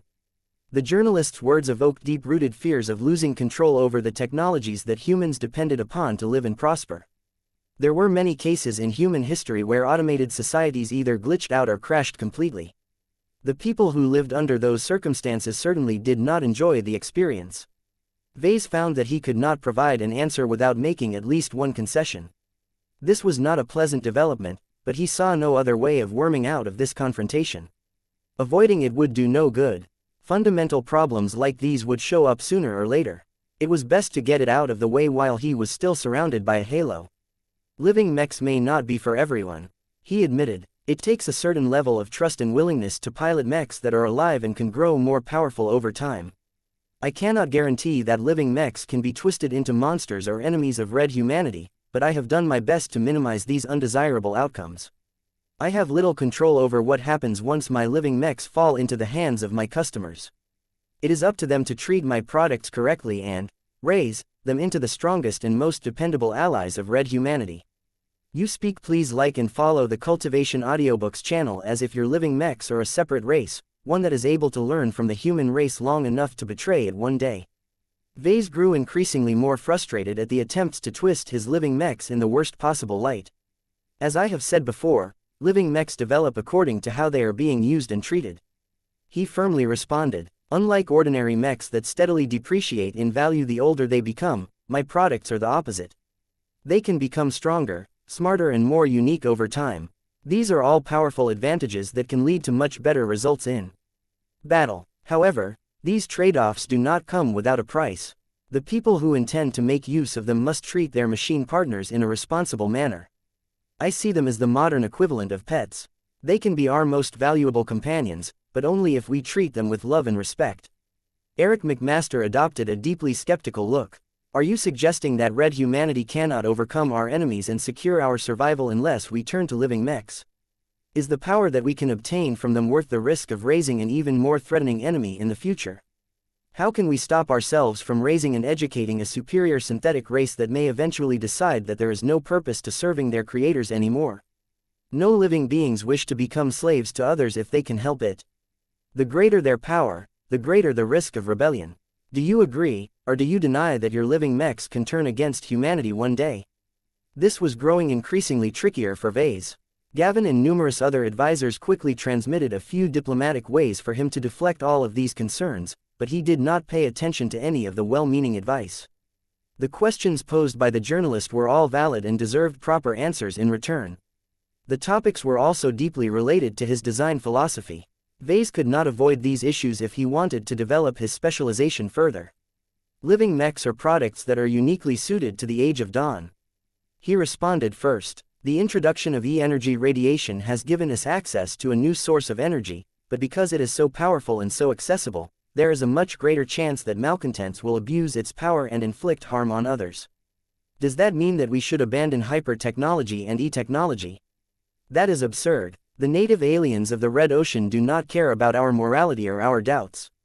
They will wipe us out so long as we keep holding ourselves back all of the time. That does not mean that we should abolish all of the rules and the taboos that have kept our society safe and prosperous in the previous age, Professor. I agree. Vase smiled. I doubt that many people will be able to control themselves once they have managed to get their hands on a powerful warship. That said, the power of living mechs cannot be obtained in an instant. It takes years and constant use to fuel their evolution. Their growth efficiency is too low if they are left by themselves. Only through constant human contact will they be able to tap into their potential, and that is intentional. They are never designed to operate independently. They need us, just as we need them. It is only when we work together that we can both achieve greatness. Just as McMaster wanted to ask another question, Vase quickly muted the insistent journalist's voice. That is enough. There are many others who are waiting to ask their questions. It is not polite to deprive them of their opportunities. Next. The rest of the Q&A session proceeded fairly smoothly as no one wanted to make life difficult for Vase. The only issue was that the contentious exchange had Vese's good mood. He no longer felt as satisfied as he knew that trouble was likely brewing in the future. If an influential publication such as the Human Interest started to regard living mechs as a potential threat, then a movement may arise in the future where his products might be actively rejected by entire groups of people. Though Vase did not think this would happen as his works were simply too useful, it wouldn't be the first time that humanity deliberately turned its back on powerful technology because of paranoia. Vase needed to reset his mood and restore his mindset, or else he would never be able to handle tomorrow's challenges with grace. This was why he decided to check up on the people who had fallen in love with his xianxia. This mech is a blast. It's so much easier to pilot than the Sparrow Storm that it isn't even a competition. A ticket holder enthusiastically exclaimed after he reluctantly exited the cockpit of a demonstration mech. 5 minutes is not enough. I haven't come close to exploring what I can do with all of those fantastic fae. Controlling them is a breeze. Them being alive isn't as scary as it sounds because they are so trusting and obedient. They remind me of my kids. You only have to raise them right. After the evening rolled on, much of Foca Arena had become a lot emptier. The product reveal had come to an end and many people had their fill of the excitement of today. Not everyone chose to leave, though. A large number of mech pilots and other interested parties continued to linger long after the main presentation had come to an end. Each of them became so fascinated by the xianxia that they either wanted to test pilot the new mechs or study them at closer distances. The fact that tens of thousands of mech pilots, mech designers, mech commanders and even mech design students chose to stay in the evening was a testament to the attraction of the LMC's latest product line. When you came up with the xianxia, could you have imagined that you would have made such a splash in the mech community by releasing your new drone mech? Gavin asked as he stood next to his superior.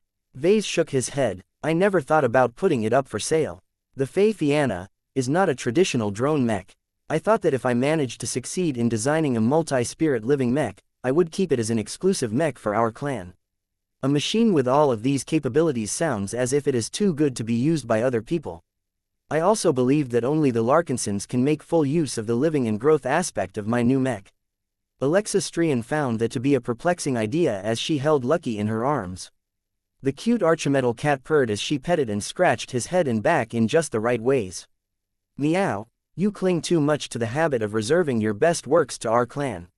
She told Vase. I have not lived through the turbulent early history of the Larkinson clan, but it has clearly stabilized ever since you chose to settle down in Davut. The design department has designed and updated many Larkinson exclusive mechs that were quite good on release. They may not have been able to produce an impact as large as the xianxia, but they would have expanded the LMC's product catalog and sped up the growth and expansion of our clan. Why did you decide to confine well-received mech models such as the Stingripper, the Nullifier and the Redlands to our clan? There were good reasons at the time. Vase defended himself. We were fighting a lot more actively against the Fredaman and other human opponents back then. Each of them are capable of spending a lot of time and effort on dissecting and figuring out all of the weak points of our mechs. Our clan has relied a lot on unexpected trump cards to turn a battle around. We still need to rely on them to prevent the native aliens from figuring us out. While I am willing to think about putting up a handful of Larkinson exclusive mech models for sale, our Larkinson army must still retain its own unique strengths in order to remain competitive. He did not intend to change his mind too much. Chapter 5545 Priority Hires. Miss Alexa Strian came from a Terran ancient clan. She was familiar with the benefits and the rationale of building up a mech roster of exclusive models. However, the Larkinson clan was different from the Strian ancient clan. The latter was a behemoth and had so many mech designers at its disposal that it was not short on exclusive and commercial works. The Larkinson clan was much smaller and needed to earn a lot more money in order to deepen its foundation. The Larkinsons had a lot of ambitions, but not enough funding, resources, access and relationships to strengthen and deepen their roots in human society. The successful expeditions occasionally produced massive windfalls, but these were incidental and unreliable earnings that had nothing to do with normal economic activity. Due to the expeditionary fleet's penchant for challenging ever more powerful adversaries, the Larkinson clan was forced to invest much of the money and resources obtained from plunder into strengthening its own forces. In short, the Larkinson clan's military arm had grown disproportionately large compared to its civilian arm. That was not a healthy development at all. If the former ever suffered a catastrophe, the flawed foundation of the clan would immediately teeter on the precipice of collapse. This was because it was impossible for the underdeveloped industries of the Larkinson clan to maintain the current level of expenditures and other needs of the vastly oversized Larkinson army and the Larkinson navy. What was worse was that the Larkinson clan had recently founded a lot of side branches on different planets. Each of them enabled the LMC and other daughter companies to enter into a lot of new markets, but it took a lot of time and money to pay back the initial investments. In short, the Larkinson clan was still stuck at the stage where it needed to put a lot of effort into building up enough profit-generating activities to sustain its high consumption. It made a lot more sense for the Larkinsons to focus a lot more on building up its core businesses, of which the Living Mech Corporation was by far the most important. Yet instead of devoting more time and energy on expanding its product catalog, Vase directed an unreasonable amount of time and effort into designing and updating all kinds of Larkinson exclusive mechs. Though Vase understood Alexa's underlying perspective, he did not entirely agree with her perspective. He shook his head even as he stared at all of the trial mechs being put to use. We are all products of our environments. During my career, I have found that depending on others is dangerous without enough force on hand. The cost of betraying us was not high enough because we weren't strong enough to retaliate. That has started to change as our clan built up its mech legions and started to win impressive victories with the help of our exclusive mechs as well as our expert mechs. We pursued growth through the fastest means possible, and that strategy has paid off. We would have never been able to earn so much glory, fear and respect in such a short span of time. Have you forgotten the lessons that I have taught during my Frontier Wisdom course? I did not forget, but you have neglected your mech company for too long, sir. You are lucky that you have designed a remarkably powerful mech that can captivate the market this time. If you failed to design a mech that is close to the level of the xianxia, you would have been unable to stand out from the competition. It would have been much harder for you to reverse the decline of the LMC at the start of the new mech generation. Vase nodded. She had a good point. It was not healthy to rely on flukes and other rare blowout successes to correct for his mistakes. He continued to watch the trial mechs being piloted by both experienced drone mech pilots as well as complete newcomers to this mech type. It was interesting to see that both groups responded well to the xianxia. Hardly any of them exhibited any frustration or lack of trust towards the living mechs. I intend to invest a lot more into expanding and updating the product catalog of the LMC in the next 2 or 3 years. Vase decided. You are correct that our clan's economic foundation is not good enough. We grew so quickly that our uneven development has caused many parts of our clan to fall behind. I will focus on designing a lot more commercial mechs in the second-class market. The design department will also undergo a large expansion to scale up our design activities. I hope that our clan will be in a much more solid position by the time we begin to participate in the deep strike operations. By then, my focus will largely be centered around strengthening our clan's core combat capabilities. In other words, you wish to go back to old habits. So long as our product catalog is large enough, our clan should be in a much more stable position. Vase responded. Aside from that, we have a much larger number of mech designers at our disposal. We can design a lot of mechs even when I am busy with other affairs. The quality of our designs and the popularity of our products are highly dependent on your work, Professor.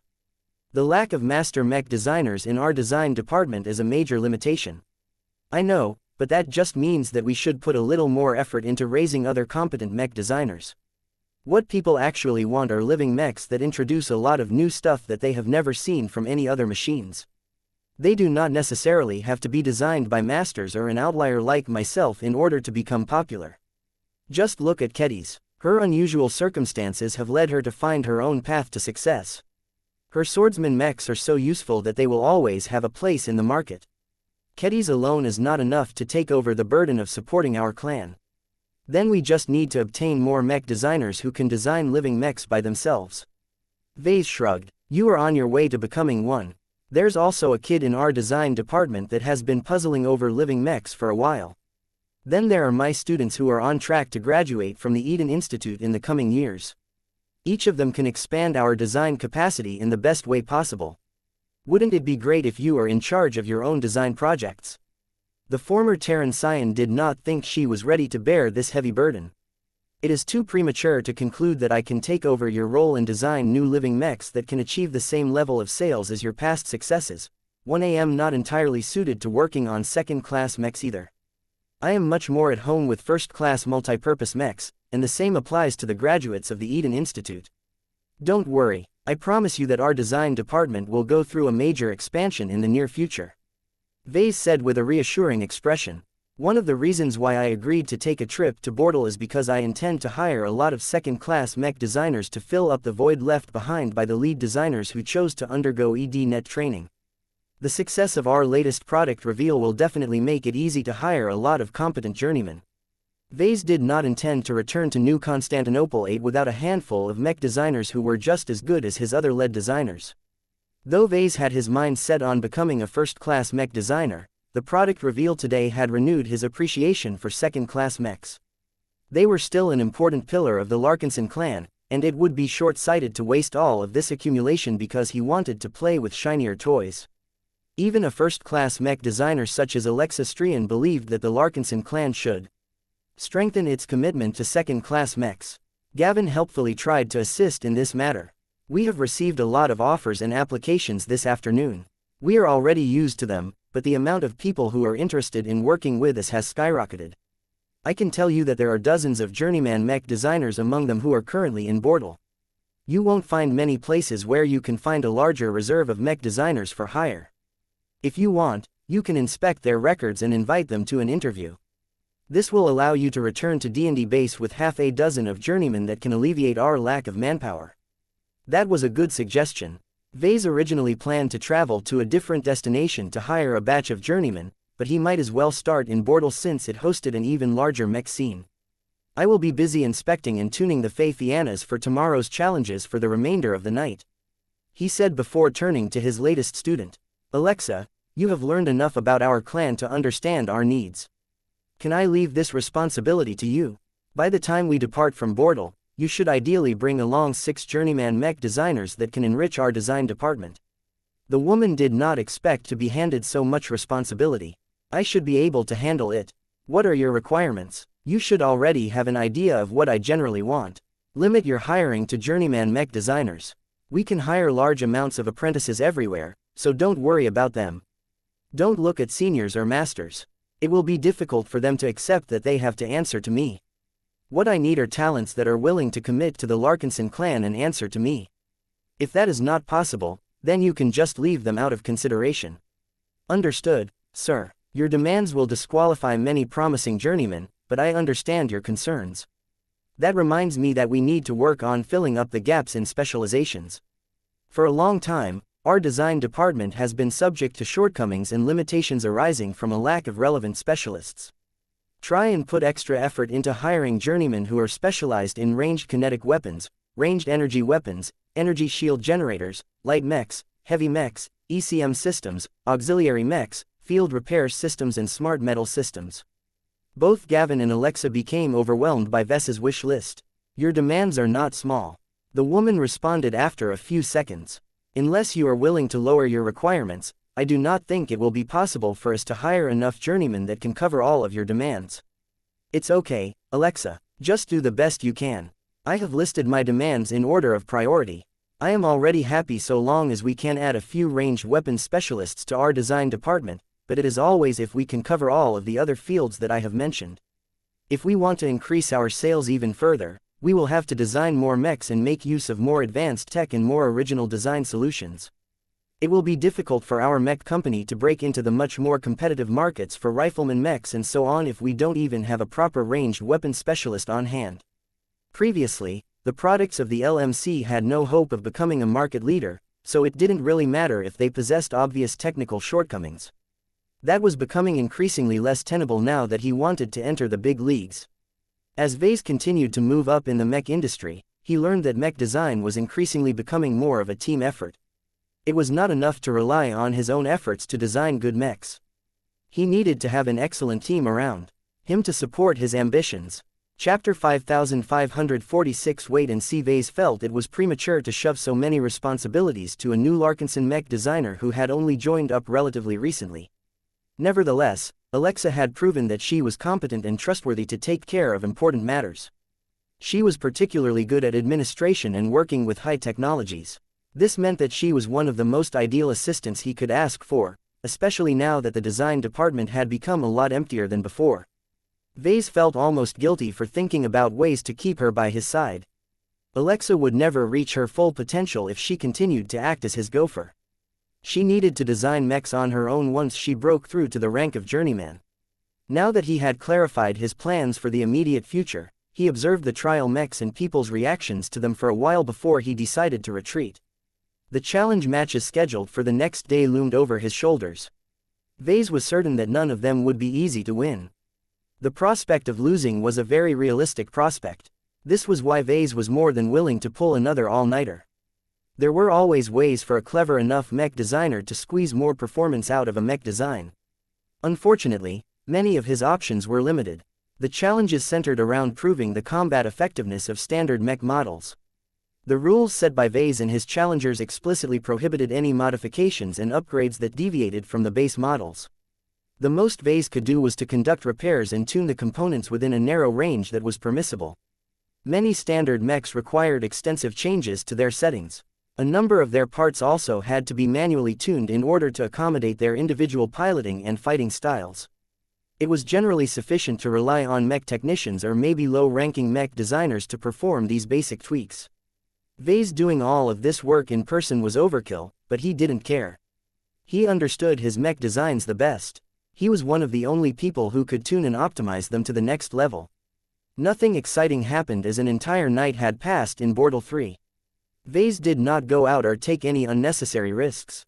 He did not even bother to leave Foca Arena as its mech workshops already satisfied his needs. Once the local star rose above the horizon of the capital city again, Vase finally took a break and freshened himself up to face the new day. Once he started to enjoy breakfast, he checked the news and paid attention to the initial reactions to his xianxia. Many people still retained a high opinion of the xianxia, but that did not mean that they were completely confident in this radical new drone mech line. The most important criteria was whether it would be able to hold its own in the battles of the Red War. Battles between different mech forces had subsided by a lot now that Red humanity faced an existential threat. All of the bouts between the xianxia and other mech models mainly demonstrated their combat prowess when fighting against other, small craft. What truly lingered on people's minds was whether the decoys and the other functions of the xianxia would hold up when they fought against actual alien warships. Our initial orders are already high, so much so that they can keep our mech factories busy for months. Gavin explained as he entered the VIP dining room that Vase had claimed for himself. This is only the tip of the iceberg, though. Many potential customers are not in a hurry. The xianxia imposes a lot of demands on their owners. Mech forces will have to plan around the use of drone mechs, and they will also have to start with stocking up on a lot of spare Fey. Their leaders are questioning whether it is worth it to change the way they fight just to accommodate the xianxia. Vase briefly paused. The only noises in the room were produced by Lucky, who was crunching on his own bowl of high-grade exotics. Rare and difficult to obtain materials worth thousands of MTA credits steadily disappeared into his gullet. Meow, I don't expect our Fianna to become a must-have for second-raters, but it sounds like people still need a lot more convincing. That is right, boss. The challenge matches scheduled in the afternoon will help with this, but the true test will take place on the battlefield. It will take months before the Fianna will deliver a steady stream of positive battle results if that is the case. Vase furrowed his brows. Will we be able to maintain the momentum of our new product line in the absence of immediate proof? Every brand new mech model suffers from the same problem. Gavin nonchalantly replied as if it was not a big deal. If we want to speed this process up, you can instruct the expeditionary fleet to prioritize their deployment in the field.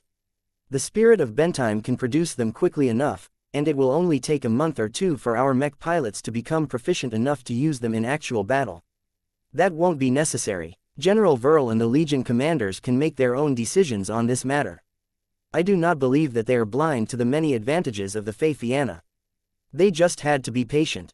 Gavin shook his head. It doesn't matter if our mechs has yet to reach its peak. Our production capacity has already reached its limit, and it is not easy to find third-party manufacturers that can expand our production. Greater demand will just make the waiting list longer. You've mentioned that multiple times. Has it become difficult for us to increase the mass production of our mechs? We were hopeful about the market appeal of the Fianna, but we were not truly ready for a response as big as this, boss. You should already know that production is mainly limited by two factors. First, many third-party manufacturers are already locked into existing contracts with fixed business partners. Sales of mechs are booming because we are in the early stages of a galaxy-wide upgrade spree. Many forces are swapping their Laskin mechs for brand new hyper mechs, and that means that many mech production lines are working around the clock. So that is why it is so difficult for us to find new third-party manufacturers to take care of production, particularly in more distant middle zones. Raw materials are also in short supply. The prices for everything has increased even further because demand has increased. Many colonists chose to relocate from the front to the rear of human-occupied space. It takes a large amount of construction materials to build all of their new apartments, houses and workplaces. Then there is the increased attrition from all of the battles and skirmishes of the Red War. Both mechs and warships are getting destroyed at an increasing rate. These losses can be made up as long as our side is able to salvage the battlefield, but the aliens sent to attack our border systems are just as greedy for them, especially if there is a large amount of advanced tech or transphasic parts flying around. I see. As Red humanity increased its exploitation of the star systems within its territory, more and more raw materials became available. Yet the demand for materials rose even faster. It had only been a decade or so since the Red Ocean became open to widespread human colonization. Many settlements and colonies were still stuck in a relatively rudimentary stage of planetary development. In addition, the new elites program encouraged many parties to expand their armed forces. More mechs and starships were being built than ever in the Red Ocean, yet the increased supply was only a drop in a bucket compared to the huge demand. This is a situation where centuries-old mega corporations have an inherent advantage over smaller upstarts such as us. Gavin explained to Vase. Many large mining companies and material wholesalers always supply their goods to their biggest and most reliable clients first. Smaller players such as us are next in line. Whatever is left gets sold on the open market, but that has become increasingly more scarce. Vase scratched his head. Hearing this makes me think that our clan should branch out into the mining sector. Why should we continue to rely on these material suppliers who are constantly playing favorites with their old buddies? It is not that bad. Our clan is already starting to break into the old boys network. You are a Tier 3 galactic citizen, after all. Many companies are willing to do you a favor and give you special treatment just to stay on your good side. Vase was vaguely aware of that. It is not enough, or else you wouldn't have mentioned this issue. You know how it goes. It takes a lot of time for large companies to pivot and change. They soon returned to talking about more relevant topics such as the sales projections of the Fianna. The numbers were optimistic, but it was difficult to know how much the Fianna's rise would lead to the downfall of other competing drone mech models. We cannot estimate how much market share the Fianna can gain due to the fact that it is attracting a lot of mech buyers who are unfamiliar with drone mechs. Our loosest estimate is that we should comfortably be able to capture 10% of the drone mech market if we account for the expansion. That sounds like a minimum safe number. Gavin did not even deny this. Personally, I think the xianxia can easily occupy 15 or maybe even 20% of the market for drone mechs, but we need to keep track of so many interrelated variables that it is impossible for us to know for sure. A market share of just 15% in a specific product category was already enough to turn the LMC into an established player in the mech market. This much market share meant that the mech company was able to design such good mechs and sell enough of them to repeat these successes in the future. It was not enough for Vase, though. He wanted the xianxia to overtake the Sparrow Storm Mark 12 and capture at least 30% of the market, if not more. It will be much more difficult to jump from 20% to 30%. Gavin warned his boss. Part of the reason why the Sparrow Storm is so widely used among drone mech users is because there is a rich and vibrant community of third-party mech designers and development companies that have designed many different varieties of Sparrows. They can easily license one of many official Sparrow designs and modify them to perform better under different circumstances. They can also obtain a more general license and design their own custom Sparrows from scratch that can complete missions that cannot be done by official Sparrows. Third-party spurs were not always the most reliable, but they had many other advantages. They could be cheaper, more versatile, obtain new functions or make use of brand new tech that had yet to be integrated in any official models.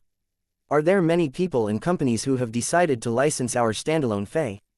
There are, but not too much. It is too early to tell whether we will be able to create a large and vibrant community of third-party Fei developers.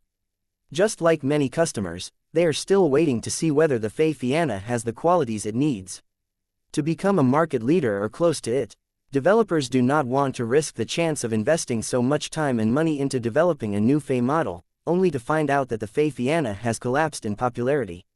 In other words, this took time as well. We'll just have to wait. Perhaps we should reward the early movers and incentivize more companies to invest in our Fei systems. The LMC is already working on that. For example, they have recently begun to organize a contest. A contest. Chapter 5547 Organizing a contest. A contest. That sounded interesting. Vase had a decent amount of experience with contests and competitions. He competed in them on occasion whenever it suited him. He derived a certain sense of enjoyment from showing off his design skills in public. He also found it fun to whip up a mech design in a matter of days if not hours. Contests and competitions were generally reserved for journeymen and lower. Once mech designers advanced to the rank of senior, they usually lost their hot-blooded demeanor. Having reached the upper ranks of the mech designer hierarchy, seniors usually worked on more important affairs that could have significant consequences for a major mech company or an entire state. How could such an esteemed figure possibly waste his time on a childish tournament? After all, mech design tournaments mainly served to simulate the real competitive design process. From a certain perspective, Vase had chosen to participate in the hardest mech design tournament one of all, which was participating in the galactic mech market of the Red Ocean. The xianxia was his competition mech entry. He relied upon it to defeat the other competition mechs, in the form of the top models on the market such as the Sparrow Storm Mark 12. The winner of this tournament would be the one to become the market leader. Of course, a real-life mech design tournament was not rigid. SKL Mech Industries and other mech companies all had the power to contest the outcome and present their own works in the future that could threaten the xianxia's dominance. This was the charm of competing in the market. Nothing was static and the winners could be overtaken at any time. The conditions weren't fair either, as other contestants could be older, cooperate together or take advantage of superior access to tech, resources and useful connections. The pressure Vase had to endure in order to compete in the greatest contest imaginable was far greater than what he experienced during his tournament participations. After all, the stakes were far higher this time. This was why Vase completely felt that it was pointless for him to sign up for any mech design tournaments these days. It was literally child's play to a mech designer of his caliber. That did not mean that he thought that mech design contests had become redundant to others. He still saw how it could stimulate and reward more junior mech designers. Vase just felt a bit unaccustomed to the fact that he turned from a participant into an organizer. Tell me more, Alexa. The former Terran mech designer did so. The contest we intend to launch will not take the form of a tournament where mech designers must design their Fei on the spot. Our goal is to kickstart the formation of a vibrant and active community of third-party Fei designers. This is why we are simply asking for anyone who possesses the necessary skills to sign up on the LMC's Galactic Net portal and design their own Fae based on the licenses that can be obtained at a discount. They can design their own Fae and submit them to us within the next 6 months. After that, we will evaluate the entries and award the top two with prizes up to 10,000 MTA credits. The top prize is only 10,000 MTA credits. That is correct. We believe it to be an appropriate sum for winning first place. Second place and third place will earn 5,000 MTA credits and 1,000 MTA credits respectively. That used to be a massive sum for the Larkinson clan just several years ago. Nowadays, Vase just considered it to be pocket money. We can do more with this, Alexa. We have just received a huge infusion of cash from granting so many licenses to mech companies and mech designers. Why don't we jack up the top prize to 100,000 MTA credits or even 1,000,000 MTA credits? That will definitely encourage the formation of a lot of third-party Fae models. Strangely enough, both Gavin and Alexa shook their heads. A higher prize pool will distort the competition. The personal assistant explained. Many seniors and maybe even masters will get tempted by the opportunity to win a large amount of money by doing relatively little work. While it is true that they can design better Fae than apprentices and journeymen, the issue is that they are too good to rely on designing Fae. These esteemed mech designers are already highly successful and often run their own businesses already. Instead of wasting their time on designing Fae for another competitor, their time is much better spent on designing a new mech platform that is also open to third-party contributions. That made a lot of sense. Seniors and masters valued their reputation too much to design variants of products that belong to other unrelated mech designers. A large pot of gold might tempt a few of them into participating in this contest, but once it was over, they would go straight back to working on their own original mech designs. If the goal was to foster a sustainable market for third-party Fae, then what the LMC truly needed to do was to attract the apprentices and possibly journeymen who were much more likely to keep updating their Fae designs in order to maintain their income. I understand, Vase said. You should disallow the participation of mech designers who rank higher than journeyman if that is the case. Alexa nodded. We have already added that to the rules, but it is still a good idea to keep the costs at a proportionate level. The higher the cash prizes, the greater the chance that journeymen will enlist the aid of large development companies that can mobilize thousands if not tens of thousands of R&D personnel. The competition will devolve into a contest of who has the greatest backing. I see. I guess you have already considered all of these scenarios. I guess it is not necessary for me to intervene, then. Vase rubbed his hairless chin. Do I need to announce this contest later today? It would help if you can direct attention to it. You do not need to go all out, or else it will attract the wrong sort of participants. Just a small mention is enough to arouse the interests of low-ranking mech designers who are struggling to break out of their mediocrity. Every tournament and contest had a goal. This one was meant to build up a modest community of third-party Fae designers. As long as this initiative yielded the desired result, Vase and the design department no longer had to worry about designing lots of Fae models for the purpose of expanding the versatility and use cases of the Fae Fianna line. Due to the characteristics of a drone mech, the Fae Fianna vaguely worked in a similar manner to a modular mech platform. Just like how the Bright Warrior could completely swap out its internal and external loadouts to function like a Space Knight or a Rifleman mech, the Fae Fianna could take on completely different roles depending on the choice of Fae. In fact, the right kinds of drone mechs were much more suitable to the approach to modularity. Their spurs were entirely external and could easily be swapped out by different Fae models. Bright Warriors on the other hand had to return to their mothership and spend at least a few hours in the mech workshop to painstakingly replace the modular components attached to their mech frames. This was a cumbersome process that could not be completed during a short but intensive battle. In any case, the Fae Fianna had a much better chance of overtaking the Sparrow Storm Mark 12 if the market gained access to a large variety of useful Fae. Oh, by the way, has there been any response from SKL? Vase asked. Gavin shook his head. SKL has not released any statements, whether through official or unofficial channels. It is not in the nature of a large megacorporation to respond quickly to any external developments. The executives that run these companies prefer to remain silent and allow their subordinates to conduct thorough investigations. Once they have read the detailed reports, they will make decisions based on the will of their shareholders and their ongoing business strategies. That sounds like it will take a while. Don't be surprised if SKL will take multiple months to finally do something about a new upstart that is threatening to dethrone one of their cash cows. Even now, SKL still has far greater concerns on its mind. That is good. Vase smiled in relief. He was afraid that SKL might feel unusually threatened, or that one of its mech designers felt the need to take this matter more seriously due to the involvement of a Tier 3 galactic citizen.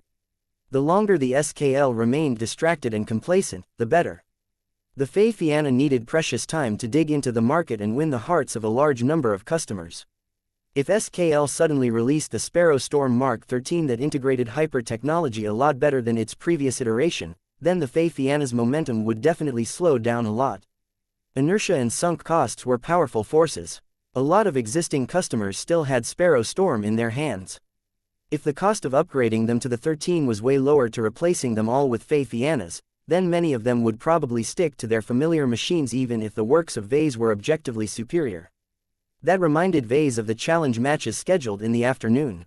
His xianxias needed to deliver dominant performances in order to reinforce the image of superiority in everyone's minds. All right, I am done with breakfast, Vase said as he rose from his seat. Let's get ready for the big occasion.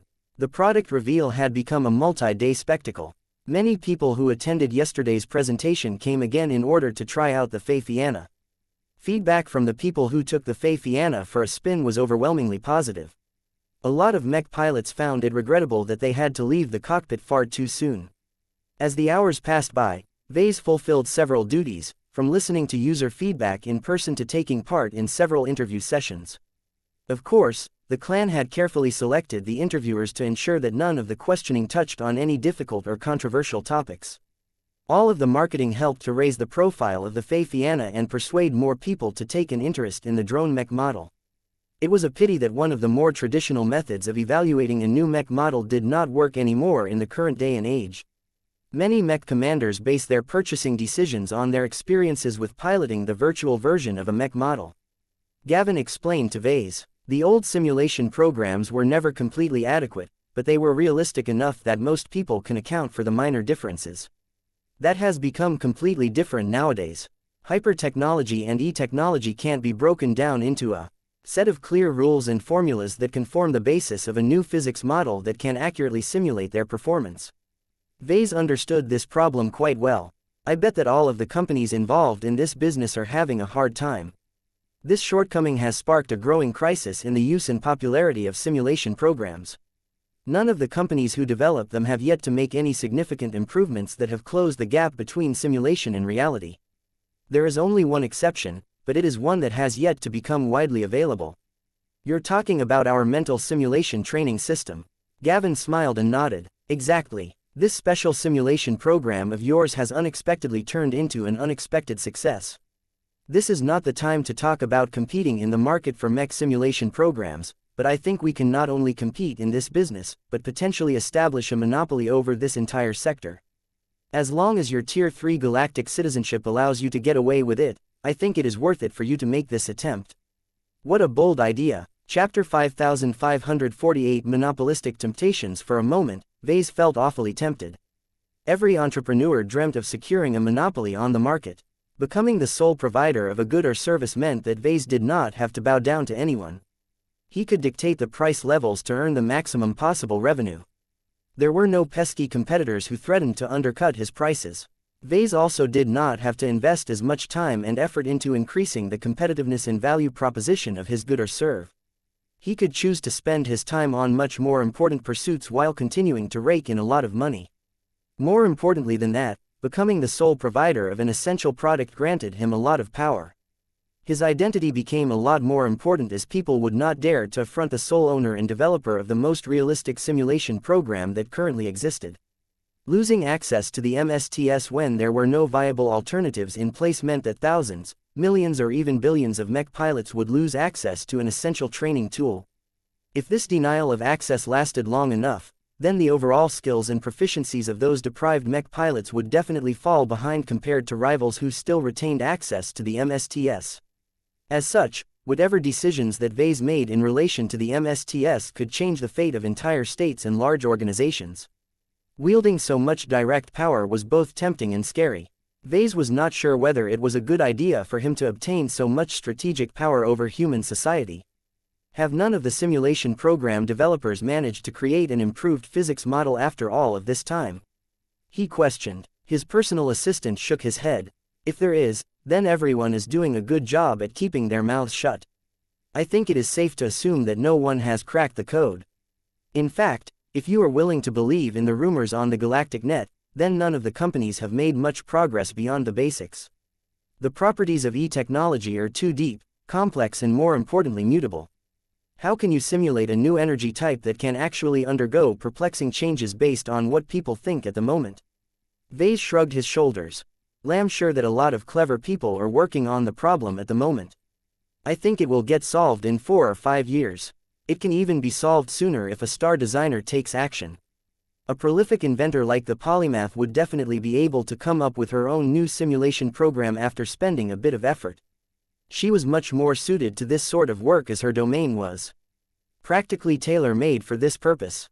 Figuring out new phenomena and deriving universal rules from them was a clear expression of discovering the truth of how reality worked. The only reason why the polymath had yet to turn her formidable intellect to this issue was because she needed to direct all of her effort into reverse engineering and converting the greater Beander Gate. If no other star designer was willing to address this increasingly more pressing issue, then adopting the MSTS in the immediate future sounded like an increasingly more attractive prospect. However, was the MSTS able to keep up with the massive expansion of usage? Currently, Vulcan essentially acted the server of the MSTS. He was able to maintain the current level of use without much issue, but if he had to simulate 1,000 times more training scenarios at a time, then even he would explode from overworking. Vase would have to develop a more sophisticated solution in order to scale up the MSTS to a level where mech pilots across human-occupied space could make use of it, possibly with moderate restrictions in order to reduce the total load. He may even have to create a new design spirit that was designed to act as a server from the very beginning. Even though Vulcan was doing a decent job so far, his lack of specialization in this area resulted in a lot of inefficiencies. I will talk to Jovi Armelon about this next time we meet. Vase eventually decided, if I decide to make the MSTS available to the wider public, I will likely have to do so through the channels of the Red Association. This was not unusual. There were many different people and companies who wanted to sell their goods and services to a wider audience but lacked the scale or infrastructure to reach every market. Many of the items listed on the association's merit exchange consisted of highly prized specialty products that were difficult to obtain through other channels. In any case, Vase did not have to worry too much about distribution, dirty tricks, unfair treatment and so on if he relied on the Red Association to manage the MSTS. The downside was that he would have to give up a lot of control over it. Vase might not have much choice in the matter if other simulation program developers failed to make enough progress. The urgency shouldn't be too much for the time being. Vase surmised. Many mechs only apply hyper-technology to a shallow degree. It is easy enough to manually simulate the phenomena they can produce. Mech pilots can still gain a lot from training with regular virtual mechs. This was not ideal, though. A solution had to be found to prevent mech pilots from backsliding in the new age. Vase temporarily set this matter aside and focused on preparing for the next big event. He went through another wardrobe change. He did not wear the same exaggerated getup as yesterday. Instead, he wore a more martial ensemble that resembled a military uniform. This granted him a more combative vibe that fit the occasion a lot better. Lucky dispensed with a cape as it wasn't necessary for the Archimetal cat to dress up this time. Meow meow. The cat perched on Ves's shoulder again. Vase reached up with his arm and petted his cat. How are you feeling so far? Have you detected anything suspicious? Meow. That is reassuring. The mechers are doing a good job at maintaining security. His last talk with Jovi constantly lingered in the back of his mind. Vase had not forgotten about the fact that the Red Cabal had issued a huge bounty on his head. The rewards sounded so tempting that Vase almost couldn't believe that no one had made any attempt on his life so far. No major irregularities had occurred. The mechers responsible for maintaining security had not increased their alert level either. If anyone wanted to make an attempt, then they had to act today at the latest. Vase did not intend to stick around in the Bortle system any longer than that. He would remain out of the public eye for the remainder of his stay before teleporting directly inside the hull of the Tarrasque. Though Vase felt a little concerned at how his would-be assassins intended to bypass all of the heavy security, there was no use for him to worry so much about this issue. He could only shove this issue to the back of his mind and focus on the stuff that he was able to affect through his own actions. Let's head out. Make sure to keep an eye on my back, Lucky. Meow. As the time had come for Vase to make his reappearance, the Mech arena had already become just as full as yesterday. Though a portion of yesterday's ticket holders declined to enter Foca Arena again, it was easy enough to sell their seats to other people who were interested in witnessing the show with their own eyes. The hype surrounding the recently announced xianxia was still strong enough to draw in a lot of people in the Bortle system who missed out on purchasing a ticket the first time. As the spotlight shone on Vase once again, he briefly took in the excitement and anticipation in the air. A lot of people expected the xianxia to vanquish its challengers. Whether that would actually happen remained to be seen, but Vase had enough confidence in the combat capabilities of his latest commercial mechs. Ladies and gentlemen, welcome to another day where you can get to know our new xianxia line better. As you are all aware of, we are about to host 4 action-packed challenge matches for today. We have cleared the entire arena grounds in preparation for the matches between the xianxia and a variety of newer yet-to-be-released mechs designed by others. Let me briefly explain the rules and format of these challenge matches. Vase spent the next 5 minutes explaining the rules that he agreed upon with his challengers. Every challenge consisted of only a single match that would determine the success and failure of this venture. The MTA along with possibly other institutions would referee the matches in order to maintain fairness. The mechs used in the competition were all standard copies with no custom changes and additions that exceeded a low threshold. The mech pilots working for the challengers were all carefully selected to match the strength of the Larkinson mech pilots. The number of mechs assigned to each side had to be adjusted for the cost, counterfactor and other variables in order to make the matches as fair as possible. All of these rules imposed additional burdens and restrictions onto the participants, but they were very much necessary in order to ensure the challenge matches correctly showcased the strengths and weaknesses of every mech model. By the way, before we proceed with introducing my first challenger, let me briefly mention a contest that our company has decided to hold. Vase proceeded to draw attention to the new Fey Design Contest that had just launched this morning. The Fey Shaper Contest is open to all journeyman mech designers and lower. With a generous prize pool, anyone who is willing to design a compelling new variant of one of our Fey can win up to 10,000 MTA credits. Although 10,000 MTA credits could be used to buy a single luxury handbag, it still represented a fortune to many impoverished mech designers. MTA credits was a standardized currency that was based on the spending levels of the mechers. This was why a sum of 10,000 MTA credits was bound to make a lot of second-raters crazy. Many second-class apprentices and journeymen could launch an entire medium-sized mech company with this much money at their disposal. Whether they would actually be able to make their company profitable over the long run was another matter. In any case, Vase could clearly sense a spike in excitement as many younger mech designers felt they had a chance of entering the top 10 or even the top 3. Before I let you go on and plan your designs, let me warn you that my Fey all have the capacity to be alive or host a life. Vase carefully said, you need to design them with a respectful mindset towards life. If you solely participate in this contest without caring for your work, then do not be surprised that your entry will earn a low score even if it contains superior tech and design implementations. That sounded rather confusing to many people, so Vase shared a helpful tip. If you want to be sure that your new Fey design is well received, then I suggest you fabricate a few copies and assign them with different xianxias to see how well they cooperate with each other. If the living mech likes your new Fey, then you have done a good job. If that is not the case, then you will have to go back to the drawing board. This contest can only be won by the designer who possesses the strongest heart towards their Fey. Chapter 5549 The Master Gambler. Once Vase announced everything that he wanted to convey to the public, he finally made way for his first challenger.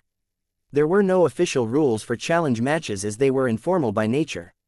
However, they happened often enough during the age of mechs for mech designers to formulate a set of customs. In any public challenge matches, the mech designer that issued the challenge deserved to enjoy his own moment in the spotlight. Lights began to shine onto 4 distinct second-class mechs that had just entered the expansive arena grounds. The Nalarat Mark I proudly flew forward. Each of them primarily functioned as rifleman mechs, but their arsenal and their notable defenses made them look as solid as heavy artillery mechs. Their most distinctive feature was their excess armor. Unlike other rifleman mechs that generally eschewed armor in favor of mobility, the Nularit Mark I had taken the opposite approach. Not only was its frame thicker and more heavily armored than usual, but it also carried additional modular armor that made it look as if the mechs had turned into industrial mechs all of a sudden. Deployable armor. Vase accurately identified, the rifleman mechs weren't supposed to haul all of this heavy and bulky armor all of the time. If they ever deployed with all of this additional cargo, they were meant to find a favorable firing location and deploy their excess armor into a small defensive cover that could resist quite a number of attacks. Even though the Nularit Mark I carried a lot of excess armor plating, none of them looked particularly expensive. They were all made of fairly cheaper materials that could easily be bought in bulk. Vase bet that Master Kreshnik resorted to hyper-technology to amplify the defensive strength of the deploying armor. That was the only way for this arrangement to make sense. Another aspect of the Nularit Mark I that attracted his gaze was the weapons loadout of this rifleman mech. Instead of arming it with a large cannon, Master Kreshnik instead chose to equip his defensive rifleman mech with 2 identical Gauss rifles. Vase had to scratch his head at this design choice. It was not a decision that he would have picked, as it was quite difficult for mech pilots to handle 2 external rifles at the same time. There had to be a clever rationale behind this deliberate design choice, but Vase was unable to figure it out at the moment. He would have to wait until the match commenced before the truth would become clear. The Nularit Mark I possessed many other nuances that spoke of thoughtful and deliberate design. Vase gained a much better sense of Master Olaus Kreshnik as a mech designer. Much like other first-class mech designers, Master Kreshnik preferred to calculate as many possible solutions as possible. The Nularit Mark I looked as if Master Kreshnik had utilized his cranial implant and all of the processors he could muster from the Red Ocean branch of Pritchard and Terse to calculate and optimize as many aspects of this mech as possible. That explained why Master Kreshnik was so confident in his work.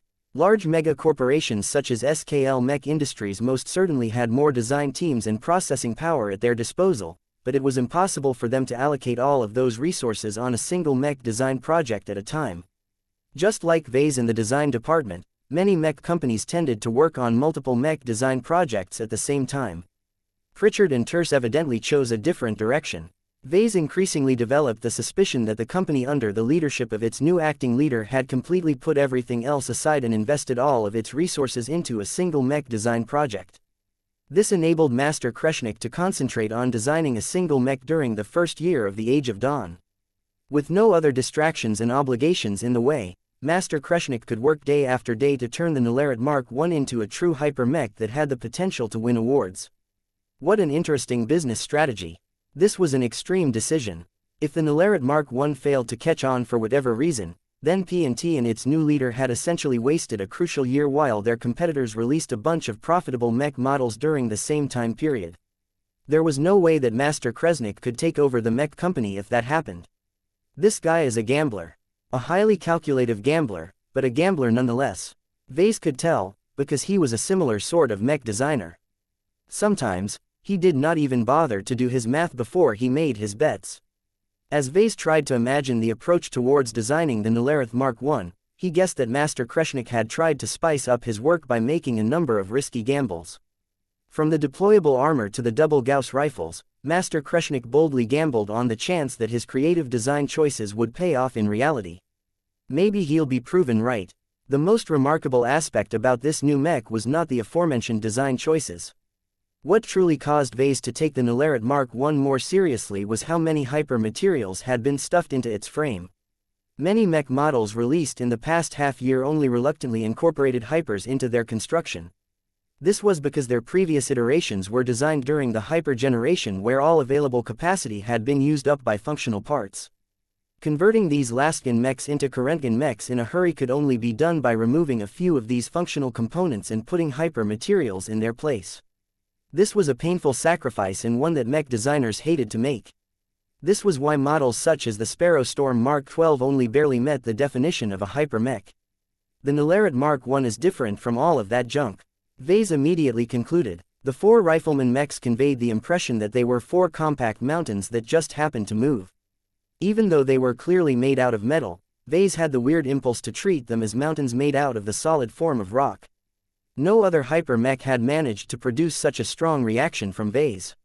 The Nularit Mark I had clearly been designed to function as a hyper mech from the onset, and not an average one either. It was easy enough to design a fairly strong hyper-mech by adding a larger than usual quantity of hyper-materials into its frame. The hard part was to unify all of that hyper-materials into a more cohesive package that could materially affect the performance of the hyper-mech in a highly focused manner. Even though the Nalarit Mark I was clearly not alive, the mech nonetheless relied on a more sophisticated implementation of hyper-technology to produce a phenomenon that was similar to an artistic conception. It's akin to an extremely well-designed and well-made low-level artifact. Just because mechs weren't alive did not mean they were weak. The mech industry had advanced the state of mechs for over 4 highly productive centuries. 100 star designers emerged during this time who all made significant contributions to the development of mechs, all while treating their works as lifeless objects. Master Olaus Kreshnik made an appearance as well. He moved closer to the central position occupied by Vase. The man looked proud, and had every right to feel this way. Vase and many other mech designers could already tell that the Nalarit Mark I was bound to perform better than other ranged mechs of its kind that was currently released on the market. This was the power of an accomplished Rubarthan master mech designer. Although there were many second-raters in the audience who felt upset that an elitist first-rater chose to go down and compete against their own homegrown mech designers, the Red Association did not prohibit this kind of behavior. If second-raters were upset about outside intrusions, then they just needed to work harder and design better second-class mechs to fend off the competition. The mechers only cared about advancing the state of mechs as fast as possible. First-class mech designers always exerted a high degree of competitive pressure onto the lower markets as they were always willing to earn easy money if the native mech designers were not up to par. In the current situation, the first challenge match could be interpreted as a duel between a real, second-class mech designer like Vase and a powerful first-class mech designer who did not belong in the middle zone like Master Kreshnik. Of course, this competition took on another dimension when Vase thought about the subtle ties to the Rubarthan Pact's internal political struggles. Vase had no interest wading into the mud fight between the Smokestack Prince and the Inferno Spear Prince, but it looked as if he did not have a choice in the matter. Professor Larkinson, the 200-year-old Rubarthan master mech designer, kindly greeted Vase upon approach. "Thank you for accepting my challenge. You are just as courageous as your reputation suggests. Few seniors dare to accept a challenge from a master, though it could be argued that you are different from the rest of your group. I hope that you will not take my challenge as a personal insult or a condemnation of your skills." What a diplomatic opening. Vase smiled back as he shook the Rubarthan's relatively firm hand. "As a mech designer, I enjoy this competition in its purest form. Our feelings and our opinions are irrelevant. Our main purpose is to serve mech pilots, and we do so by designing the strongest and most suitable mechs for their needs. Let our works be judged by those standards, and nothing else. I do not reject your challenge because my Fianna must prove it has the ability to cope with a variety of powerful threats. It sure looks like your Nalarit Mark I's fall into this category. Would you like to introduce your work to the public? Why have you chosen to design a defensive rifleman mech?" The master mech designer was not afraid of revealing a bit of information about his unreleased work. The Nalarit Mark I is the culmination of Pritchard N. Terce's effort to design cost-effective counters against small craft and other threats on the same scale. While there has been a concerted effort in the mech industry to increase the firepower of ranged mechs to make them more effective against warships, P&T believes that the native aliens will make much more extensive use of starfighters and more notably phase fighters in the near future. Our enemies are learning from us.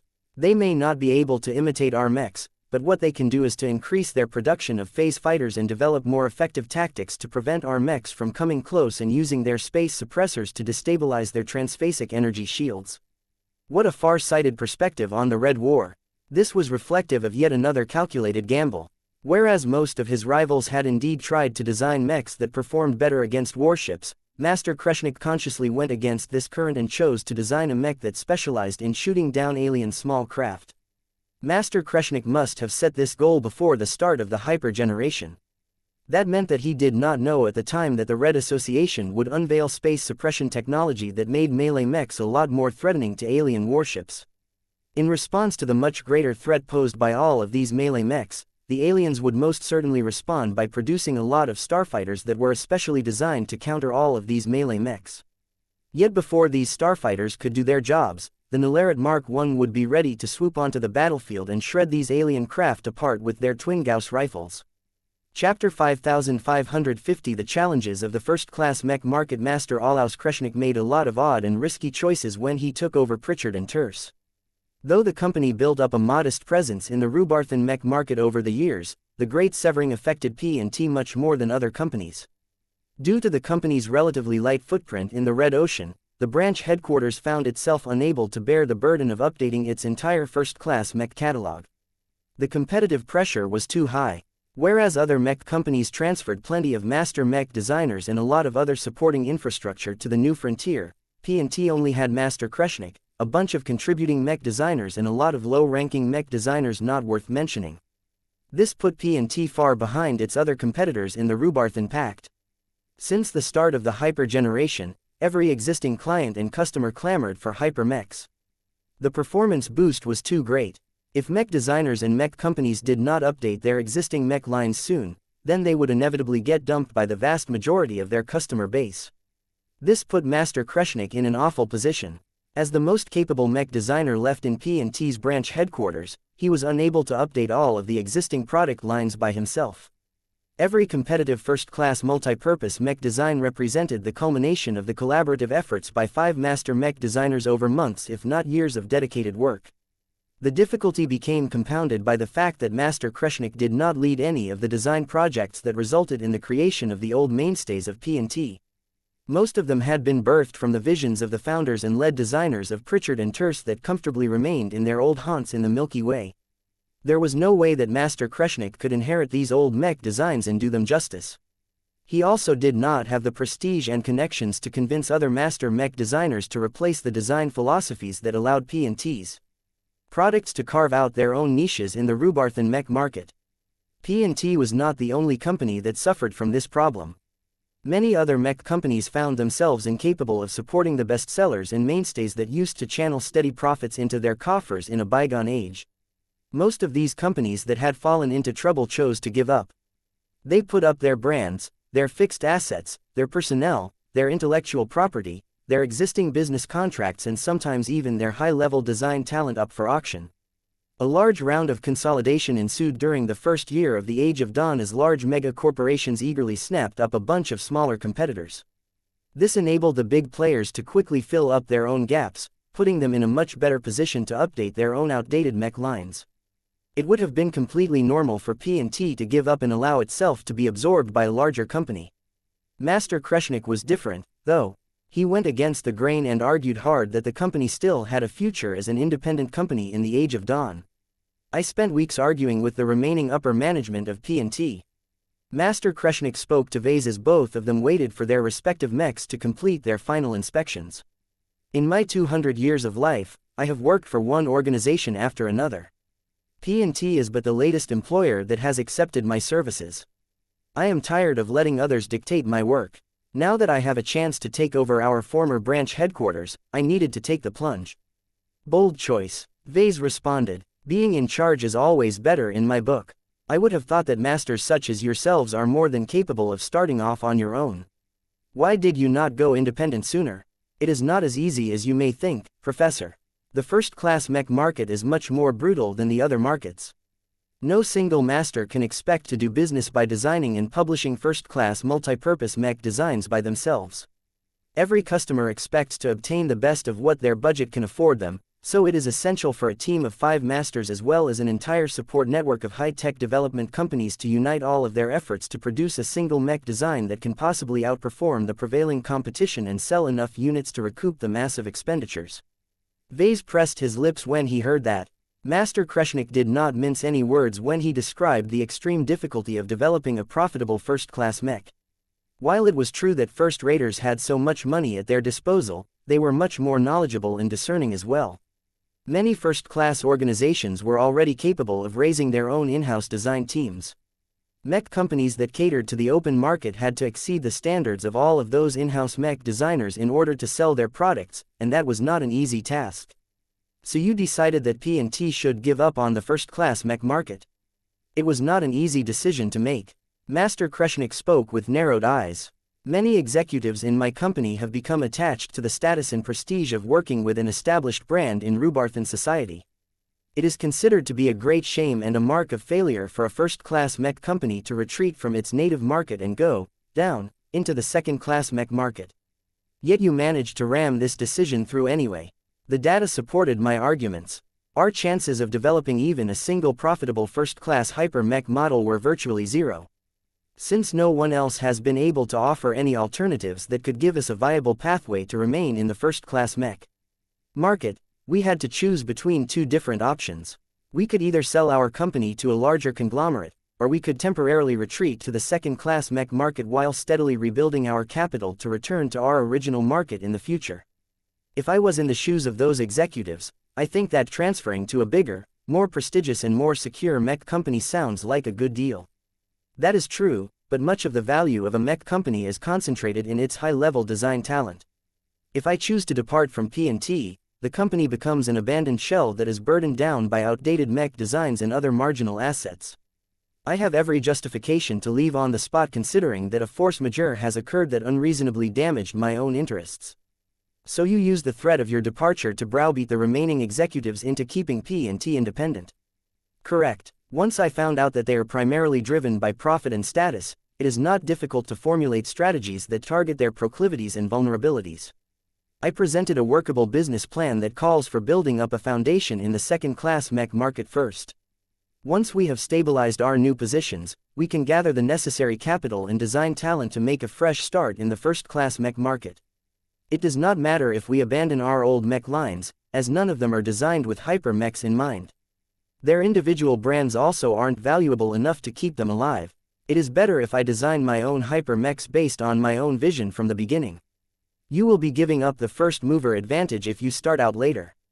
That is a necessary sacrifice. If you want to survive in this business, then you need to possess an objective understanding of your own situation.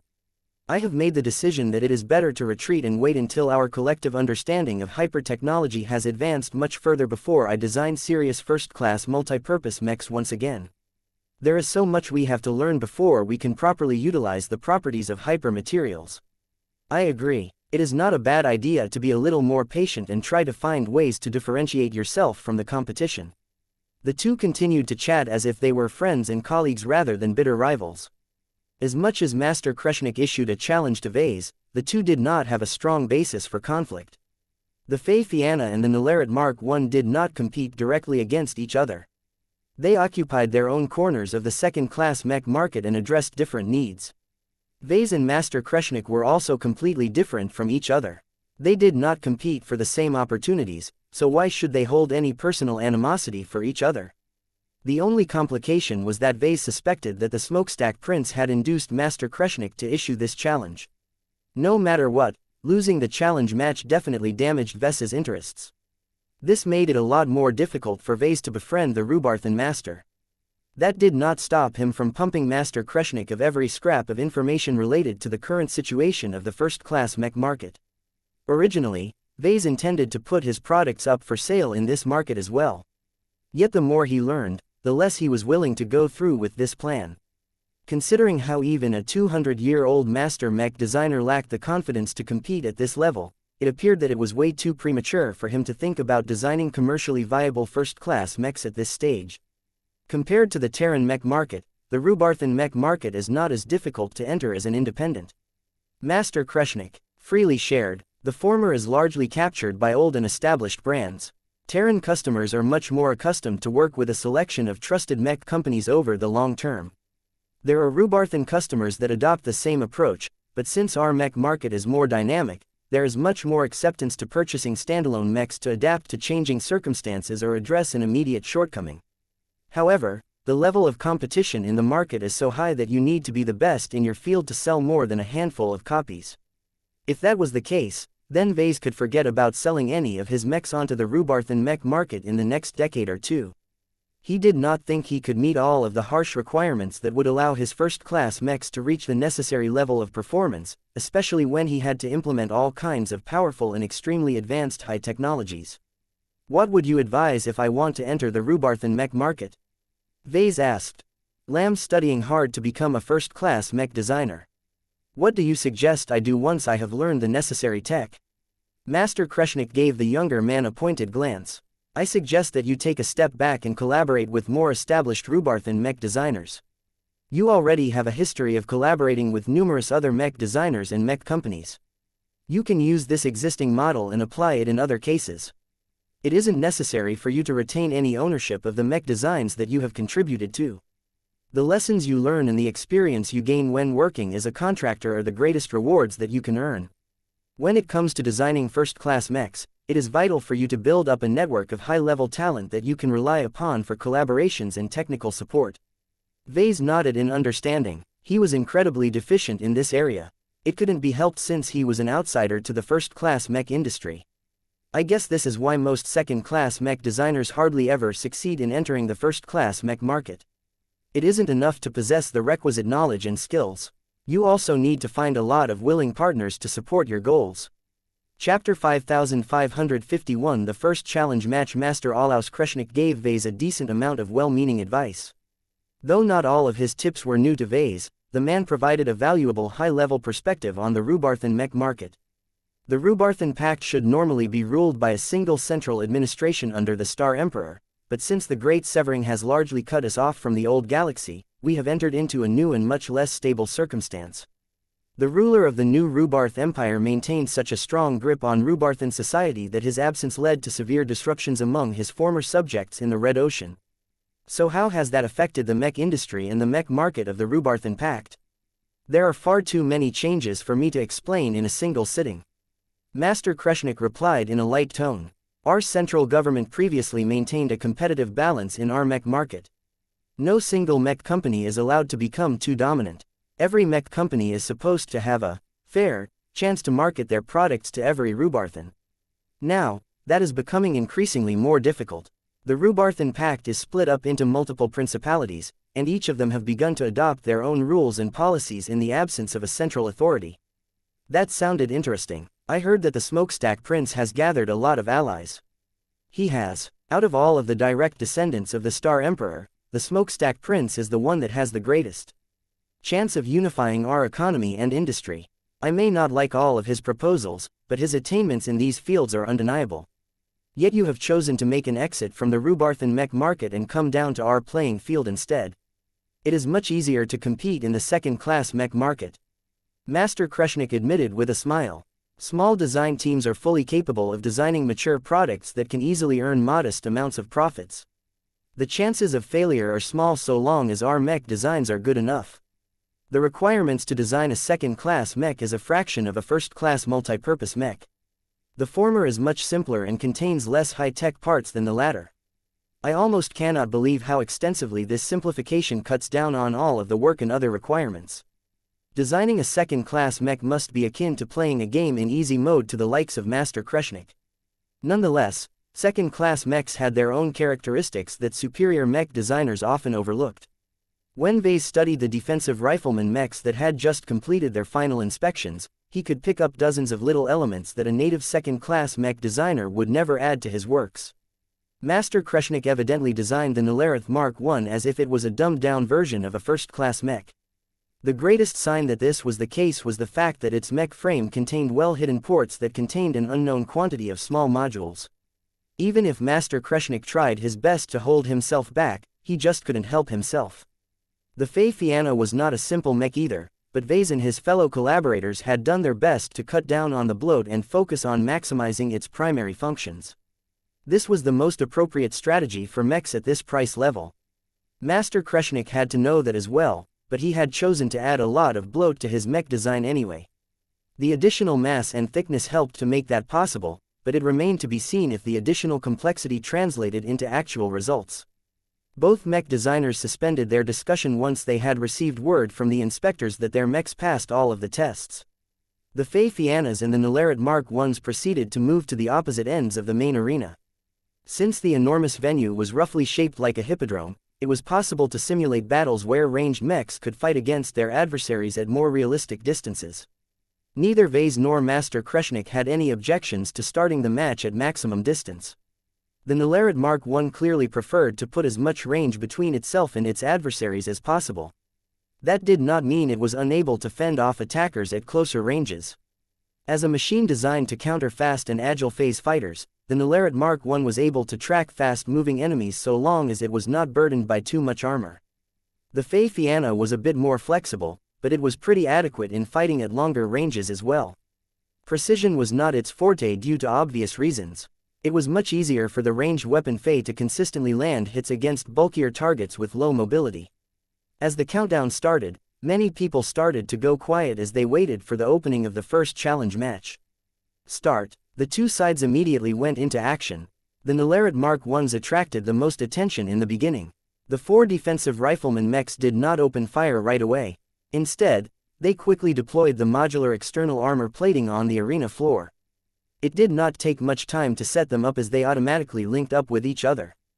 The quantity of mechs mattered a lot. More mechs translated into more construction materials. The four mechs were able to form a cozy little fortress where they barely managed to squeeze inside with enough room to orient their Gauss rifles in multiple directions. Vase could clearly see that the bulky external armor plating could be used to form a defensive sphere in space. The fact that this battle took place in planetary conditions meant that the Nalarit Mark I could take advantage of the ground as a virtually impregnable layer of armor. They did so by thickening and reinforcing the other sides of their makeshift fortress. The fortification resembled a mountain, one that the Nalarit Mark I's did little to dissuade. P&T had even coated the external armor plates with a brown shade that turned white at the top. This design characteristic was not just cosmetic, but helped to reinforce everyone's impression that it was as solid as a mountain. When a considerably power energy vortex managed to form inside this supposed mountain fortification, Vase reacted with mild shock.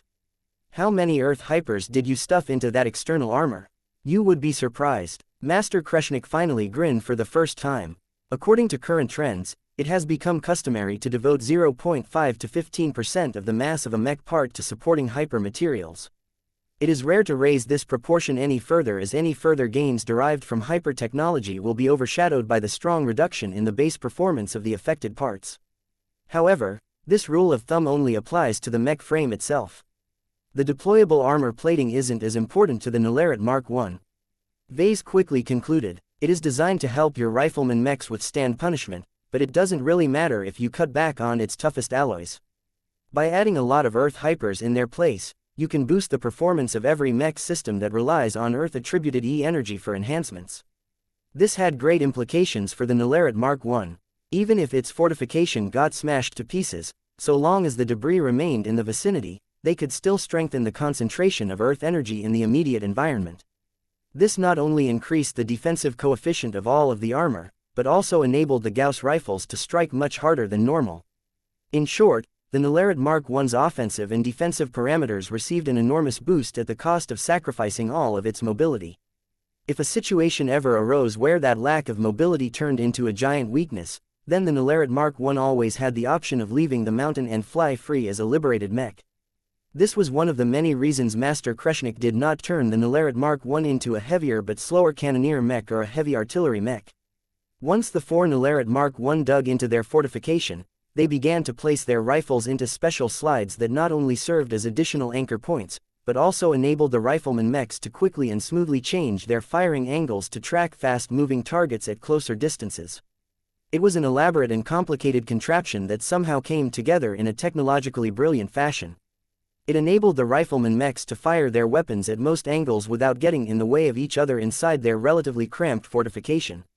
If Gloriana was here, she would probably kneel and express her open admiration for this mechanical marvel. It became clear that P&T under the leadership of Master Kreshnik did not waste all of the months spent on designing and perfecting the Nalarit Mark L. 8 Earth Gauss rifles soon began to open fire at the three xianxias and their accompanying Fei on the other side of the long arena. Bang, bang, bang, bang. The caliber of the rifles was not large. In fact, they leaned on the smaller side. This granted the defensive riflemen mechs numerous advantages. Their weapons were smaller and easier to handle. They could be fired at a faster rate. They could carry a lot more Gauss rounds with them, which meant that it would take much longer for them to run out of ammunition. Of course, the downside to all of this was that each shot inflicted significantly less kinetic damage than usual, but that was only the case if the weapons existed in isolation. What was different this time was the high concentration of Earth energy in the mountain-shaped fortification. The weapons as well as the rounds were all impregnated with Earth hypers. Each of them received substantial boosts from the more favorable environment.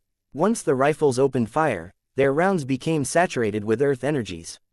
This significantly altered their characteristics and caused them to strike at their targets with considerably greater impact force than normal. The Fei-Fianas that had begun to perform evasive maneuvers almost flinched when the solid projectiles slammed against the water energy shields generated by their energy shield phase. Bang! Not only did the projectiles strike the energy shields hard, but they also arrived at an alarmingly fast pace. It became abundantly clear that the Nalarit Mark I's did not hold back.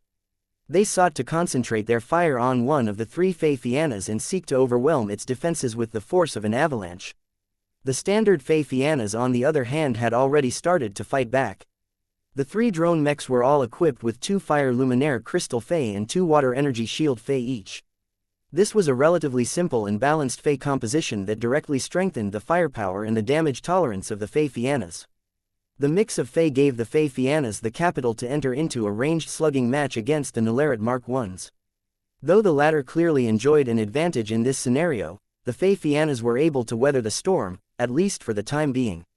With 2 energy shield Fei as well as the drone mech's native energy shield, the mech was not as weak as it appeared.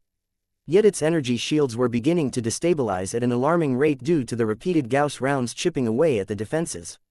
The attacks of the Fei-Fianas did not yield the desired results either. Before the fire energy beams managed to strike the surface of the fortification, the attack became blocked by the Earth-attributed energy shields of the Nalarit Mark I's. The Fei-Fianas weren't the only mechs in the field that enjoyed multiple layers of protection,